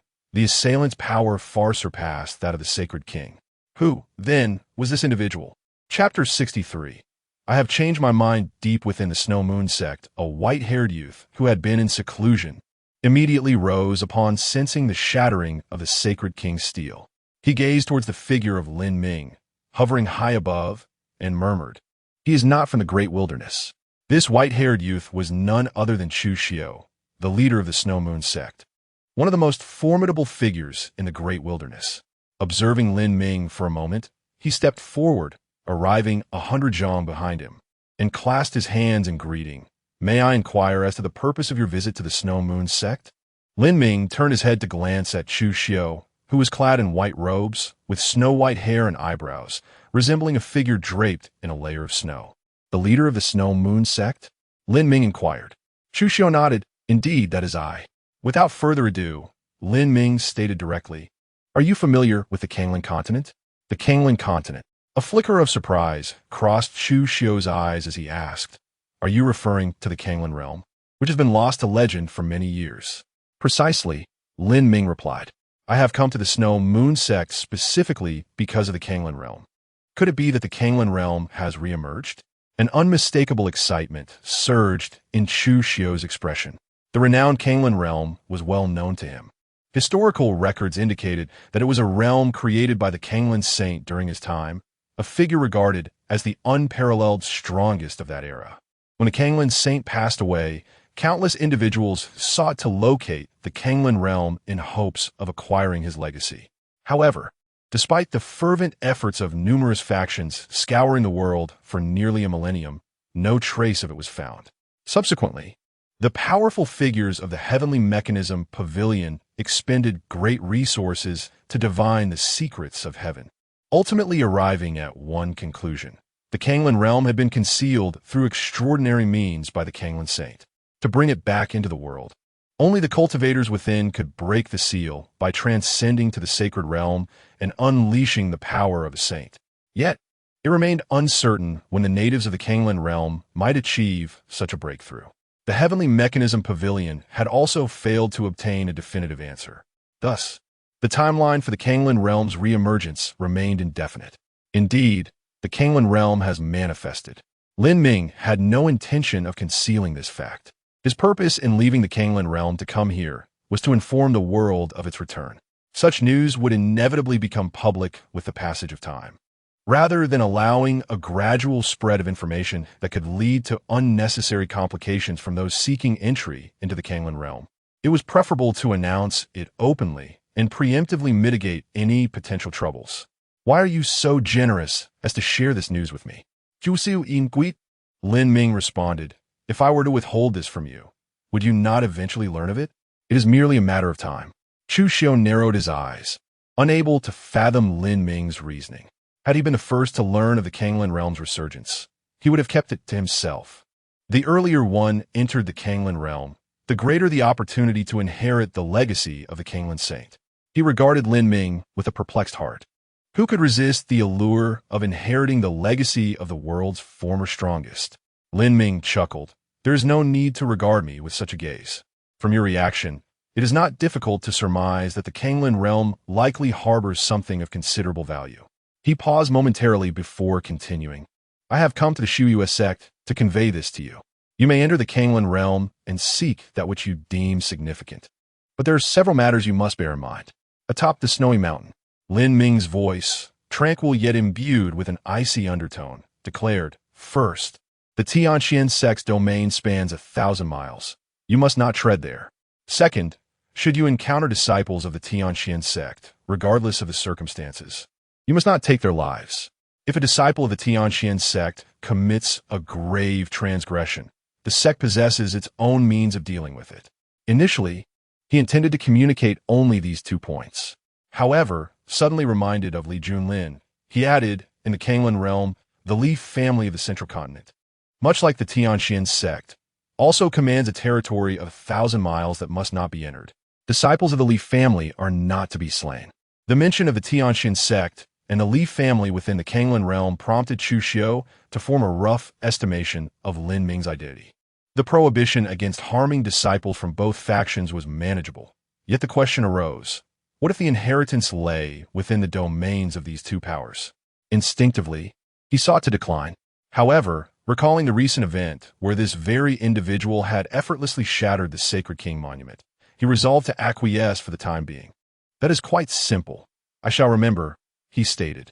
Lin Ming shook his head, replying, merely that is insufficient. What suffice then? Chu Xiu's expression shifted subtly. To vow with the heart of martial arts and proclaim it to the world. Furthermore, to bind the entire Shu sect, including all affiliated forces. No one shall contravene the stipulations I have laid out. Lin Ming's voice resonated atop the snowy mountain. Chu Xiu's countenance turned frigid in an instant. For a practitioner, to vow with the heart of martial arts is an absolute commitment, and to announce it publicly elevates the gravity of the promise. You are being unreasonable, Chu Xiu stated with a stern face. Lin Ming smiled. Earlier, you agreed. Why then does the vow become a point of contention? Is the esteemed leader of the Shu sect truly so duplicitous? Or do you believe it too arduous to restrain the disciples of the Shu sect and its affiliated forces? Chu Xiu retreated 1,000 paces, standing atop another peak, gazing at Lin Ming from afar. You must understand, a vow with the heart of martial arts is not to be taken lightly. Grant me time to contemplate, Chu Xiu requested.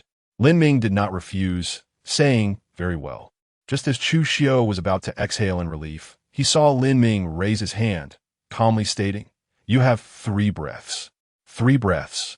Chu Xiu cursed inwardly. What could be accomplished in 3 breaths? He had previously signaled the tavern's patrons, intending to buy some time. He had not anticipated Lin Ming's directness, allowing only 3 breaths. As he mentally scolded himself, Lin Ming had already begun the countdown.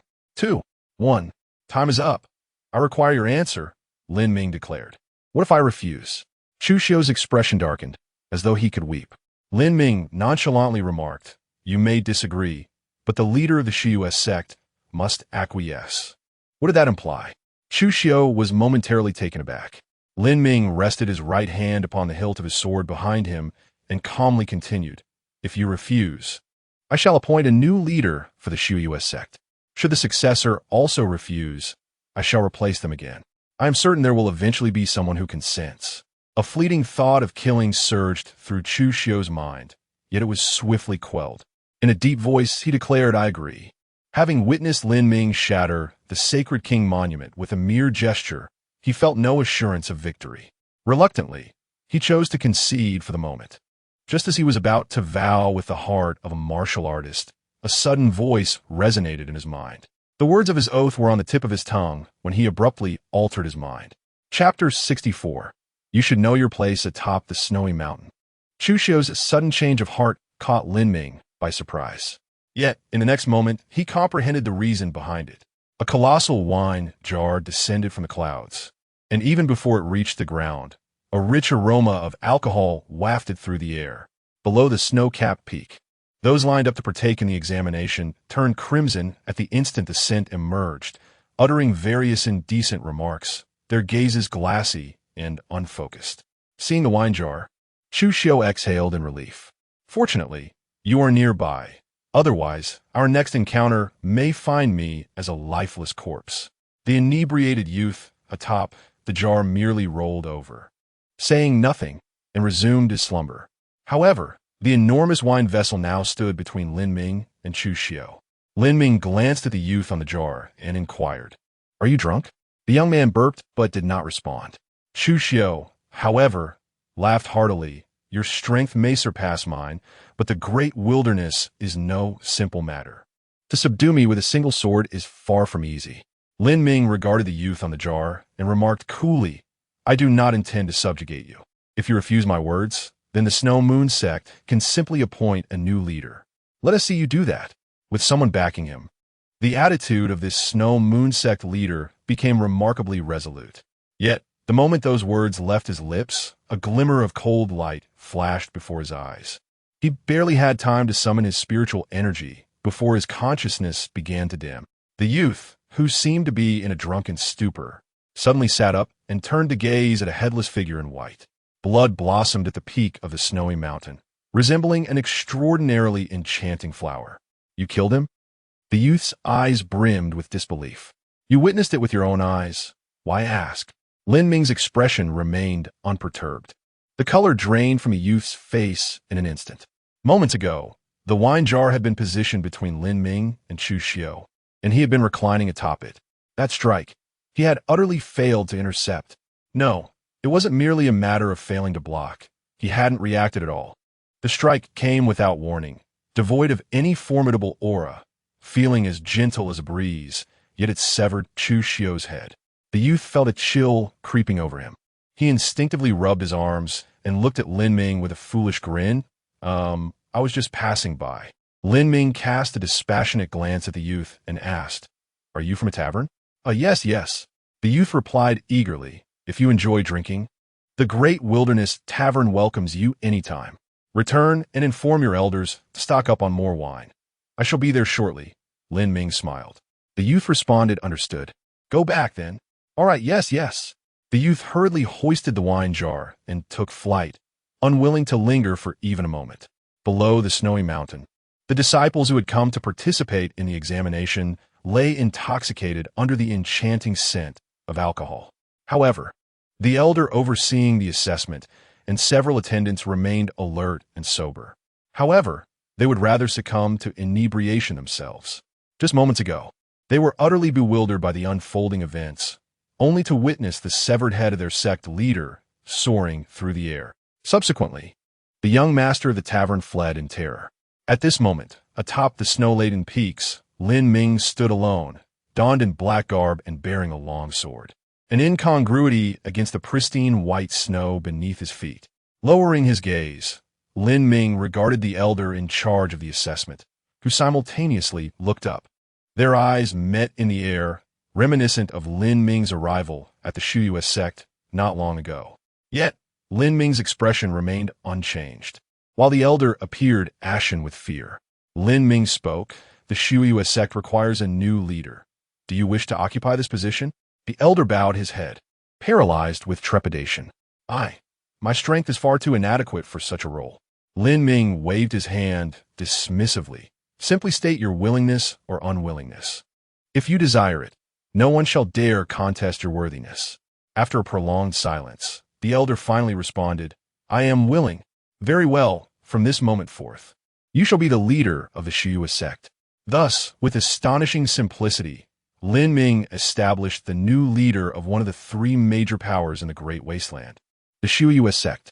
Throughout the vast sect, from the esteemed elders to the most junior disciples, not a single voice dared to dissent. The elder, complying with Lin Ming's request, swore an oath. Lin Ming etched 3 sword marks onto the elder's personal sword, proclaiming, "Should you encounter insurmountable troubles, activate these marks with your spiritual energy. Within the Great Wasteland, you need not fear anyone."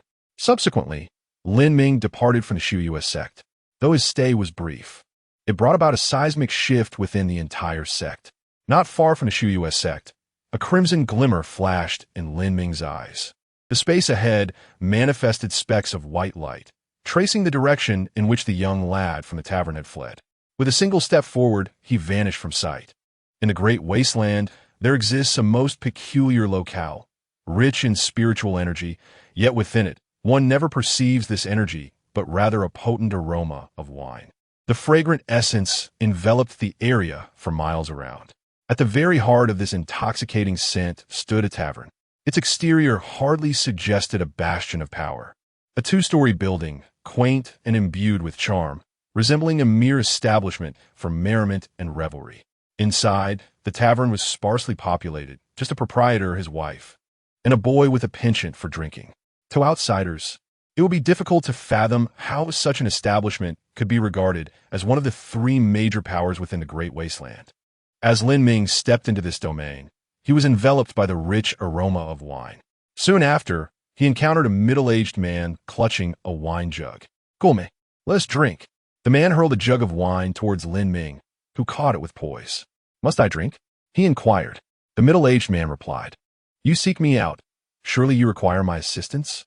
As long as you've indulged in drink, I am at your service for anything you utter," Lin Ming proclaimed, lifting the wine jug in his grasp. "Is it merely this one jug that suffices?" "No." The middle-aged man waved his hand grandly, and jugs of wine began to materialize from beneath Lin Ming's feet, extending to the horizon. 8 million jugs of wine. Once emptied, I shall heed your every word," the man declared. Lin Ming uncorked his jug without hesitation and tilted it back, drinking deeply. Moments later, having consumed a jug, he set it down and regarded the middle-aged man, stating, "I have finished my drink. It is time we addressed serious matters. What I speak of is 8 million jugs of wine. Not a single one can be spared," the middle-aged man replied with an icy demeanor. Lin Ming responded coolly, "Draining a jug is already a concession on my part. You would do well to recognize this." Chapter 65. Let the desolate city fade away before the ancient tavern. Enveloped in a rich aroma of alcohol, Lin Ming locked eyes with a middle-aged man. The initially tranquil atmosphere shifted to one of palpable tension after Lin Ming spoke. The man stared at Lin Ming for a moment before abruptly shattering a wine jar in his grasp. With a sharp crack, wine splattered everywhere, releasing an even more intense fragrance that erupted before Lin Ming. Almost simultaneously, a staggering number of 800,000 wine jars shattered, the liquid merging into a tumultuous river. "You refuse to drink? Then I shall feed you," the middle-aged man declared coldly. As the jars burst, the flowing wine surged like a mighty stream. Lin Ming tightened his grip on the hilt of his sword, poised for combat. However, just as the confrontation was about to commence, a woman's voice resonated from behind the man. "Is this how you treat my freshly brewed wine?" Upon hearing the voice, the man's expression changed drastically, shifting from frosty severity to a foolish grin in an instant. The remnants of his earlier bravado vanished. "Xiao, what brings you out here?" he asked, scratching his head as he gazed at the woman. She was none other than the tavern's proprietress, Jiang Qingyi, with a piercing glare directed at the middle-aged man. She then turned her attention to Lin Ming. "I understand your purpose for being here. Rest assured, without your consent, my family and I will not set foot into the Kanglan domain. Furthermore, from this day forth, I will do everything in my power to restrain all patrons of the tavern to adhere to your rules. You must comprehend that rogue cultivators are the most challenging to control. Even if the Shuyu sect abides by your wishes, their influence cannot easily extend to those free-spirited individuals. But I can. In a vast wilderness, nearly 90% of rogue cultivators frequent this tavern, for it is here that they find a rare sense of tranquility. They will heed my words. Jiang Qingye's declaration left Lin Ming slightly taken aback. This woman was remarkably self-aware. What are your terms? He inquired. Jiang Qingye shook her head resolutely. There are no terms. I do this willingly. She continued, if you doubt my sincerity, I shall pledge my martial heart right now. Without waiting for Lin Ming's response, she immediately swore an oath. This spectacle astonished not only Lin Ming, but also left the middle-aged man dumbfounded. Xiao Yi, what are you doing? He questioned urgently. In the vast wilderness, he had never feared anyone. Yet, Jiang Qingye's actions seemed to signify an outright submission. Enough of this.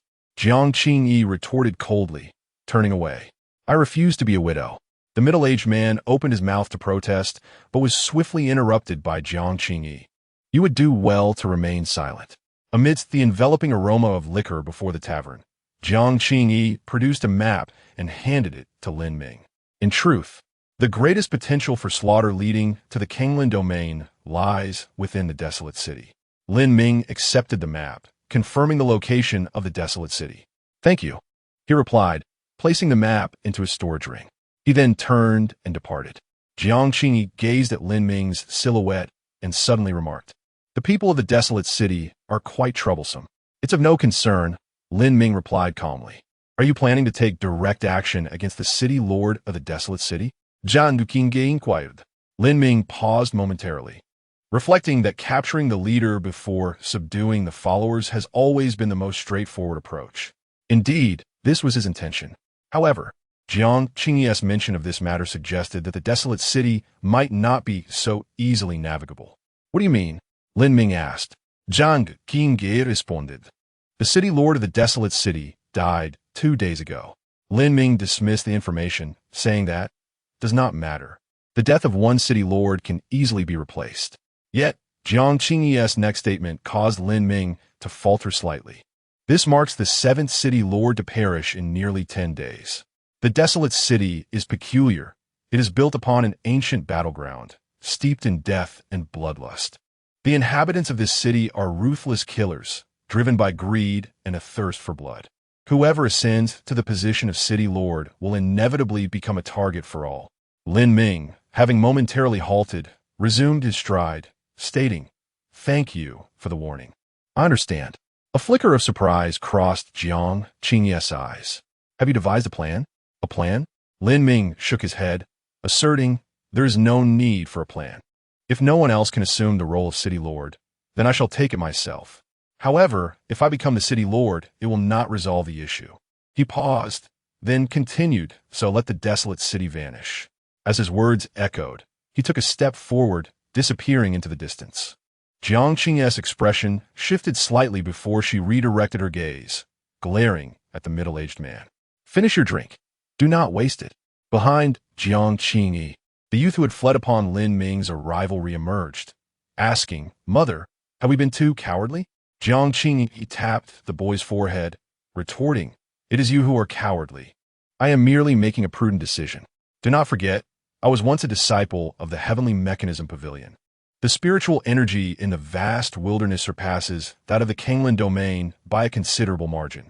Yet, the environment is far from favorable.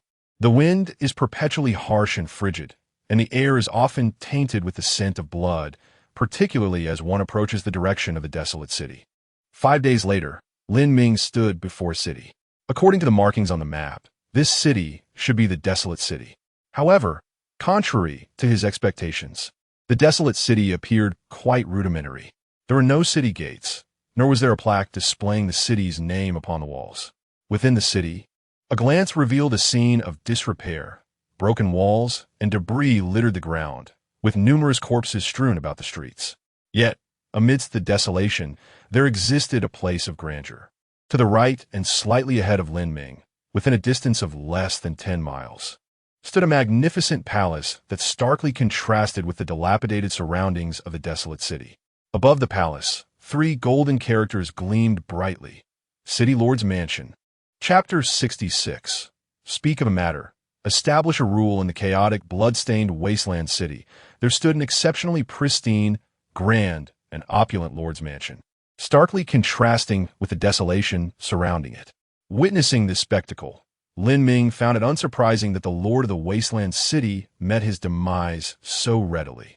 Entering the lord's mansion had rendered him a target of scorn for the denizens of the wasteland. The existence of this mansion seemed to serve no purpose other than to incite animosity.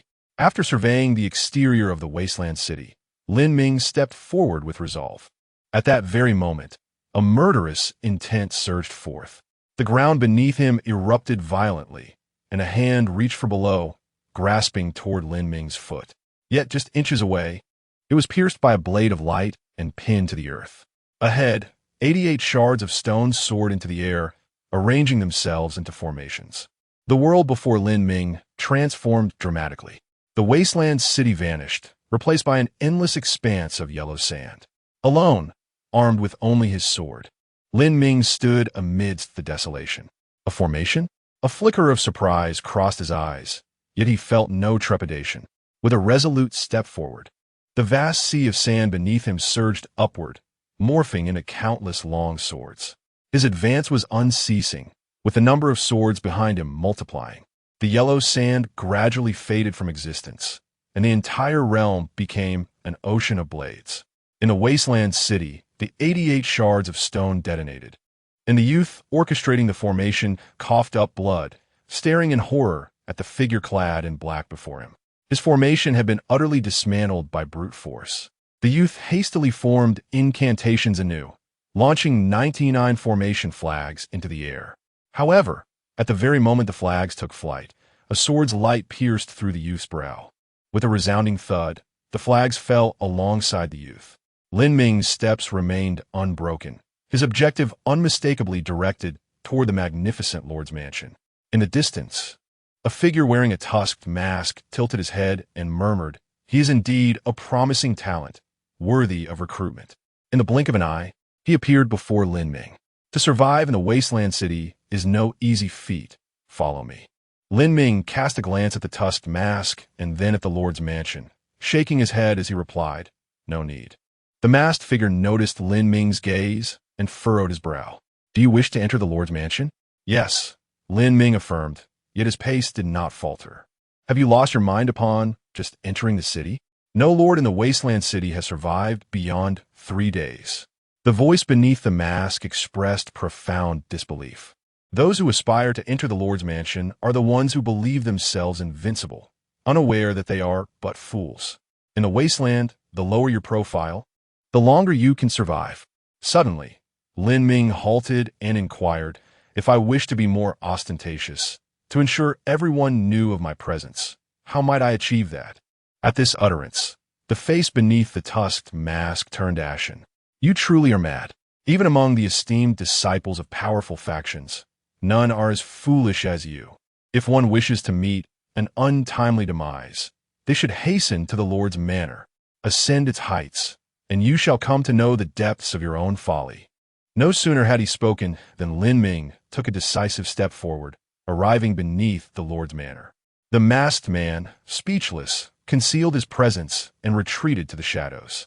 Without a moment's hesitation, Lin Ming pushed open the grand doors of the manor and stepped inside. He pressed on without pause, ascending to the highest level of the palace. There, he beheld a lifeless body. The corpse was emaciated, devoid of any blood. Just as one was dispatched, another appears.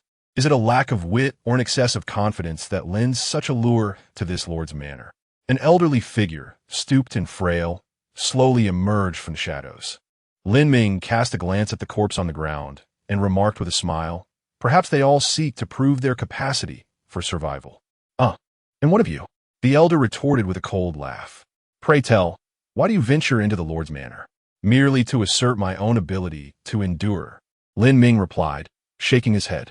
"I have come to discuss a matter with the denizens of the wild city. To establish a rule." "Establish a rule in the wild city?" The elder scoffed. "You wish to set laws among a band of desperate souls? How amusing." In an instant, the elder vanished from sight. When he reappeared, he was at Lin Ming's back. A ghastly white hand lunged toward Lin Ming's chest. Just then, a flash of sword light sliced through the air, cleaving the elder's form in twain. Lin Ming paid no heed to the elder, taking a stride. he reached the pinnacle of the Lord's manor. A calm, even somewhat indifferent voice emanated from him. In but a moment, this declaration shall resonate throughout the entire wild city. From this day forth, I shall be the Lord, and all inhabitants of the wild city must come forth to pay their respects or face death. In an instant, the entirety of the wild city erupted into chaos. Chapter 67. With the decision made to take action, what retreat remains? Lin Ming's calm voice reverberated through the desolate city, akin to a meteorite crashing into water, instantly stirring up tumultuous waves. Not far from the Lord's mansion, a young woman with her hair tied in a bun stood beside a man donning a tusked mask. She gazed at the figure clad in black atop the Lord's mansion and asked in confusion, "Were you attempting to recruit that person just now?" The young man behind the tusked mask twitched his lips, replying, "I merely noticed his considerable strength. Who would have thought he was mentally unstable?" Indeed, at that moment, Lin Ming's actions appeared to him as though he were not of sound mind. In the desolate city, 9 out of 10 inhabitants were arrogant individuals. However, there exists a limit to arrogance. Provoking one person, 10 people, or even 100 can be understood. But who arrives in a new place only to challenge an entire city? What shall we do? The bun-headed woman glanced at the masked man. What shall we do? The youth in the tusked mask shrugged, stating matter-of-factly, "Why? We simply watch him perish. What else can we do?" In a more distant area from the Lord's mansion, an elderly monk clasped his hands together, reciting a sutra for the deceased. Subsequently, he crushed a man beneath his feet, rubbing his soles on the ground before looking towards the Lord's mansion with a hint of irritation, murmuring, "I promise to only kill one person a day, but I cannot help myself." He took a step forward, heading towards the Lord's mansion. In the desolate city, atop a hill barely 100 feet high, a rugged man, clad in tattered clothes and sporting a wild beard, hoisted a wolf-toothed club onto his shoulder, gazing at the Lord's mansion with a flicker of surprise in his eyes. In these times, there are indeed many who risk their lives without hesitation. Without a moment's pause, he too made his way to the Lord's mansion. A similar scene unfolded in numerous corners of the desolate city. As Lin Ming's voice echoed throughout, these bloodthirsty marauders, drenched in the stains of their violent deeds, surged towards the Lord's mansion like beasts drawn by the scent of blood. Those from afar were still en route, while those closer had already begun to take action. Within the grand palace atop the Lord's mansion, Lin Ming stood with his hands clasped behind his back, clad in black. Behind him, a green vine silently crept along the palace walls, inching towards Lin Ming. "Open!" A thunderous shout emanated from below the palace. Instantly, the vine multiplied into myriad tendrils, enveloping Lin Ming. Below, a lean figure struck the ground with a palm. "Rise!" Simultaneously, 18 towering trees shot up from the earth, piercing the sky and encircling the entire Lord's mansion from all sides. Confining dragon, with immense power of the wood element coursing through his hands, it flowed relentlessly into the 18 colossal trees. As the words confining dragon escaped his lips, the towering trees twisted and intertwined ferociously, transforming into a formidable prison. Devoid of vigilance, such individuals dare to boast, thinking themselves worthy. Before he could finish his words, his pupils dilated in shock. Suddenly, amidst the entangled vines, a flash of sword light emerged. The resilient vines shattered in an instant. Subsequently, the sword light pierced through the massive cage formed by the intertwining of 18 towering trees. Almost at the moment of contact, the cage split open as if it were mere paper. Time seemed to stand still as this transpired in the blink of an eye. When the gaunt young man sensed something amiss, the sword light had already cleaved through his body. A long gash appeared from his right shoulder to his left lower abdomen, and gradually his upper body began to slide away. Blood poured forth in torrents. Less than 10 miles ahead, to Lin Ming's left, a middle-aged man raised a broad-bladed knife, poised to strike down upon him. Yet, his movement was abruptly halted midway. The knife shattered into 2 pieces, and along with it, so did his body. 100 miles away, atop a derelict building, a young man was drawing his bow, the arrowhead aimed directly at Lin Ming. However, upon witnessing the swift demise of the previous 2 attackers, He halted his actions and murmured, "This person poses a threat." Though the inhabitants of the ruined city were often arrogant and fearless, it did not imply they sought their own demise. At the very least, they would assess the situation first. Yet, in the next instant, a sword light pierced through his brow. Before he could respond, life had already slipped away entirely. What? At the moment he fell, Lin Ming's cold voice echoed. Once the decision to strike has been made, there is no path of retreat. Chapter 68. Is this what you call salvation? Not far from the Lord's mansion, a young woman with a bun instinctively swallowed hard as she glanced at the figure beside her, adorned with a tusked mask. This individual appeared rather intimidating. The masked man shook his head. Indeed, he possessed some degree of prowess.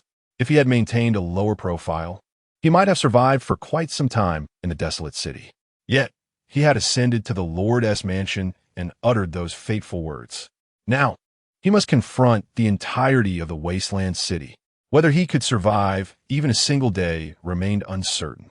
As they spoke, a needle as fine as dust shot toward Lin Ming from 1,000 miles away, silent and imperceptible, devoid of any trace of spiritual energy. This was a truly terrifying assassination technique. The reason why few who took over the Lord's mansion in the desolate city survived beyond 3 days was that they not only had to fend off frontal assaults, but also guard against constant, unseen threats of assassination. Just as the silver needle was about to pierce Lin Ming's back, the seemingly ordinary tile beneath his feet transformed suddenly into a sword. Clang! The two collided, and the needle shattered, while the sword remained unscathed and thrust forward toward the distance. Around the Lord's mansion, numerous gazes turned toward that singular strike. Hiss! 1,000 miles away, a dark-skinned old woman looked down in disbelief at the gaping wound in her chest. She muttered, "How could this be?" In the next moment, she collapsed to the ground, devoid of life. With the deaths of the four, many who had harbored intentions of violence nearby instinctively stifled their presence. The four had employed entirely different methods, yet the outcome was the same: one sword and only one sword. For the cultivators of the desolate city, whose hands were stained with the blood of countless victims, the strength of the enemy was not particularly fearsome, provided there was no significant disparity in realm. They could always find a way to eliminate you. However, the uncertainty regarding the enemy's true strength was indeed terrifying. Throughout the encounter, they had not witnessed Lin Ming make a single move, yet all who dared to strike against him had already become corpses. A brief tranquility enveloped the desolate city, as if everyone was bracing for a greater storm to come. Moments later, one person chuckled. "I told you that bald donkey would surely arrive." Though formidable, could this bald monk truly contend with him? This man had only unleashed a single sword strike. While he may appear unassuming, he might very well know only that one sword. There was merit in this reasoning. The bald monk, despite his other shortcomings, indeed possessed a tough and resilient physique. Ordinary means could hardly breach his flesh. A trial between the two, regardless of the outcome, would undoubtedly yield significant insights. A murmur of discussion arose around the Lord's mansion. Soon, in the skies 100 miles away, a monk with a simple, honest visage, adorned with a warm smile, approached step by step. Though he walked upon the void, each step resonated with a thunderous sound, as if each footfall held the power to shake the heavens. "Little benefactor, standing for too long can be tiring. Would you like me to assist in easing your muscles?" The monk said with a broad smile. Lin Ming cast a glance at the monk before turning his gaze back toward the distance.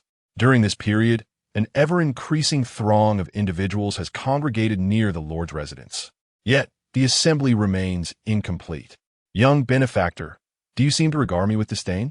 The monk's countenance, still adorned with a smile, bore a hint of coldness in his tone. Lin Ming withdrew his gaze and inquired, "What do you propose to do?" "Quite simple." The monk thrust his palm forward, and in the next instant, a golden handprint, colossal as a mountain, surged towards Lin Ming. Beneath Lin Ming's feet, a shard of tile rose, transforming into the likeness of a sword, aiming to pierce the golden imprint. The monk's methods were indeed distinct. Merely this handprint was significantly weightier than that of others. A young man adorned with a tusked mask remarked with admiration.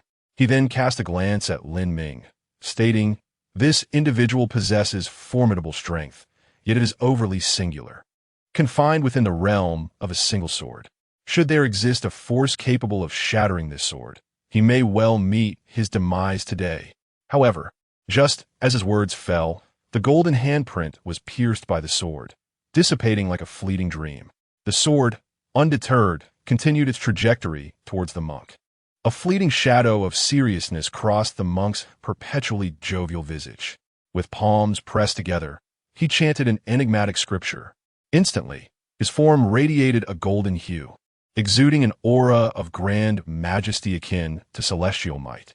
Young one, your sins are grievous. Witness as I seek to guide you, he proclaimed coldly to Lin Ming. In that moment, a series of Zen sounds echoed in Lin Ming's ears. The essence of these sounds was peculiar. Although Lin Ming could not comprehend them fully, their meaning resonated within him.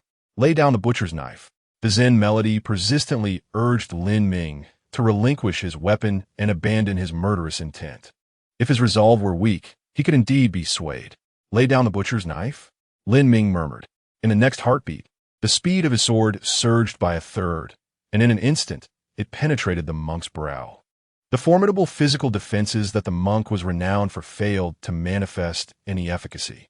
He fell lifeless in an instant. Lin Ming spoke softly. The one who first raised the butcher's knife now counsels others to lay it down. Is this what you term guidance? Chapter 69. Can you recognize me as the lord of this city? The old monk met his end swiftly, indistinguishable from the others who had engaged earlier. Once again, it was merely a single sword strike. Contrary to the expectations of many for a thrilling and evenly matched battle, it never transpired. This old monk, regarded by the cultivators of the desolate city as possessing formidable physical prowess and strength, seemed no more resilient than an ant beneath the weight of that singular blow.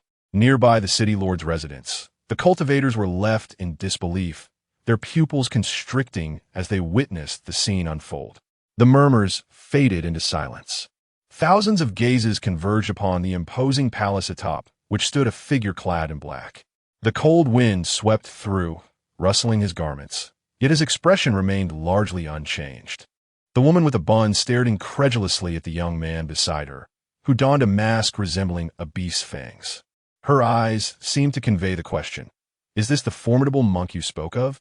Beneath the fang mask, the young man's face bore an expression of shock, completely oblivious to the woman beside him. With a thud, the old monk's lifeless body plummeted from the sky, creating a deep crater upon impact with the earth. Lin Ming's gaze swept over the cultivators near the city lord's residence before he lifted his head to the left front. There, an overwhelming aura of murderous intent ascended, as if it were darkening the very heavens. A series of arrogant voices rang out in succession. "What are you all doing? There stands someone so audacious atop the city lord's palace, and yet you dare not take action? Huh! Perhaps we should cease claiming that the desolate city is the most perilous place in the great wasteland. It is utterly embarrassing. People proclaim that the cultivators of the desolate city are merciless, brave, and each a blood-stained butcher. But what are you doing? Huh! After today, I fear that the inhabitants of the great wasteland will only see the cultivators of the desolate city as bullies who prey on the weak." With the arrival of this group, their jeering voices echoed throughout the city lord's residence. "Oh, if you possess the courage, why not take action yourselves? Spare us the idle chatter," the cultivators who had been nearby earlier retorted. Speaking from a place of mockery is easy, yet to compel them to act is another matter entirely. Indeed, if they had the audacity to strike, why not eliminate the threat first before engaging in banter? Hearing the cacophony resounding from all directions around the city lord's residence, Lin Ming's brow furrowed. He stepped forward, emerging from the palace to stand high in the air. In an instant, the derisive voices ceased. In unison, the crowd turned their attention towards Lin Ming. "It seems the time has come. I stand here. Should any of you wish to act, you may all do so. If you feel your courage lacking alone, then come forth together." His voice was calm and unwavering. Yet to the ears of the cultivators in the desolate city, it resonated like a death knell. The murderous intent surged skyward. At that moment, The majority of the cultivators in the desolate city regarded Lin Ming with intense hostility. Yet, remarkably, they maintained their composure, clearly influenced by the earlier deaths. No one wished to be the first to charge into the fray. After a brief moment, a monk wielding a spiked club, resembling a savage, let out a cold snort. What are you afraid of when others have already mounted your heads? Since no one dares to act, I shall take the lead. Show some courage and let us slay him together. As his words echoed, the spiked club, resting on his shoulder, instantly transformed into a colossal weapon, radiating a potent corrosive force that enveloped it. The air crackled ominously. Following him, a burly man wielding a knife gripped the hilt with both hands and shouted, "Purgatory slash." In an instant, an endless purgatory seemed to manifest in the void. The wails of vengeful spirits and the howls of furious ghosts filled the air, a palpable aura of death cloaking Lin Ming in an instant. This man, a master of the blade, had grasped the essence of the death rule. On another side, a figure melded into the ground, silently infiltrating the Lord's residence, appearing behind Lin Ming. A dagger as dark as ink lunged towards him. In yet another direction, a torrent of flames and a fierce wind surged forth, accompanied by a palm strike as imposing as a mountain, producing a chilling wail that silenced even the cries of infants. Nearly 80% of the cultivators in the desolate city launched their attacks the moment the man with the spike club made his move. Countless rules filled the air, all targeting Lin Ming alone. Amidst the myriad dazzling and ominous attacks, Lin Ming stood suspended in the air, his right hand resting on the hilt of his sword. "This time he is utterly doomed," remarked the masked man in the distance, his voice cold. Lin Ming's strength had repeatedly astonished him, yet this time, he was convinced that Lin Ming had no chance of survival. Beside him, a woman with a bun nodded in agreement, sharing his belief. Just as she was about to express her concurrence, she suddenly perceived a flash before her eyes. A beam of sword light emerged. Amidst the myriad of vibrant assaults, this sword light shone like a beacon in the night, capturing her complete attention upon its appearance. As the sword light traversed, it seemed to cleave the very fabric of reality. She witnessed the formidable and terrifying attacks, which had once instilled fear, vanish in an instant. The expressions of nearly 80% of the cultivators in the desolate city froze, their vitality extinguished, unable even to emit a cry of despair. Bodies were cleaved in two, blood cascading like rain, pooling on the ground. The onset was swift, and the conclusion even swifter.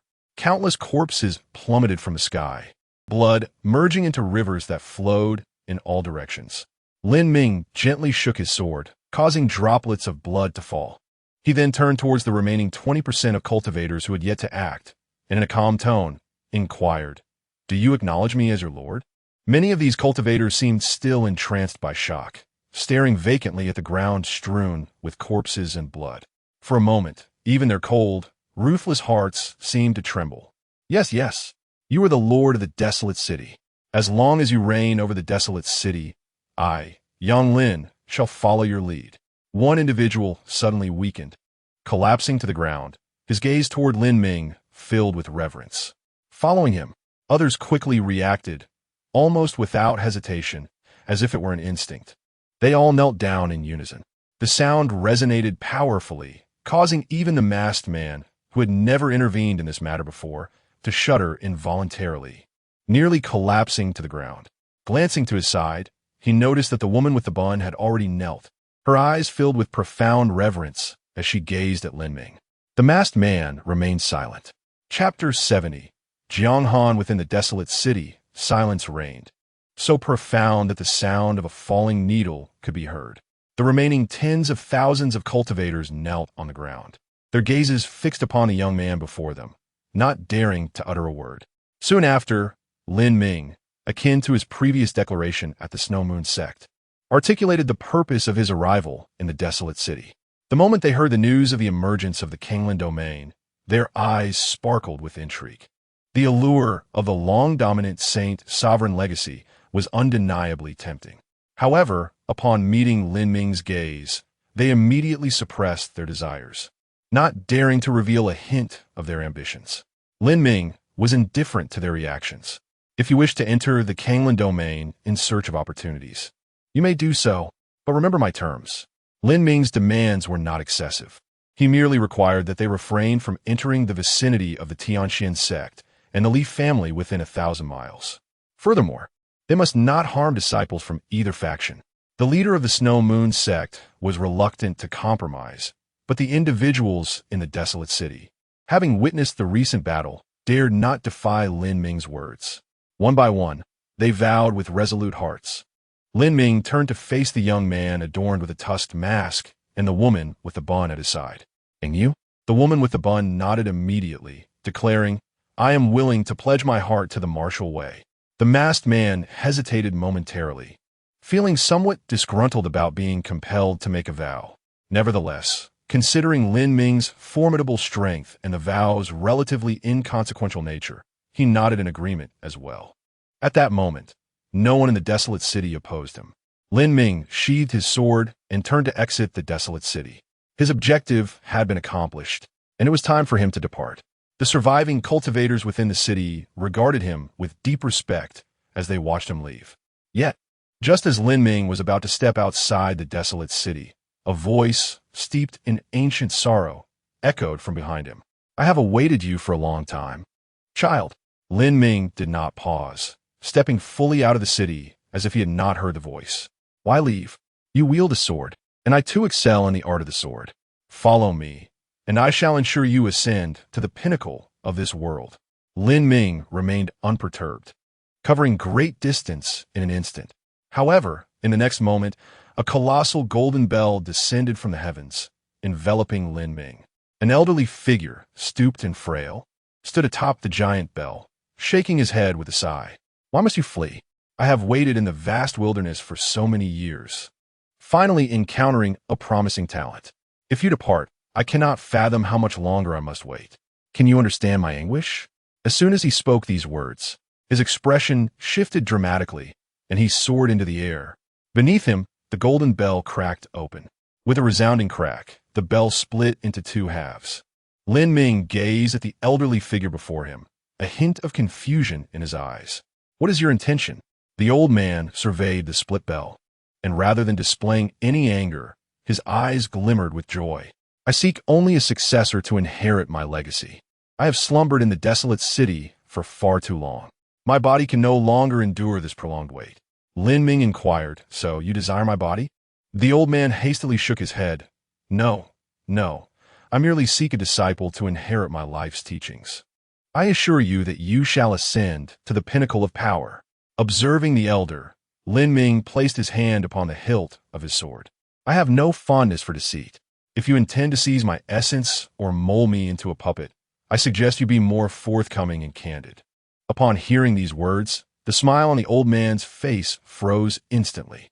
As he perceived Lin Ming's indifferent demeanor, he realized that mere words would yield no fruit. He sighed, shaking his head. Why must it come to this? If you comply, you could avoid much suffering, and I will be spared considerable trouble. Alas, your lack of insight leaves me no choice but to let you experience the excruciating torment of your soul being gradually reduced to fragments. The old man was not one for hesitation. Upon recognizing the futility of deception, he resolved to take action. However, before he could make a move, the sound of a sword's song resounded. The old man's body was cleaved in two, his cold expression still etched upon his face, yet he was undeniably dead.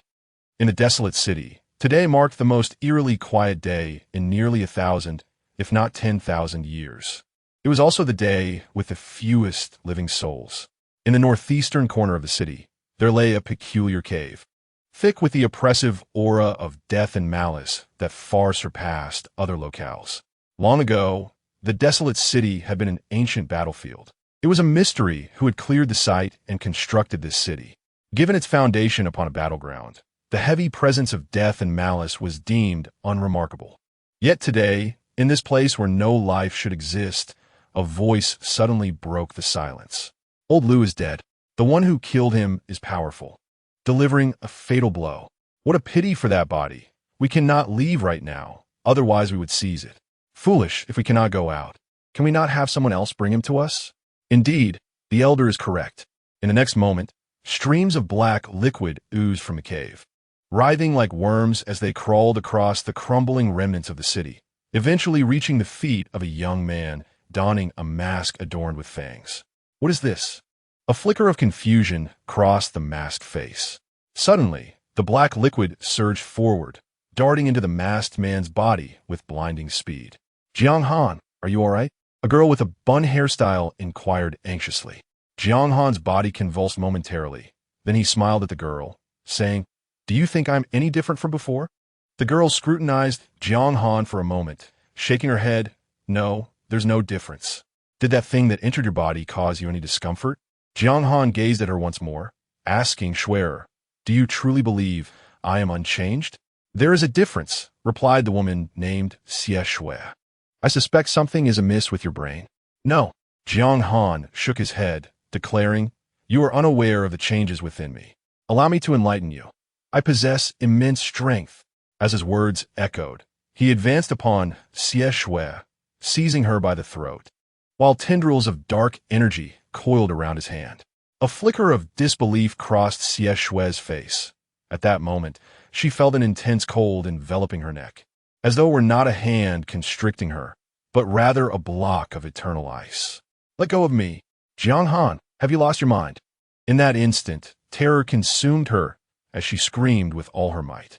Jiang Han replied, "Very well, I shall release you." Yet, as his words fell, the dark energy swirling in his grasp grew exponentially colder. In the blink of an eye, Xie Shui was transformed into a statue of ice. Jiang Han loosened his grip, and the ice statue crumbled to the ground with a shattering sound, reduced to mere fragments. Chapter 71. The Path to Heaven for Lin Ming. The vast wilderness had come to a resolution. However, he did not return directly to the heavenly profound sect. Instead, he found himself outside a tavern. At the tavern entrance, a young man, previously relaxed and leaning against the wall with a wine jug, transformed upon spotting Lin Ming, darting inside like a frightened mouse. "Good heavens! That monster has returned." Moments later, a robust male voice resonated. "What are you afraid of? You're as jittery as a novice, lacking even a fraction of my calmness in my youth. I have told you long ago, in the wilderness, it is others who fear us, not the other way around." As he spoke, he seized the young man and stepped out of the tavern, immediately spotting Lin Ming standing before him. He turned to the young man, his expression filled with displeasure. "Is your fear of him so profound? You wished to challenge Lin Ming before, yet were thwarted by Jiang Qingyi. Now, upon his return, you cower at just a glance? You have inherited none of your father's courage." With a sigh of frustration, he patted the back of the young man's head and boldly stepped forward to face Lin Ming. "We have already promised you, without your consent, we shall not enter the Kanglan domain. What more do you desire?" Lin Ming replied, "I harbor no ill intentions. I merely seek clarification on a matter. Please come inside." "Young master," came Jiang Qingyi's voice from behind the middle-aged man. "Zheng Tianming, stop trying to stir trouble for me," she added, giving him a gentle kick before gesturing for Lin Ming to enter. Upon seeing Jiang Qingyi, Zheng Tianming sheepishly stepped aside, allowing passage. "Feel free to ask any questions." "Young master, I shall speak candidly," he stated as Lin Ming entered the tavern, sitting directly across from Jiang Qingyi. A jar of wine sat upon the table, and Jiang Qingyi poured Lin Ming a cup, waiting patiently for his inquiries. "Is the wilderness vast in comparison to this world?" Lin Ming inquired. Jiang Qingyi appeared to anticipate this question. Dipping her fingertip into the wine, she responded, "The wilderness in relation to this world is akin to this single drop of wine in my hand compared to the entirety of the wilderness." A drop of wine against the vast wilderness? A mere speck in the ocean? A flicker of surprise crossed Lin Ming's eyes. He had indeed quelled the wilderness, yet this alone was far from sufficient. The external world was immense, teeming with formidable forces. To confront each one individually would undoubtedly consume too much time. He feared that before he could exert control over a few factions, the Kanglan domain would already be inundated with practitioners from the outside. He required a solution that would yield lasting results. What factions truly wield power in this world? Lin Ming asked. Jiang Qingyi replied, "There are many, the 5 great ancient clans, the 8 major sects, the 9 divine dynasties, and the 36 alliance forces. Additionally, there are some unique entities, such as the Buddhist sect, the Heavenly Machine Pavilion, and the Demon Clan. Upon hearing this, Lin Ming fell silent. The multitude of factions posed a challenge. Strategies that worked within the wilderness would be difficult to implement beyond its borders.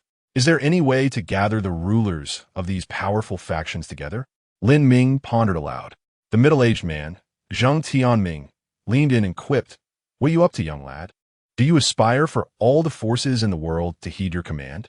Have the people of the ruined city been dealt with?" Silence. Jiang Qingyi shot a cold glance at Zhang Tianming. He merely curled his lips, falling silent. In Jiang Qingyi's presence, Zhang Tianming seemed utterly transformed from his usual self. After a prolonged gaze at Lin Ming, Jiang Qingyi finally spoke. "There is indeed a method to assemble the most elite individuals from across the globe." "What is it?" Lin Ming inquired. "The Celestial Path and the Immortal Gate," Jiang Qingyi replied. "If you can stand at the pinnacle of the Celestial Path, before the Immortal Gate, the rulers of all major factions will inevitably appear before you." "Thank you," Lin Ming said, a faint smile gracing his face. Although it was his first encounter with the notion of the Celestial Path, having a direction felt promising. "How can I ascend the Celestial Path?" he asked. Jiang Qingyi's expression turned peculiar. Her lips parted as if to speak, yet no words emerged. "What? If you have something to say, feel free to express it," Lin Ming urged. After a moment of contemplation, Jiang Qingyi replied, "As long as your cultivation reaches the level of the great emperor, you will be able to connect with the Celestial Path. Though you possess strength, it lies in your sword. Your cultivation is insufficient to enter the Celestial Path." "I understand." Lin Ming nodded appreciatively. He then rose and made his way toward the tavern's exit. "What are you planning to do?" Jiang Qingyi asked. Lin Ming responded, "I intend to break through. It should not take long." Even Jiang Qingyi, who had consistently supported Lin Ming, momentarily found herself taken aback. Is a breakthrough truly so simple? In the next instant, a tempest arose, and the surrounding spiritual energy was drawn in by a formidable force, transforming into a storm of spiritual energy that surged toward Lin Ming. With each step he took forward, the storm intensified. From an initial radius of 10 miles, it expanded to 100, and in mere moments, it enveloped a 1,000-mile circumference. Inside the tavern, Zhang Tianming gazed in astonishment at the colossal storm of spiritual energy above. "This is a breakthrough on the spot," he exclaimed. "This individual is rather extraordinary." Beside him, Jiang Qingyi remarked, "No matter the circumstance, remember to never stand against him." Zhang Tianming turned to Jiang Qingyi, questioning, "What exactly do you see?"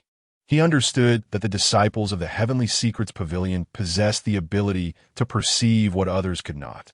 Thus, upon their first meeting, Jiang Qingyi had chosen to extend her goodwill towards Lin Ming. Meeting Zhang Tianming's inquisitive gaze, Jiang Qingyi shook her head slightly. "It cannot be spoken of." Zhang Tianming, recognizing her intent, refrained from further inquiries. Instead, he stated, "If someone were to threaten me with your life, would I still unwaveringly stand by his side?" Jiang Qingyi nodded firmly. "Indeed, even if my life were at stake, you must resolutely support him." "Ah, that cannot be," Zhang Tianming replied, uncorking a jar of wine and tilting it back to drink.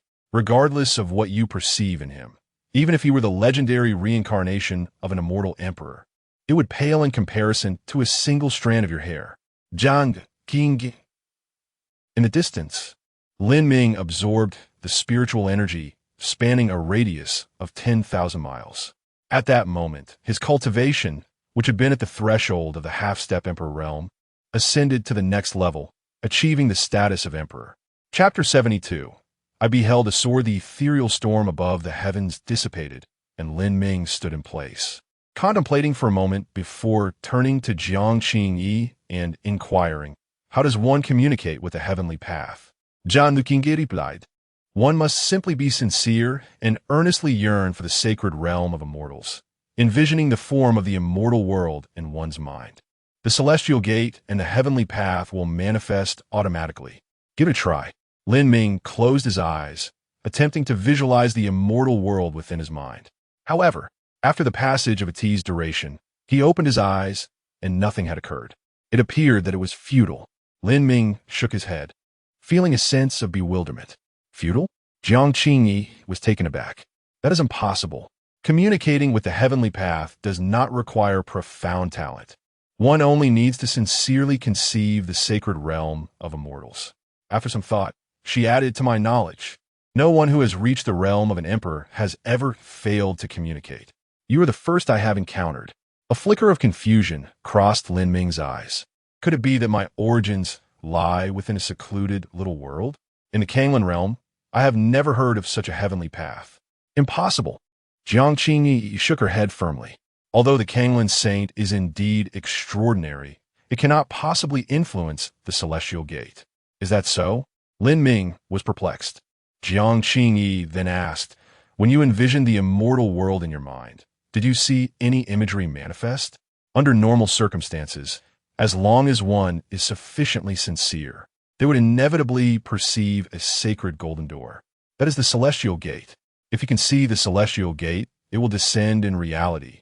And beneath the celestial gate lies the heavenly path. Lin Ming pondered for a moment and replied, I did see a door, golden in hue, but it was not sacred. Moreover, it was merely a fleeting glimpse with no lingering presence. And then, Jiang Qingyi's eyes widened in astonishment as she asked. Beside her, Zheng Tianming also looked on in disbelief. Neither they nor anyone they knew had ever encountered an anomaly in communicating with the celestial gate to evoke the heavenly path. Lin Ming reflected on the image that had flashed in his mind and said, I saw a sword. The sword was on that door? Zheng Tianming queried. Lin Ming shook his head and replied, no, the sword's tip was plunged into an inky black river. That river seemed saturated with deathly energy, with countless vengeful souls drifting upon its surface. The hilt of the sword, however, was above billions of starry rivers, soaring beyond the ninth heaven. Hiss! Zheng Tianming gasped in astonishment. While others envisioned the immortal world and beheld the celestial gate, you instead saw a sword. And this sword is above the starry rivers. Beyond the ninth heaven? Could it be that this sword is more magnificent and resplendent than the immortal realm itself? And what of that fleeting golden door? Jian Qingyi inquired. Lin Ming responded, if I am not mistaken, that golden door was merely a speck of dust upon the sword's body. A speck of dust upon the sword's body? Jiang Qingyi felt a wave of suffocation. Such a statement seemed utterly fantastical. Yet, strangely enough, she found herself believing it. In the wake of Lin Ming's words, a thunderous roar reverberated from the heavens. A thick black lightning bolt descended, instantly reducing the tavern to ashes.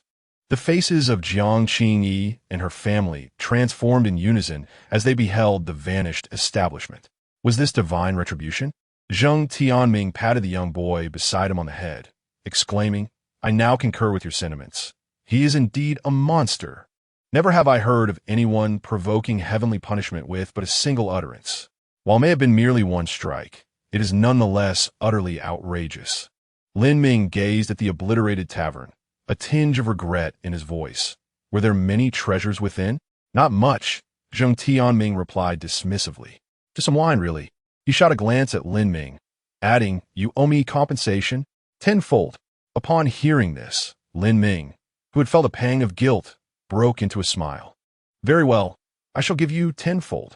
Jiang Qingyi interjected, since you cannot establish communication with the celestial realm yourself, you must rely on another's assistance. Is that even possible? Lin Ming asked, somewhat taken aback. Indeed, Jiang Qingyi replied, casting a glance at the youth. Nian, facilitate communication with the celestial gate and assist Lin Ming. Zheng Yan's expression shifted as he protested. I have no desire to go there. It is dreadfully dull.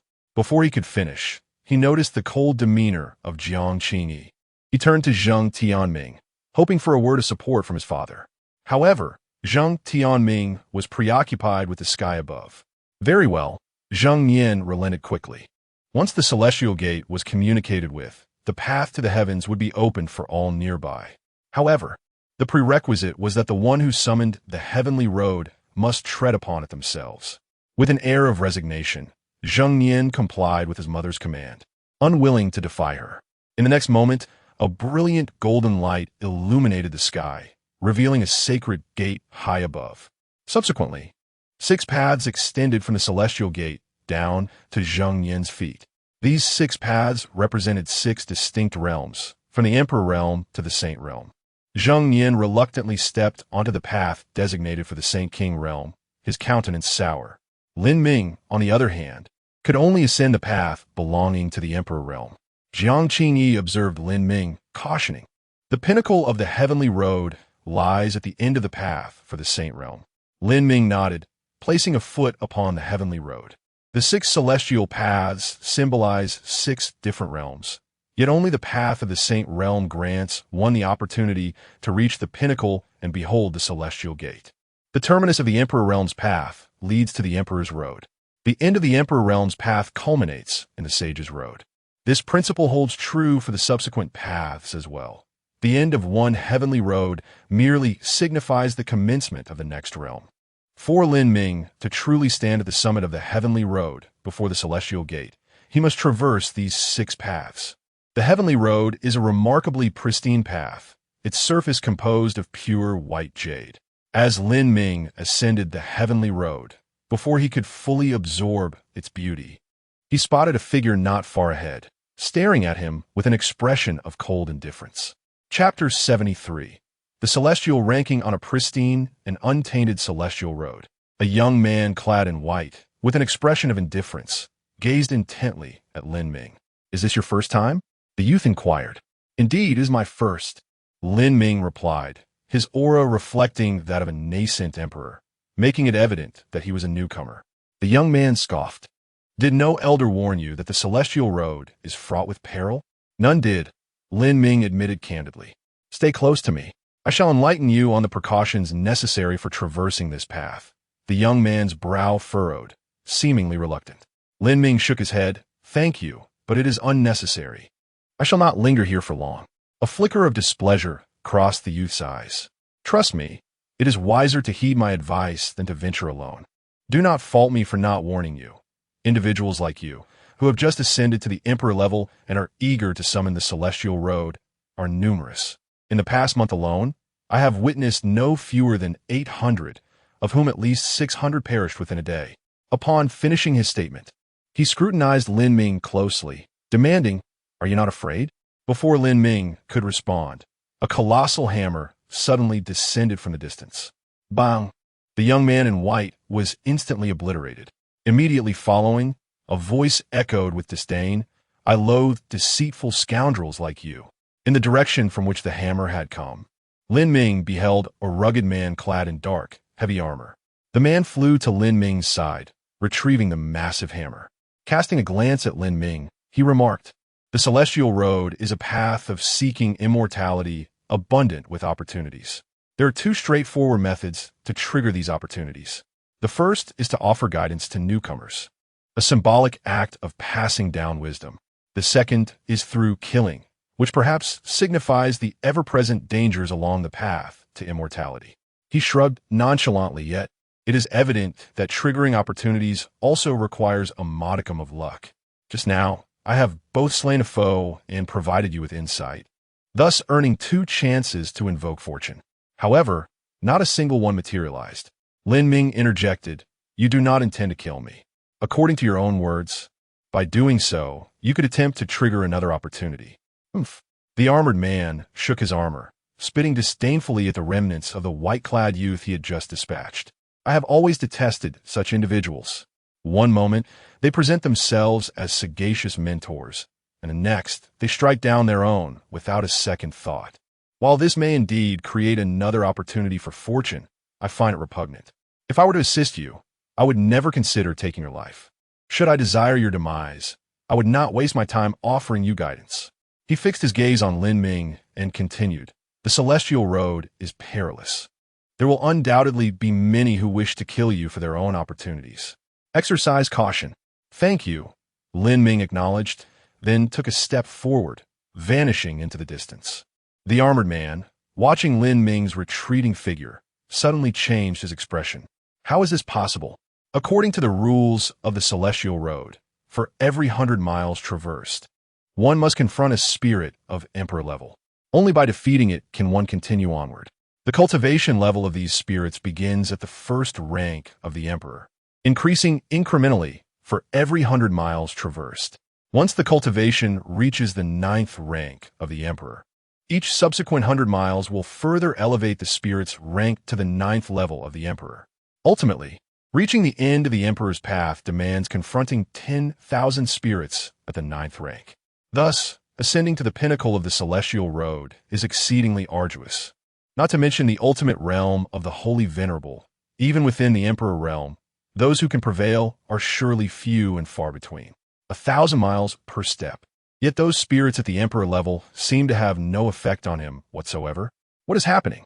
Confusion etched across his face. He leapt into the air in pursuit of Lin Ming. However, the more he chased, the more alarmed he became.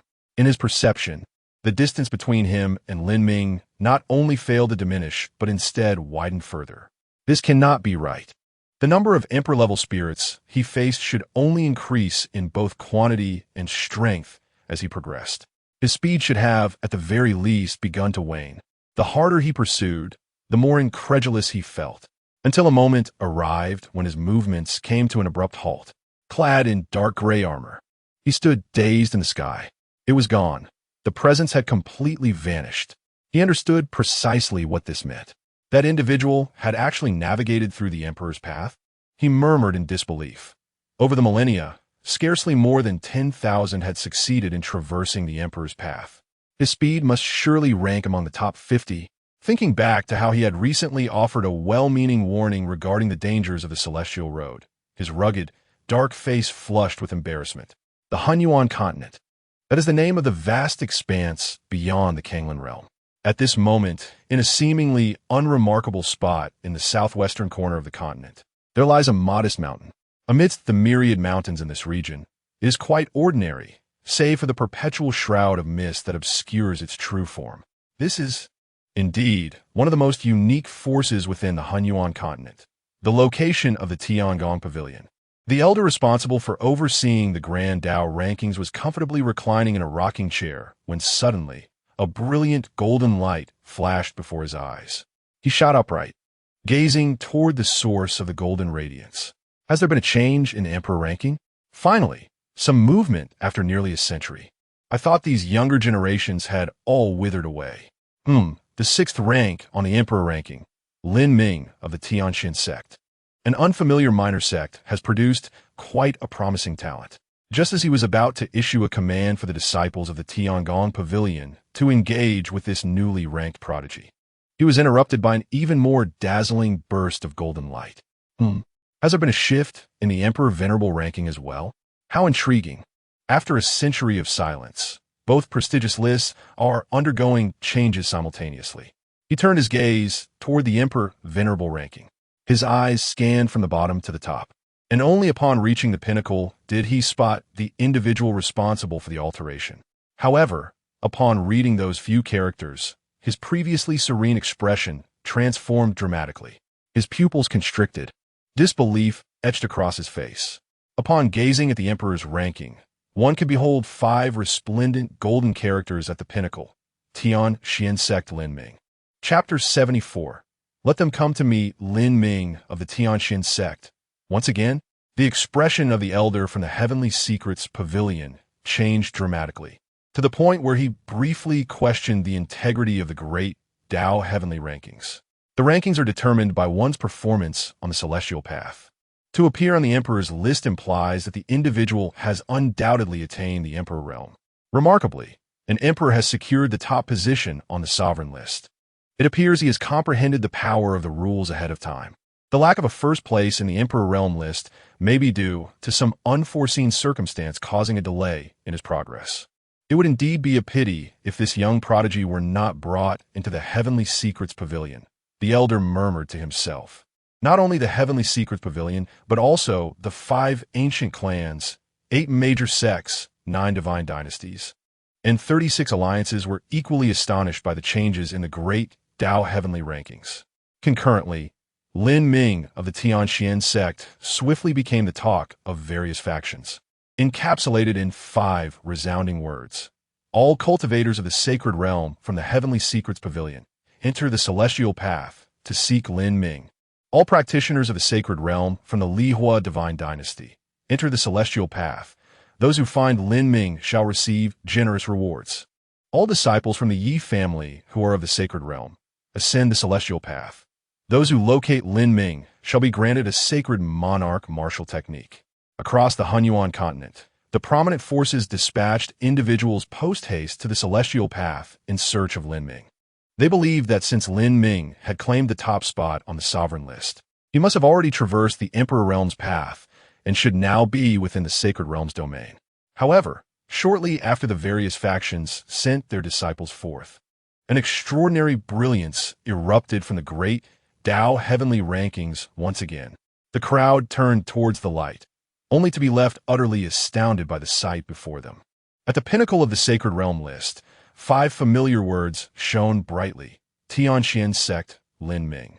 Upon seeing those 5 characters illuminate, the elder from the Heavenly Secrets Pavilion collapsed into his wicker chair. Is this madness? Quickly, notify all the elders and instruct them to abandon their current tasks and rush here. The Empress of the Lihua divine dynasty, by Lihua, rose abruptly upon gazing at the great Tao heavenly rankings, her eyes filled with disbelief. The first place on the Sacred Realm list, Lin Ming of the Tianxian sect. The great Tao heavenly rankings could not possibly be erroneous. Lin Ming must possess an extraordinary secret. He must be found. It is imperative to locate him. In the Sacred King realm of the Lihua divine dynasty, during a critical juncture of breakthroughs, everyone set aside their affairs to ascend the celestial path in search of Lin Ming. The other major factions mirrored this urgency, astonished by Lin Ming's sudden emergence, and subsequently issued commands to find him at all costs. Of course, Lin Ming himself remained oblivious to the commotion outside. At this moment, he traversed the celestial path designated for the Sacred King realm, examining a palm-sized mirror in his possession. This was an unforeseen boon he had acquired while journeying through the Sacred Realm celestial path, the purpose of which remained unknown to him. After observing it for a while, he stored the mirror in his spatial ring and continued onward along the path of the Sacred King realm. Not long after, he spotted a youth seated by the roadside, drinking alone. It was Zheng Yin. When Lin Ming glanced at him, Zheng Yin similarly met his gaze. Oh well. Zheng Yin momentarily felt a pang of anxiety as he extended his flask to Lin Ming, inquiring, "Care for a sip?" Lin Ming shook his head. "No, thank you." Hee. Zheng Yin replied, "Don't tell my mother that I'm slacking off here. I have little interest in this heavenly road." Lin Ming smiled. "It's all right. I wouldn't be interested in the heavenly road either if I didn't have matters to attend to. After all, what could be more entertaining than drinking?" Ha, exactly. Zheng Yin laughed in agreement. After a brief exchange with Zheng Yin, Lin Ming resumed his journey. However, this time, he had scarcely walked far when thousands of individuals obstructed his path. "Are you Lin Ming from the Tianxian sect?" Lin Ming surveyed the throng surrounding him. Although the inquiry was posed as a question, the certainty in their eyes suggested they had long since concluded that he was indeed Lin Ming. This left him somewhat bewildered. He recognized not a soul beyond the great wilderness. So how did these people seem to know him? "It's me, what's the matter?"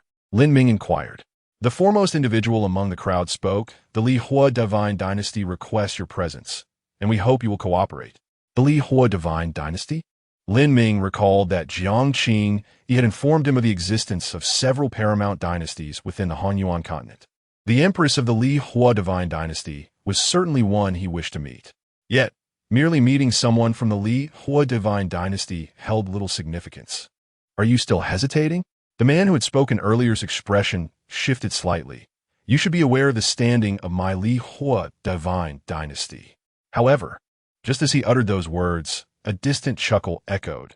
"The Lihua divine dynasty certainly possesses great prestige." A woman clad in a flowing green gown cast a languid glance at Lin Ming. "Might I inquire if young Master Lin would be willing to join me at the Baiwa sect?" Lin Ming regarded the green-clad woman without responding. Moments later, the crowd grew increasingly numerous. Figures from the Tianji Pavilion, the Yi clan, the Ji clan, the Jiang clan, and other prominent factions emerged one after another. They were all entities standing at the apex of the Hanyuan continent. Their collective presence here bore a singular purpose: to invite Lin Ming to join them. Lin Ming's gaze swept over the encircling throng as he spoke. Do you hold high standing within your respective factions? What do you mean, young Master Lin? The green-clad woman from the Baiwa sect was the first to inquire. Lin Ming replied, I indeed have a matter to discuss with your factions, but I require the presence of someone of higher status. He paused for a moment before continuing, ideally, someone with absolute authority within the sect, whose words are law, and none dare defy. You mean you wish to meet the sect master of Baiwa sect? The woman covered her mouth and chuckled. Young Master Lin is quite bold. But fear not. As long as you are willing to return to Baiwa sect with me, the sect master will certainly meet you in person. Other factions also echoed in agreement, stating that as long as Lin Ming consented to join them, he could meet the sect masters or clan heads. However, Lin Ming merely shook his head. If these powers required him to meet with each of them individually, then what was the purpose of ascending the path to the heavens? They could simply pay him a visit. After a brief contemplation, he declared, You have misunderstood my intent. I mean for them to come and see me. Chapter 75. The Great Tao's Heavenly Rankings. A monumental shift approaches upon hearing Lin Ming's words. The sovereigns from the various top-tier forces of the mixed Yuan continent fell into a contemplative silence on the path of the Saint King realm, who were their sect masters and family heads. They represented the true pinnacle of this world. Beneath the vast firmament, how many could rival them? The lady in green from the Hundred Flowers sect smiled helplessly. Her initial intrigue towards Lin Ming was considerable. A figure at the Emperor realm capable of traversing the Saint King path signified an understanding of the rules far surpassing that of ordinary saints. Worthy of the title of an extraordinary talent. Alas, he was a tad too arrogant. A genius yet to fully mature was still a far cry from those who truly stood at the summit. Do you truly not wish to return to the Hundred Flowers sect with me? The lady in green inquired. Lin Ming shook his head and replied, Should opportunities arise in the future, I might visit, but for now, I have more pressing matters at hand. With that, he cast a glance at the sovereigns encircling him on the heavenly path and stated, I appreciate your kind intentions, but I do not intend to join any faction. What rationale is there for wishing to meet our sect master, yet refusing to accompany any of us? One sovereign queried, Did you not hear? Our sect master must come to see him. Another added, Even if our sect master genuinely wished to meet you, how would it be possible? The Saint Sovereign cannot traverse the Saint King's path. If you truly desire an encounter on the heavenly road, you must first ascend to the path befitting a Saint Sovereign. Perhaps he genuinely believed he could reach that height. The words of Lin Ming stirred a sense of displeasure among the sovereigns of various factions. Although Lin Ming had indeed exhibited remarkable talent, they were backed by forces that truly stood at the pinnacle of this continent. Countless individuals yearned to join, yet were afforded no opportunity. Why engage in petty banter like the younger generation? If he does not wish to join your faction, let him be. The more you speak, the more you diminish your own worth. Do you not comprehend? The lady in green from the Hundred Flowers sect huffed slightly, gazing at Lin Ming as she blinked. In the Hundred Flowers sect, 99% of the cultivators are women. Do you truly not wish to join? Lin Ming shook his head, not at all. Very well then. With that, the lady turned and departed without the slightest hesitation.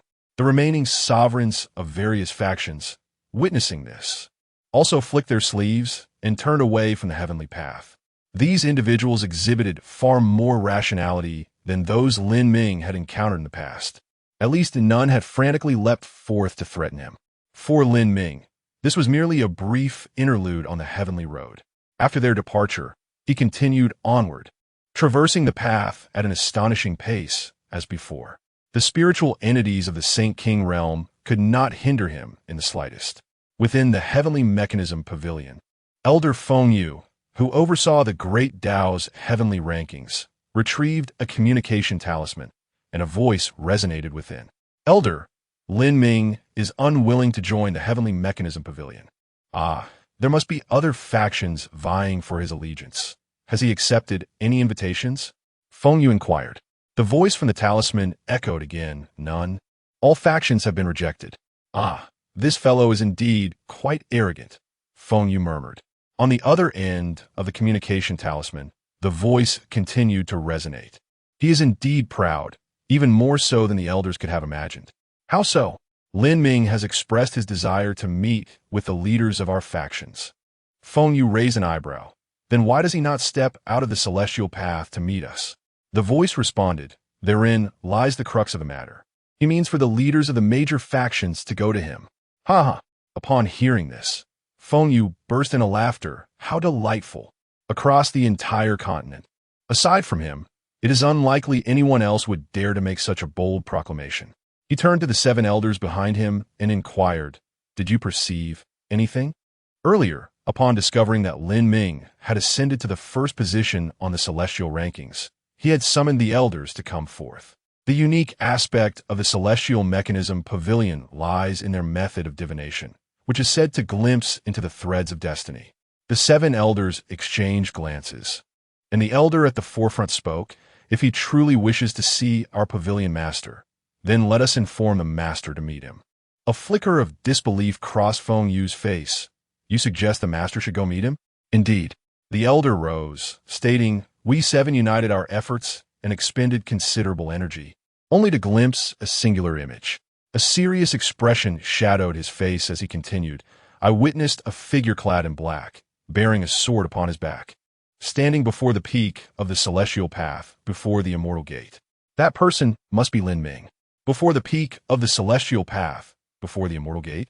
Feng Yu exclaimed in astonishment. "Do you mean to say he possesses the ability to traverse the celestial path of the saintly realm? That is something even our pavilion master has yet to achieve." Feng Yu proposed, "Shall we attempt to divine once more?" For a moment, he found it hard to believe. It has been an eternity since anyone has traversed the celestial path of the saintly realm. The last occurrence was many millennia ago, and Lin Ming is but an extraordinary emperor. Just as he finished speaking, within the span of a breath, a brilliant golden light erupted behind him. What? Feng Yu swiftly turned to see the name he knew all too well appear at the pinnacle of the celestial rankings, representing the saintly realm. Tianxin sect, Lin Ming. This is astonishingly swift. The saintly realm poses no challenge to him whatsoever. Could it be that this individual truly possesses the capability to ascend the celestial path? As Feng Yu pondered this, outside the celestial mechanism pavilion, the vast firmament suddenly shimmered with a dazzling golden radiance. Like a resplendent sun, in an instant, it enveloped the entirety of the primordial continent. Amidst the golden light, the grand celestial rankings materialized. The 6 major rankings stretched for miles. Feng Yu gasped in surprise, quickly gazing skyward. This is the manifestation of the celestial rules, spontaneously coalescing into the celestial rankings to inform the world. It signifies that the celestial rankings are on the cusp of a monumental transformation. Chapter 76. The problem lies with humanity within the celestial path of the Saint King realm. The various powerful factions, who had come to invite Lin Ming but returned empty-handed, now stood at the precipice of the celestial path, preparing to depart. Suddenly, they beheld a resplendent golden light radiating behind them. Subsequently, an immense Tao ranking, vastly larger than their recollections, emerged in the sky. "What is happening?" one person inquired, puzzled. "Can you not discern?" "It is the Tao ranking," another responded. "Of course, I recognize it as the Tao ranking, but how could it possibly appear within the celestial path? And it is extraordinarily large. I recall from historical records that such occurrences have transpired before. When the Tao ranking undergoes a significant transformation, it announces itself to the world in this manner." "A transformation of the Tao ranking?" Another interjected.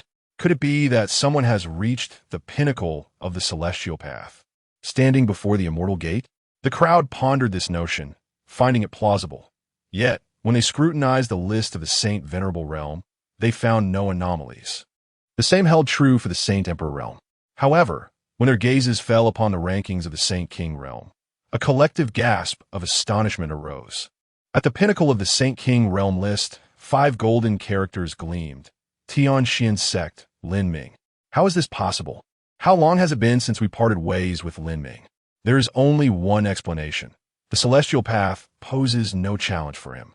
He must have traversed it effortlessly and with great speed. Thank heavens I refrained from taking action earlier. The consequences would have been unimaginable. One individual clutched their chest, a flicker of fear in their eyes. At that moment, the Grand Dao ranking displayed 6 categories, with the names of Lin Ming absent from both the Saint Venerable and Saint Emperor rankings. Yet, in the remaining 4 categories, Lin Ming claimed the top position in 3 of them. How is it that he ranks 6th on the Emperor ranking? Is this some sort of jest? He can effortlessly traverse the Saint King path, yet he lags on the Emperor path? What manner of prodigy is Lin Ming? I have a feeling that perhaps the leaders of the various factions will indeed come to the celestial path to see him in person.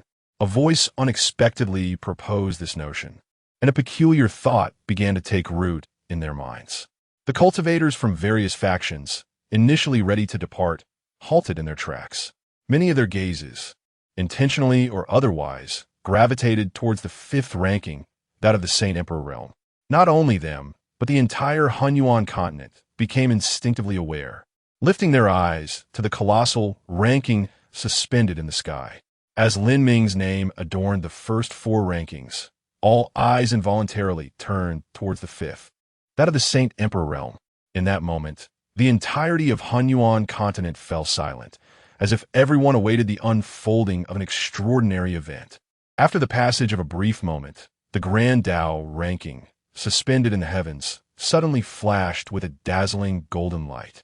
The previous first position on the Saint Emperor realm list transformed into the second. At the pinnacle, the majestic golden characters gleamed as anticipated by the multitude. Heavenly Xuanzong. Lin Ming. A gasp of astonishment escaped the crowd. What manner of being is this? Heavenly Xuanzong, Lin Ming. This was the first time I had heard of this sect, and the name of this individual. A seismic shift had indeed arrived at the great Dao heavenly ranking. Could it be that one person would monopolize the entire top spot? As his words faded, he noticed many gazes converging upon him. The master of the Tianshi Pavilion was a kindly old man, always adorned with a gentle smile, making it hard to fathom that he was the formidable and enigmatic leader of the Tianshi Pavilion. When Lin Ming ascended to the summit of the great Dao heavenly ranking, signifying the Saint Emperor realm, he elegantly waved his sleeve and departed from the Tianshi Pavilion. Subsequently, a celestial gate manifested in the sky above the pavilion. Beneath this gate, 6 celestial paths extended toward his feet. Ah, it has been long since I traversed this road. I hope to keep pace with that young brother once more. At that moment, the heads of the foremost powers across the Hunyuan continent began to take note of the alterations in the great Dao heavenly ranking. However, they lacked the Tianshi Pavilion's ability to glimpse the threads of destiny. They could only perceive that Lin Ming possessed an almost invincible prowess akin to that of a Saint Emperor. Yet, the extent to which he could traverse the path of the Saint Venerable realm remained an enigma. Thus, they were not in haste to embark upon the celestial path. The Saint Venerable represents the pinnacle of cultivation on the Hunyuan continent. Across the entire realm, there are scarcely 100 who have attained this status, each a dominator in their own right. They had long traversed the celestial paths and understood their own limits. Hence, they would not ceaselessly embark upon the same journey. Consequently, the Saint Venerable celestial path often lay deserted. As the Saint Venerable of the Tianshi Pavilion stepped onto the celestial path, he had scarcely unleashed his divine sense when he witnessed a scene that left him utterly astounded. Before him, a rusted sword emanated a faint glow. A figure clad in black, grasping the rusted sword, traversed miles with each stride. The Saint Venerable spirits that appeared along the way disintegrated in an instant, without a single one surviving. Thereafter, the figure in black continued unfalteringly, his pace unwavering, as more and more Saint Venerable spirits emerged. Yet, the outcome remained unchanged. One spirit, one sword strike. 100 spirits could not withstand a single blow. Throughout, no overwhelming aura erupted. It felt less like combat and more akin to mowing grass. His sword, the Tianshi Pavilion Master's gaze was filled with swirling inscriptions, and in his eyes, the rusted sword revealed no secrets. This sword is indeed ordinary, he murmured, realizing that all the complexities lay within the individual wielding it. His eyes, aflame with inscriptions, spun wildly as he sought to unveil Lin Ming's past and future. However, just as he remained fixated on Lin Ming, a resplendent golden light suddenly flashed across the vast heavens, illuminating the entire Hunyuan continent in a golden hue. What? In an instant, the Tianshi Pavilion Master's vision was consumed by this brilliant gold. Chapter 77.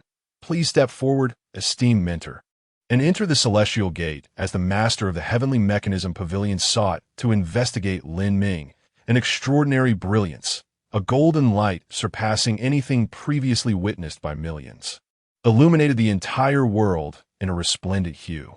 The vast expanse of the primordial continent, stretching for billions of miles, appeared as if cloaked in a radiant golden veil. The heavens were aglow with gold, the earth shimmered in gold, and the mountains, lakes, seas, and boundless flora were all bathed in this luminous hue. Countless cultivators gazed upward, their eyes fixed on the grand, heavenly ranking above. At the pinnacle of the sacred sovereign ranking, 5 golden characters shone brightly. Tianxian Sect, Lin Ming. The golden light enveloping the entire primordial continent emanated solely from these 5 illustrious characters.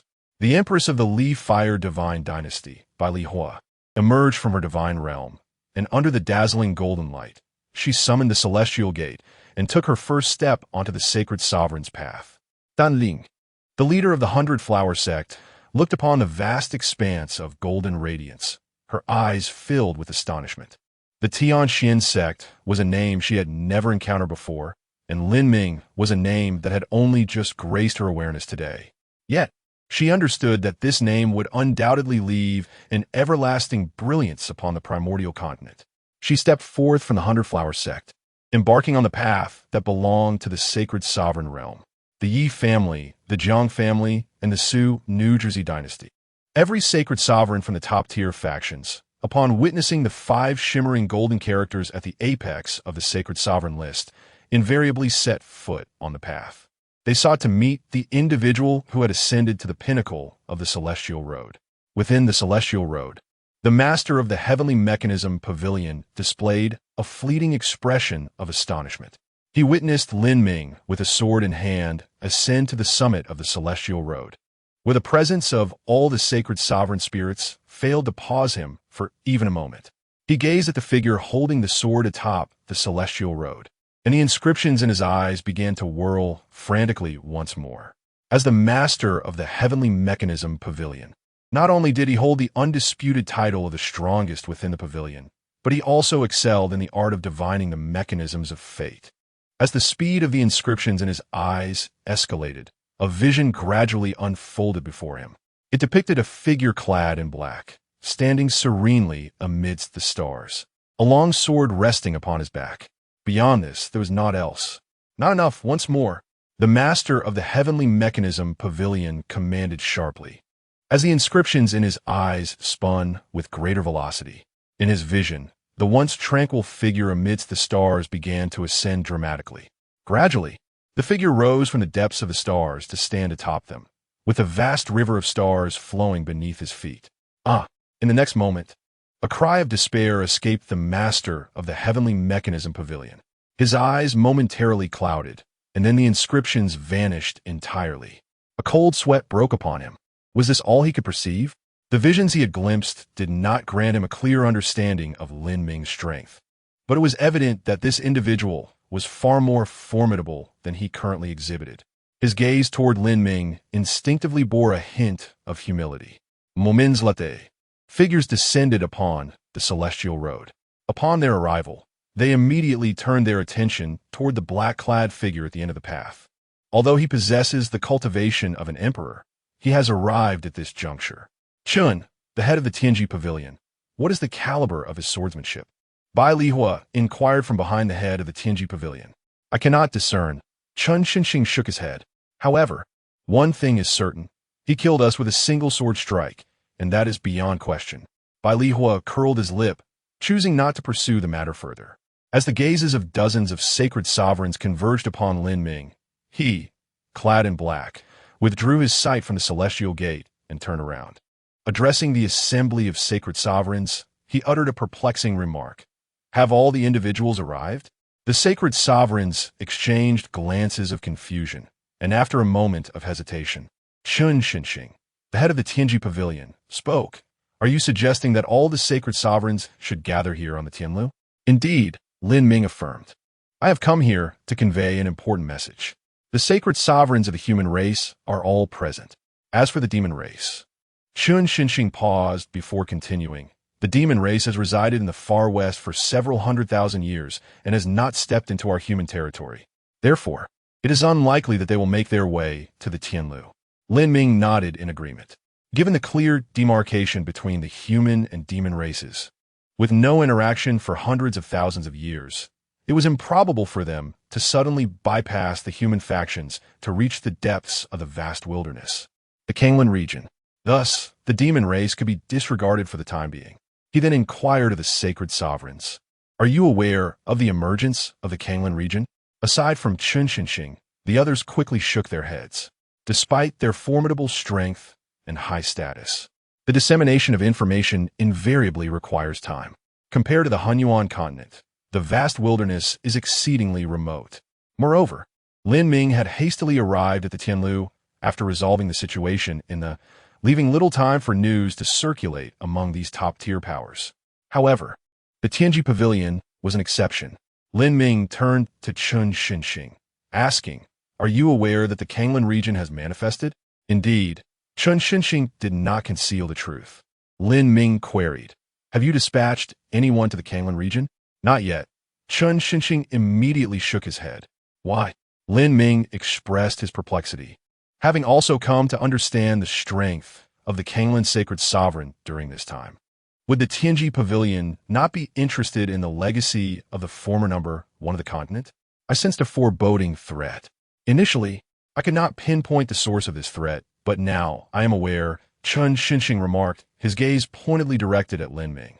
A smile flickered across Lin Ming's face as he decided against further trivial discourse. Taking a step forward, he spoke softly. The emergence of the Kanglan region is a fact. I do not wish for it to become an isolated island, cut off from the world. Therefore, I will not hinder your journey to the Kanglan region. However, you must remember this. Within the Kanglan region, without my consent, you are forbidden from entering the vicinity of the Tianxin sect and the Leaf family of the Zhongzhou domain for 1,000 miles. Should you encounter disciples from these two families, you must not kill them. His gaze swept across the faces of the dozens of sacred sovereigns. In almost an instant, all nodded in agreement, with none expressing dissent. Even without Lin Ming's prompting, each of them independently vowed with their martial hearts. Those exalted beings, standing at the pinnacle of the primordial continent, exhibited a surprising sense of propriety. Moments later, dozens of saint sovereigns had made their solemn oaths. Lin Ming had accomplished his purpose and was about to descend from the heavenly path when he noticed Chun Xinxing suddenly bowing deeply, gazing at Lin Ming with utmost reverence, and uttered, "Please, esteemed senior, step onto the immortal gate." Following his words, the remaining saint sovereigns echoed in respectful unison, "Please, esteemed senior, step onto the immortal gate." The voices of these formidable saint sovereigns converged into a resounding torrent, echoing throughout the heavenly path. Chapter 78. Not entering the immortal gate, Lin Ming turned his head to glance at the golden immortal gate behind him. The path to ascend to the heavens and step through the immortal gate. These 6 words have forever been intertwined in the discourse of countless cultivators across the primordial continent. The path to the heavens merely serves as a means to approach the immortal gate. The true significance has never resided in the heavenly path, but rather in that gate imbued with a sacred aura. Step through the immortal gate? Lin Ming mused. Do you mean to trample upon this gate? Chun Xinxing, upon hearing this, displayed a hint of embarrassment on his face. He replied, to step through the immortal gate is an expression of bravado from our predecessors. In truth, it merely requires pushing open the immortal gate. Although Lin Ming found this self-encouragement surprising, he perceived no harm in it and refrained from further comment, simply inquiring, "What will occur if I push open the immortal gate?" With utmost respect, Chun Xinxing responded, "Beyond the immortal gate lies the true path of ascension. With the strength of our predecessors, attaining a celestial position along this path would be undeniably feasible. Aside from that, Does pushing open the immortal gate serve any other purpose? Lin Ming probed further, as he did not believe that the esteemed ones were so eager for him to open the gate solely for the sake of vying for a celestial rank. Chun Xinxing forced a slightly awkward smile, confessing, to be candid, if he were to push open the immortal gate, the entire continent would undergo a profound transformation.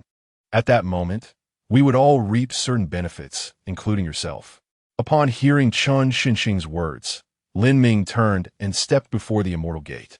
He raised his hand and, without hesitation, pushed against the resplendent golden door.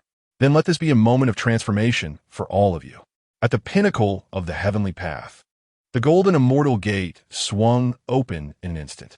A surge of formidable spiritual energy, vastly exceeding any found on the primordial continent, erupted from within the gate, rushing towards Lin Ming.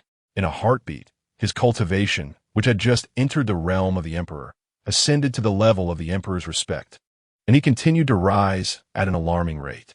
Emperor's respect, Tier 3. Emperor's respect, Tier 5. Sage, Tier 1. His cultivation surged within him at an astonishing pace, fueled by the influx of spiritual energy. On the heavenly path, the esteemed ones from various factions observed this spectacle with little surprise, as if it had been anticipated. Moments later, he had attained Sage Tier 1. One step into sagehood still invites envy, remarked the head of the Yi family, one of the 5 ancient clans. Frankly speaking, the sage realm hardly befits his prowess. Bai Lihua coldly retorted. Indeed, the Yi family head said, momentarily taken aback, feeling somewhat helpless. Truly, comparisons can be infuriating. As Lin Ming reached the sage realm, the terrifying spiritual energy from beyond the immortal gate began to flow around him, cascading across the heavens and the earth. Those on the verge of breaking through seized this favorable wind to make their advancements. This was a grand feast bestowed upon the entire continent. The name Lin Ming from the Tianxian sect shone even more brilliantly upon the great Dao rankings. For Lin Ming, pushing open the immortal gate was but a simple act. Yet for the countless cultivators of the primordial continent, it was undoubtedly a blessing of rebirth. Chun Xinxing respectfully inquired once more, predecessor, do you wish to embark upon the path of ascension and contend for a celestial position? The last instance of an ascendant emerging from the primordial continent was so distant that it could not even be traced. Upon reaching their generation, not only is there no immortal to be found, but they lack even the qualifications to stand before the celestial gates atop the ascension path. In the realm of Hunyuan, it is time for an immortal to emerge. Chun Xinxing gazed at Lin Ming with hopeful anticipation, while the revered saints from various factions on the ascension path shared the same look of expectancy.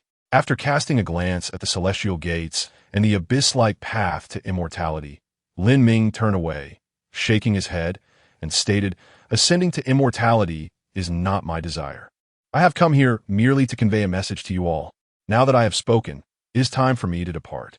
His tone was calm, as if discussing a matter of little consequence. The path to ascension lay before him, yet he chose to halt, even descending from the pinnacle of the ascension path. The numerous saints on the path stared at Lin Ming with expressions of astonishment and confusion. They witnessed his slow descent and felt a sense of absurdity wash over them, an opportunity that countless individuals yearn for, and he cast it aside as if it were worthless. After enduring great hardship to reach the summit, why would one choose to forsake it? Bai Lihua regarded Lin Ming with a look of incredulity, but before she could voice her thoughts, she suddenly recalled that Lin Ming had traversed the 6 paths in less than half an hour. For others, the ascension path might be an insurmountable challenge, yet for him, it was akin to a mundane act of eating and drinking. Thus, his disinterest in the path to immortality began to make sense. Chun Xinxing, unwilling to relent, inquired, may I ask, esteemed one, why not try your hand at the ascension path? Lin Ming waved his hand, responding, for the time being, I prefer this mortal realm. The Tianxian sect awaits my efforts to flourish. After a brief silence, he added, should I develop an interest in becoming an immortal in the future, I shall return.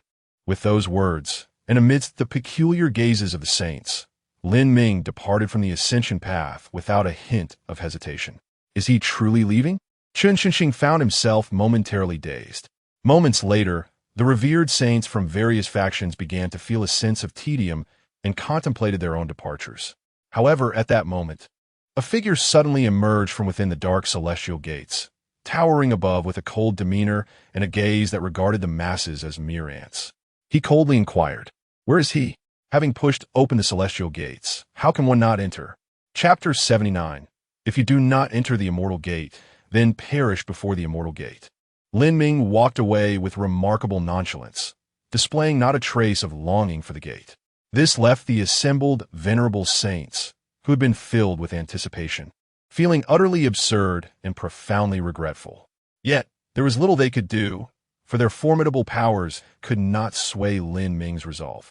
After a series of heavy sighs, the saints of the heavenly path prepared to depart when suddenly, a chilling voice echoed from the pinnacle of the heavenly path, near the immortal gate. Chun Xinxing swiftly turned around and beheld a figure standing before the immortal gate. It was a middle-aged man, his visage stern with a short beard, exuding an aura far surpassing that of all the venerable saints present. A mere glance at him was enough to evoke an immense pressure. His gaze swept across the faces of the saints, who, despite standing at the pinnacle of the primordial continent, instinctively averted their eyes, unwilling to meet his stare. Has the primordial continent truly fallen to such depths? A flicker of anger crossed the middle-aged man's face. "Lift your heads and look at me," he commanded. "As venerable saints, you must have reached the zenith of this continent, yet you lack the courage to meet my gaze? Do not delude yourselves, even if I am not a true immortal. Should a genuine immortal stand before you, you need not cower. If the strongest among you have lost the audacity to forge ahead, what future remains for this continent?" With a cold snort, he did not wait for the venerable saints to respond, but waved his hand and stepped off the heavenly path. The saints remained in stunned silence, exchanging bewildered glances. Who was this person? How did he emerge from the immortal gate? Zheng Tianming looked at Chun Xinxing and inquired. The latter shook his head, uncertain. Having expended considerable energy in deducing Lin Ming's fate earlier and sustaining minor injuries, he hesitated to attempt to unravel the aura of someone who appeared to be no weaker. In the great wasteland, upon stepping off the heavenly path, Lin Ming found himself back at the location where he had initially ascended. Not far from there, the tavern, previously struck by heavenly punishment, had been rebuilt. Upon entering, he noticed Zheng Tianming staring at him with a look akin to that of a spectator observing a monkey. It was not until Jiang Qingyi, unable to bear it any longer, seized Zheng Tianming by the ear and flung him away. "Is there something on my face?" Lin Ming chuckled. Jiang Qingyi quickly shook her head. No. It's just that your name shone too brightly when the heavenly ranking appeared." Lin Ming was taken aback. "Even here?" "Indeed," Zhang Luqingge replied. "Everyone across the continent can see it." Lin Ming refrained from probing further, drained his cup of wine, then rose to his feet, saying, "Thank you for your hospitality. With matters concluded, I must take my leave." He exited the tavern and ventured deeper into the great wasteland. Zheng Tianming rubbed his ear and exclaimed, "Little, next time be gentler." Then, glancing at Lin Ming's retreating figure, he called out, "Remember to compensate me for my wine tenfold." Lin Ming smiled, preparing to respond, when he suddenly noticed a figure of a middle-aged man emerging amidst a fluctuation in the high skies.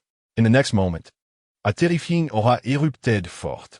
The ground within a radius of 10,000 miles instantly caved in by several zhang in the tavern, which had just been reconstructed, shattered into fragments once more. "Curse it!" Zheng Tianming gazed at the heavens, his expression filled with displeasure as he bellowed. "You owe me for my tavern." "No, you owe me 100 times that." Jiang Qingyi tugged at Zheng Tianming from behind, signaling him to refrain from speaking. High above, the middle-aged man cast a cold glance at Zheng Tianming. "Those saints in the heavenly road do not possess your audacity. Indeed, quite remarkable." While his words seemed to commend, the expression on his face grew increasingly frosty. In the next moment, he raised his right index finger and pointed at Zheng Tianming. "Unfortunately, your courage is misapplied." This finger, composed purely of condensed spiritual power, bore no other elements. Yet, Zheng Tianming instantaneously felt a suffocating pressure as if the entire world were pressing down upon him. Above him, the space shattered like a mirror, revealing a pitch-black void.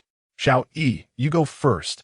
I'll deal with him," Zheng Tianming roared, preparing for a desperate fight, only to realize that under this finger, he could not even muster a shred of spiritual power. The disparity was too great. "Damn it," Zheng Tianming cursed vehemently. "I want you dead. How can you live?" The middle-aged man chuckled softly, but before he could finish his sentence, his smile froze on his face. Before the force of his finger, a glimmering sword light appeared. Astonishingly, the power of that finger could not penetrate the faint glow. Furrowing his brow, he turned his gaze toward Lin Ming, expressing approval. "No wonder you have reached the pinnacle of the heavenly road. I can offer you a chance to live. Follow me into the immortal gate." Lin Ming shook his head and replied coolly, "The immortal gate. I shall enter when I choose. There is no need for your words." "Ha ha!" The middle-aged man burst into laughter. "Those who enter the immortal gate face only two outcomes. Either ascend to the immortal realm, truly standing above all beings, or perish on the path of ascension, becoming mere bones. There is no third option. If you insist on refusing the immortal gate, I shall kill you and cast your corpse into it." Lin Ming did not respond. His stance was clear. He would enter the immortal gate and contend for the position of immortality when he desired. When he did not wish to go, no one could decide for him. Thus, as the middle-aged man's words fell, his hand had already grasped the hilt of his sword. "It seems your mind is made up?" The middle-aged man bellowed, and the heavens above the vast wilderness seemed to whirl in response. Centered around him, countless phantoms of sentient beings emerged, their joyous laughter filling the air, only to dissolve into dust in the next instant. Life and death reside within a fleeting moment. As one wave of phantoms dissipated, another would follow closely behind. Yet, without exception, they vanished into nothingness in mere instants. The middle-aged man stood tall against the vast sky, witnessing the demise of these ethereal beings. With a cold chuckle, he struck forth with his palm. A colossal handprint, enveloping a significant portion of the great wasteland, materialized in his grasp. Wherever the handprint traversed, space crumbled, and all life fell into silence. Beneath this blow, not a trace of vitality remained. "Since you do not enter the celestial gate, you shall perish." Primordial Annihilation. Chapter 80. Guardian of Realms. A colossal handprint, shrouded in ominous shadows, descended rapidly from the sky. The overwhelming force sent a shiver through Zheng Tianming's heart as he grasped Jiang Qing's arm and urged, "Move back." "Unmoved," Jian Mountain replied. "There is no need for concern." Her unwavering faith in Lin Ming had been steadfast since before their ascent on the path to heaven, and even more so now. Zheng Tianming, resigned, remained rooted in place, silently observing the enormous handprint as it plummeted from above. Within the vast expanse of the wilderness, countless cultivators gazed upward, their faces etched with terror. What is happening? This overwhelming might. Could it be the legendary Saint Sovereign? Goodness, I feel as if death is imminent. Death? Flee now. How can we escape the grasp of such a mighty blow? In an instant, the handprint fell from the heavens. Under its shadow, the spirits of all cultivators quaked. They realized, as the oppressive force drew near, that they could not muster even a trace of their spiritual energy. Amidst the despair, a sword light surged from below, ascending toward the sky. In that moment, they witnessed the handprint, which seemed to embody the annihilation of all existence, suddenly dissipate. The world transformed, becoming clear and serene in an instant. "Is that it? How abrupt! Wait, that sword. I recognize it. It is he, that monster." A middle-aged man, witnessing his handprint vanish, saw the sword light approach with unyielding momentum, and his expression shifted dramatically. "You truly are a freak. No wonder you possess such audacity. But in the realm of the primordial universe, you cannot kill me. No one can." With a cold snarl, he made no attempt at defense, and instead extended his hand to grasp the sword light. Lin Ming's sword cleaved effortlessly through the man's hand, severing his entire body in two. Yet in the next heartbeat, the body reformed, the spiritual energy of the wilderness suddenly waning. Jiang Qing's expression changed abruptly. "I recognize him now, immortal and indestructible, As long as the primordial universe possesses spiritual energy, he shall not perish. Guardian of realms. Only the protector of the primordial universe holds such power. His life and death are intertwined with the spiritual energy of the entire realm. As long as the energy flows, he will never die. The middle-aged man cast a surprised glance at Jiang Qingyi, acknowledging her knowledge. He then turned his gaze to Lin Ming, proclaiming, "There is no need to struggle. I am invincible." However, Lin Ming paid him no heed and unleashed another strike of sword light. The middle-aged man sneered, "Futile. Your strength is of no consequence. In this world, you cannot slay me." In the next instant, the sword light struck once more, cleaving the man's form in half. Yet he rapidly restored himself. It appeared he was indeed immortal and indestructible. The spiritual energy of the vast wilderness has slightly diminished. I said it's useless. It truly is. The middle-aged man bellowed. Lin Ming, wielding a rusted sword, gazed up at the two figures that had risen from the dead twice above the sky. He then turned his head to glance at Jiang Qingyi. As long as the spiritual energy of the primordial continent persists, can he be certain of his own survival? Indeed, as long as the spiritual energy remains, he shall not perish. Lin Ming nodded and spoke softly. "I must apologize to the cultivators of this world." "What?" Jian Qingyi exclaimed in surprise. Lin Ming, however, remained silent, a faint ghostly light emerging from the rusted sword in his hand. He then swung the sword towards the heavens. Boom! As the sword light swept through the middle-aged man's form, the entire wilderness seemed to tremble. The spiritual energy enveloping the vast wilderness dissipated in an instant. Soon, the energy from even farther away began to be consumed at an alarming rate.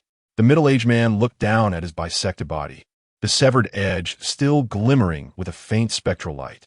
The boundless spiritual power of the primordial continent surged forth, attempting to restore his form. Yet upon encountering the ghostly light at the severed edge, it vanished as if swallowed by the sea. "Restore me, quickly restore me." The middle-aged man's expression shifted drastically as he felt an unsettling sense of danger, and he roared in desperation.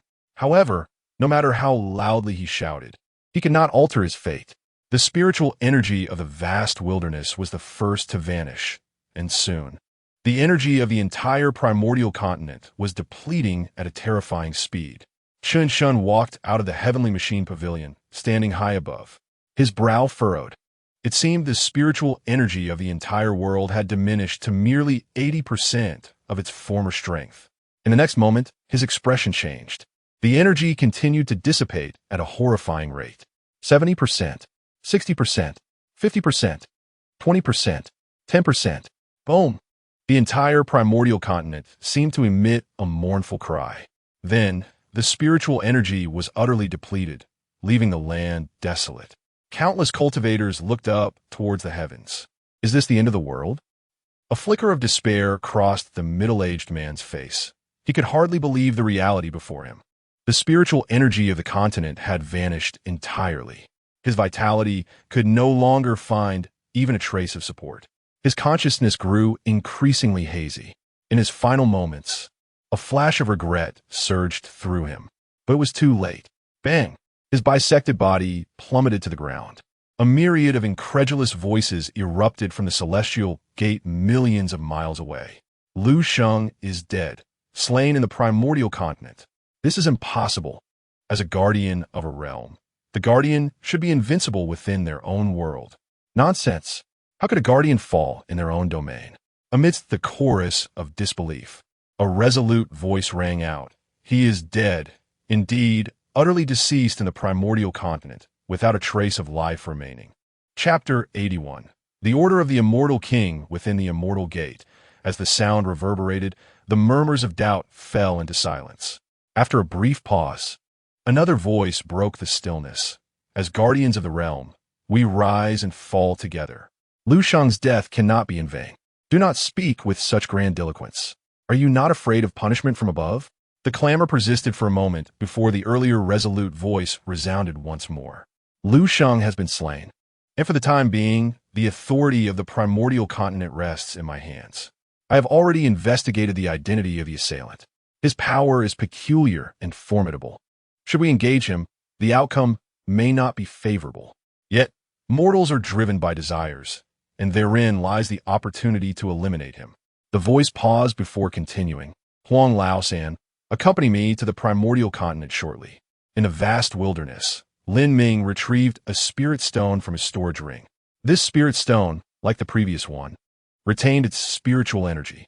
Jiang Qingyi, observing Lin Ming's thoughts, remarked, although the spiritual energy of the primordial continent has waned, spirit stones and veins remain unaffected.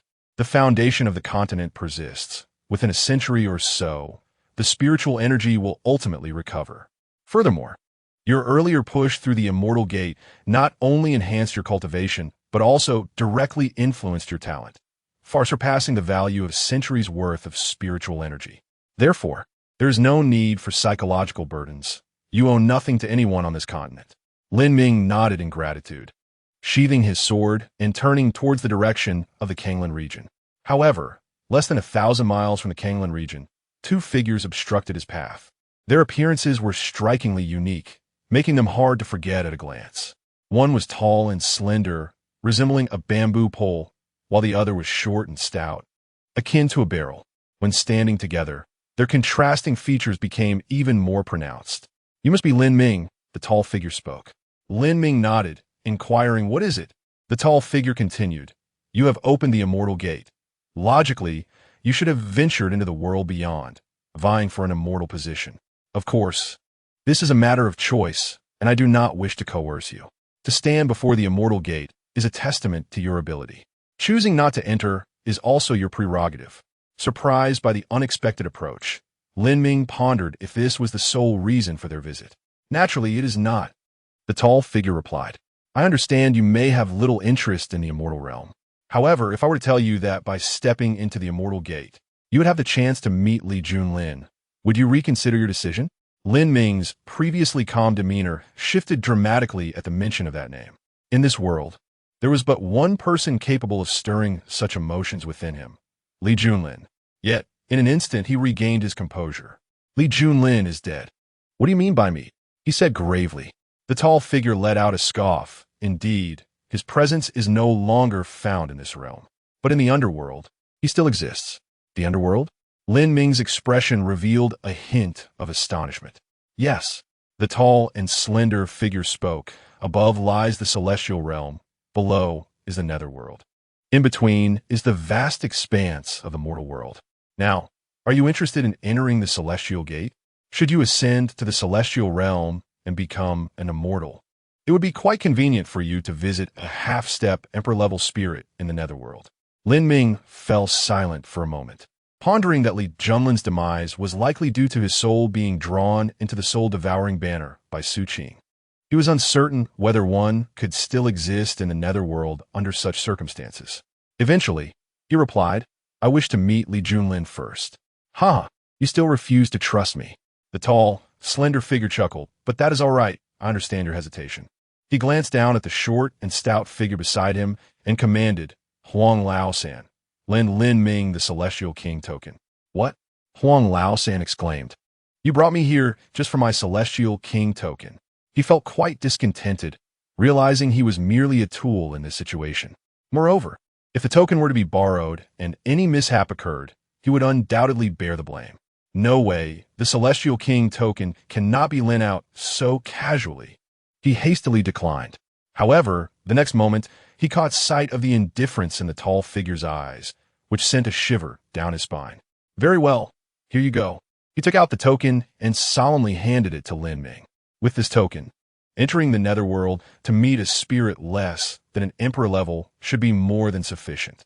Lin Ming accepted the token, which was entirely black, radiating a faint blue glow, as if lightning coursed through it.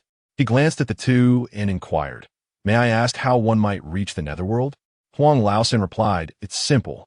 Communicate with the Celestial King token in your hand and inform it that you wish to go to the netherworld. Naturally, you should be transported there."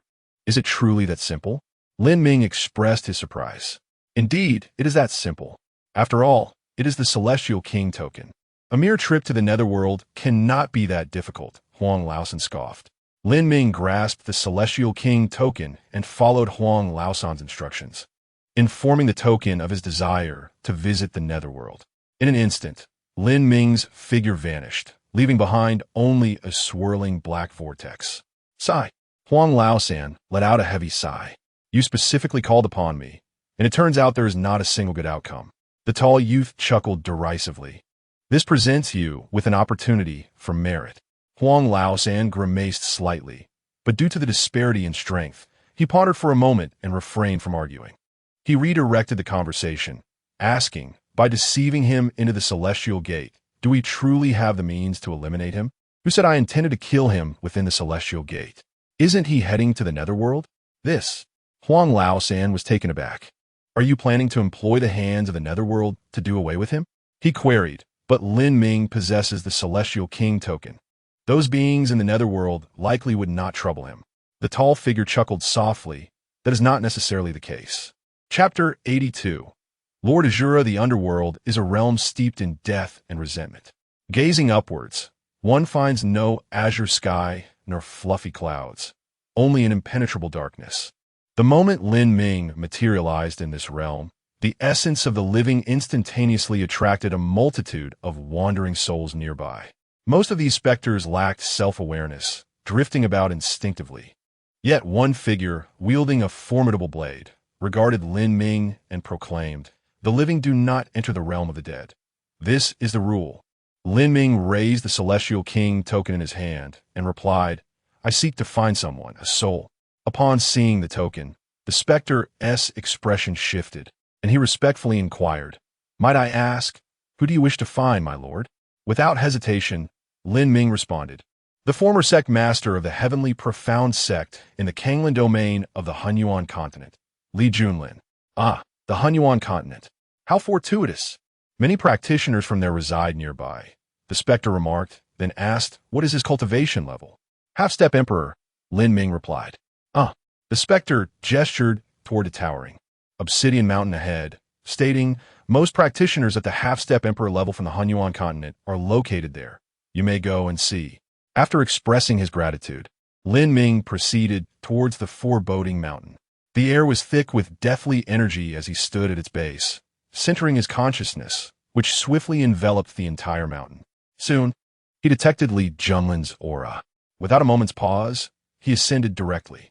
A few breaths later, he arrived before a cave, where he found Li Junlin laboriously striking the rock face with a dark iron shovel. With each resounding thud, chunks of black stone fell away from the wall. Li Junlin picked up a piece of the obsidian, scrutinized it with a satisfied smile, and placed it into a bamboo basket upon his back, preparing to continue his excavation. Suddenly, he sensed an anomaly. He looked up sharply and beheld Lin Ming, clad in black. "What? You two have perished?"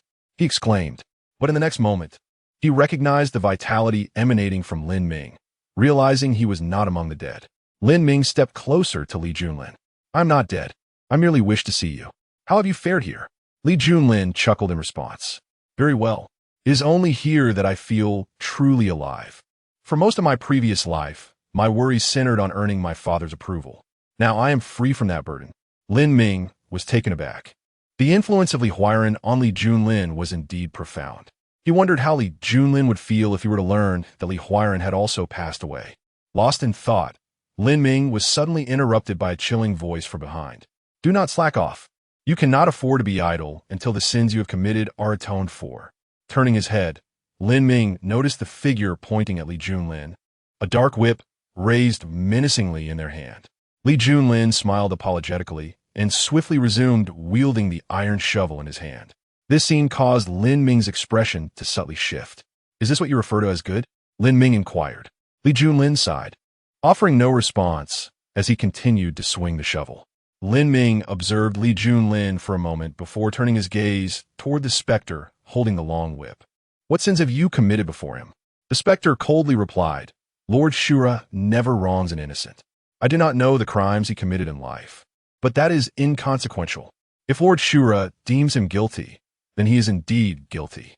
Lin Ming glanced at the long whip in the specter's grasp and asked, "Have you struck him?"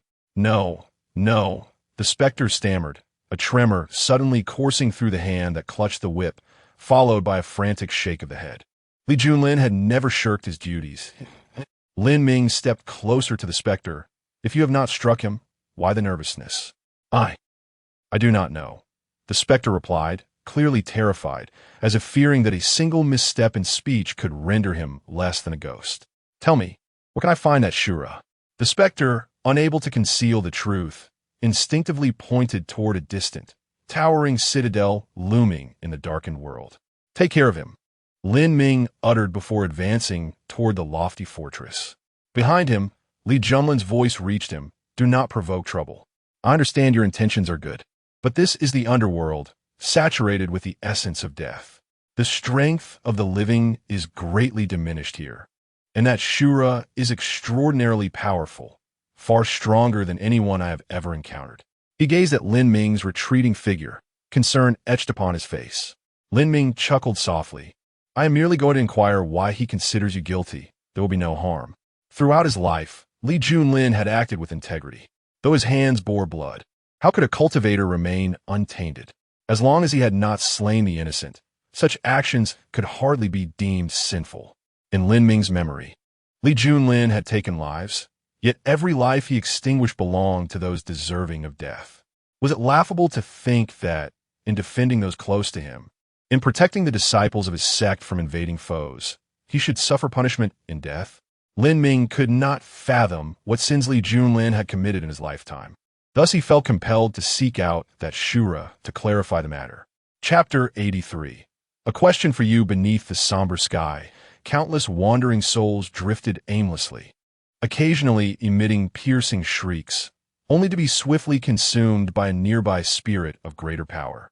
Even in death, the disparity between high-level practitioners and lowly cultivators, or ordinary beings, remains starkly evident. The lower-tier practitioners, in the realm of the dead, often lacked even the qualification to attain self-awareness. In this dim world, a towering citadel stood out prominently. As Lin Ming approached the citadel, still 1,000 miles away, 3 shadows suddenly emerged from the ground beneath him, blocking his path. Almost instantaneously upon their appearance, the surrounding souls instinctively fled in terror, seemingly frightened of these figures. Some of the more self-aware spirits halted in their movements, respectfully addressing the shadows. My lords, the underworld generals. The underworld generals appeared unfazed by the souls' reactions, barely casting a glance in their direction. The leading general glared at Lin Ming and said, a living person daring to enter the realm of the dead, and you still draw breath, solely because of that celestial king token in your possession. However, everything has its limits. If you were merely here to meet an ordinary spirit, we might have turned a blind eye. But what is your true intention? Lin Ming, unreserved, replied, I wish to meet your Lord Shura. To meet Lord Shura? The mere possession of the celestial king token does not grant you such privilege. The leading general scoffed. Lin Ming glanced at the token, fell silent for a moment, and then tucked it away into his bosom. He then faced the 3 generals squarely and declared, since the celestial king token holds no weight, let us act as though it has never been seen. Now, I wish to meet your Lord Shura. Lin Ming's audacity left the 3 generals momentarily dumbfounded. Their allowance for his presence was predicated on the token's significance. Yet here he was, voluntarily sheathing it and suggesting they disregard its existence. Was this a foolish act of self-sacrifice? However, in the next instant, they sensed a terrifying surge of sword energy. With no time to hesitate, the 3 generals instinctively darted to the sides. Almost instantaneously after their movement, they beheld a chasm of unfathomable depth where they had once stood, extending from Lin Ming's feet all the way to the towering citadel 1,000 miles away. In that expanse, the dark clouds dissipated and the aura of death was severed, as if it had transformed into a sanctuary within the realm of the dead. This man's prowess surely surpasses our own. A living individual dares to strike within the underworld. Has he a death wish? This is dire. This strike may have already drawn the ire of Lord Shura. As the 3 generals stood in shock, a furious roar echoed from the citadel 1,000 miles away. Following this, a dense miasma of death surged forth from within the citadel, spreading in all directions. High above, the wails of souls echoed. and this thick aura of death seemed to possess a fatal allure for them. Countless spirits surged toward the city tower like a relentless tide, only to be entirely consumed. The tower, exuding a dense miasma of death, resembled a ravenous maw.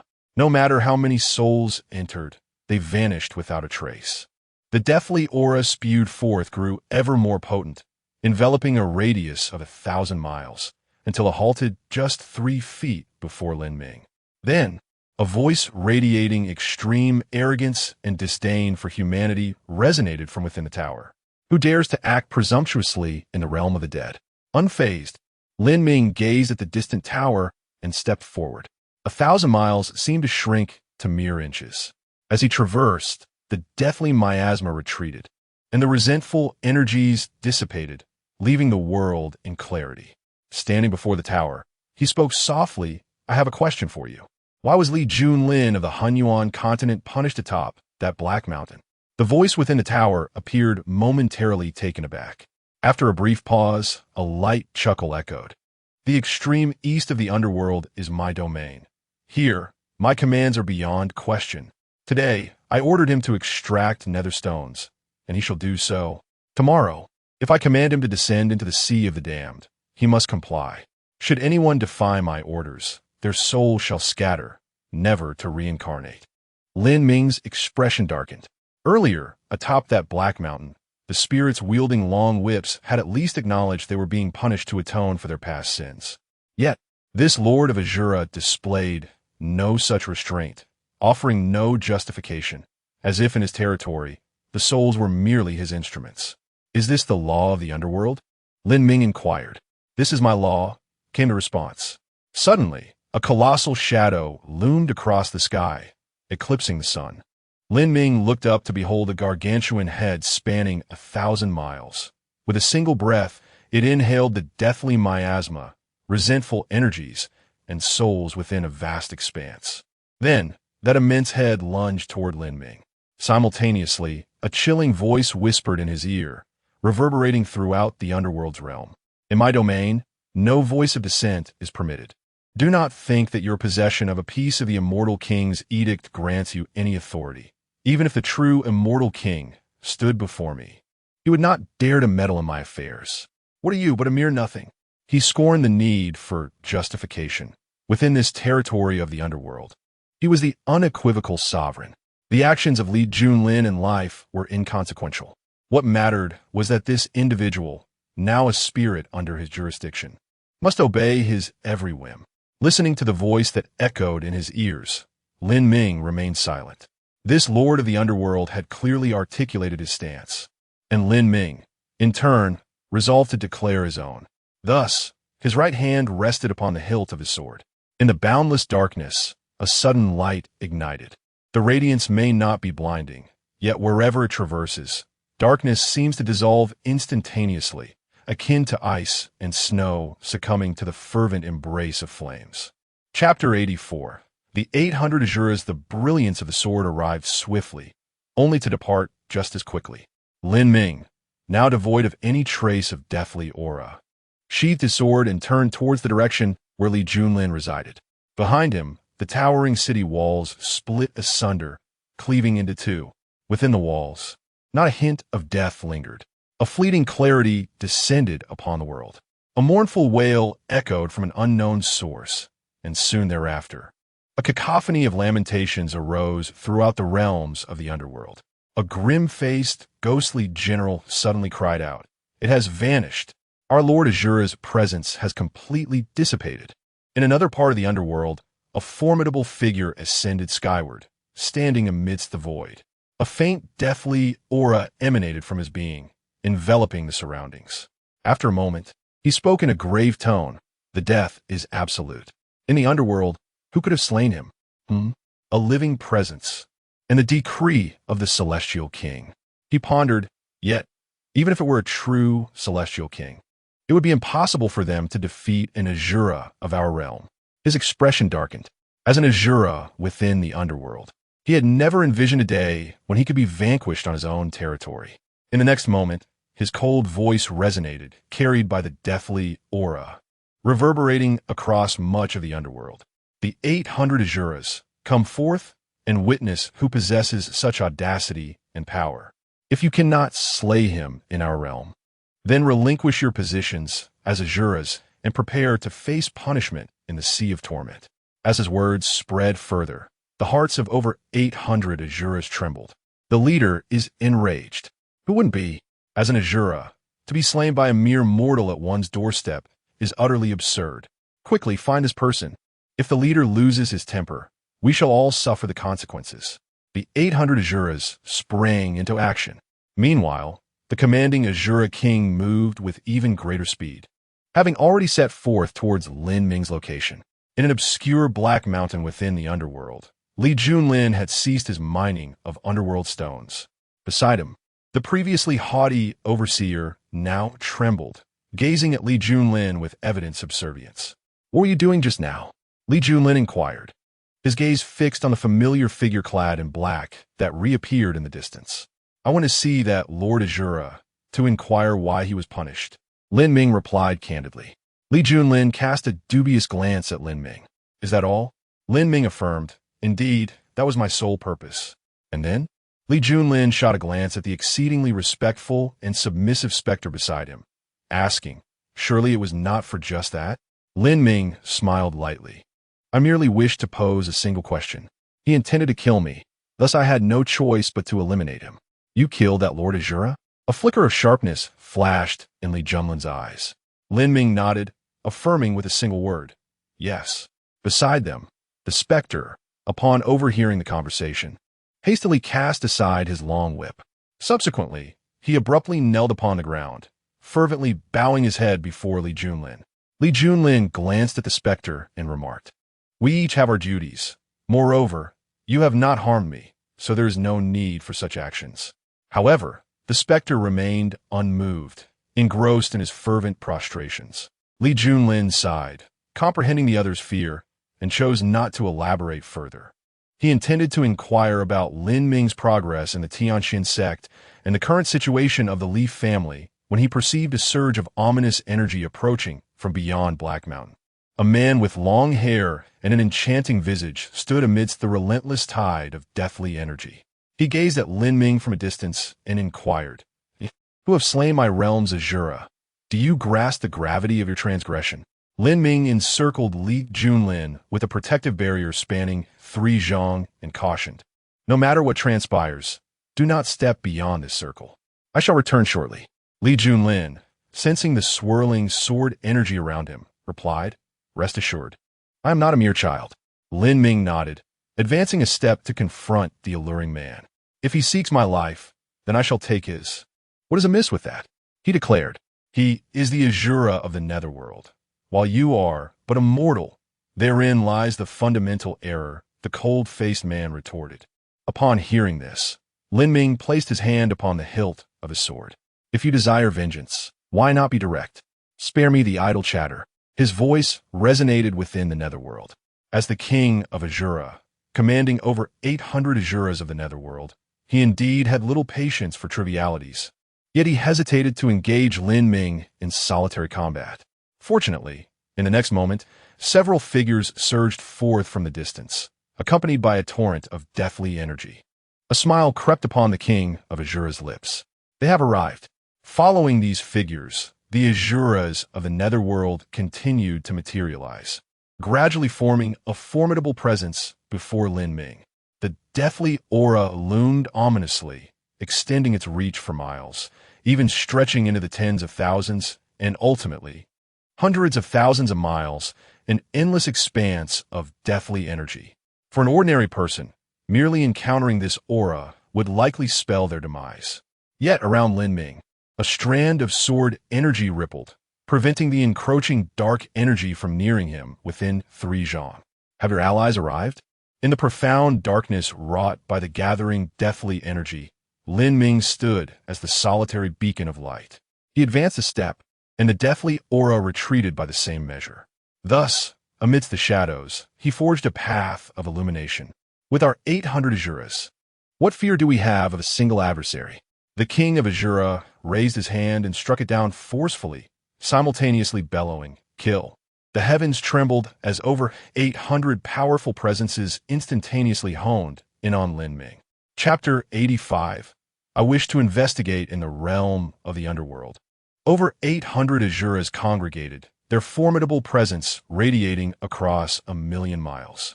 In stark contrast stood Lin Ming, wielding but a solitary sword, devoid of any semblance of overwhelming power. Before the vast and encroaching darkness, he appeared as insignificant as a firefly. As the Asura king raised his hand and uttered the word kill, the oppressive darkness of the world surged forth towards Lin Ming like an avalanche. In the distance, within the confines of the Black Mountain, Li Junlin observed this scene, overwhelmed by an inexplicable sense of suffocation.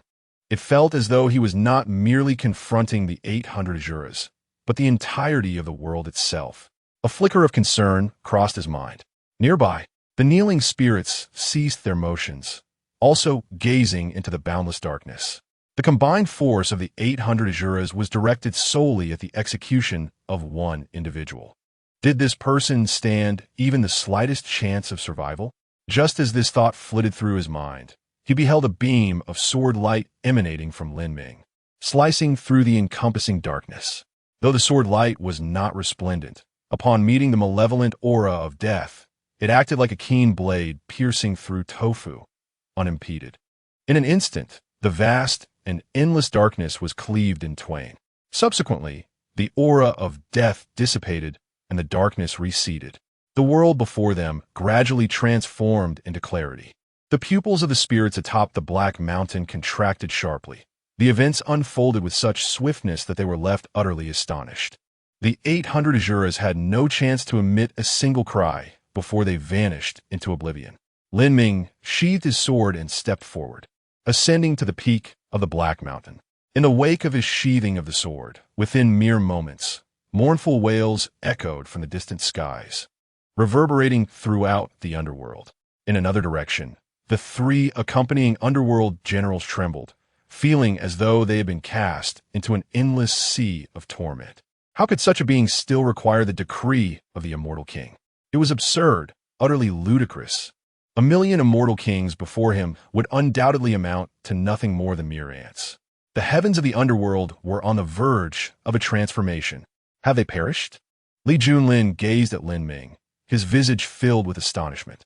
Just a moment prior, he had been concerned for Lin Ming, and now, in the blink of an eye, it was all over. The 800 Asuras of the underworld were, it turned out, so fragile. Lin Ming nodded and replied, they should be dead. While mortals may enter the underworld upon death, for the spirits of the underworld, death signifies complete annihilation, leaving no trace in the realm of existence. Lin Ming cast a glance at the spirit kneeling reverently beside Li Junlin and inquired, can spirits enter the human realm? That it should not be possible for spirits to directly enter the human realm. However, they can undergo reincarnation. The spirit looked at Lin Ming with an expression of palpable anxiety. Lin Ming turned to Li Junlin and asked, what do you think? After a moment of silence, Li Junlin responded, if there's an opportunity for reincarnation, I would naturally wish for it. Very well. Lin Ming nodded, unperturbed by any obstacles that may arise, fearing only that Li Junlin himself might be unwilling. What must be done to achieve reincarnation? Lin Ming queried. Li Junlin and the fallen spirit both shook their heads in unison. The spirit remarked, my status is too low. The matters of reincarnation are beyond my reach. Lin Ming contemplated for a moment, ready to speak again when he suddenly heard a deep sigh. Before him, a tall figure emerged from the space ahead. Gazing at Lin Ming, he said, I can facilitate his reincarnation, but I hope you will agree to one condition. What is it? The figure replied, should I encounter difficulties in the future, I hope you will come to my aid once. Is that all? Lin Ming inquired. The figure nodded, stating just that. Very well. Lin Ming did not hesitate to acquiesce. Let us commence. Seeing Lin Ming's prompt agreement, the figure wasted no time. He took a pen and marked the void, revealing a multitude of intricate realms. He then turned to Li Junlin and asked, shall we return to the primordial continent? The primordial continent? A flicker of bewilderment crossed Li Junlin's face. Lin Ming explained, it is the world beyond the Kanglan continent. The Kanglan continent belongs to the primordial continent. Although surprised, Li Junlin did not inquire further. For him, this world held little of significance. After a brief moment, he shook his head, declaring that any world would suffice. The figure inquired again, "What kind of identity do you require?" At this, Li Junlin thought of the Li family. As a scion of a prominent family, he had never found joy in it. "An identity does not matter," he replied. "And what of talent? Shall I grant you the pinnacle of human potential?" "No need. Random will suffice." Li Junlin made no demands.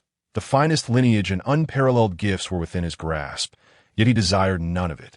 The figure regarded Li Junlin with surprise before pointing his pen forward. A mysterious power enveloped Li Junlin. He cast one last glance at Lin Ming before vanishing from the underworld.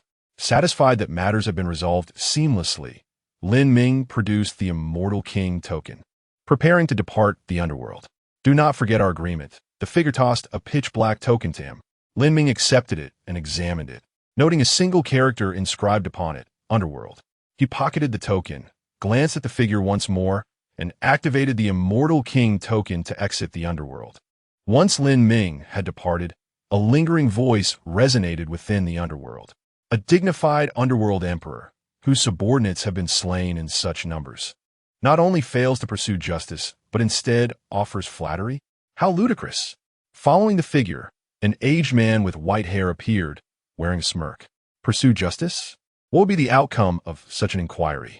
Would there be no underworld left in heaven and earth? Millions of souls left without a home? I wish to pursue it, yet that sword strike earlier I know I cannot withstand. If you truly had the courage, why await until he departs to make your appearance? Chapter 86. The body of Destiny Lin Ming swiftly returned to the great wilderness and subsequently made his way directly to the Kanglan domain. In Kanglan domain, at the Tianxian sect, a lifeless body clad in white lay before the sect's entrance. The visage of the deceased still bore traces of terror and confusion. He was none other than Feng Mu, one of the first 3 individuals to arrive in Kanglan domain after the seal was breached. Before the corpse stood a youth, bearing an air of youthful innocence, with his hands clasped behind his back. Beside him was a girl who appeared to be merely 12 or 13 years of age. "Brother, are you truly that formidable?" the girl inquired, her face flickering with astonishment. Earlier, when Feng Mu had appeared outside the sect, she had sensed the overwhelming aura emanating from him, making her feel as insignificant as an ant. Yet before she could fully comprehend the situation, this terrifying individual had perished. Was it her own brother who had done this? Within the Tianxian sect, from the elders and peak masters to the ordinary disciples, all gazed in shock at the silhouette of the youth. They had been entirely oblivious to the presence of such a formidable individual within their midst. With a smile gracing his lips, the youth turned to the girl beside him and said, "Xiaoxue, my strength is of little consequence. Just remember, no matter the circumstances, I will always be your brother." Xiaoxue blinked her glass-like eyes and cheerfully nodded, responding, "All right, brother."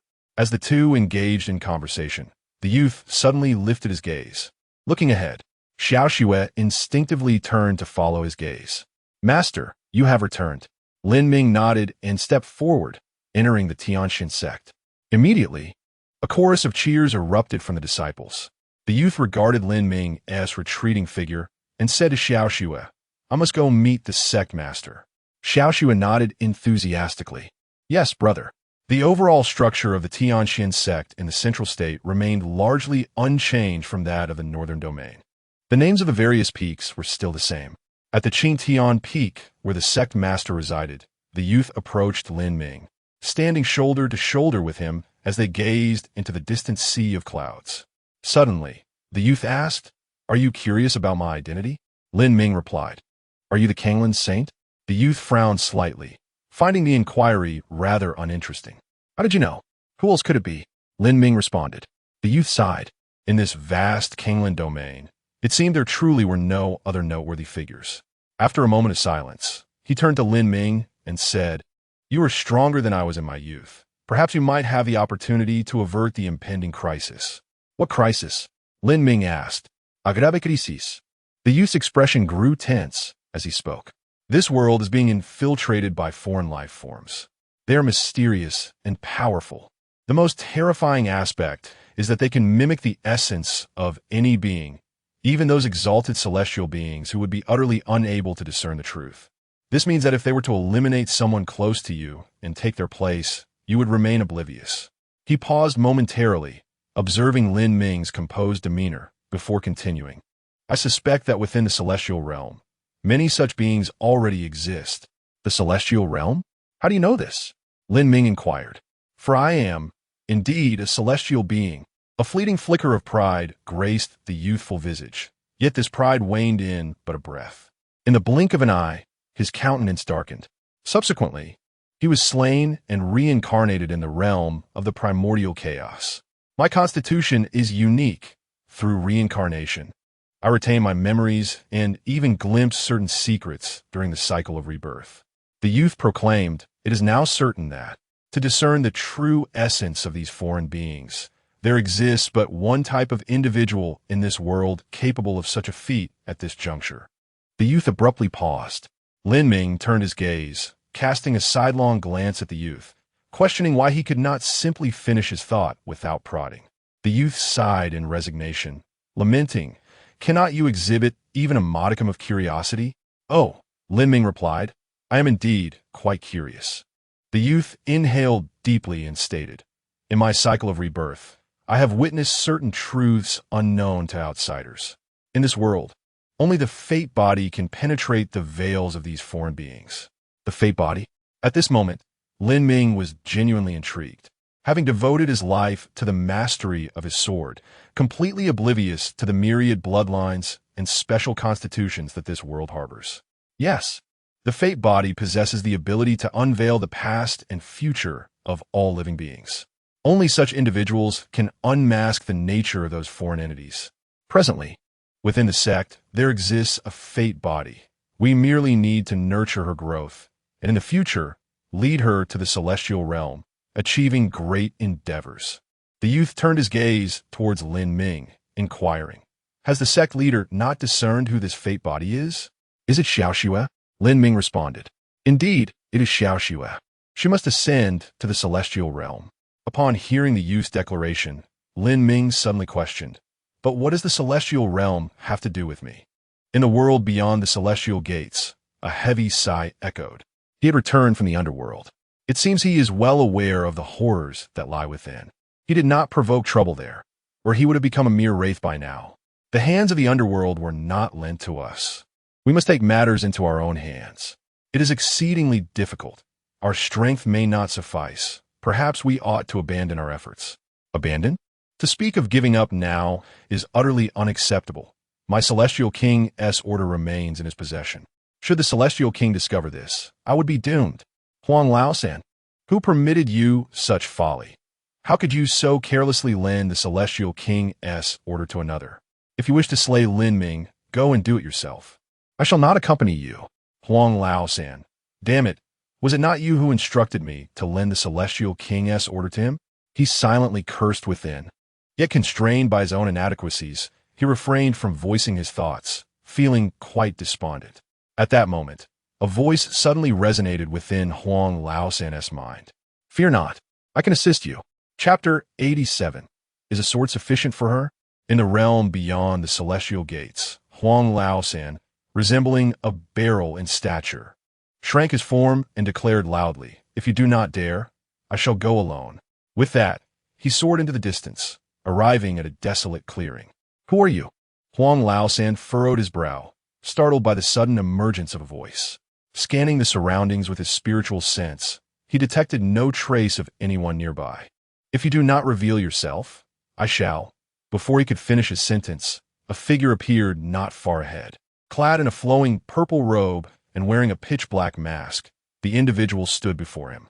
Despite their proximity, Huang Laosan found it impossible to sense any presence from this person, which stirred unease within him. With narrowed eyes, he inquired in a low voice, why do you assist me? What is your intention? From beneath the dark mask, a voice emerged, devoid of emotion, akin to a machine. Why ask? Do you have any other options? Huang Laosan paused, realizing he must retrieve the Celestial King's decree, and thus, meeting Lin Ming was imperative. There was no escaping this fate. Can you spare my life? He asked gravely. Spare your life? The masked figure shook his head, a light chuckle escaping. Why not think bolder? Perhaps we could eliminate him instead? On the peak of Qingtian, Saint Kanglin appeared somewhat disheartened. After much discourse, he was met with a retort. What concern is the celestial realm to me? However, upon reflection, he could understand. His own sect leader displayed no interest in ascending to the celestial realm, much less in its safety. After a moment of silence, he remarked, Indeed, the celestial realm holds little merit. Many there are to my disliking. Yet, at least they do not wreak havoc upon this world. Should those foreign beings seize control of the celestial realm, not only would it spell disaster for the celestial domain, but the myriad territories beneath it would likely suffer grievously. Our Tianxu sect would certainly face relentless troubles. He emphasized the last sentence deliberately, casting a tense glance at Lin Ming, awaiting a response. Lin Ming turned and made his way toward the Cloud Cliff Pavilion. Sect leader, you have yet to answer me, the young boy called out, lifting his chin defiantly. Noticing Lin Ming's lack of reaction, he sighed in disappointment, preparing to depart, when suddenly Lin Ming's voice resonated back to him. Assist Xiao Shui in her preparations. We shall ascend the path to the heavens. Huh? The youth was taken aback, and in the next moment, elation surged through him. But Xiao Shui's cultivation still falls short. Despite his overwhelming joy, the thought of Xiao Shui's current state of cultivation brought him back to a more tempered demeanor. Yet soon after, he heard Lin Ming's voice again. In the celestial realm, it should be easier to break through, no? The boy fell silent, instinctively nodding. Indeed, this was the case. Not only had the spiritual energy in the Hunyuan continent dwindled to its nadir, but even at its peak, it paled in comparison to the celestial realm's abundant vitality. Thus, the prospect of ascending to the celestial realm to further cultivate was undeniably more feasible. However, to bring a person of exceedingly low cultivation into the immortal realm, it would be quite challenging to remain inconspicuous. As Lin Ming's figure receded into the distance, the youth did not linger. He hastened to find Xiao Shui. 3 days later, Lin Ming stood outside the Tianxian sect, flanked by the youthful figure of the Kanglin saint and a girl named Xiao Shui, whose countenance bore a hint of sorrow, seemingly reluctant to part from the Tianxian sect. Summon the immortal gate, Lin Ming commanded. He was unable to summon the immortal gate himself. This task could only be performed by the Kanglin saint. The youth nodded, a flicker of excitement in his voice as he replied, All right. He then closed his eyes, envisioning the immortal realm in his mind. Moments later, the youth's eyes snapped open, furrowing his brow as he gazed ahead. Who? In the space before him, 2 figures materialized. One was Huang Laosan, whom Lin Ming had encountered before, and the other was a figure clad in a purple robe, their face obscured by a black mask. As Huang Laosan appeared, he fixed his gaze on Lin Ming and declared, My immortal king token should be returned. If not, before he could finish his sentence, Lin Ming had already tossed the token to him without a moment's hesitation. Huang Laosan was momentarily taken aback. Is it really that simple? He was stunned. His threatening words had yet to be fully articulated before the immortal king token was in his possession. Had he known it would be this easy, coming alone would have posed no issue after all. For him, obtaining the token signified the fulfillment of his objective, and he promptly turned to leave. Yet, in that fleeting moment of turning, he noticed a palm imprint soaring past him, aimed towards the Tianxian sect. Huang Laosan's mind went blank in an instant. Are you out of your mind? Instinctively, he turned his head, only to find that the palm imprint had dissipated. Lin Ming cast a sidelong glance at the Kanglin saint, realizing that Xiao Shui's identity was evidently known to more than just him. That earlier strike had clearly been directed at Xiao Shui, a girl of pitiably low cultivation.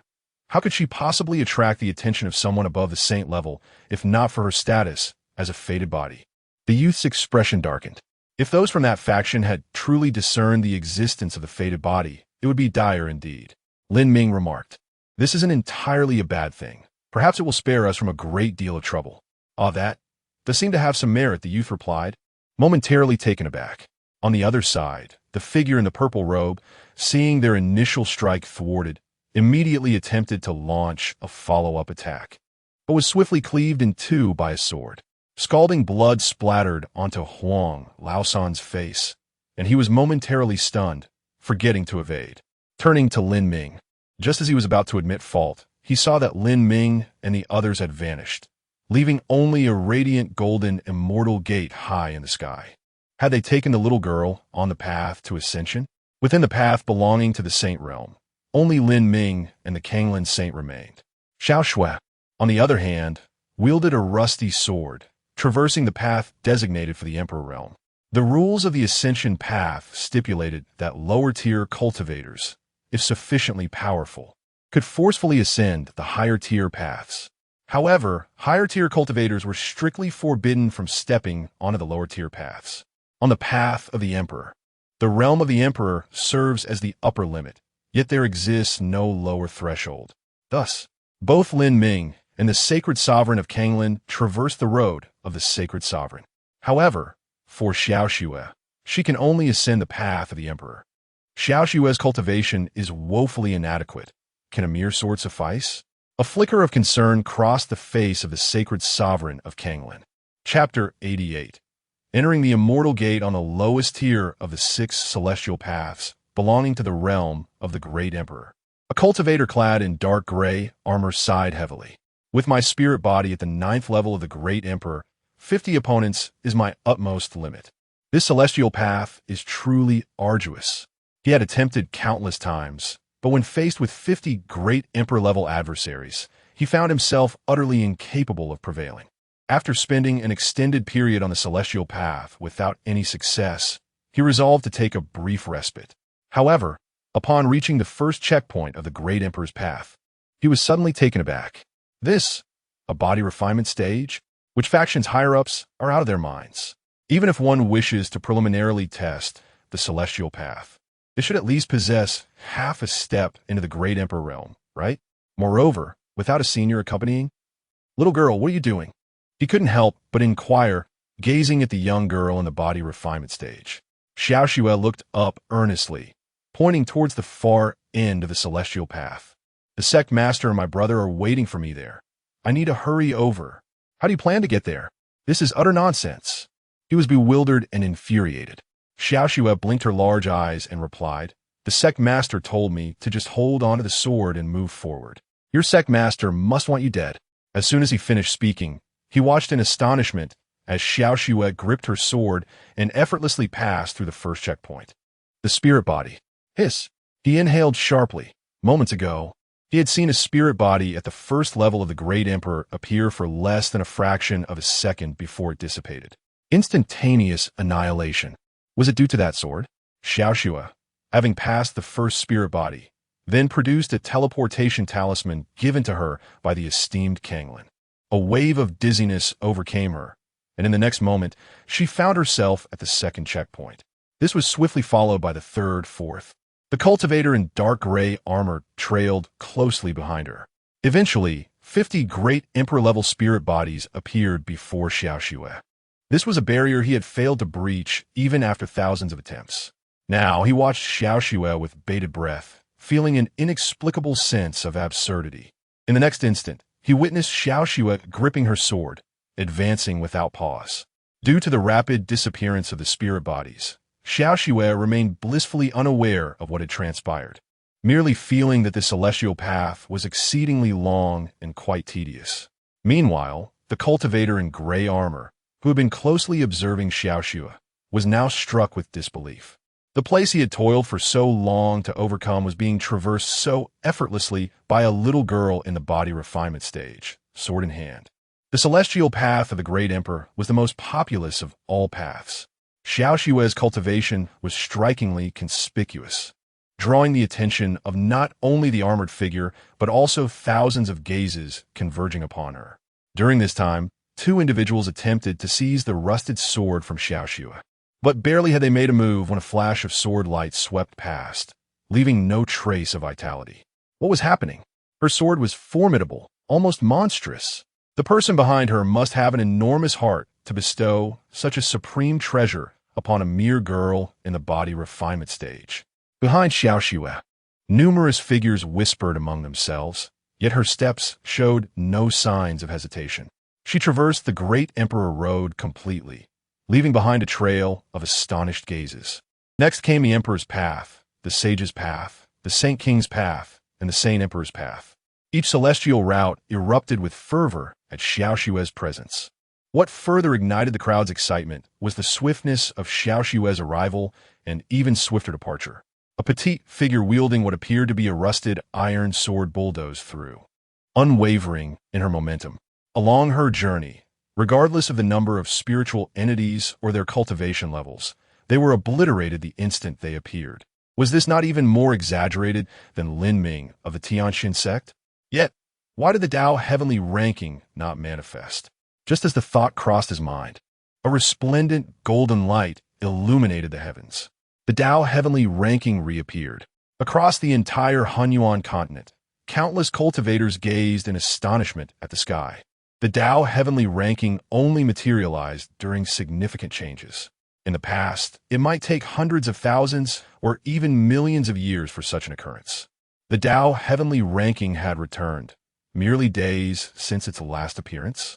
Goodness, one cannot compare individuals at all. Outside the celestial path, innumerable cultivators stared in shock at the Tao heavenly ranking in the sky. Yet, curiously, the names on the ranking remained unchanged. The crowd waited in anticipation until the Tao heavenly ranking vanished once more, yet there was no alteration. At that moment, all those who had been following the Tao heavenly ranking across the Hunyuan continent stood in bewilderment. It is commonly known that the Tao heavenly ranking either does not emerge, but when it does, it signifies significant changes. However, this time, they were utterly perplexed. Within the celestial path, one individual hesitantly remarked, "It must be due to excessive reliance on external forces. The Tao heavenly ranking does not acknowledge it." Indeed, the manifestation of the Tao heavenly ranking indicated she was meant to be listed. Yet, due to an over-reliance on external power, she was eliminated before even entering the ranking. Hey, that sword looks remarkably familiar. Upon hearing this, many suddenly realized, damn, it's Lin Ming's sword. Yes, that monster.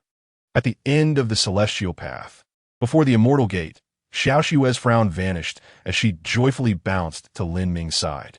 I have returned the sect master's sword, completely unharmed. Lin Ming accepted the sword and sheathed it behind him. Now, let us venture behind the immortal gate. With that, the three of them stepped through the immortal gate together. Chapter 89. The Stone of Celestial Fate. The realm behind the celestial gate is not the celestial realm itself. The youthful figure of the celestial sovereign, Kanglin, elucidated that this space is more accurately described as a testing ground for ascension. To enter the true celestial realm, one must traverse to the end and procure a complete stone of celestial fate. This task, while seemingly simple, can also be daunting. At this juncture, he turned to Lin Ming, observing his tranquil demeanor, devoid of curiosity or anticipation, and let out a resigned sigh.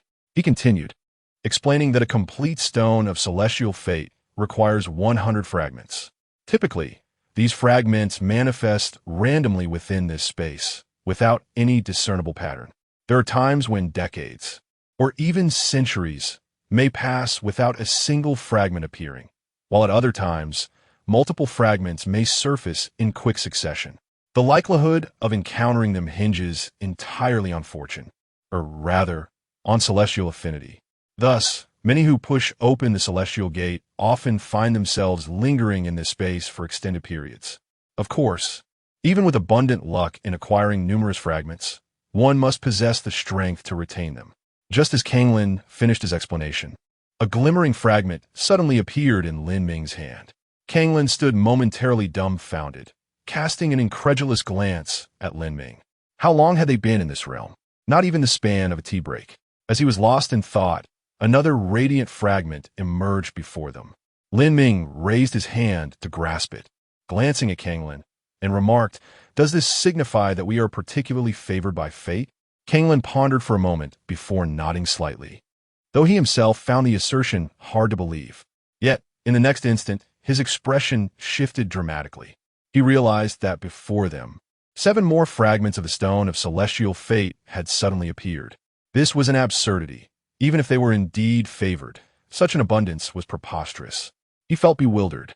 While the emergence of the fragments was entirely random, dictated by celestial affinity, to have so many appear simultaneously before them was simply outrageous. Surely, even with great affinity, there should be a gradual progression. Something is amiss, he declared solemnly. What do you mean? Lin Ming inquired, turning his head. Either there is a malfunction in this space, or the appearance of the stones of celestial fate is being manipulated, Kanglin responded. Just then, Xiaoxua pointed ahead and exclaimed, Look, there are so many fragments of the stone of celestial fate.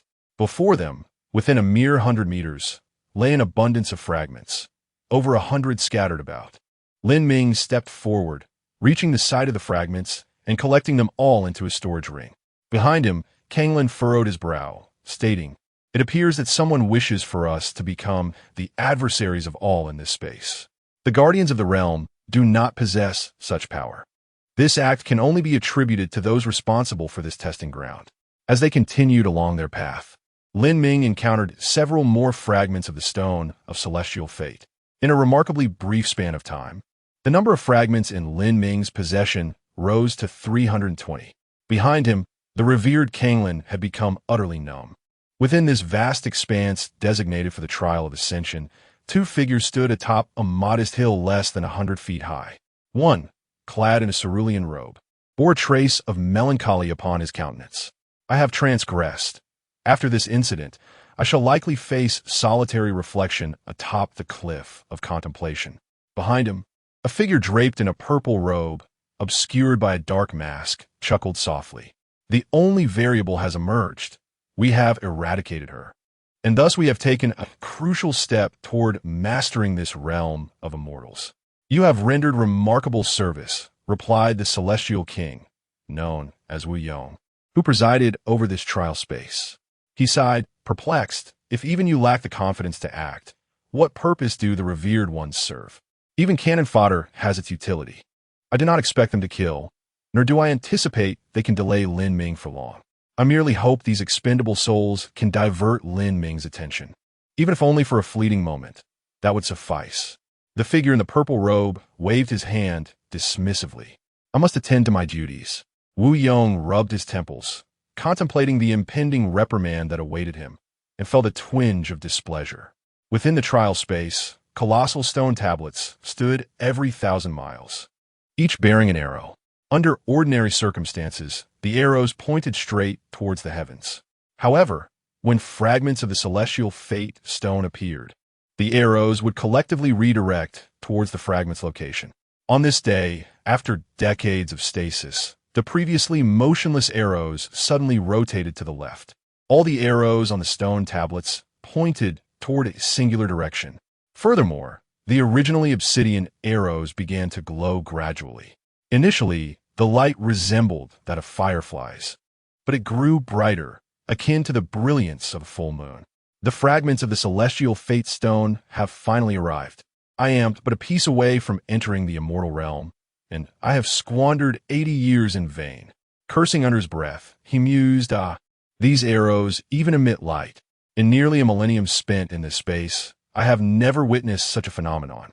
The illumination of the arrows, so radiant, suggested an abundance of celestial fate stones.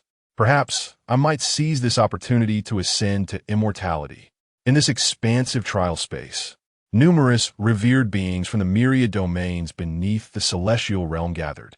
Some had only recently arrived and had yet to encounter the fragments of the celestial fate stone. Others had lingered for millennia or more, accumulating a fair number of these fragments, with some nearing completion.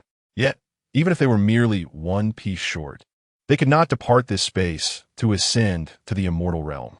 Thus, when the arrows shifted direction and illuminated, countless revered beings within the trial space responded, hastening toward a common destination. Chapter 90, How about granting me an additional layer of protection?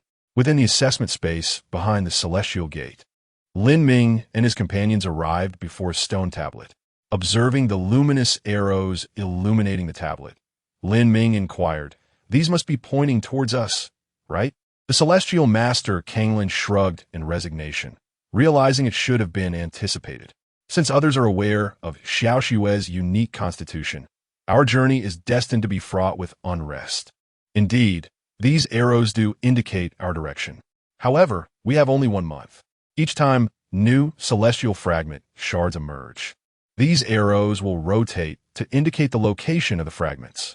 Yet, after 1 month, they will revert to their original positions. As he finished explaining, a woman's voice resonated from ahead. Do you possess numerous celestial fragment shards? Lin Ming turned to glance at the woman, who donned a flowing red gown. Her exquisite features untouched by cosmetics, yet leaving an indelible impression. There's no need for concealment. We are not fools, she continued, seemingly unfazed by Lin Ming and his companion's silence. Your situation is perilous. Accompany me, and perhaps I can ensure your survival. Lin Ming remained still, casting a distant gaze. Many others will likely arrive. How do you intend to protect us? The woman in red replied, the myriad paths of the world are diverse, each possessing its own merits. While my prowess may not be unparalleled in combat, when it comes to safeguarding lives, I am undoubtedly among the elite of my rank. As if to validate her claim, she waved her hand, conjuring thousands of identical figures into existence, all resembling the celestial Master Kanglin. Lin Ming scrutinized the apparitions before glancing back at the arrows on the stone tablet. Can these phantoms deceive the arrows?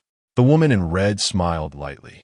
Simply extract some of your celestial fragment shards and place them upon them, and it shall suffice.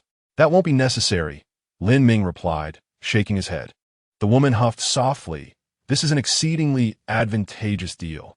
You offer half of your celestial fragment shards, and I will divert the attention of others. What's wrong with that? No need, he reiterated. The woman was about to protest further when her expression shifted abruptly, and she sighed. It's too late now. She shot Lin Ming a cold glare. Even if you wish to retain half, it is no longer feasible. Lin Ming turned to Xiao Xue, flicking a finger to envelop her in a sword shadow. He then looked towards the celestial master Kanglin and asked, Do you require my protection? Kanglin chuckled dismissively. What strength do I possess? The sect master is overestimating me. He stood confidently behind Lin Ming, gazing towards the horizon where hundreds of figures approached with remarkable speed. Sensing their presence, Kanglin pursed his lips and suddenly turned to Lin Ming. How about you grant me an additional layer of protection as well? Upon uttering those words, even Lin Ming was momentarily taken aback. He stared at Kanglin in surprise before snapping his fingers to envelop him in a sword shadow. At this moment, the expression on the face of the Kanglin Saint Sovereign finally revealed a smile. Hey, if these fellows truly wish to seize our possessions, let them come and go without return. With a sneer, as soon as Kanglin Saint Sovereign's words fell, a voice echoed from behind. Turning to look, he beheld a corpse, gruesomely severed, with blood still oozing from it, a clear indication of a recent demise. He swallowed hard. Had it not been for the sword shadows enveloping him, he would have been oblivious to the ambush. Brother, weren't you once an immortal? Xiao Xue's eyes held an expression of disbelief. You acknowledge that it was once, he replied. Who among those who have arrived here is not a pinnacle existence from their respective realms? Xiao Xue felt somewhat speechless, as if a once glorious image in her heart was crumbling. Ahead, the woman in red, witnessing the figure preparing to launch a sneak attack, gasped in shock as the assailant was swiftly dispatched by a single sword strike. Her gaze fixated intently on Lin Ming. This individual surpassed her expectations of strength. No wonder he dared to bring along a burden. However, she shook her head in regret, for in this realm, formidable beings were in abundance. If it were a one-on-one confrontation, this person's prowess might well rank among the highest. Yet, possessing a plethora of immortal fate stone fragments meant that a singular confrontation was improbable. Lin Ming observed the increasingly numerous figures ahead and produced the 20 surplus fragments from his possession. These are the excess, he stated. You may contend for these 20 fragments. I have no objections. However, you shall not touch the remaining fragments. 20 fragments, indeed, constituted a substantial amount. Under normal circumstances, the opportunity to compete for 20 fragments would suffice to satisfy him. Yet, someone from the distant sky remarked, You must be foolish. Did you not hear him say these are the surplus 20 fragments? With 3 of them, the implication is that he possesses a total of 320 fragments. Such a windfall. Though I possess none, Seizing is would allow me to ascend to immortality in one fell swoop. Old son, you must have at least 30 fragments on you, right? In the distant heights, hundreds of saint sovereigns regarded Lin Ming with avaricious expressions. Lin Ming, with a decisive motion, sent the 20 fragments soaring far into the distance. Simultaneously, a chilling voice resonated throughout the space. If you wish to contend for those 20 fragments, go over there. If you desire to take the 300 fragments from me, you may act now. The allure of the 20 fragments was indeed considerable. However, the hundreds of onlookers in the sky remained unmoved. In the face of 300 fragments, the previously significant 20 fragments now seemed trivial. Almost in the next instant, the multitude surged into action, an array of terrifying auras pervading the heavens. Their target was singular and unified, Lin Ming. At the very moment they launched their assault, a streak of sword light cleaved through the firmament. The world fell into a profound silence, followed by a torrential downpour of blood. Hundreds of broken bodies plummeted from the sky to the ground with resounding thuds. Beneath her untouched form, the woman clad in red felt a wave of suffocation. This sensation seemed somewhat divergent from her expectations. Hundreds of revered saints were unable to endure even a single breath. Chapter 91. A slight deficiency in acting within the expansive examination space. The woman clad in red gazed in horror at the young man in black, who stood poised with a sword. An unprecedented terror gripped her. Upon entering this realm, she had encountered numerous formidable beings beyond her wildest imagination. Among the hundreds just moments ago, there were several whose strength appeared unfathomable to her. Yet, through the recent spectacle, she truly comprehended the adage that there are always greater forces beyond one's own. Those who seemed inscrutable had, in an instant, become mere souls claimed by the sword. The swiftness was astonishing. High above, Lin Ming suddenly cast his gaze downward towards the celestial patriarch of Kanglin, inquiring, "What is the approximate number of individuals that typically inhabit this space?" After a brief contemplation, the celestial patriarch replied, "It is difficult to ascertain. For while access to this realm is arduous, beneath the celestial realm lie countless mortals. The numbers must be substantial." Upon hearing the celestial patriarch's words, the young girl, Xiao Shui, turned her head away and remarked, "Brother, your response is as good as saying nothing at all." The celestial patriarch retorted, "Does the sect master wish to eliminate them all directly?" Lin Ming shook his head, stating, "Resolving the issue is the foremost objective. Slaying is merely a means to an end. According to your words, this space must still harbor many others. To continue eliminating them would be exceedingly troublesome." Throughout this journey, though he had taken many lives, each act was justified in his eyes. If there existed alternative methods to address the situation, there would be no need for a relentless slaughter. "What does the sect master intend to do?" the celestial patriarch inquired. Lin Ming's gaze shifted from the celestial patriarch to a stone tablet not far ahead. This simple motion caused the celestial patriarch to change countenance, while the woman in red felt a tremor of alarm within her spirit. "Sect master, you cannot be contemplating the destruction of that stone tablet, can you?" Lin Ming replied. All the stone tablets seemed to align in a straight line. "Indeed, they are all in a linear arrangement." The celestial patriarch nodded instinctively. The woman in red felt her pupils constrict sharply, exclaiming, "No, that tablet was erected by the celestial king. It is utterly indestructible. Moreover, should you lay a hand upon it, it will undoubtedly draw the attention of the celestial king. At that moment, regardless of your strength, ascending to the celestial realm will be impossible." Barely had she uttered these words when she witnessed a beam of sword light descending from above. In an instant, it cleaved the first stone tablet in twain. Before her eyes, the tablet that was deemed unbreakable had been reduced to two halves, the cut smooth and even. The arrow upon the tablet had snapped, falling to the ground, incapable of indicating any direction further. Such was the fate of the first tablet, the second, the third. The woman in red turned her gaze away, and to her dismay, all the stone tablets had been shattered in half, their arrows equally severed, rendered unable to point anywhere. As the overseer of this examination space, Wu Yong had originally been fretting over the inevitable repercussions that awaited him. Suddenly, he furrowed his brow and soared into the sky. Who possessed the audacity to attempt the destruction of the stone tablets? Yet, in the next moment, his expression shifted dramatically. A blade of light, spanning the heavens and the earth, descended from the distant sky. The nearest stone tablet, merely a few dozen miles away, appeared fragile as parchment beneath this radiant sword. In an instant, it split asunder. The sword light continued its descent, cleaving into the earth, creating a profound chasm that stretched endlessly, seemingly traversing the entirety of the assessment space. Even with his formidable realm, he could not suppress the drastic change in his expression. What is this? Is this the work of that individual named Lin Ming? He pondered uncertainly.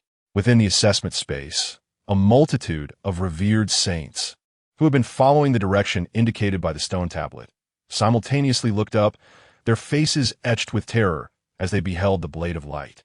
To cleave the stone tablet erected by an immortal king, the wielder must undoubtedly be an immortal king as well. Indeed, but how could there be an immortal king in this space? Is it the esteemed individual responsible for this realm? Does it even matter? The owner of this sword light clearly wishes for us to abandon this batch of immortal fragment stones. Are we to simply concede? If we do not concede, do we march to our doom? We came seeking immortality. Our pursuit of the immortal fragment stones is to enter the immortal realm, and I have no desire to perish. Following this sentiment, many nodded in agreement. For the chance to ascend to the immortal realm, one could risk their life. However, the premise of such a gamble is that one must at least perceive a glimmer of hope. Yet, this sword light only instills despair. Less than 1,000 miles from Lin Ming, a figure clad in a purple robe, adorned with a black mask, fell silent for a moment upon witnessing the sword light. The plan must be revised. With the stone tablet and the arrow both destroyed, the distant revered saints lost their aim. Furthermore, the terror invoked by this sword would likely dissuade even those who knew the immortal fragment stones resided with Lin Ming from taking action. With a thought, the purple robe transformed into a flowing purple gown, and her cultivation shifted to that of a revered saint. The black mask slipped away, revealing a stunning countenance, albeit now pale, with blood at the corners of her mouth. She ascended into the air, trembling as she made her way towards Lin Ming. Moments later, the esteemed saint of Kanglin suddenly lifted her gaze towards the approaching figure in purple. She was injured, gravely so. Should we offer assistance? You may decide, Lin Ming replied. Kanglin's saint contemplated for a moment, his gaze lingering on her face, revealing a hint of tenderness in his eyes. He cleared his throat, straightened his posture, and declared, "The path I follow does not permit me to stand idly by in the face of death." With that, he soared into the air, embracing her. "With me here, you shall be safe. Do not worry." Kanglin's saint spoke with unwavering confidence. He brought the injured woman beside Lin Ming and produced several medicinal pills, administering them to her. He then turned to Lin Ming and inquired, during her recovery, "May we take her with us?" Lin Ming paid him no mind. His gaze fixated on the woman clad in a flowing purple gown. He spoke softly. The ability to alter one's aura is indeed remarkable. However, it appears to be a spur-of-the-moment effort. The performance is somewhat lacking. What? The saint of Kanglin was taken aback, and in the next instant, a terrifying aura erupted from his embrace, far surpassing the boundaries of the saint realm. Yet, as soon as this aura manifested, it deflated instantaneously, akin to a punctured balloon. The expression on the face of the woman in the purple gown abruptly froze. She had believed her disguise was flawless and awaited the opportune moment to strike down the fateful entity that could introduce unforeseen variables. However, she never anticipated that death would be so near in an instant. Somewhat lacking in performance. What does that even mean? The astonishment lingered on her features. Yet life had already slipped away. When the saint of Kanglin looked down, he found that the woman he had cradled had transformed into a lifeless corpse. Even more repulsive was the fact that this corpse had morphed into that of man. "Damn it," Lin Ming remarked. "He must be the outsider you mentioned, right?" The saint of Kanglin hastily flung the body away, nodding in affirmation. "It seems so. These individuals are indeed insidious in their infiltration." At that moment, the saint of Kanglin felt an absurd sense of absurdity. It appeared that among the trio, he was the one hindering their progress. "Brother, have you lost your senses?" Xiao Shui inquired with a face full of curiosity, gazing at the saint of Kanglin. The latter's face flushed, and he retorted, "What nonsense are you spouting?" Chapter 92. Entering the celestial realm without the steel to guide them to the fragments of the celestial fate stones. Lin Ming and his companions found their journey ahead to be remarkably smooth. Although there were those who attempted to confront them, their numbers were few. A month later, the end of the assessment space was finally within sight. St. Kanglin gently set down the little snow fox perched upon his head, gazing ahead at the resplendent golden gate. With a long sigh of relief, he exclaimed with a smile, "Do you see? Another celestial gate awaits us. The previous ones served as the entrance. This one, however, is the exit. Once we pass through this gate, we shall behold the true celestial realm." He chuckled. "In just a moment, as the celestial energy envelopes us, we shall undergo a transformation." His lips curled into a broad grin, resembling a blooming chrysanthemum. Yet, before he could revel in his joy for long, an ancient voice echoed from ahead. "3 individuals require 3 complete celestial fate stones. Do you truly possess them? How intriguing. It seems the earlier stir of the steel pertains to you." The voice continued. But who was it that cleaved the steel of the entire assessment space with a single sword? As the voice faded, an elderly man, even more aged than the voice itself, appeared before them, his face a tapestry of wrinkles. His gaze instinctively fell upon the sword behind Lin Ming. Among the trio, only Lin Ming wielded a sword. "Was it you?"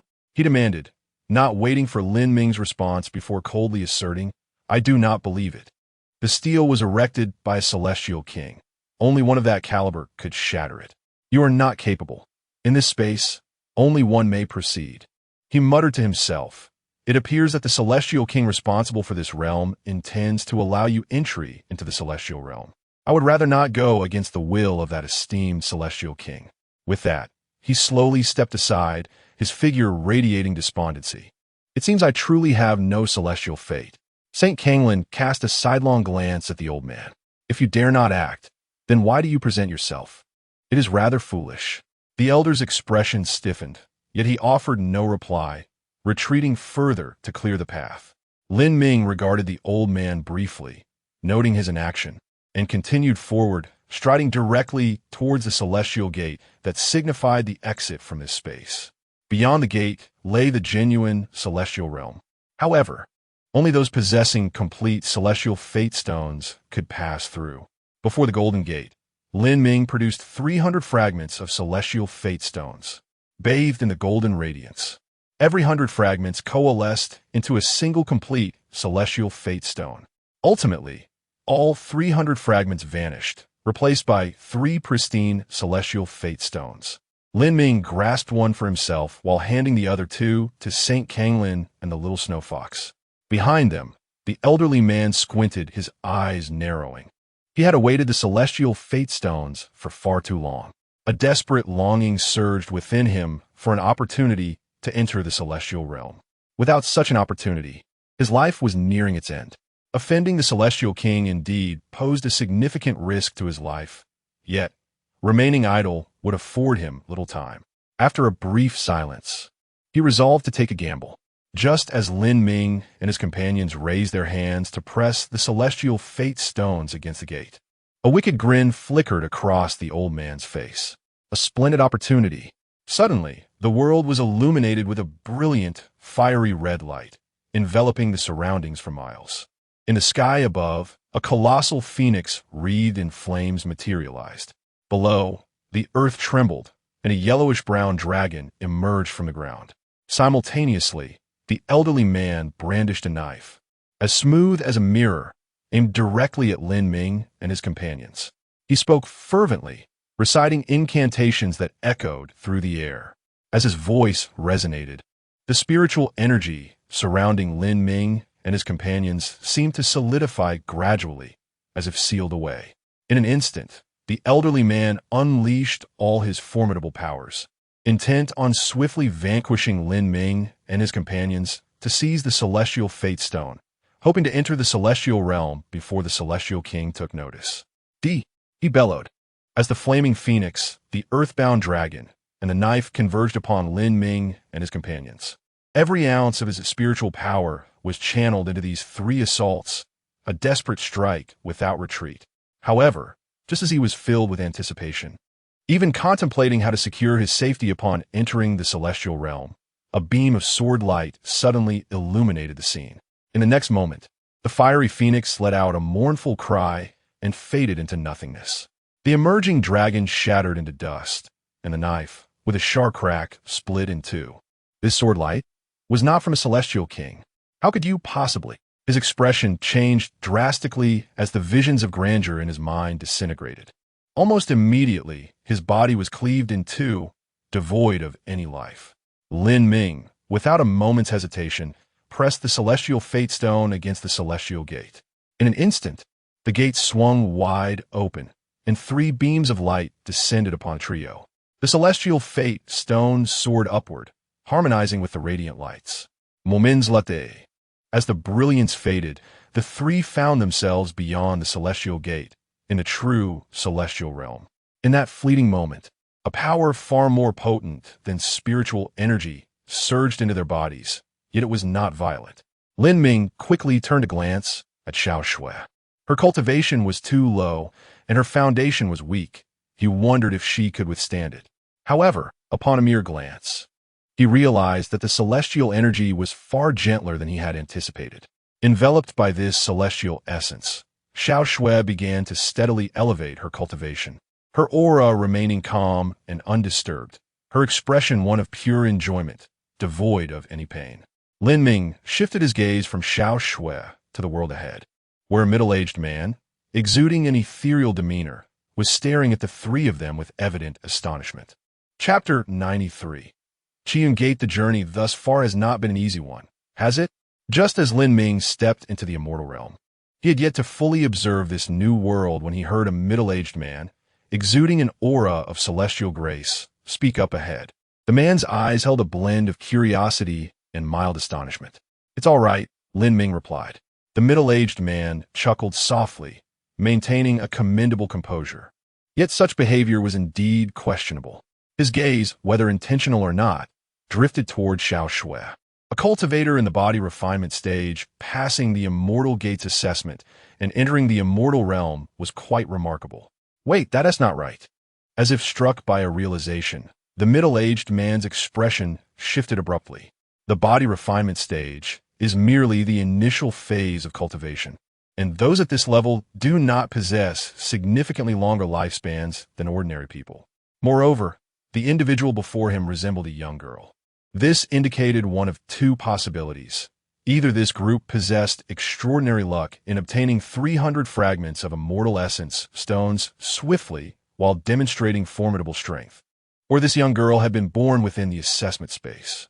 Considering this, he cast an odd glance at Lin Ming and the Kanglan Saint. Regardless of which explanation held true, it undoubtedly suggested that these two individuals were exceptionally powerful.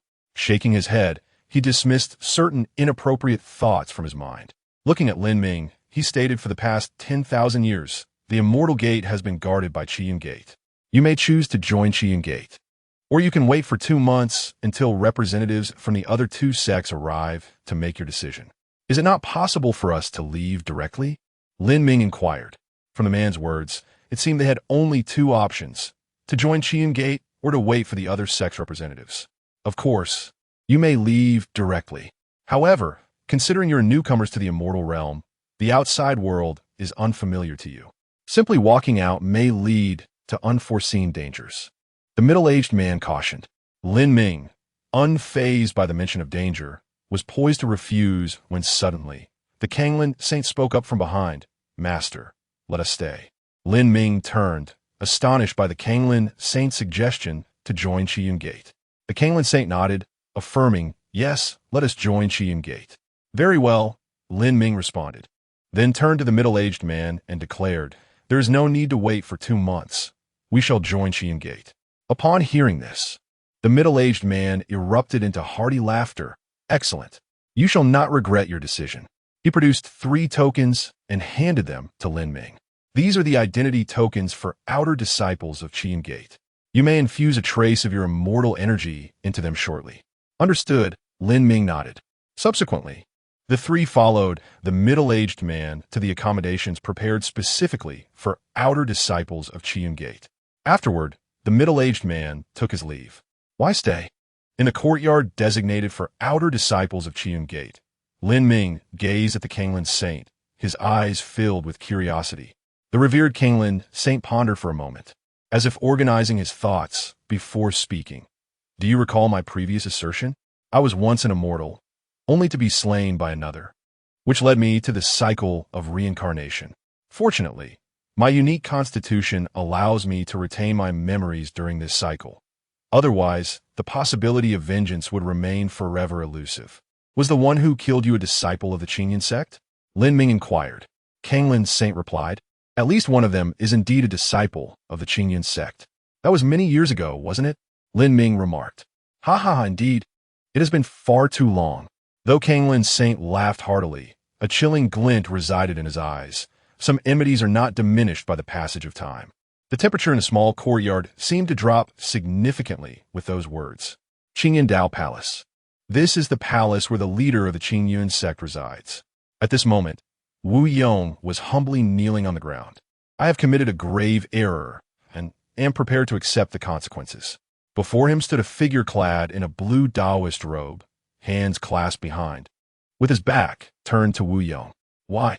You must have your reasons for unilaterally altering the rules. The robed figure did not turn, but a calm voice emerged. Wu Yong articulated the justification he had prepared. I saw that person daring to bring a body refining stage cultivator into the assessment space, so I wished to test him. As soon as Wu Yong's words fell, a faint laughter echoed from ahead. Elder Wu, your reasoning is rather unconvincing. You are the one responsible for the assessment space. If you wish to test others, there are numerous ways to do so without violating the rules. The robed figure remained unmoved, his tone unchanged. Wu Yong fell silent. He had not considered further arguments. If the sect leader wished to punish him, no amount of explanation would suffice. Conversely, if the leader chose to spare him, this excuse will be adequate. Seal your cultivation and reflect upon the cliff for 800 years. Wu Yong's form trembled. The penalty was more severe than he had anticipated. For an immortal king, 800 years is insignificant, yet to be sealed and confined on the cliff for reflection is a daunting prospect. However, he had no alternative. Once the sect leader's decree was spoken, the matter was irrevocably settled. Wu Yong accepted his fate, his gaze shifting before he exited the Qingyun Dao Palace. Within the palace, only the Qingyun sect leader remained. Why have I been so restless these past few days? The image of Wu Yong flashed through the leader's mind, only to be dismissed a moment later. It should not be him, but who else could it possibly be? Or what else might transpire? Chapter 94. I fear I cannot defeat him. The Cliff of Reflection in the Qingyun sect is an exceptionally peculiar location, typically reserved for disciples who have committed grave errors. During the day, it is sweltering, while at night, it becomes frigid. If one possesses celestial power for protection, such conditions are hardly daunting, especially for a celestial king. However, should their abilities be sealed, even the body of a celestial king would endure excruciating agony from this relentless heat and cold. Wu Yong stood upon the Cliff of Reflection, observing the exposed skin that had turned a fiery crimson, as if scorched by flames. His expression grew increasingly grim. He was to endure this torment for 800 years. Suddenly, a sound emerged from behind him, provoking his irritation. Wu Yong turned to see a familiar figure. It was his disciple, Zhao Long, a member of the inner sect of the Qingyun sect.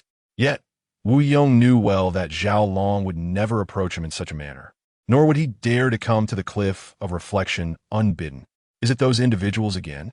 Why do they persist in pursuing me? Zhao Long smiled and said, It is not that we seek to entangle you. Rather, you should comprehend the situation. Once aboard a ship, one cannot simply disembark. Wu Yong's expression darkened as he inquired, What do you intend to do? Zhao Long's lips curled into a simple, earnest smile. Of course, I wish to liberate you from your suffering. Leave the Qingyun sect and join us. Without a moment's hesitation, Wu Yong rejected the proposal, declaring it impossible. Are you still dreaming of becoming the leader of the Qingyun sect? Zhao Long's demeanor shifted abruptly, a chill emanating from him. Do not be foolish. That person named Yang will never grant you such an opportunity. Wu Yong glared at Zhao Long in silence. Zhao Long said no more but added, consider it carefully. Once you have reached a conclusion, inform me of your decision. He then departed from the cliff of reflection. 3 days later, within the small courtyard where Lin Ming and the others resided, the spiritual energy within Lin Ming and the celestial sovereign Kanglin had fully transformed into celestial power. Kanglin's cultivation had consequently broken through, ascending from the pinnacle of the sacred sovereign realm to the true immortal realm. Perhaps due to his prior existence as a celestial being, this breakthrough was remarkably effortless. In contrast, Lin Ming experienced minimal change, progressing from the first to the second level of the sacred sovereign realm. The weakest among them, Xiao Xue, had already replaced her spiritual energy entirely with celestial power. However, her cultivation continued to surge, having swiftly advanced from the body refinement stage to the king realm within just 3 days, relentlessly striving for an even higher realm. Kanglin stroked his chin thoughtfully, pondering for a moment before stating, in the celestial realm, there are no beings below the sacred realm. To my knowledge, even newborn infants possess the sacred realm. This is the extraordinary nature of celestial energy. I estimate that Xiao Xue must at least reach this level for her breakthrough to cease. After expressing this, he suddenly turned to Lin Ming and said, Xiao Xue will be under the care of the sect master. I wish to venture out to inquire about a certain individual. Lin Ming understood whom he referenced, his adversary, and did not impede him, merely advising, be cautious. Hey, Kanglin Shengzuan, with a nonchalant smile, remarked that he had already undergone the cycle of reincarnation. In terms of both appearance and aura, he bore no resemblance to his former self. Given the passage of time, who would ever suspect him? As he spoke, a sudden thought seemed to cross his mind. He turned to Lin Ming with a serious expression and asked, what if that person's identity is extraordinary? What should we do? Did you not come seeking vengeance? What does identity have to do with it? Lin Ming replied. Kanglin Shengzuan responded, I fear I may not be strong enough to defeat him. I should be capable, Lin Ming asserted. A smile spread across Kanglin Shengzuan's face. With the sect leader's words, I feel reassured. He stepped out of the courtyard, wearing a confident grin. Shortly after Kanglin Shengzuan's departure, a series of knocks echoed from outside the courtyard. Lin Ming opened the door to find a rotund figure, clutching a jar of liquor, reeking of alcohol as if he had just emerged from a wine barrel. Are you new here? He boomed upon seeing Lin Ming. Lin Ming nodded. Yes, I am new. Come with me. Our leader is about to challenge the inner sect. Let us cheer him on. The stout fellow raised the jar of liquor with boisterous enthusiasm. Cheer him on? Why must we drink? Lin Ming inquired, perplexed. The rotund man grunted. Of course we must drink. We need to get thoroughly intoxicated. Otherwise, how can we speak nonsense with clear eyes?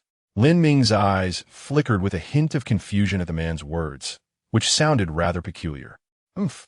The stout man huffed again, continuing, is it not obvious? I am merely a useless outer sect disciple, and our leader is also an outer sect disciple. It's common knowledge that there is a vast chasm between outer and inner sect disciples. Our leader cannot possibly defeat an inner sect disciple. Yet, we cannot suppress our indignation. Our leader is fully aware of the odds, but still chooses to fight. We know he is bound to lose, yet we must still shout our encouragement. The momentum must surpass that of those inner sect fellows. At this point, the stout man paused momentarily before adding, this is not merely a fight. It is a matter of pride, a release of pent-up frustration. Listening to him, Lin Ming turned to Xiao Xue, inquiring whether she had any interest in taking a stroll. A smile blossomed on Xiao Xue's face. Of course I am interested. The young girl had long been filled with curiosity about the celestial realm and Qinyan sect. But since arriving here, she had remained confined to the small courtyard, not daring to wander off without Lin Ming. Very well, let's go explore. Thus, Lin Ming and Xiao Xue followed the stout man to an arena. Do you see? Up there, the one at the 6th level of Shengzuan is our leader. Lin Ming's gaze fixated on the arena, where 2 figures stood, one at the 6th level of Shengzuan, as the stout man had indicated, and the other at the 9th level. The disparity in their cultivation was glaringly apparent. As the stout man had stated, their leader was acutely aware of his inability to win and those shouting encouragement understood it as well. Yet, the battle must still commence. These individuals are rather extraordinary. Chapter 95. Those who committed evils in the past outside the arena of the Qingyun sect, as Lin Ming observed the two combatants on the stage. A young man among the inner disciples cast his gaze towards him, or more precisely, towards the petite figure of Xiaoxue standing behind him. An opportunity presented itself, yet it seemed a pity to let it slip away. He then turned his attention back to the arena, murmuring to himself, it would be splendid if chaos ensued. Beside Lin Ming, a rotund man, clutching a wine jar, took a hearty swig and, emboldened by the liquor, bellowed, "Boss, give it your all, take him down. If anything goes awry, I'll take the blame." Surrounding this portly figure were nearly 1,000 outer disciples, each gripping their own wine jars, reeking of alcohol. Following the portly man's lead, they all joined in a chorus of encouragement. However, just as their cheers resonated, an outer disciple at the 6th level of the Saint Realm was unceremoniously sent flying off the stage with a single punch. The action was executed with such precision and swiftness that it left no room for excess. Before the cheers could fade, the very individual they had been rallying for was no longer on the arena. Lin Ming turned to the portly man, a look of bewilderment crossing his face. At that moment, the man hurled his wine jar onto the stage with a resounding crash, shattering it to pieces. Riding the wave of alcohol, he shouted, "Brothers, charge with me." In a fervor, nearly 1,000 outer disciples surged towards the arena. The inner disciple on stage appeared to have anticipated this move, a smirk playing on his lips. "Then let you all lie down together," he declared, raising his hand to unleash a massive palm strike that enveloped the throng of outer disciples. With a series of thuds, bodies fell to the ground. The vast disparity in cultivation rendered the overwhelming strike insurmountable. In an instant, apart from Lin Ming and the feebly standing Xiaoxue, all the outer disciples lay prostrate. Are they so inept that they must borrow courage from alcohol? Yet what good does it do? A fool remains a fool. Even 1,000 attempts, or 10,000, will yield the same outcome. Lu Chuan, the inner disciple on the stage, scoffed disdainfully. Suddenly, his brow furrowed as he noticed Lin Ming. The distinction between outer and inner disciples was stark. Where Lin Ming stood was once occupied by outer disciples, but now all had fallen, leaving only the pitifully weak Xiaoxue beside him. In that moment, Lin Ming's presence became particularly conspicuous. Lu Chuan's voice turned cold. "While I find these fellows foolish, they're still preferable to a coward too afraid to act. You could have refrained from coming here, as there are plenty of outer disciples in the Qingyun sect. As long as they abide by the rules, none would trouble them. Yet, you chose to witness this spectacle. Come, step forward, let me gauge your strength." He advanced a step, the oppressive aura of a 9th-level Saint Realm disciple enveloping Lin Ming. Just at that moment, he caught sight of a glimmer of sword light. Swoosh! The young man on the stage raised his hand, catching a strand of black hair that had floated down. A sudden chill crept over him. Then instinctively he touched his head. To his dismay, he discovered a bald patch the size of a palm at the center of his crown, completely devoid of hair. Lu Chuan's expression shifted, although anger flickered in his eyes. He restrained himself, refraining from acting impulsively. The flash of sword energy had clarified his understanding. In a one-on-one confrontation, he stood no chance. His gaze subconsciously drifted towards the inner sect disciples, only to find them seemingly more astonished than he was. Suddenly, amidst the crowd of inner sect disciples, one person cleared his throat, a figure of considerable strength. "Perhaps we should join forces to test our might," he suggested. While it was indeed inappropriate for inner sect members to act together against an outer sect disciple, this individual's strength was peculiar. Zhao Long, among the crowd, rose in agreement. "No need for further discussion. Given that sword strike just now, I doubt any of us could stand a chance alone. Let us work together." Lu Chuan on the platform nodded in accord, inhaling deeply, his expression grave as he fixed his gaze on Lin Ming. All the inner sect disciples present also focused intently on Lin Ming, poised to act.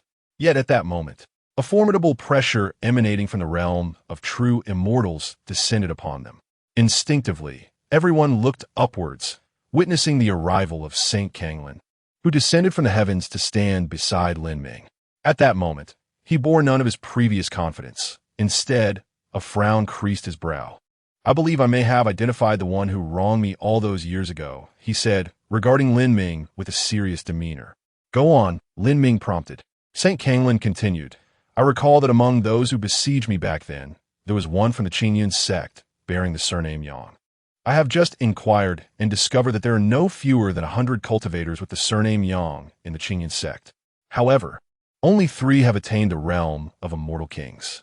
Given the passage of time, his cultivation should have advanced. He was already at the 5th level of immortal king back then. He ought to be above that now." He paused abruptly, his gaze drifting towards the distant, majestic Dao Palace perched atop the highest point of the Qingyun sect. Following St. Kanglin's gaze, Lin Ming whispered, "Is it the sect master of Qingyun?" St. Kanglin nodded gravely, affirming, "Indeed, he is the strongest in the Qingyun sect." The sect master. He looked at Lin Ming, about to say something, but Lin Ming raised his hand to interrupt. "Since you address me as sect master, there is no need for you to concern yourself with other matters. As the sect master of Tianxian sect, certain responsibilities naturally fall upon me." St. Kanglin regarded Lin Ming in silence for a moment, then cautiously suggested, "Shall we seek him out now?" Without the slightest hesitation, Lin Ming nodded and simply uttered 2 words, "Let us go." With that, he stepped forward. The reason for their stay at Qingyun sect was to resolve St. Kanglin's predicament. And now that they had identified the wrongdoer from years past, there was no need for further delay. Chapter 96. The chessboard. It was not until Lin Ming and Xiao Shui departed from the arena that the inner disciples regained their composure. The words they had just heard were undeniably absurd. It appeared that the individual from the true immortal realm bore a grudge against our sect leader. Indeed, I heard it clearly. However, that is hardly the crux of the matter. What is truly outrageous is that a disciple of the outer sect at the saintly sovereign level dares to seek out the true immortal to confront our sect leader. Has he lost his senses? I never anticipated that within the Qingyun sect there existed such a peculiar individual, or rather, a brave soul. Reflecting on the exchange between Lin Ming and the others, the gathered disciples could only find the situation utterly ludicrous, treating it as nothing more than a jest. Lu Chuan shook his head slightly. Lin Ming's swordplay had left a deep impression on him. Just moments ago, he had considered Lin Ming a long-term rival, even a target. Yet, this individual had chosen to approach the sect leader instead, seemingly seeking justice, or perhaps to avenge a grievance.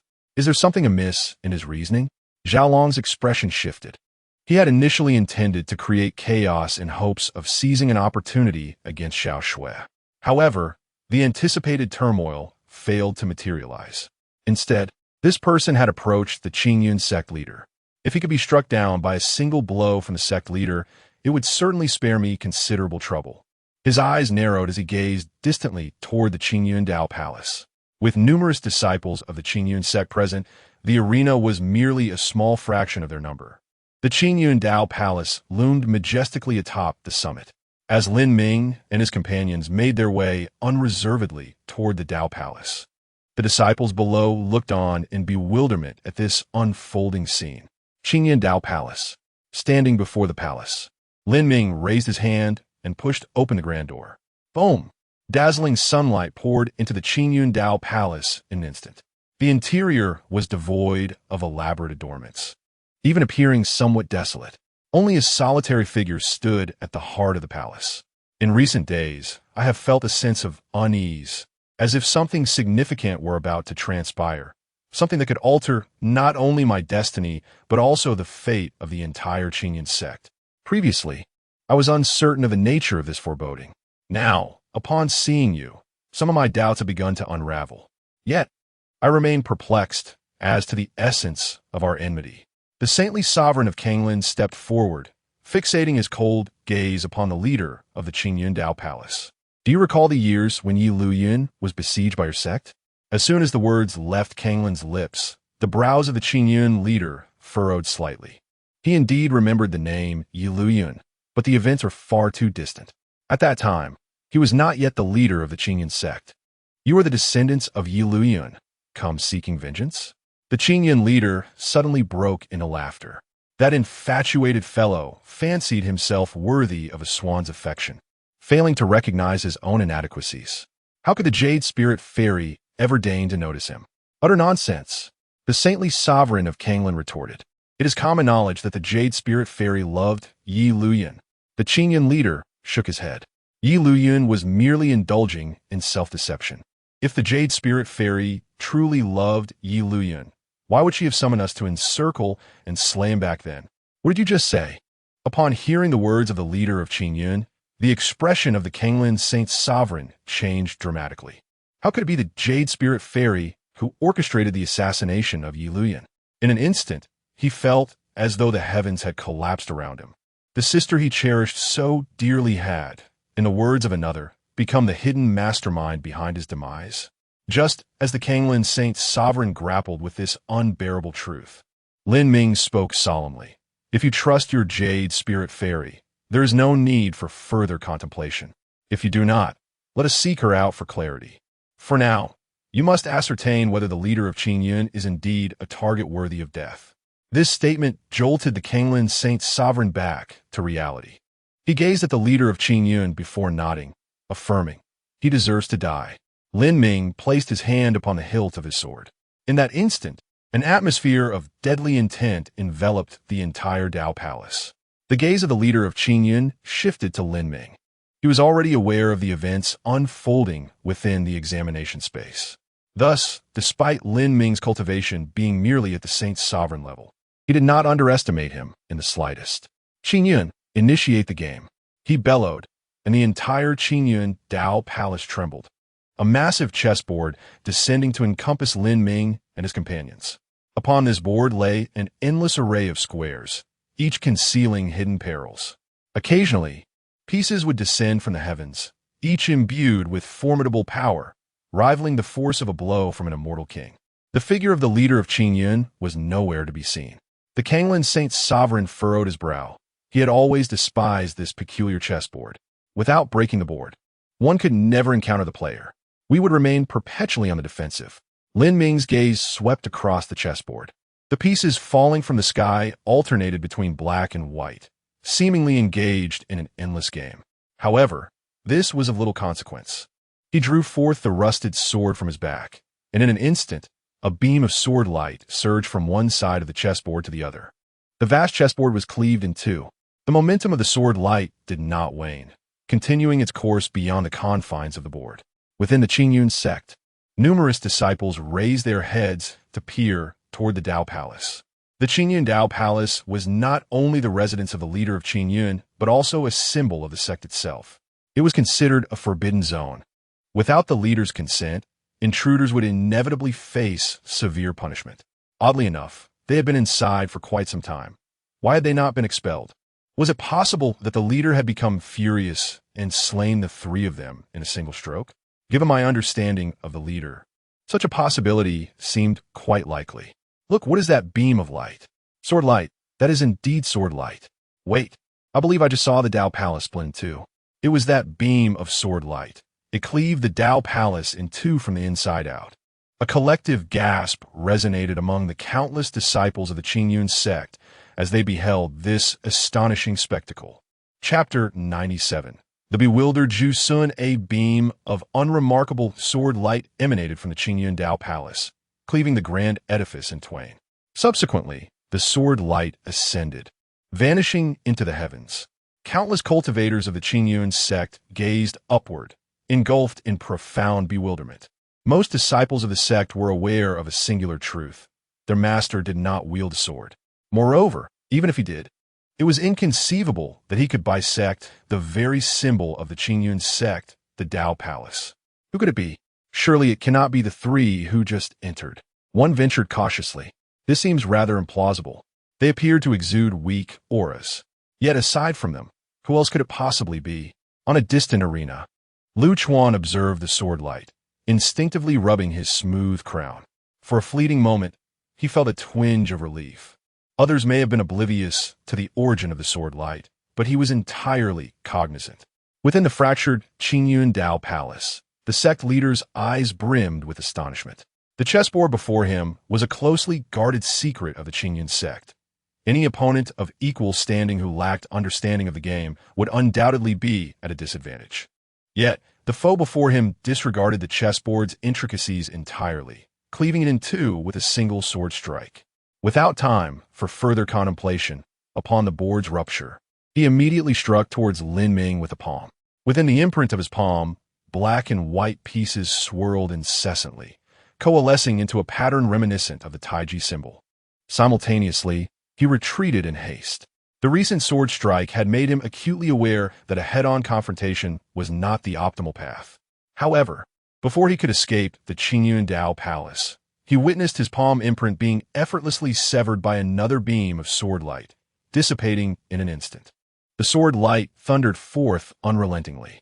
In the next heartbeat, the sword light cleaved through the sect leader's form. A flicker of despair flashed in his eyes as his celestial energy surged chaotically, striving to mend his injuries. Yet, a faint, ethereal glow emanating from the wound seemed to devour all his celestial power. Within mere moments, the once mighty Qingyun sect leader was left breathless. Clang! A piercing toll of a bell echoed throughout the Qingyun sect. Shortly thereafter, a mournful voice of an elder resonated from the depths of the sect. The master has fallen. This sorrowful proclamation reverberated throughout the entire Qingyun sect. Elders, stewards, and ordinary disciples alike felt their spirits quake. Was it the sword light that did this? Who have we offended in the Qingyun sect? Should we investigate? Investigate what? If you wish to die, I still wish to live. As a crowd fixated on the Qingyun Dao Palace, Lin Ming and his companions emerged from within. A profound silence descended upon the entire Qingyun sect. They dare not, nor did they need to, continue their discussions. The truth lay starkly before them, despite the fact that the revered Saint Yi Luyun possessed greater cultivation. Many instinctively turned their gazes towards Lin Ming. Among the trio, he alone bore sword. The three companions of Lin Ming returned to the small courtyard designated for the outer disciples. Master, are we to depart? Yi Luyun invited. Lin Ming did not respond immediately. Instead, he turned his gaze towards Xiao Xue and asked, what level of cultivation is required for the so-called fate body to manifest its powers?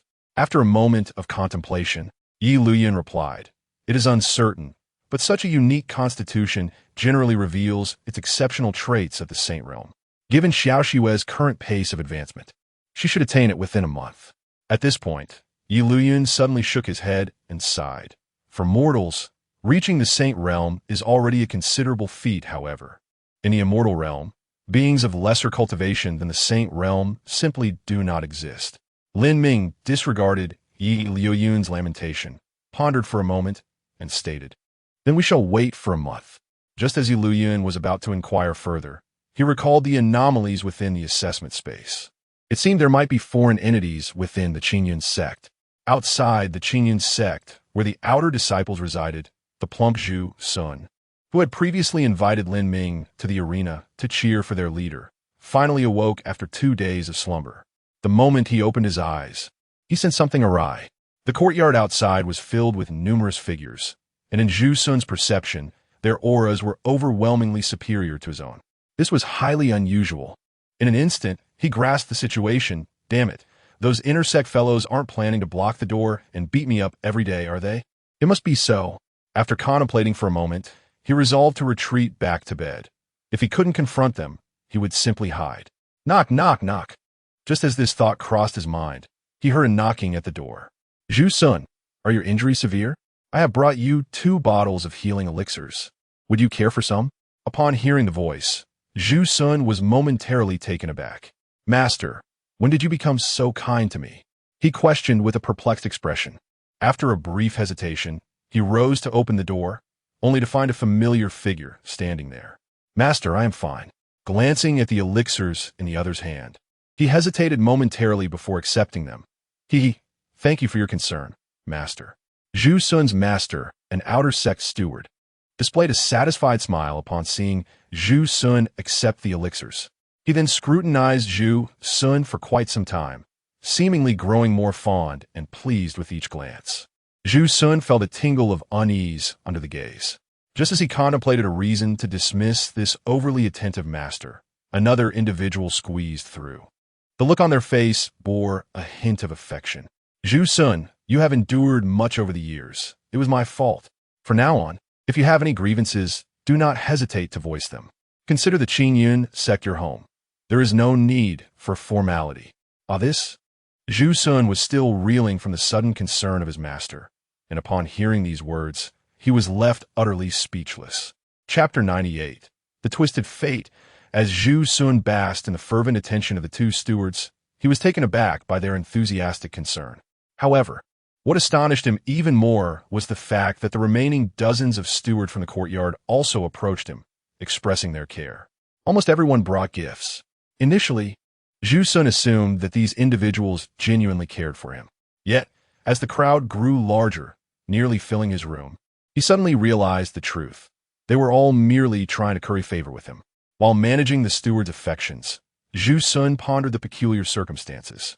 Could it be that his recent fainting spell had awakened some extraordinary constitution? He contemplated this uncertainty when a commotion erupted outside the courtyard. Elder Wang, Elder Sun, you have arrived. Elder Liu is here too. It appeared that many elders had come to this place, and Zhu Sun's expression shifted to one of even greater intrigue. The assassination of the Qingyun sect's leader was a monumental event, and the murderer still resided among the outer disciples of the sect. Strangely, no one dared to voice dissent within the sect, and even the plump Zhu Sun, having had only the briefest encounter with Lin Ming, was treated as an esteemed guest by the entire Qingyun sect. A month swiftly passed. One day, Xiao Shui stood in the courtyard, exuding a faint luminescence. Above, the clouds parted, and a beam of radiant light illuminated her form. Within this brilliance, visions flickered. The disciples of Qingyun's sect raised their heads, witnessing their pasts within the light. That seems to be the moment I joined Qingyun's sect, one remarked, recalling the heart-wrenching farewell with his father, a memory still vivid. Why am I seeing the moment when senior sister Kaiyun rejected me? This is utterly absurd. Each individual gazed upward, perceiving distinct scenes from their histories within the radiant glow. This phenomenon persisted for nearly half a day before gradually dissipating. Xiao Shui opened her eyes, curiously surveying her surroundings. I feel as though I just witnessed a multitude of events. Indeed, I saw it too.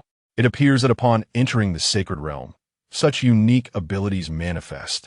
Ye Liuyun remarked it, observing Xiaoju. Did you notice anything amiss? Is there anyone within the Qingyun sect who ought not to be present? Xiao Shui fell silent for a moment before nodding. In the instant she broke through to the sacred realm, the entire past of Qingyun sect seemed to unfold before her eyes. Among the visions, she witnessed the assassination of the sect leader, saw the jovial, wine-loving Zhu Sun, now revered as an honored guest, and observed a disciple of Qingyun's sect being slain by a figure in purple robes, who then morphed into the original disciple. There is a disciple of Qingyun's sect who has been replaced by an outsider, though that individual fled the sect not long ago. Might we trace his whereabouts? Xiao Shui conveyed. Indeed. Little Snow nodded. Sure. Lin Ming cast a surprised glance at her. She had just entered the sacred realm, a mere infant in the vast expanse of the immortal world. Yet, she exhibited such formidable prowess. Within the Qingyun sect, the immortal kings seemed to harbor no secrets from her. Yi Luyun chuckled softly and produced a medicinal pill, offering it to Little Snow. This is a potion to enhance spiritual power. Ever since I learned of your existence, I have been accumulating such elixirs. Though the destiny body was terrifyingly powerful, each usage significantly drained spiritual energy. Little Snow accepted the pill and consumed it, her eyes immediately curving into crescent moons. So sweet. Now that we know the whereabouts of that person, let us seek him out, Lin Ming declared. All right. Both Yi Luyun and Little Snow nodded in unison before soaring out of the Qingyun sect. Within the Qingyun sect, a group of elders raised their heads, gazing at Lin Ming's departing figure. Many sighed deeply. The might of their adversary was unfathomable, extinguishing any desire for vengeance. Indeed, to avoid further complications, during Lin Ming's stay at the Qingyun sect, they had made every effort to please Zhu Sun, who had merely brushed against Lin Ming in passing. Zhu Sun, too, was belatedly coming to terms with the situation. At that moment, witnessing the departure of Lin Ming and the others, he felt reluctant to accept his current status. Just as he intended to return the numerous treasures he had received in his storage ring, a voice suddenly echoed from deep within the Qingyun sect. From this day forth, Zhu Sun shall be appointed as the young sect master of Qingyun, and the entire sect shall aid him in breaking through to the immortal king realm at the earliest opportunity. Isn't this decision by the Grand Elder rather hasty? An elder immediately raised a question after the proclamation. To decide the future leadership of the sect so swiftly, and to appoint an outer disciple? The voice from the depths of the Qingyun sect sighed. You still do not comprehend their terror. With the sect master absent, I hold the authority here. He did not wish to elaborate further, sealing the decision with finality. In his eyes, Lin Ming, with his sword upon his back. Slaying an immortal king was as simple as chopping vegetables. Little Snow, having just entered the sacred realm, could perceive the entire history of the Qingyun sect. She must possess one of the most extraordinary physiques of legend. Such an anomalous combination was beyond ordinary understanding. Lin Ming remained oblivious to the events transpiring within the Qingyun sect. After departing, they followed Little Snow's guidance directly to a secluded gorge. You should be hiding here, Little Snow stated, as a faint glow emanated from her, enveloping the entire gorge in an ethereal light. He, beneath the ground, approximately 1,000 feet below the surface. At that moment, Yi Luyun could not help but praise. With your physique, everything in the world holds no secrets from you. Lin Ming refrained from expressing excessive sentiment. He unsheathed the rusty sword from his back and swung it. The sword light penetrated the earth for 1,000 feet. With a soft sound, a figure clad in purple robes momentarily flashed with astonishment in his eyes. There was no time for further confusion, as his body was cleaved in half by the earth itself. Chapter 99. Spring Breeze City. Above the canyon, Lin Ming, with a stoic expression, sheathed his sword behind him. Xiao Shue's eyes flickered as she spoke. In his past, I perceived several other individuals. 2 of them have already perished, while another 2 are in a city named Spring Breeze. Spring Breeze City? They are actually in Spring Breeze City. Yi Luyun exclaimed in astonishment. Are you aware of this? Lin Ming turned his head and inquired. Indeed, I met my demise in Spring Breeze City many years ago. Yi Luyun's smile was tinged with bitterness. Let us proceed, Lin Ming replied. If there happen to be enemies in Spring Breeze City, we shall eliminate them all. Agreed. Yi Luyun nodded, about to indicate the direction, when suddenly, the space ahead shimmered. A white-haired elder with a smile appeared before the trio. Clad in a simple gray robe with no other adornments, he asked, Might I inquire where you wish to go? If you do not mind, may I accompany you? As his voice resonated, the entire cosmos seemed to tremble in rhythm. Lin Ming shook his head. I intend to visit Spring Breeze City. Ah, Spring Breeze City is not far from here, yet has recently become quite tumultuous. The elder mused after a moment of contemplation. Since you wish to go there, I shall not insist on your company. Once your affairs in Spring Breeze City are concluded, I shall seek you out again. As soon as he finished speaking, his figure faded from sight. That elder is exceptionally powerful. In all my years in the immortal realm, I have yet to encounter anyone stronger. Yi Luyun exclaimed as the elder vanished. Turning to Lin Ming, who remained indifferent, he felt a twinge of disinterest. He raised a hand and pointed. Spring Breeze City should lie in that direction. Upon entering Spring Breeze City, Lin Ming found that the city, true to its name, was once perpetually bathed in warm spring breezes. However, as he stepped within, it seemed more fitting to rename it Winter Wind City. A biting cold wind pierced like daggers. Yi Luyun unleashed his celestial energy, forming a protective sphere around the trio. This Spring Breeze City has indeed undergone significant changes, he remarked. It was once bustling with life, yet now few souls can be seen. Fortunately, the shops lining the streets were still operational. Otherwise, I might have thought this city had been ravaged, Xiao Shui commented as her celestial energy surged outward, extending 10 miles, then 100. Suddenly, her expression shifted, and the energy dissipated instantaneously. What has happened? Yi Luyun promptly intuited. The chaos of evil spirits. Xiao Shui replied. For the past century, on a particular day each year, strange occurrences plague this city. On that day, otherwise normal cultivators become frenzied, attacking those around them indiscriminately like wild beasts. This phenomenon is referred to as the chaos of evil spirits by the city's inhabitants, which has led to a dwindling population. After a brief pause, she obtained a few pills from Yi Luyun, swallowed them, and continued. The sole precursor to those cultivators' madness seems to be a chilling aura that envelopes their bodies. This is likely the reason for the city's current desolation. However, where are those two individuals you mentioned? Yi Luyun Inuited. Their primary objective for coming here was the two extraterrestrial beings, not some chaos caused by malevolent spirits. Xiaoxue gestured toward the tavern on the right ahead. In the vision I witnessed, the sole commonality among all the frenzied cultivators was that they had all frequented this tavern. No sooner had she spoken than she noticed Lin Ming had already arrived at the tavern's entrance. The streets of Chunfeng City were now desolate, yet most of the shops along the roadside remained open. The tavern was among them, unremarkable amidst the multitude of establishments. Lin Ming stood at the tavern's threshold, where the rotund, jolly-faced proprietor regarded him with a hearty grin. "I wish to dine. Do you have any provisions?" Lin Ming inquired. The tavern owner nodded with a grin. Indeed. Whatever the esteemed guest desires, just speak, and this humble establishment will procure it for you." Lin Ming raised his hand, pointing towards Xiaoxue and Yi Luyun. A faint sword shadow enveloped the two. He then stepped in the tavern. In an instant, it felt as though he had plunged into a profound darkness, where one could not see a hand in front of their face. His spiritual perception extended only 5 paces around him. Beyond that, it seemed severed by an immense force. In the boundless darkness, the tavern owner's voice gradually emerged.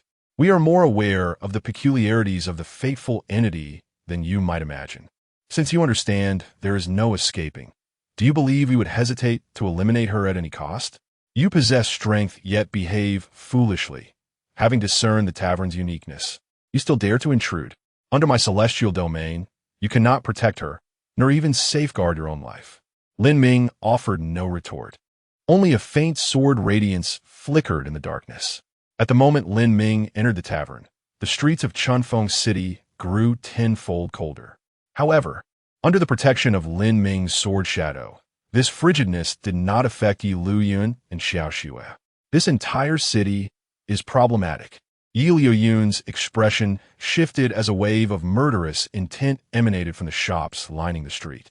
"Xiaoxue, could it be that your cultivation is too low, causing you to overlook many details?" He could not help but ask. Xiaoxue shook her head. "No, when I previously investigated, they were still normal. The change must have occurred in this fleeting moment." "This is disastrous." A hint of frustration crossed Yi